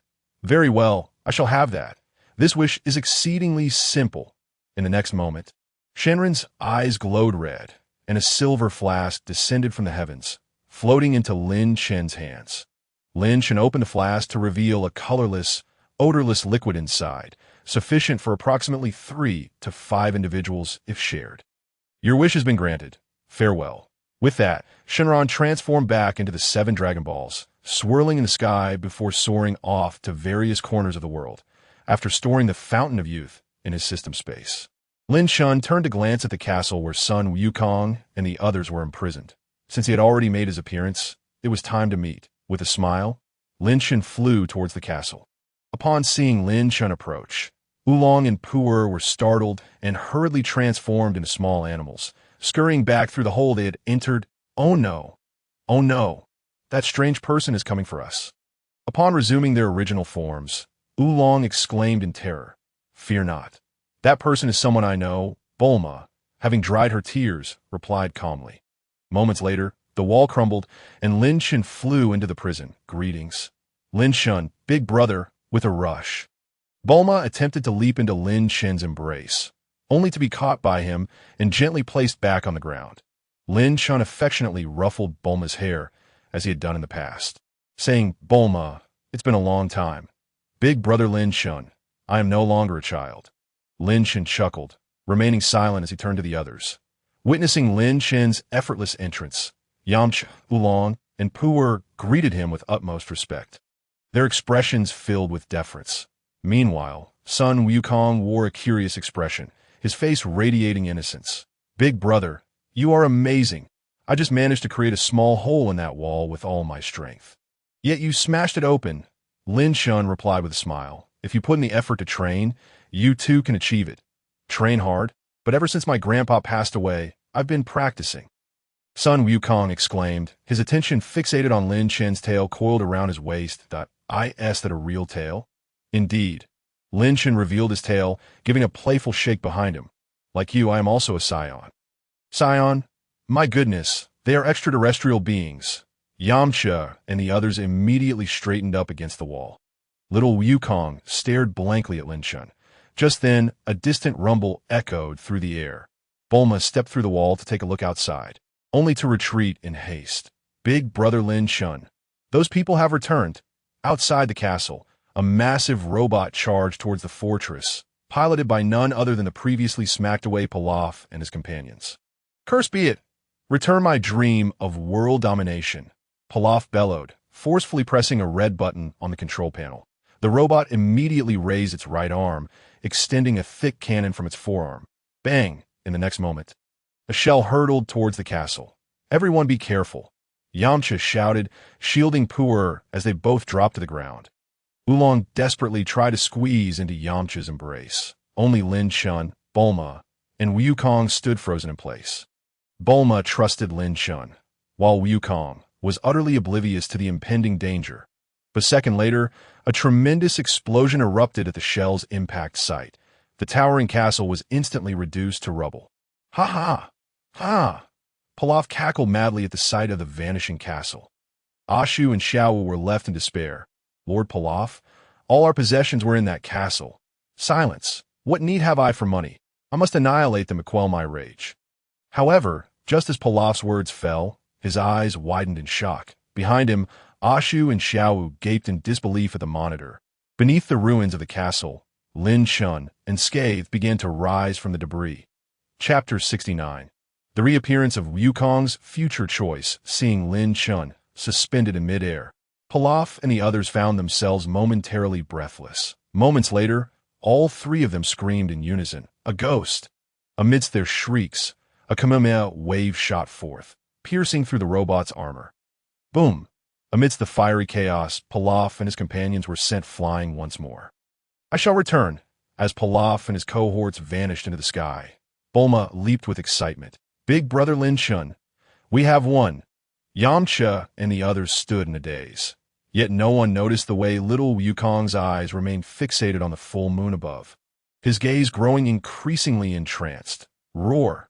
Suddenly, Son Wukong emitted a primal roar, his body visibly expanding at an alarming rate. What is happening? He asked, transforming. Lin Chen sighed, calling to Yamcha and the others, get out of here. He has lost control. Then, Lin Chen swiftly took Bulma and dashed outside, distancing themselves from the now gigantic Wukong. Big brother Lin Chen, what has happened to Wukong? Why has he turned into a monster? Bulma asked in a state of panic that he had just seen the full moon, and Saiyans transform into colossal apes when they gaze upon it, descending into a frenzy. Goku, being still quite young, would lose his sanity upon transforming. Lin Chen explained. Upon hearing this, Bulma first turned her attention to Lin Chen. Brother Lin Chen, rest assured, I can control the transformation now, and I did not look at the moon. Lin Chen replied. What about Goku? Bulma inquired anxiously. Don't worry, I will handle this matter, Lin Chen declared, and then vanished from the spot. When he reappeared, he was already behind Son Goku. Even in his transformed state, his combat power barely exceeded 100 points. Indeed, Goku possessed the aura of a protagonist. With a sigh of admiration, Lin Chen reached out and grasped Son Goku's tail. Although Goku was unconscious, the instinct of battle caused him to feel someone gripping his tail. His massive body twisted around, and he raised his fist to strike Lin Chen. With a firm thud, Lin Chen effortlessly caught the fist, which was larger than his own body, and with a swift motion, he yanked down Goku's tail. In response, Goku's enormous form began to deflate like a balloon, rapidly shrinking back to his original size, and he fainted. Brother Lin Chen, are you all right? Bulma rushed over, her concern evident. I am fine. Please find something to cover Goku. We must be cautious of him catching a chill. Bulma turned to look and was startled to see little Goku lying on the ground. Completely bared first, she thought Goku might be dead, but then she heard his snoring and realized he was merely asleep. Bulma crossed her arms and reflected. I once heard Goku mention that his grandfather was killed by a monster. Could that monster have been him? It seems so. Although he is just a child, a transformed Saiyan is not something an ordinary human can contend with, Lin Chen responded. However, as he gazed upon Goku, whose combat power was still only in the teens, Lin Chen suddenly recalled something. Currently, Goku's future nemesis, Vegeta, had already become significantly stronger than in the original story, and even his brother Raditz had surpassed a combat power of 10,000. Shouldn't he assist Goku in accelerating his training? Ding! Upon detecting the host's hesitation regarding Goku's future, the strongest choice system activated. Choice 1. Allow Goku to grow on his own. Reward. Universal textbook on chi perception. Time point 1. Choice 2. Take Goku back to Planet Vegeta. Reward. Universal textbook on Kaioshin. Choice 3. Train Goku for 1 year, increasing his combat power by 10,000 points. Reward. 100 cell solvent, 1 bottle. Am I to decide Goku's fate? Lin Chen smirked, beginning to ponder. To be honest, upon returning and witnessing the growth of Planet Vegeta, Lin Chen had gradually become somewhat indifferent to matters on Earth. Initially, he insisted that Bardock send Goku to Earth precisely because he recognized Goku's astounding potential and the promise of his son, Gohan, as a testament to the fusion of Saiyan and Earthling bloodlines. In Lin Chen's view, should the development of Planet Vegeta stagnate in the future, Goku on Earth would represent their last glimmer of hope. Yet now, with Planet Vegeta flourishing, Goku's combat prowess had begun to seem rather unimpressive to Lin Chen. After all, thanks to the rewards from the choice tasks, Lin Chen's own combat power had increased significantly, and even an ordinary Super Saiyan at the second level would struggle to compare with him. Thus, for him, and for Planet Vegeta, Goku's future contributions were, at least until he reached the level of Super Saiyan 3, rather inconsequential. The only remaining value Earth held for Lin Chen was as a spectator and a connoisseur of Dragon Ball, watching familiar tales unfold before his eyes. With this thought, Lin Chen made his decision. System, I choose option 1. Regarding Goku, Lin Chen decided to let nature take its course, at least until Goku possessed the ability to venture into the cosmos. Lin Chen did not intend to interfere much in his affairs. Upon reflection, Goku's initial growth in combat power was rather slow. He was the type to accumulate strength over time. Although the battles on Earth did not rapidly elevate Goku to the status of a powerful warrior, they laid a solid foundation for him. It was these experiences that allowed Goku, with the aptitude of a lower-tier warrior, to eventually become the first to transform into a Super Saiyan. Should Lin Chen interfere with his growth now, it might indeed make Goku stronger in the short term, but could also stifle his potential for growth in the long run, akin to pulling seedlings to hasten their growth. Let him develop at his own pace. Ding! Host choice confirmed. Rewards have been credited in Lin Chen system space. A universal video textbook appeared, and his attribute panel increased by 1 time point. Soon after, little Goku finally awakened from his slumber. Upon regaining consciousness, he was completely oblivious to the transformation incident, instead puzzled as to why his clothes and tail had vanished. Yamcha and the others had initially planned to conceal the truth from Goku to spare him from feeling guilty about his grandfather's death. But Lin Chen unveiled the reality. So, I was the one who caused my grandfather's death. Indeed, even the innocent Goku found the truth difficult to accept. Brother Lin Chen, that was rather cruel of you. Bulma remarked, somewhat perplexed. No, this is all for his own good, Lin Chen said, crossing his arms and addressing son Goku with a serious tone. Goku, all of this is due to your weakness. If you were strong enough, you could maintain your consciousness even after transforming. In the end, you simply lack training. Goku listened intently, clenching his fists as if making a resolution. He said, Brother Lin Chen, can you teach me how to train? Chapter 70. Each going their own way. Lin Chen's, what do you want me to teach you how to train? Lin Chen looked at Goku, his tone icy. Yes, big brother, you're so amazing. I want to learn from you. Goku's face displayed a rare seriousness. All right, as long as you can touch me, I will teach you, Lin Chen replied. Okay. Little Goku nodded vigorously and assumed a stance of determination. Just then, his stomach growled unexpectedly. Embarrassed, little Goku said, "Oh no, I'm hungry. Big brother, can you wait while I find something to eat?" "No need." Lin Chen tossed a senza bean to Goku, instructing, "Eat this." "What is this?" Goku curiously placed it in his mouth and chewed, his eyes widening in astonishment. "Incredible! I'm full, and my strength is restored." "What is this?" "This is a senza bean. One can fill your stomach." "Brother Lin Chen, do you have any more? Can you give me some?" "If you can touch me, I might give you a few." "All right then, I'm going to make my move." Little Goku readied himself, shouting loudly as he charged towards Lin Chen, though his spirit was fierce. The disparity in strength was evident. With Goku's current power, even attempting to touch Lin Chen was utterly impossible. After playing with Goku for a while, Lin Chen lost his patience that I'm going to counterattack. "Be careful." "What?" Before Goku could react, Lin Chen's tail struck, knocking him out cold. "Huh, Goku!" Oolong and the others rushed over, gently tapping Goku's head to rouse him. "Brother Lin Chen, that was a bit harsh, wasn't it?" Bulma inquired. Somewhat bewildered, Lin Chen shook his head and said to Goku, "Goku, do you now understand the gap between us? The distance is too vast. You won't learn anything from me, and it could be dangerous for you during training." Little Goku scratched his head, his expression devoid of disappointment, merely expressing regret. "Oh dear, it seems that way." Observing his innocent demeanor, Lin Chen smiled. Perhaps Goku's simplicity was one of the reasons for his rapid growth in the future.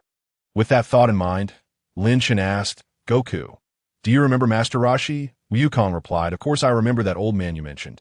He is the second strongest person I have encountered, aside from Brother Lin Chen. You should seek him out for training. He was your grandfather's master, and with your current strength, it would be most fitting for you to train under him. By the way, I should also mention that Bulma once trained under Master Roshi. Since Lin Chen has made his choice, he does not intend to alter son Wukong's future. Furthermore, Wukong can indeed acquire a wealth of martial knowledge from Master Roshi." "Really? That's fantastic. I want to go train with Grandpa Roshi and become stronger." Wukong exclaimed. "Wukong, I want to join you." Yamcha suddenly chimed in. "Young Master Yamcha?" Pu'er inquired with some confusion. Pu'er, "I want to grow stronger. After meeting Lin Chen, I realized how naive I was in the past. I must become stronger so that I can stand alongside Lin Chen in the future. At the very least, I cannot be outdone by a woman like Bulma." Yamcha added silently to himself. Well, that might be a bit challenging for you." Bulma teased. "Wulong, what about you?" Pu'er asked. "Oh, I'll pass." "Bulma, can I accompany you to the city? I heard there are plenty of girls in big cities," Wulong said, glancing at Bulma. "Fine, even though you're quite lecherous and annoying. Just say you don't want me to go." Thus, after everyone made their own decisions about their futures, they parted ways. Lin Chen took Bulma and Wulong and left the scene, first using instant transmission. As the three vanished, Wukong couldn't help but exclaim, "Brother Lin Chen's technique is truly impressive. I didn't even see how he left." "Indeed," Yamcha echoed, "there are indeed many powerful individuals in this world in West City." After bidding farewell to son Wukong and the others, Lin Chen and his companions arrived at Bulma's home via instant transmission. There, Lin Chen reunited with the long-missed ties and the Brief family. After 6 years, ties had matured and become more feminine. Compared to the Saiyans, 6 years was a challenging time for ties as a human, and upon seeing Lin Chen, tears brimmed in her eyes. Reminiscent of rain-soaked blossoms, seeing ties, Lin Chen felt a pang of guilt, embraced her, and said earnestly, "Ties, we have known each other for so many years. Marry me." Ties replied in a voice as soft as a whisper. She had been waiting for this moment for a long time. Bulma exclaimed in astonishment, her eyes wide. "How could this happen so quickly?" "Bulma, what are you saying? Ties has waited so long for this," Mrs. Brief scolded. However, Bulma stomped her foot in frustration and huffed off to her room. "Dear Bulma," Ties gazed at her sister's retreating figure, wanting to explain, but Lin Chen waved his hand. "It's fine. I understand her feelings." Ties, knowing that Lin Chen already had Saiyan Queen, did not mind sharing her husband with her sister. Yet Lin Chen shook his head and said, "No need to say more. I see Bulma as a sister. In the future, she will encounter someone suitable for her." A month later, in West City, Lin Chen and Ties held their wedding. This ceremony was grand, given Lin Chen's status as the Saiyan King. Although the wedding took place on Earth, Planet Vegeta had prepared many wedding gifts for Lin Chen, including rare gems collected from various planets. Additionally, Barak and others from Lin Chen's side attended, and Hanasia also came to impart the customs of the Saiyan royal family to Tais. Many of Tais' friends were also present, including Gak, though the inventor of the first time machine, Dr. Dasheng, had sadly passed away by this time. The wedding festivities lasted an entire day, concluding at night when Lin Chen embraced Tais and entered their bridal chamber. The bridal suite was also in West City, not far from the brief residence, purchased by Lin Chen with a fist-sized diamond after deciding to marry Tais. Before the wedding, the entire villa had been renovated. When Lin Chen and Tais finally found themselves alone, he produced a bottle of the elixir of immortality. Tais, take a sip of this. Though curious, Tais did not inquire further and drank a mouthful. What is this? It tastes strange. It isn't poison, is it? This is the elixir of immortality I received as a wish from the dragon that a single sip can extend one's lifespan by several hundred years. As a Saiyan, I often venture into the cosmos, so Tais, after drinking this, you won't need to worry about aging. Why would I worry? Tais replied with an embarrassed smile. Yet deep down, she felt a surge of joy. No woman would wish to age or lose her youth. Tais, it's time for us to rest. After a moment of joy, Lin Chen gently whispered in her ear while holding her smooth form. The lights in the room dimmed shortly thereafter. Chapter 71. Experiencing the legendary Super Saiyan 2 after their wedding, Lin Chen and Tais embarked on their honeymoon as the wife of the Saiyan King. Tais' honeymoon was anything but ordinary. They traversed nearly every planet under Saiyan control. During this time, Lin Chen enjoyed rare moments of relaxation. For the first time since his rebirth, not dedicating his time to training, but truly savoring life. However, happiness is often fleeting as the Saiyan King. Lin Chen had little leisure time. After the honeymoon, he prepared to resume his training. Notably, Tais did not return to Earth after the honeymoon, but instead traveled to Yardrat. Upon learning that Lin Chen's instant transmission technique could be mastered from the Yardrat people, Tais was determined to learn herself, given that Lin Chen spent most of his time on Planet Vegeta. Tais did not want to passively wait for him to return to Earth, hence her desire to venture to Yardrat. Moreover, one must not forget that Tais' primary profession is a novelist. For a writer, nothing is more advantageous than the ability to travel wherever one wishes with instant transmission in terms of combat power. After Lin Chen utilized the potential development technique, Tais' combat strength had reached over 10,000. So Lin Chen was not concerned for her safety and sent her off without hesitation. The Yardrat people are a peace-loving race, known for their hospitality and aversion to conflict, and they readily agreed to Tais' request. Once Tais commenced her training, Lin Chen departed Yardrat, preparing to focus on his own matters. For Lin Chen at this moment, the most important task was to utilize the reward he received from his previous time-traveling experience, the legendary Super Saiyan 2 experience card. Host, Lin Chen Combat Power, 6,680,000 Bloodline, Legendary Super Saiyan Bloodline Skills, Instant Transmission, Beginner Martial Arts Talent, Beginner Potential Development Technique, Perfect Control of Ki. Techniques, Planet Destruction Wave, Death Beam, Flame Splitting Wave, Kamehameha, Afterimage Fist. Instant Transmission Kamehameha. Since the time travel, Lin Chen's combat power had experienced a remarkable enhancement. Typically, once combat power exceeds 1 million, the speed of training would significantly decrease. However, due to the system's rewards, Lin Chen's baseline combat power had multiplied nearly 5-fold.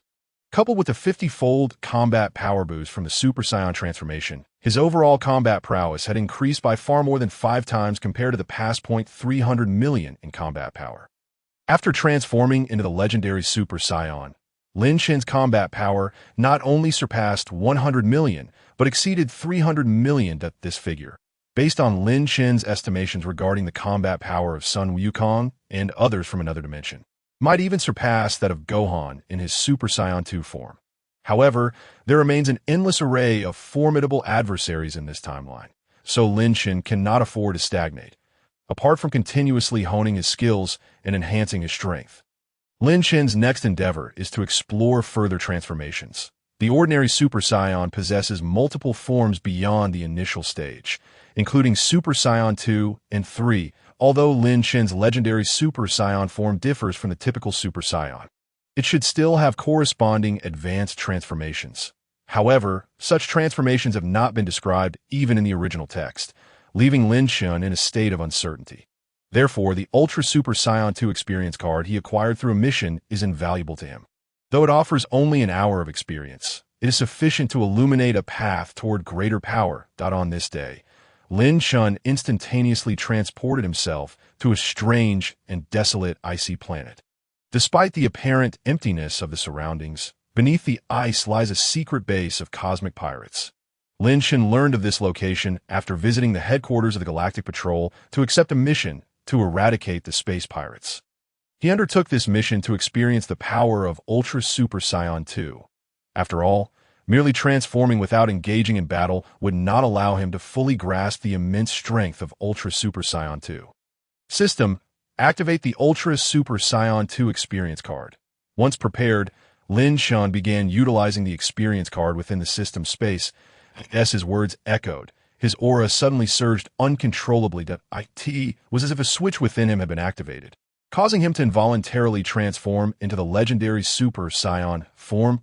10 million, 50 million, 100 million, 200 million, 300 million. In no time, Lin Chen's combat power astonishingly surpassed 300 million and continued to rise.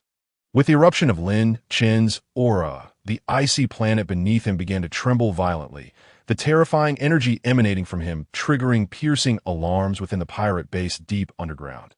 What is happening? Are we under attack? Shouted a cosmic pirate leader, resembling a shark, from the monitoring room.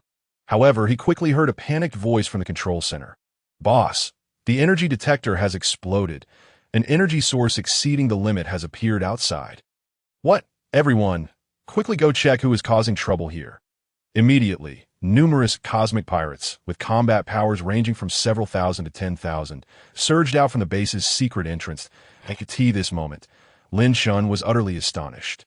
Even after transforming into the legendary Super Saiyan, he felt his strength still increasing. 350 million, 400 million, 500 million, 600 million. When Lin Chen saw his combat power finally stabilize at 668 million through the system. This sudden surge of power ceased. The yellow-green aura surrounding Lin Chen's body roiled like boiling oil, culminating in a powerful jet-like expulsion. His previously upright yellow-green hair grew even longer than before. The most dramatic transformation, however, was the shimmering yellow-green arcs of electricity swirling around him, crackling and popping incessantly. Host: Lin Chen. Combat power: 668 million. Is this the form of the legendary Super Saiyan 2? Lin Chen could distinctly feel a surging power within him, an overwhelming urge to unleash it. Just then, a barrage of ki blasts surged toward Lin Chen from below. These were the cosmic pirates emerging from their hidden base, launching an assault on him. At this point, the disparity in strength between Lin Chen and the pirates was beyond their comprehension. It was akin to ants being oblivious to the vast power of a human. Although the pirates sensed the astonishing energy radiating from Lin Chen, they could not fathom the extent of the gap between them. Unaware and unafraid, the cosmic pirates launched their attack without hesitation. The ki blasts rained down like droplets of rain, but were shattered before getting close to Lin Chen by the arcs of electricity enveloping his body. Lin Chen glanced at them, a cruel smile suddenly gracing his lips as he slowly raised his right hand. The relentless blizzard that had been sweeping across the planet abruptly ceased in that moment. In the next instant, a green energy sphere materialized in Lin Chen's palm. This sphere was charged with an overwhelming energy that, due to its intensity, created a black hole-like effect, drawing in all surrounding matter. Lin Chen gently hurled the energy sphere toward the group of cosmic pirates. The sphere floated toward them, but in an instant, it expanded tremendously, its blinding light leaving the pirates gaping in shock. Though they had been oblivious to Lin Chen's terrifying power before, upon witnessing this planet-destroying energy sphere, all the cosmic pirates instantly comprehended the threat posed by the individual before them. Yet at this juncture, it was far too late.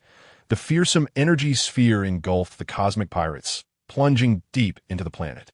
Moments later, brilliant light erupted from the fissures created by the energy sphere, illuminating the planet's interior, where dazzling lights akin to fireworks penetrated the ground.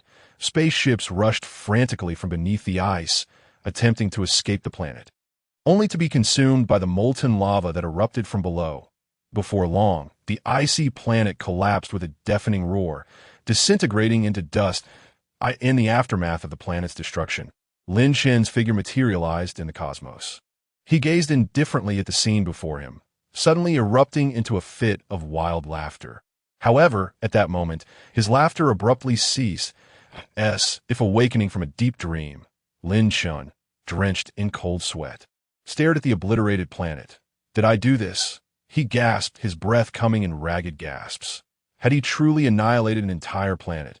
Moreover, such an act had inexplicably brought him a sense of twisted pleasure. What was happening?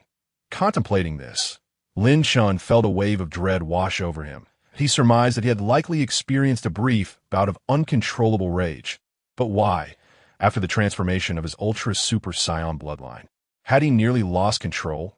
When Lin Chen inquired with the system, it replied, "Ding, the energy of the legendary Super Saiyan 2 is excessively overwhelming, surpassing the control range of the bloodline modification. The host must enhance their mental strength to effectively manage this power." Mental strength? Upon hearing this, Lin Chen immediately retrieved his last few treasured mental tree fruits from the system space and consumed them without hesitation. As the pure mental energy from the fruits flowed into Lin Chen, he absorbed and refined it, gradually calming his mind.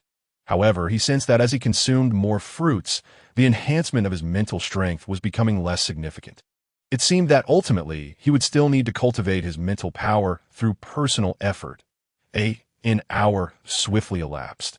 Lin Chen floated amidst the vastness of the cosmos, experiencing the fleeting essence of the Super Saiyan 2 transformation while silently reflecting upon this brief, yet profound encounter.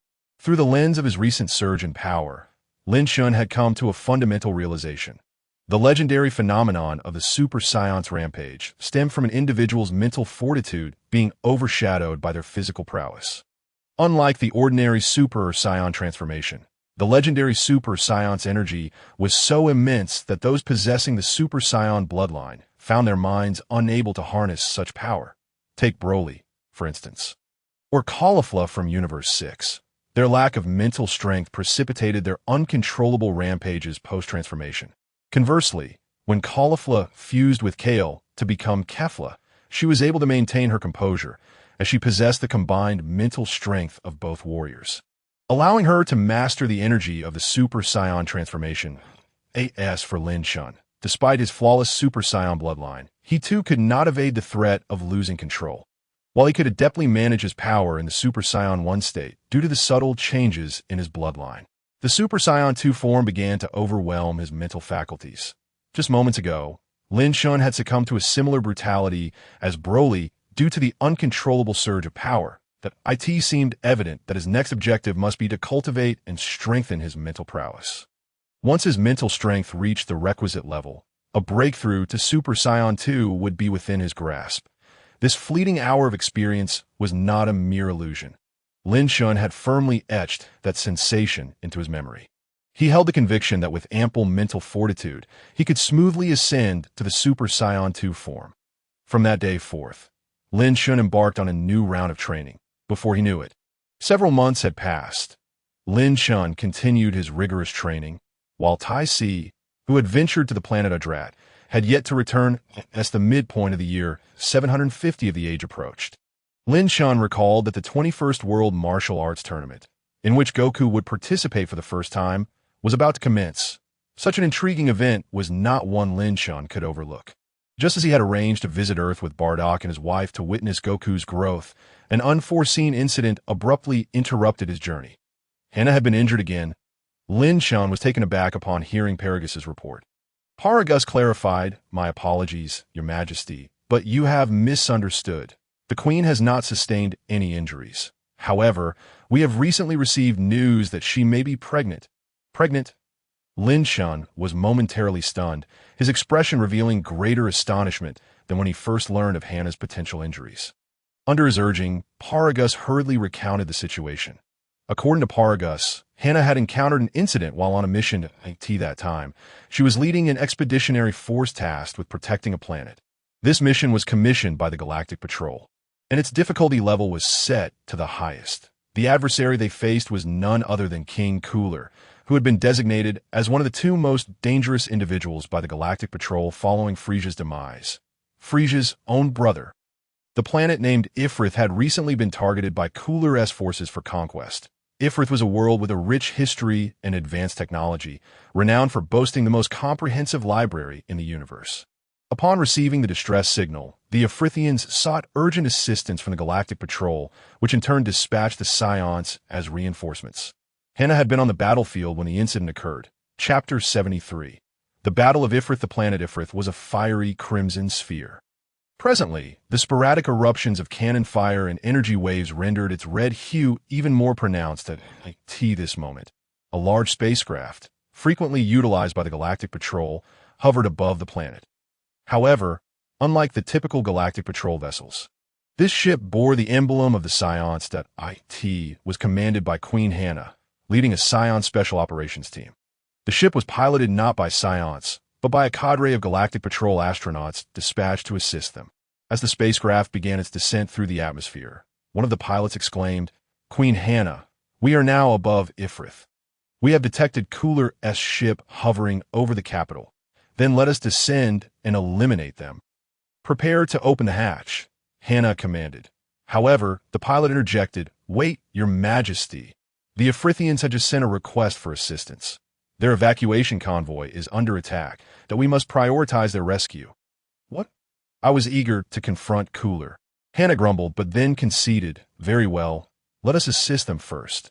Meanwhile, on the surface, chaos reigned as artillery roared and smoke billowed. An Ifrithian evacuation convoy, having fled the capital, was being toyed with by a battalion of Cooler's soldiers. The Ifrithians, a humanoid species with physiques comparable to Saiyans, but distinguished by their red hair and pointed ears, lacked the innate combat capabilities of Saiyans. However, they were an ancient civilization equipped with advanced technology. Their innovations enabled even ordinary Ifrithians to wield individual weaponry akin to Iron Man's, granting them combat power exceeding 10,000 to yet. The current situation on the planet was overwhelmingly dire. The advanced technology that once filled the Ifrithians with pride was rendered ineffective against their foes. This time, the Ifrithians faced the infamous Cooler's forces. Unlike Frieza's army, which relied on sheer numbers and a mix of fodder and elite warriors, Cooler's forces, although fewer in number, consisted entirely of elite fighters, each with combat power exceeding 10,000 among them. The most elite mech unit, while comprising only 3 members, boasted combat powers exceeding 100,000, earning them a fearsome reputation throughout the cosmos. As a result, the disparity between the Ifrithians and their adversaries on the battlefield was staggering, leaving them with little recourse. Time and again, armored Ifrithians vanished beneath the onslaught of energy blasts, just as the beleaguered Ifrithians, filled with despair, witnessed their protectors falling one by one. A sudden commotion in the sky drew their attention. A group of humans with tails and black hair soared into view. One of Cooler's soldiers noticed the unidentified approaching forces. He quickly alerted his comrades while activating his power detector to assess the newcomers. "Lord Saviza, it appears reinforcements from the Ifrithians have arrived. Their power levels are..." Before the alien could finish his sentence, his power detector exploded. Moments later, the devices of other soldiers likewise succumbed to the overwhelming energy and detonated. Receiving this alarming news, Saviza, the commander of the mech unit, shot into the sky, only to be astonished to discover that the incoming forces were not Ifrithians, but Saiyans. "Fools! The Saiyans are here! Forget about those Ifrithians. Prepare for battle!" Even the renowned mech unit hesitated upon realizing the Saiyans were approaching. After all, the tribulations faced by Frieza's army over the past 6 years had made it abundantly clear to all the Saiyans' might. Furthermore, Cooler's forces were not strangers to encounters with Saiyans. Yet, every engagement had culminated in the retreat of Cooler's forces. Saviza had personally clashed with Saiyans before, notably recalling a scarred Saiyan whose very presence haunted him, as he had narrowly escaped with his life. Lord Cooler, the Saiyans have arrived. As soon as Shavi's voice faded, the Saiyans had already surged onto the battlefield. The warriors of the Gula Legion, who had just been overpowering the Iverdins, immediately grasped the grievances previously faced by their opponents. Confronted by the charging Saiyan fighters, most of these individuals were no match for their adversaries. Particularly striking was a female Saiyan at the forefront, who advanced with unstoppable momentum, ruthlessly dispatching anyone who stood in her way. With a mere flick of her wrist, she unleashed a torrent of densely packed energy spheres, raining down like a fine drizzle. Every extraterrestrial being struck by these energy orbs was reduced to a mere sieve. The numbers of the already outnumbered Gula Legion suddenly appeared precarious at that moment.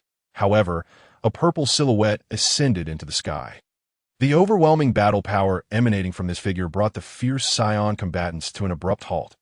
Unlike the combat power detectors used by the Gula Legion, the Saiyans employed devices from Earth, allowing them to clearly ascertain the terrifying battle power contained within that purple form. Battle power. 16 million. Princess Hannah. It is the frozen demon. I have seen it. The leader, Hanasia, felt her expression grow increasingly grave. Although the figure before her was purple, contrasting starkly with the predominantly white Frieza, the resemblance in form and the long tail was almost identical to Frieza's final transformation, without needing to ask further. Hanasia discerned that this must be Gula, the leader of the Gula Legion and the elder brother of Frieza. Step aside, everyone. I shall handle him. With that declaration, Hanasia immediately transformed into a Super Saiyan. Super Saiyan, observing the golden figure standing not far away, Gula's eyes flickered with a hint of anger. Damn Saiyan monkeys, they truly seem to appear wherever I go. Shall I strike? Smack. Gula's tail lashed against the air with a resounding crack. Yet he did not immediately engage, instead holding his ground against Hanasia. The tension in the air thickened, casting a heavy atmosphere over the scene. Some Saiyans began to murmur among themselves, that Gula. What terrifying power. He is even stronger than Frieza. No need to panic. Our Princess Hannah currently possesses a battle power of 18 million. Indeed, with Frieza already dead, what does Gula even amount to? Chapter 74. The Lost Power, Hanasia's Pregnancy. Isn't that the female Super Saiyan who killed Frieza? Gula licked his lips, his gaze dark and menacing. Ever since learning of Frieza's demise at the hands of Super Saiyan, Gula had been seeking ways to become stronger. Unlike Frieza, Gula was cautious by nature. He would not provoke a Super Saiyan without absolute certainty. Consequently, during the subsequent 6 years while Lin Chen ventured into parallel dimensions, the Gula Legion maintained a strategy of contraction and defense. Yet, it was evident that mere evasion would not suffice. Gula clenched his fists and murmured, "Before I acquire sufficient strength to deal with that Super Saiyan, I shall first take down you." Woman, a bloodthirsty killing intent suddenly surged forth. Is he about to strike? Sensing Gula's murderous intent, Hanasia couldn't help but chuckle. Ever since she gained the ability to transform into a Super Saiyan, she had not feared anyone in combat, save for Lin Chen. Even against the frozen demon, she felt no trepidation. Drip, drip, drip, a light rain began to fall from the sky, and as the raindrops landed on the two warriors, both combatants, each with power exceeding 10 million, suddenly sprang into action. Bang, bang, bang. Their bodies raced through the air, colliding fiercely. The sounds of fists and feet striking one another echoed incessantly. Their blurred figures danced in the air like a tempest sweeping away the remnants of clouds. The warriors on Gula's side found themselves utterly unable to keep pace with the movements of the two, only hearing the explosive sounds ringing in their ears on the Saiyan side. Although their eyes struggled to keep up, many began to close their eyes, relying on their energy perception to sense the movements of the two fighters. Energy perception. Ever since Lin Chen received the rewards for his missions, he had disseminated the universal textbook on energy perception to Planet Vegeta, promoting its practice across the entire planet. Although the promotion period had been short, many of the warriors frequently engaged in battle had already grasped the technique. Thanks to energy perception, they were barely able to keep up with the speed of Hanasia and her opponent's fierce clash. How infuriating! Those detestable Saiyans! Why? Is the frozen demon race not the strongest in the universe? Why can I not defeat this Saiyan? Gula's teeth nearly ground to dust, ever since witnessing the tragic death of his brother. He had been training relentlessly, yet despite his efforts, he still failed to close the gap with the Saiyans. Moreover, the adversary he faced was merely a female Super Saiyan. He had heard that the one who killed Frieza was the Saiyan King. The strongest Super Saiyan. The female Super Saiyan before him was only ranked second. After 6 years of arduous training, was he truly incapable of defeating even the second strongest Super Saiyan? Bang! Gula suddenly received a punch to the abdomen, the immense force nearly causing him to vomit blood. However, what tormented Gula more than the pain was the overwhelming sense of humiliation and rage. I am Gula, the king of the universe. How could I be defeated by a mere woman? As Hanasiao advanced to pursue him, Gula's tail unexpectedly lashed out, striking her face with a swift motion. This attack was born from Gula's fury, with no expectation of any significant outcome to his surprise. At that moment, Hanasia's movements seemed to falter, and she was struck squarely.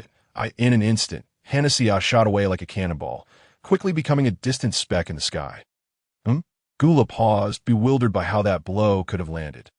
The Saiyans were equally flabbergasted. How could Princess Hanasiya have suddenly been hit? At that moment, 2 Saiyans whispered to one another. Hey, did you feel that? What? Princess Hana's energy is weakened. How could that be? In truth, it was not just these 2. Other Saiyans who had learned energy perception also noticed that Princess Hana's energy seemed to have suddenly diminished. Some skeptics picked up their battle power detectors for a glance and were shocked to find that Hanasia's battle power was indeed in a steady decline. What is happening? Hanasiya herself was equally puzzled. She had just begun to warm up, so why was she suddenly finding it difficult to exert her strength? It must be an illusion. Hanasiya resolved to enhance her energy once more and charge back toward Gula, reigniting their battle. After a brief exchange, Gula seized an opportunity during a dodge, delivering another kick to Hanasia's chest. Although she managed to cross her arms in defense, she could not dissipate the force of the blow, sending her flying once again. Princess Hana, are you all right? Someone immediately inquired through the communicator. Hanasiya struggled to stabilize herself, gasping for breath more heavily than before. Why? My energy is depleting, Hanasiya exclaimed in confusion, unconsciously placing a hand on her abdomen. Observing her gesture, one female Saiyan's eyes suddenly lit up, and she whispered urgently into the communicator. Your Highness, we should retreat. There may be changes occurring in your body. What is wrong with my body? Your Highness, you may be pregnant. Upon hearing this exchange through the communicator, the other Saiyans were left in stunned silence. Pregnant? Many suddenly realized the implication. For female Saiyans, once pregnancy occurred, their battle power inevitably weakened. It was no wonder Hanasia's power had begun to decline so suddenly. Realizing this, the Saiyans hastily surrounded Hanasiya, ensuring her safety while swiftly retreating from the scene. After all, the Iverton evacuation convoy had already departed, and they had no reason to remain and continue the fight. Upon witnessing the Saiyan's sudden retreat, Gula's subordinates returned to his side. Shavi inquired, My lord, congratulations. You have defeated that Super Saiyan. Foolish. Can't you see they retreated on their own? Apologies, Gula cursed vehemently and turned his gaze back towards the direction for which the Saiyans were retreating, filled with doubts. How peculiar. The strength of that female Super Saiyan had suddenly diminished. Could this be a ploy? Gula appeared uncertain. Struggling to comprehend the current situation, he yearned to pursue and eliminate the female Saiyan, thus clearing obstacles for his impending war against the Saiyans. Yet he was apprehensive that it might be a cunning trap orchestrated by them. After a prolonged moment of contemplation, he finally clenched his fists. Frieza, please verify whether the Frisian database has been relocated. Once the task is completed, depart immediately aboard the spacecraft and wait for my signal in outer space. My Lord Gula, you intend to confront the Saiyans. Chapter 75. A false alarm and the terrified Gula release me. I have not finished yet. Your Highness, please return to the spacecraft at once. We need to conduct a thorough examination. Meanwhile, Hanasiya, though exceedingly reluctant, was forcibly escorted back to the spaceship by several Saiyans. In truth, halfway through their journey, Hanasiya could no longer transform into a Super Saiyan, and her combat power had plummeted to a mere 500. 000. Simultaneously, on their way back to the ship, the remaining Saiyans hastily informed their comrades on Vegeta of the situation. Now that Hanasea could not transform into a Super Saiyan, only Lin Chen remained capable of contending with Gula. Upon returning to the spacecraft, Hanasea was promptly ushered into the medical chamber, where the Galactic Patrol's medical apparatus could perform a complete examination. However, it was soon revealed that she was not pregnant, but rather suffering from food poisoning. What? Food poisoning? Upon hearing this news, Hanasea was incensed, nearly dismantling the machine.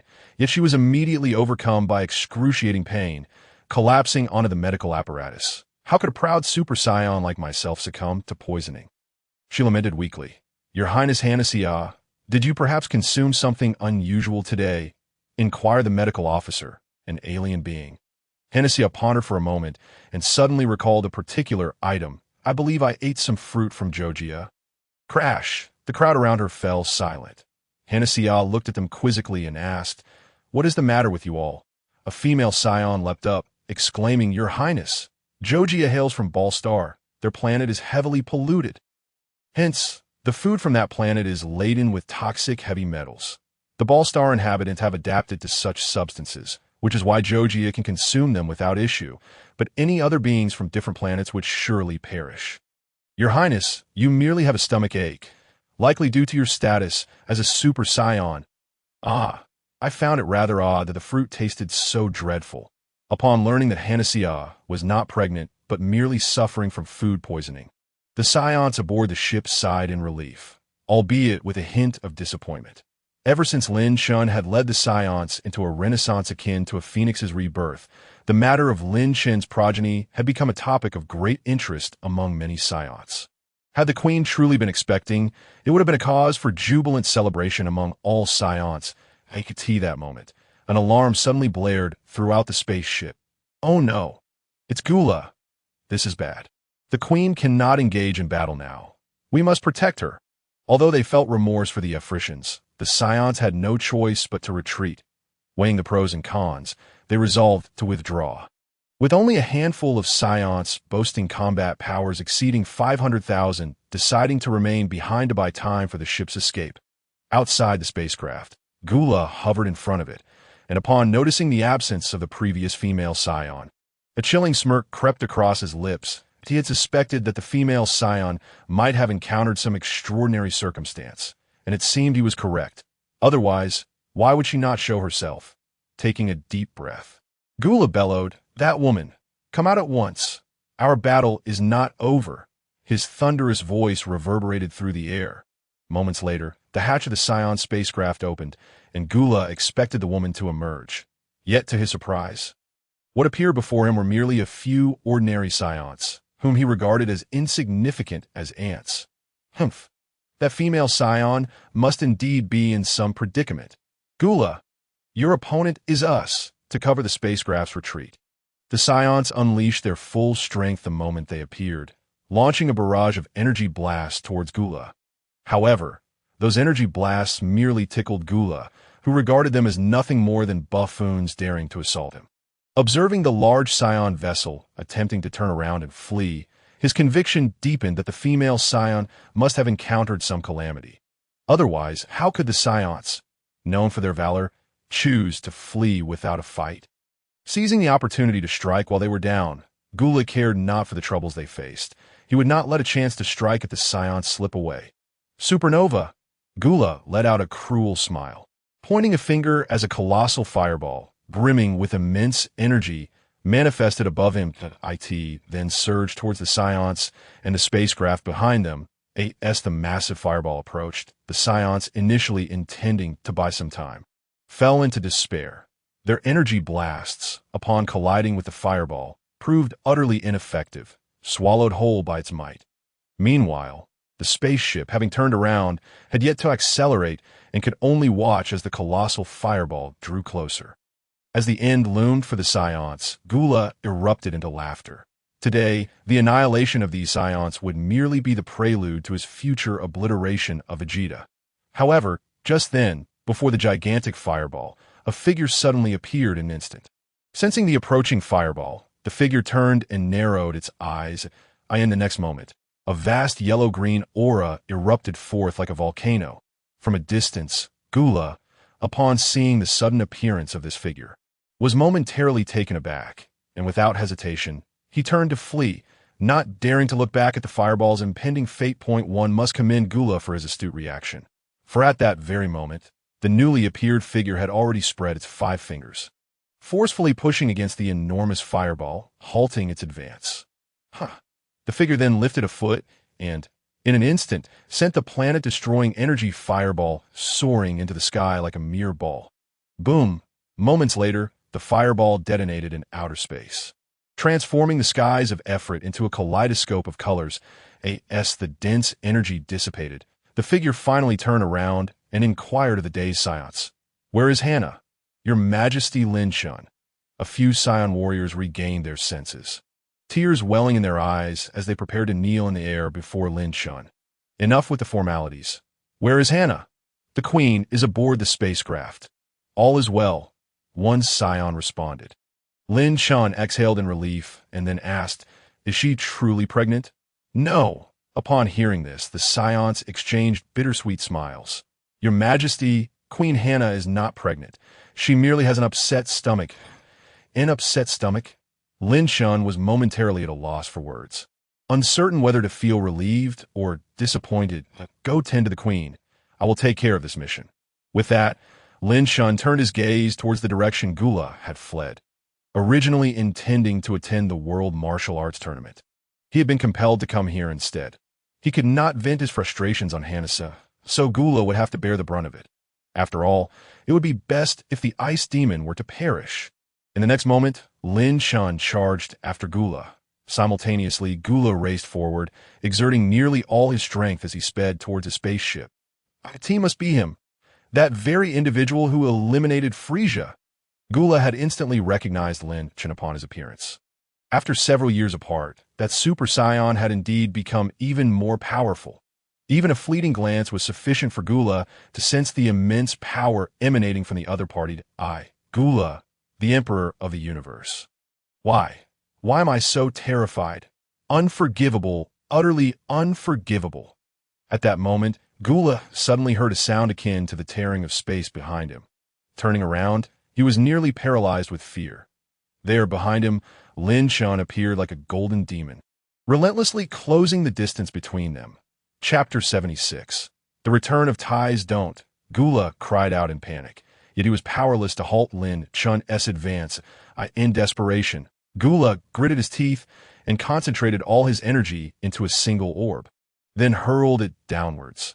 This energy sphere contained enough destructive force to obliterate a planet. Lin Chen, who had been relentlessly pursuing him, could only frown and redirect his focus towards the energy sphere.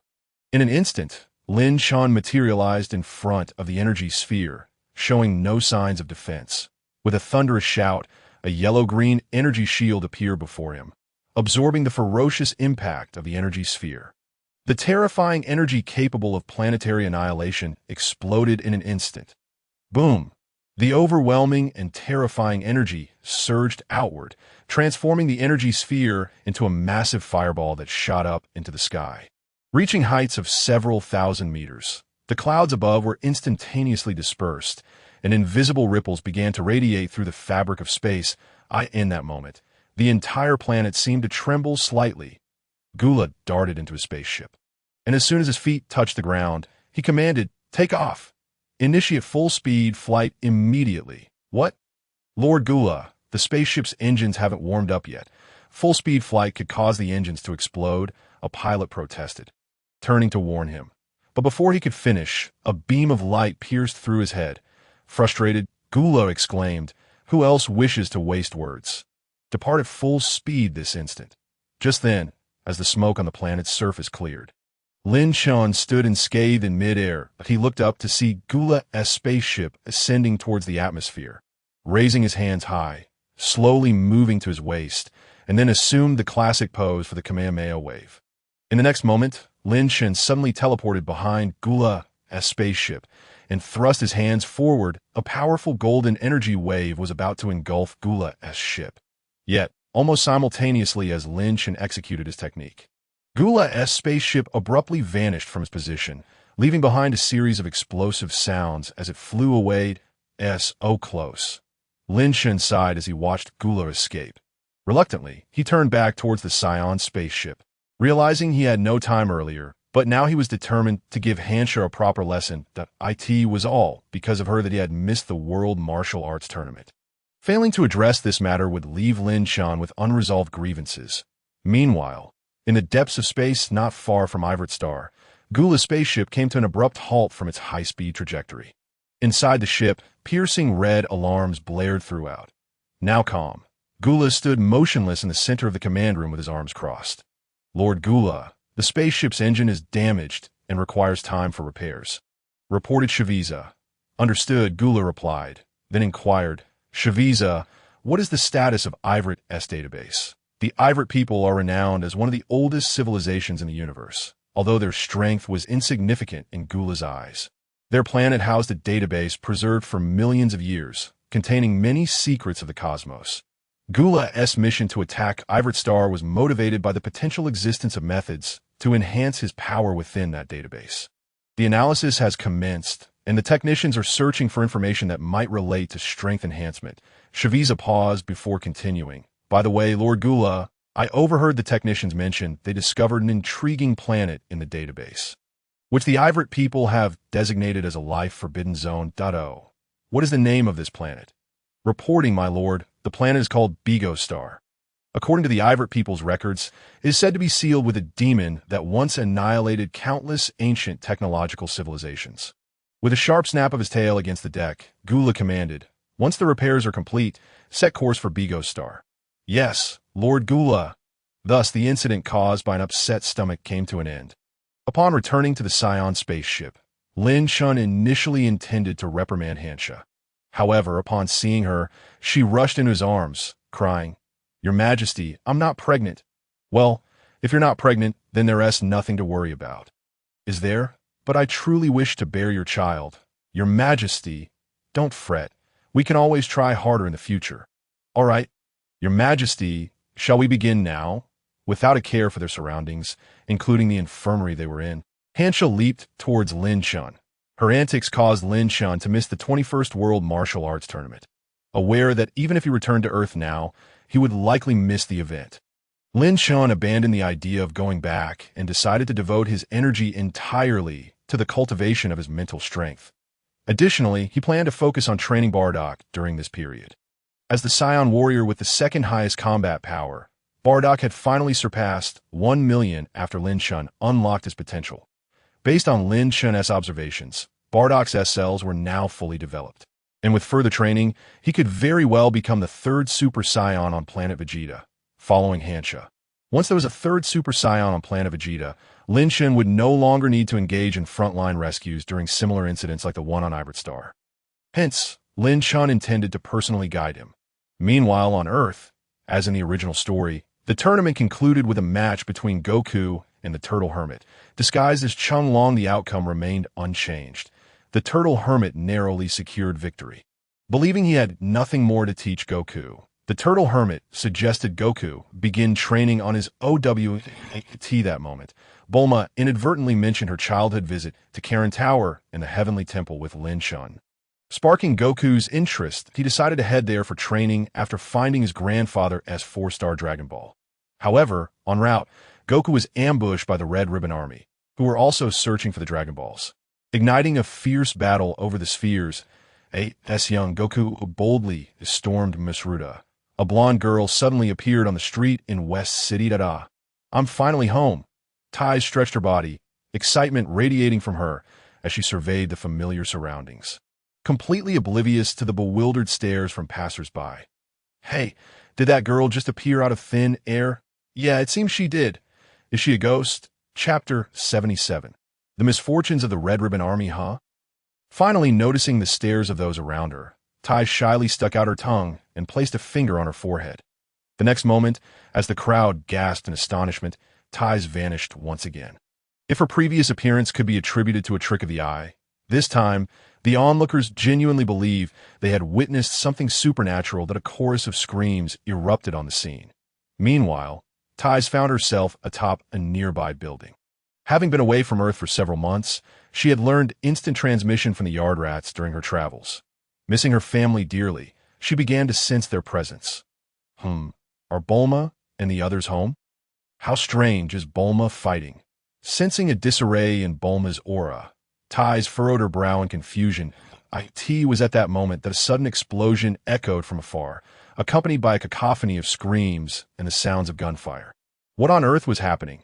Tais knitted her brows tighter and immediately activated her instant teleportation. When she reappeared, she found herself in the familiar embrace of her home, but the sight that greeted her was one of chaos and conflict. Dr. Brief and his wife were crouched behind a table, while Tais' sister Bulma was engaged in a fierce battle with a violet-haired female soldier. Initially intending to intervene, Tais observed that Bulma was holding her own against the soldier, seemingly not in need of assistance. Thus, she turned her attention to her parents. Father, mother, what is going on? Tais. What brings you back? Dr. Brief exclaimed. Tais, my dear, let me have a look at you. Upon seeing their eldest daughter, the couple momentarily cast aside their fears and rushed to greet her. Even Bulma couldn't help but turn her head, exclaiming, Sister, what an opportunity! Seeing this, the female soldier attempted to launch a surprise attack on Bulma. But Tais swiftly extended her palm, unleashing a formidable aura. The soldier was instantly sent hurtling backwards as if struck by an invisible vehicle, crashing into the wall and losing consciousness. Sister, there are still enemies outside. Bulma shouted. Responding to her call, Tais ventured outside, where she beheld a peculiar army, marked by strange insignia, engaged in a fierce skirmish with the security forces of West City. The security troops seemed intent on breaching the Brief residence for rescue, while the invading army appeared to be stalling for time. This is my home, Tais shouted angrily, charging forward and dispatching the soldiers with a flurry of punches and kicks that a tank attempted to aim its cannon at her.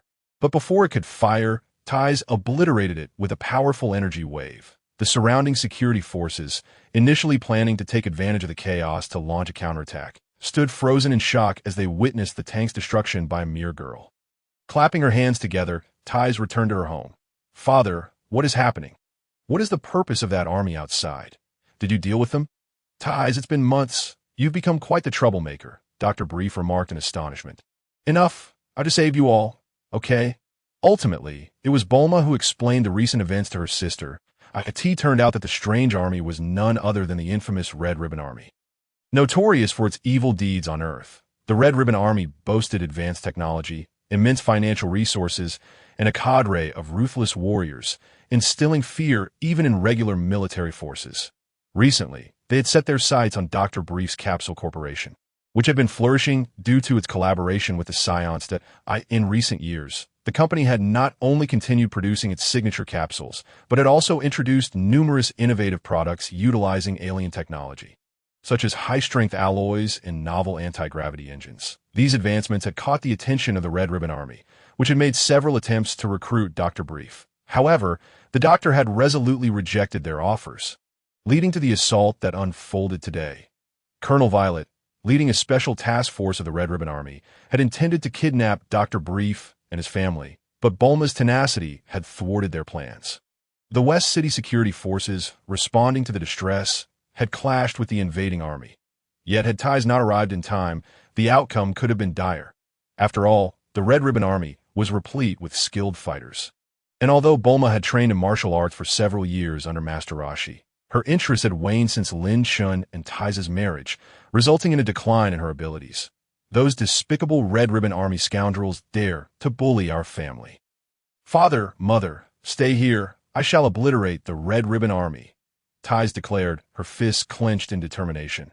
Wait, Tais, don't be impulsive, Bulma urged. Even though you seem stronger, they are forces that even regular armies struggle to confront. Her family immediately voiced their concerns. If we don't deal with them, do you want to risk being kidnapped every day, Bulma? Tais retorted. That can't be true, right? Bulma replied, momentarily taken aback. Dr. Brief grimaced. It is a distinct possibility. The Red Ribbon Army is known for its ruthless tactics. Sister, quickly, take down the Red Ribbon Army, Bulma urged excitedly. All right, Ties nodded, then approached the still unconscious Colonel Violet. Hey, stop pretending to be dead. Tell me where the headquarters of the Red Ribbon Army is. Violet lifted her head and smirked coldly. Don't dream. I will never betray the organization. Without further ado, Ties unleashed an energy wave that blasted through the wall beside Violet. Seeing the gaping hole, Violet shivered and quickly conceded. Okay, please spare me. I will tell you. The Red Ribbon Army headquarters, once a formidable force that instilled terror in many, was now receiving a series of grim reports. First, Colonel Silver's search team was defeated, and the Dragon Balls were stolen.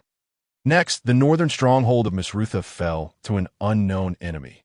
When the photos of the assailants who captured Misrutha arrived, Red General couldn't contain his fury. A mere child?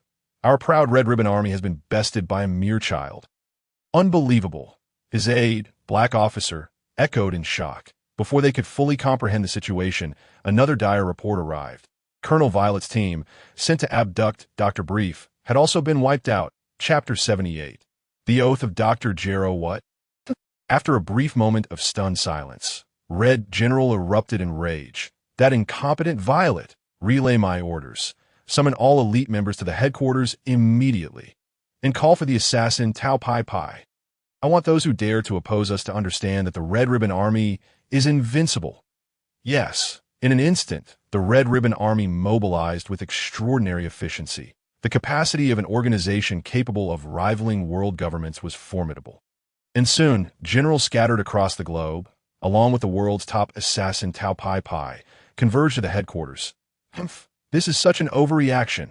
Upon hearing that the Red Ribbon Army's mission was to deal with a mere child and abduct Dr. Brief from Capsule Corporation, Tao Pai Pai scoffed dismissively. Fine, do as you please, but I won't accept any discount on the payment. Of course, Red General nodded.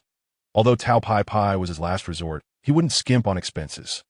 Meanwhile, the other generals approached the task with a relaxed attitude. They believed that the mightiest Red Ribbon Army could easily handle a child and a doctor. However, they likely did not anticipate that. As they gathered, a figure was swiftly approaching the vicinity of the Red Ribbon Army headquarters.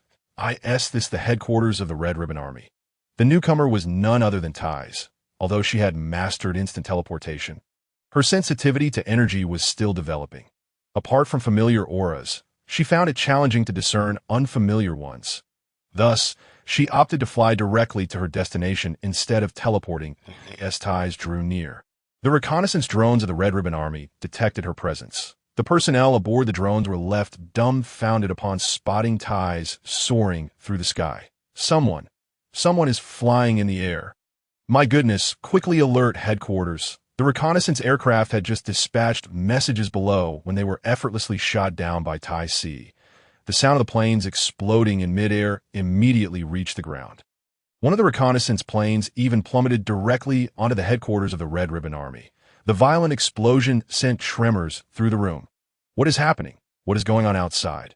Marshal Hong exclaimed in fury. Marshal, we are under attack. We are being assaulted, a non-commissioned officer replied. What? Who dares to attack our Red Ribbon Army? Just then, a woman's voice suddenly echoed throughout the entire Red Ribbon base. Red Ribbon Army. Is the Brief family someone you can provoke?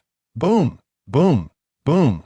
Waves of energy, descending from the sky like cannonballs, crashed down upon the Red Ribbon base, instantly obliterating a large portion of its territory before the gathered individuals, including Marshal Hong, could even react. Their location was engulfed by the explosion, leaving them with no time to respond.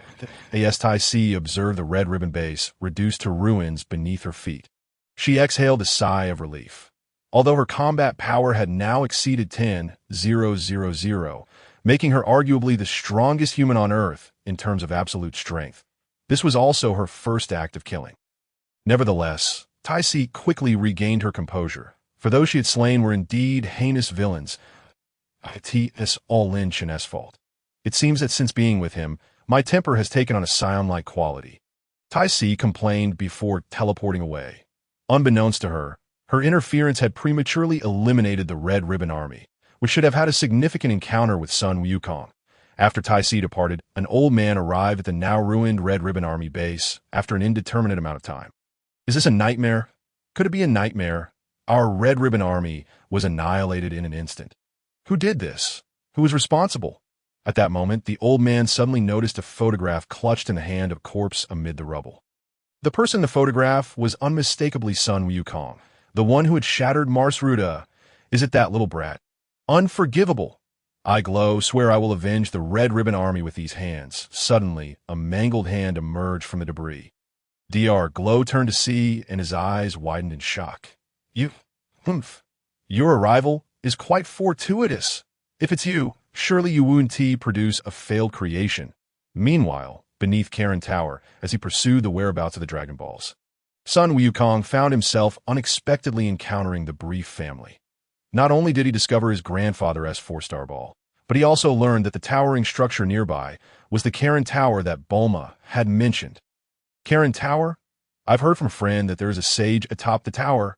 Indeed, it is said that if one can ascend the tower using their own strength and drink the holy water bestowed by the sage, their power will greatly increase. Fantastic. This is truly the place. Excited at the thought of the sage Bulma had once spoken of, along with the goddess palace situated even higher above Karen Tower. Sun Wukong leapt onto the tower, beginning his ascent towards its pinnacle.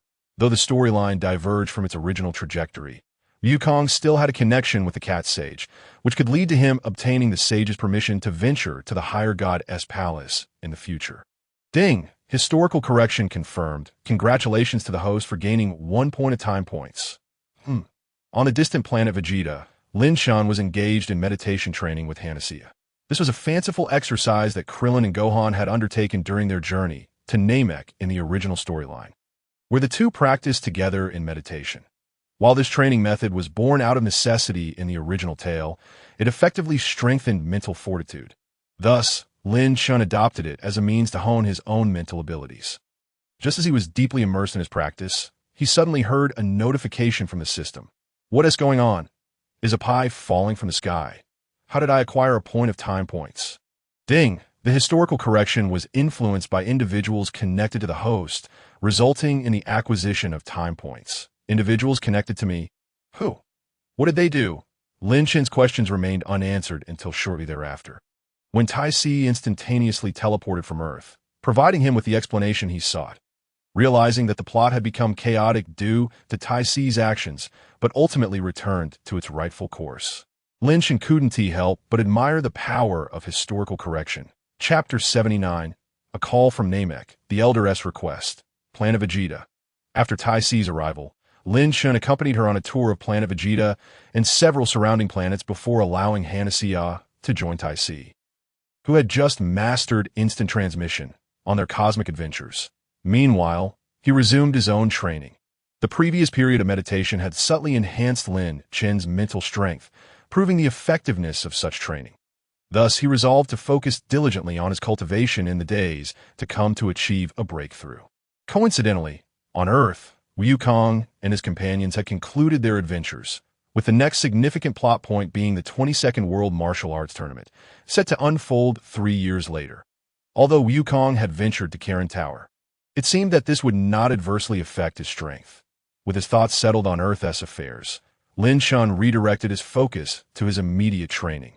Mental training posed a substantial burden and differed from physical training, as injuries or fatigue could not simply be remedied by consuming a senzu bean. Mental exertion required the passage of time for recovery. However, it was not entirely without recourse. In fact, there existed a substance that could serve a similar purpose to senzu beans, facilitating rapid restoration of mental strength. This substance was the fruit of the mental tree. Lin Chen had verified this using the last few mental tree fruits in his system space. While these fruits no longer significantly enhanced his overall power, they were indeed nourishing treasures for mental fortitude that a mere bite would instantly rejuvenate exhausted mental energy. Had I known these were so useful, I should not have destroyed the mental tree back then. Lin Chen scratched his head, feeling a pang of regret for his earlier impulsiveness. Perhaps I should seek out Shinron one day and ask him to conjure some mental tree fruits for me. As he contemplated, he made his way towards the council chamber.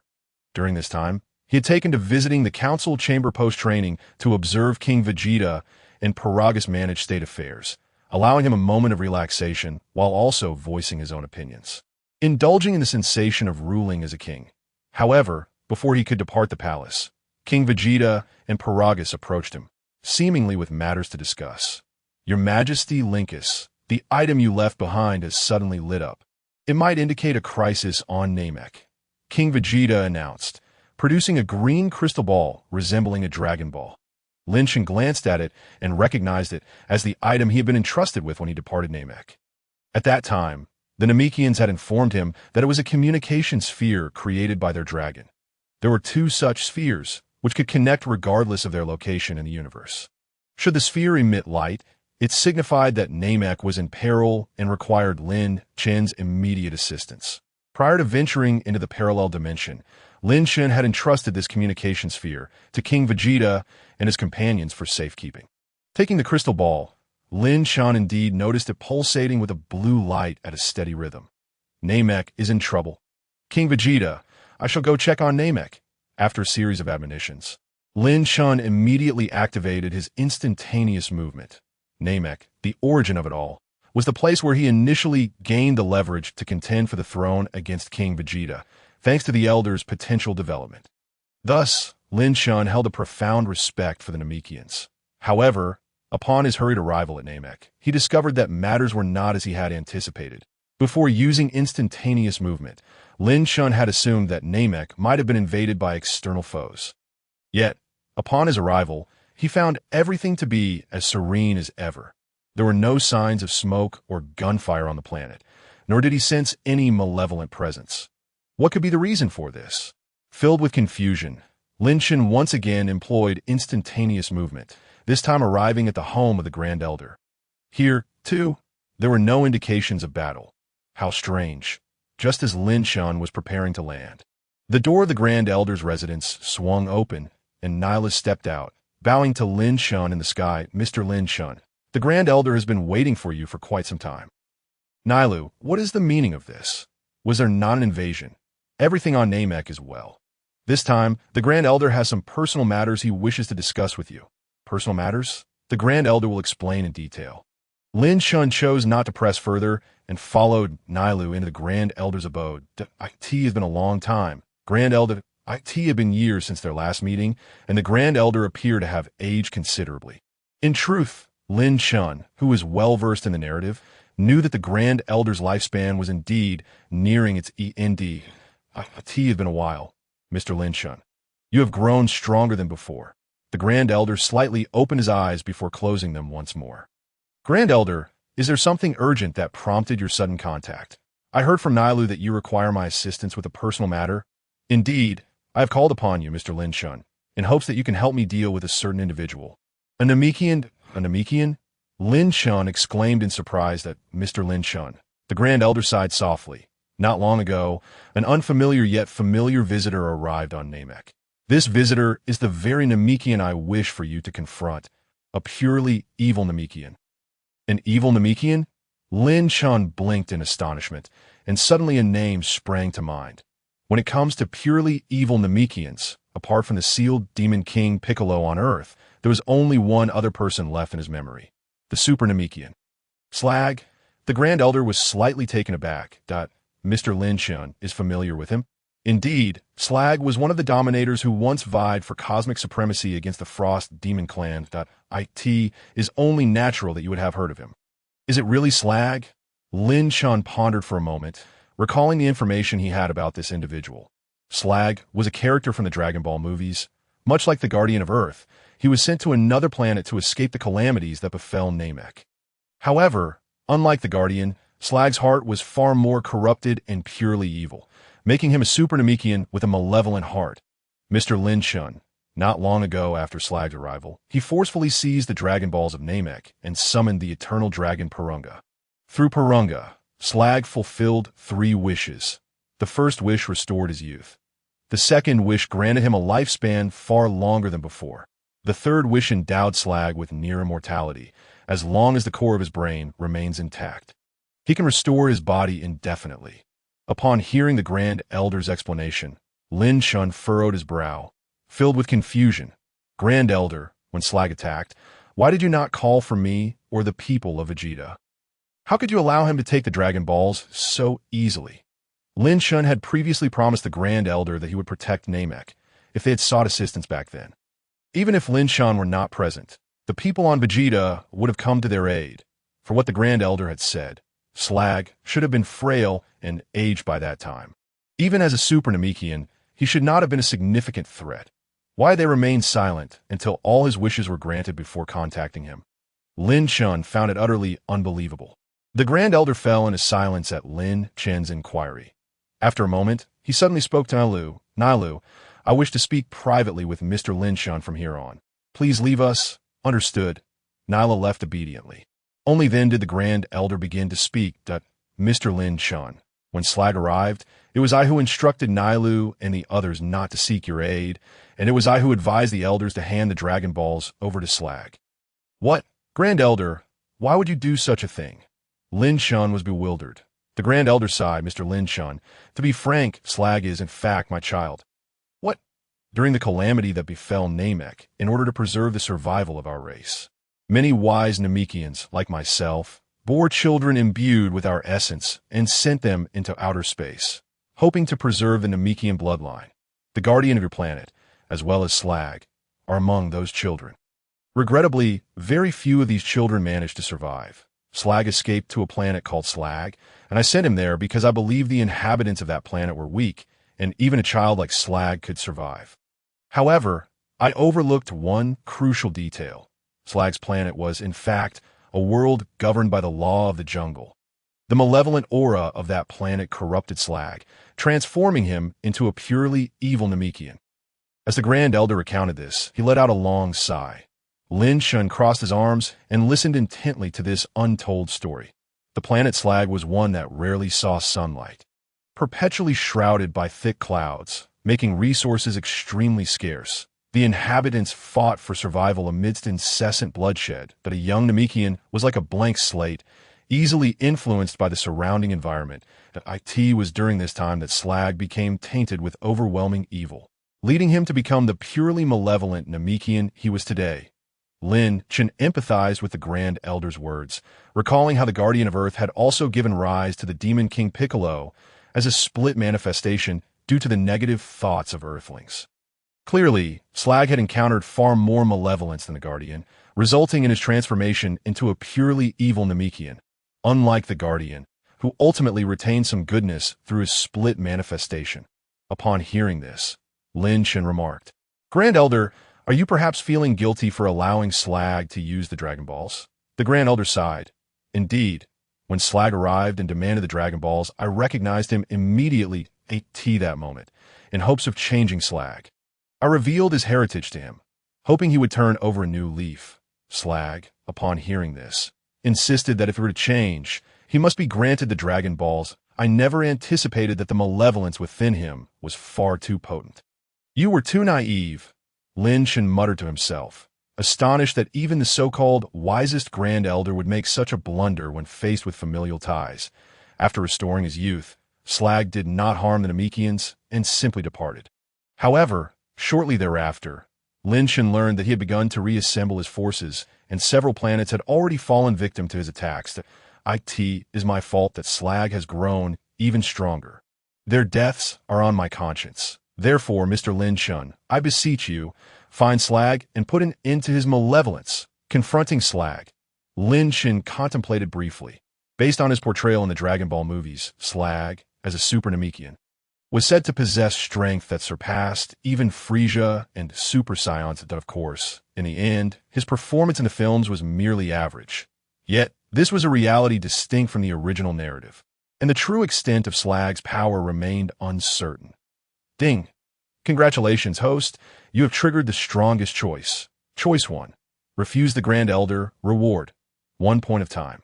Choice 2. Agree to the Elder. Seek confirmation from Zuno regarding the whereabouts of Shrag, and swiftly eliminate him. Reward. The regeneration ability of the Namekians. Choice 3. Locate Shrag without any external assistance. Capture him alive, and bring him back to Namek. Reward. Introduction to superpowers. Basic telekinesis. Upon encountering the selection system once more, Lin Chen was momentarily taken aback. Refusing the Elder in exchange for a point of time was a decision Lin Chen did not need to ponder. However, the subsequent 2 choices warranted careful consideration. The two options were evidently distinct. One promised a quick resolution, while the other would require considerable time and effort. Yet, both rewards were undeniably intriguing. The regeneration ability of the Namekians, as one might expect, was second only to that of the Magians. Should Lin Chen possess such a power, combined with his extraordinary physique, the results could rival even Cell's regeneration. As for the superpower, Lin Chen contemplated and quickly grasped its significance. In the Dragon Ball universe, there exist 4 types of power. Point 1 is pure physical strength, or what one might refer to as corporeal might. Strikes and kicks are manifestations of this force. The second is the power of ki, where techniques such as Kamehameha and energy blasts are derived. Both of these can be categorized as physical forms of attack. The remaining 2 powers pertain to the mental realm. Point 1 is magic, in which Majin Buu and the sorcerer Babidi excel. The second is superpowers that in the narrative of Dragon Ball. Kaioshin epitomizes superpowers, and Frieza also seems to possess such abilities, as evidenced by the power he wielded when he killed Krillin in the original storyline.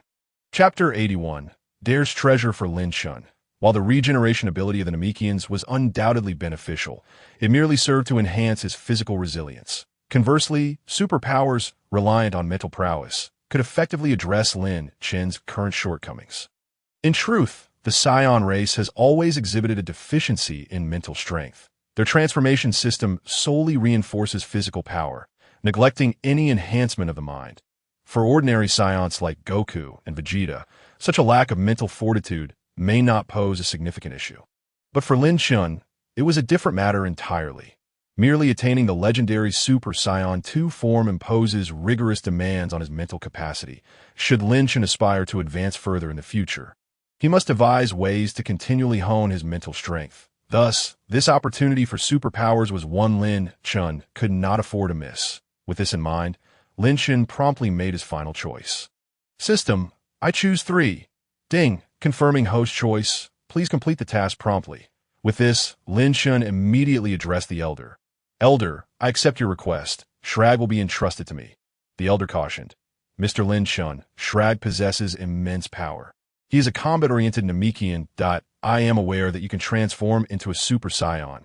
Yet even then, he may prove to be a formidable opponent.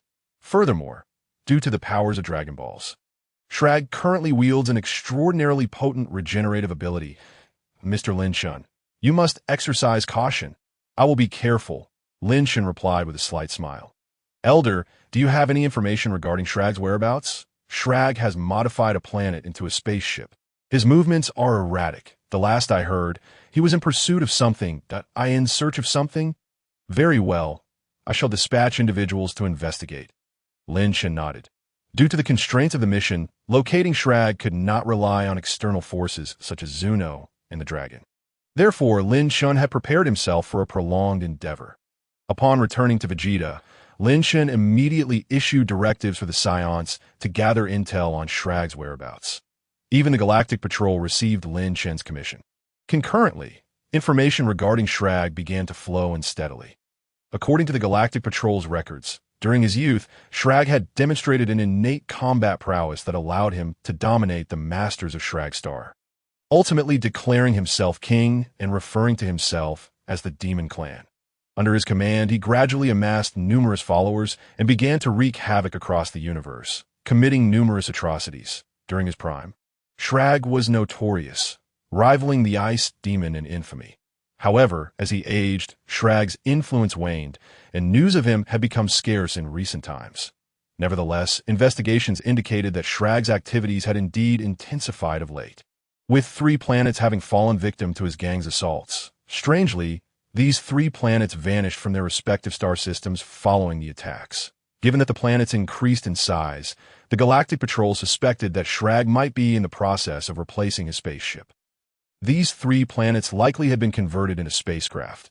Upon hearing the report, Lin Chen inquired, "And their whereabouts?" "We have initiated a search. However, Your Majesty Lin Chen, the universe is exceedingly vast. To locate Shrag's crew will require considerable time unless they launch another offensive. Let us take our time."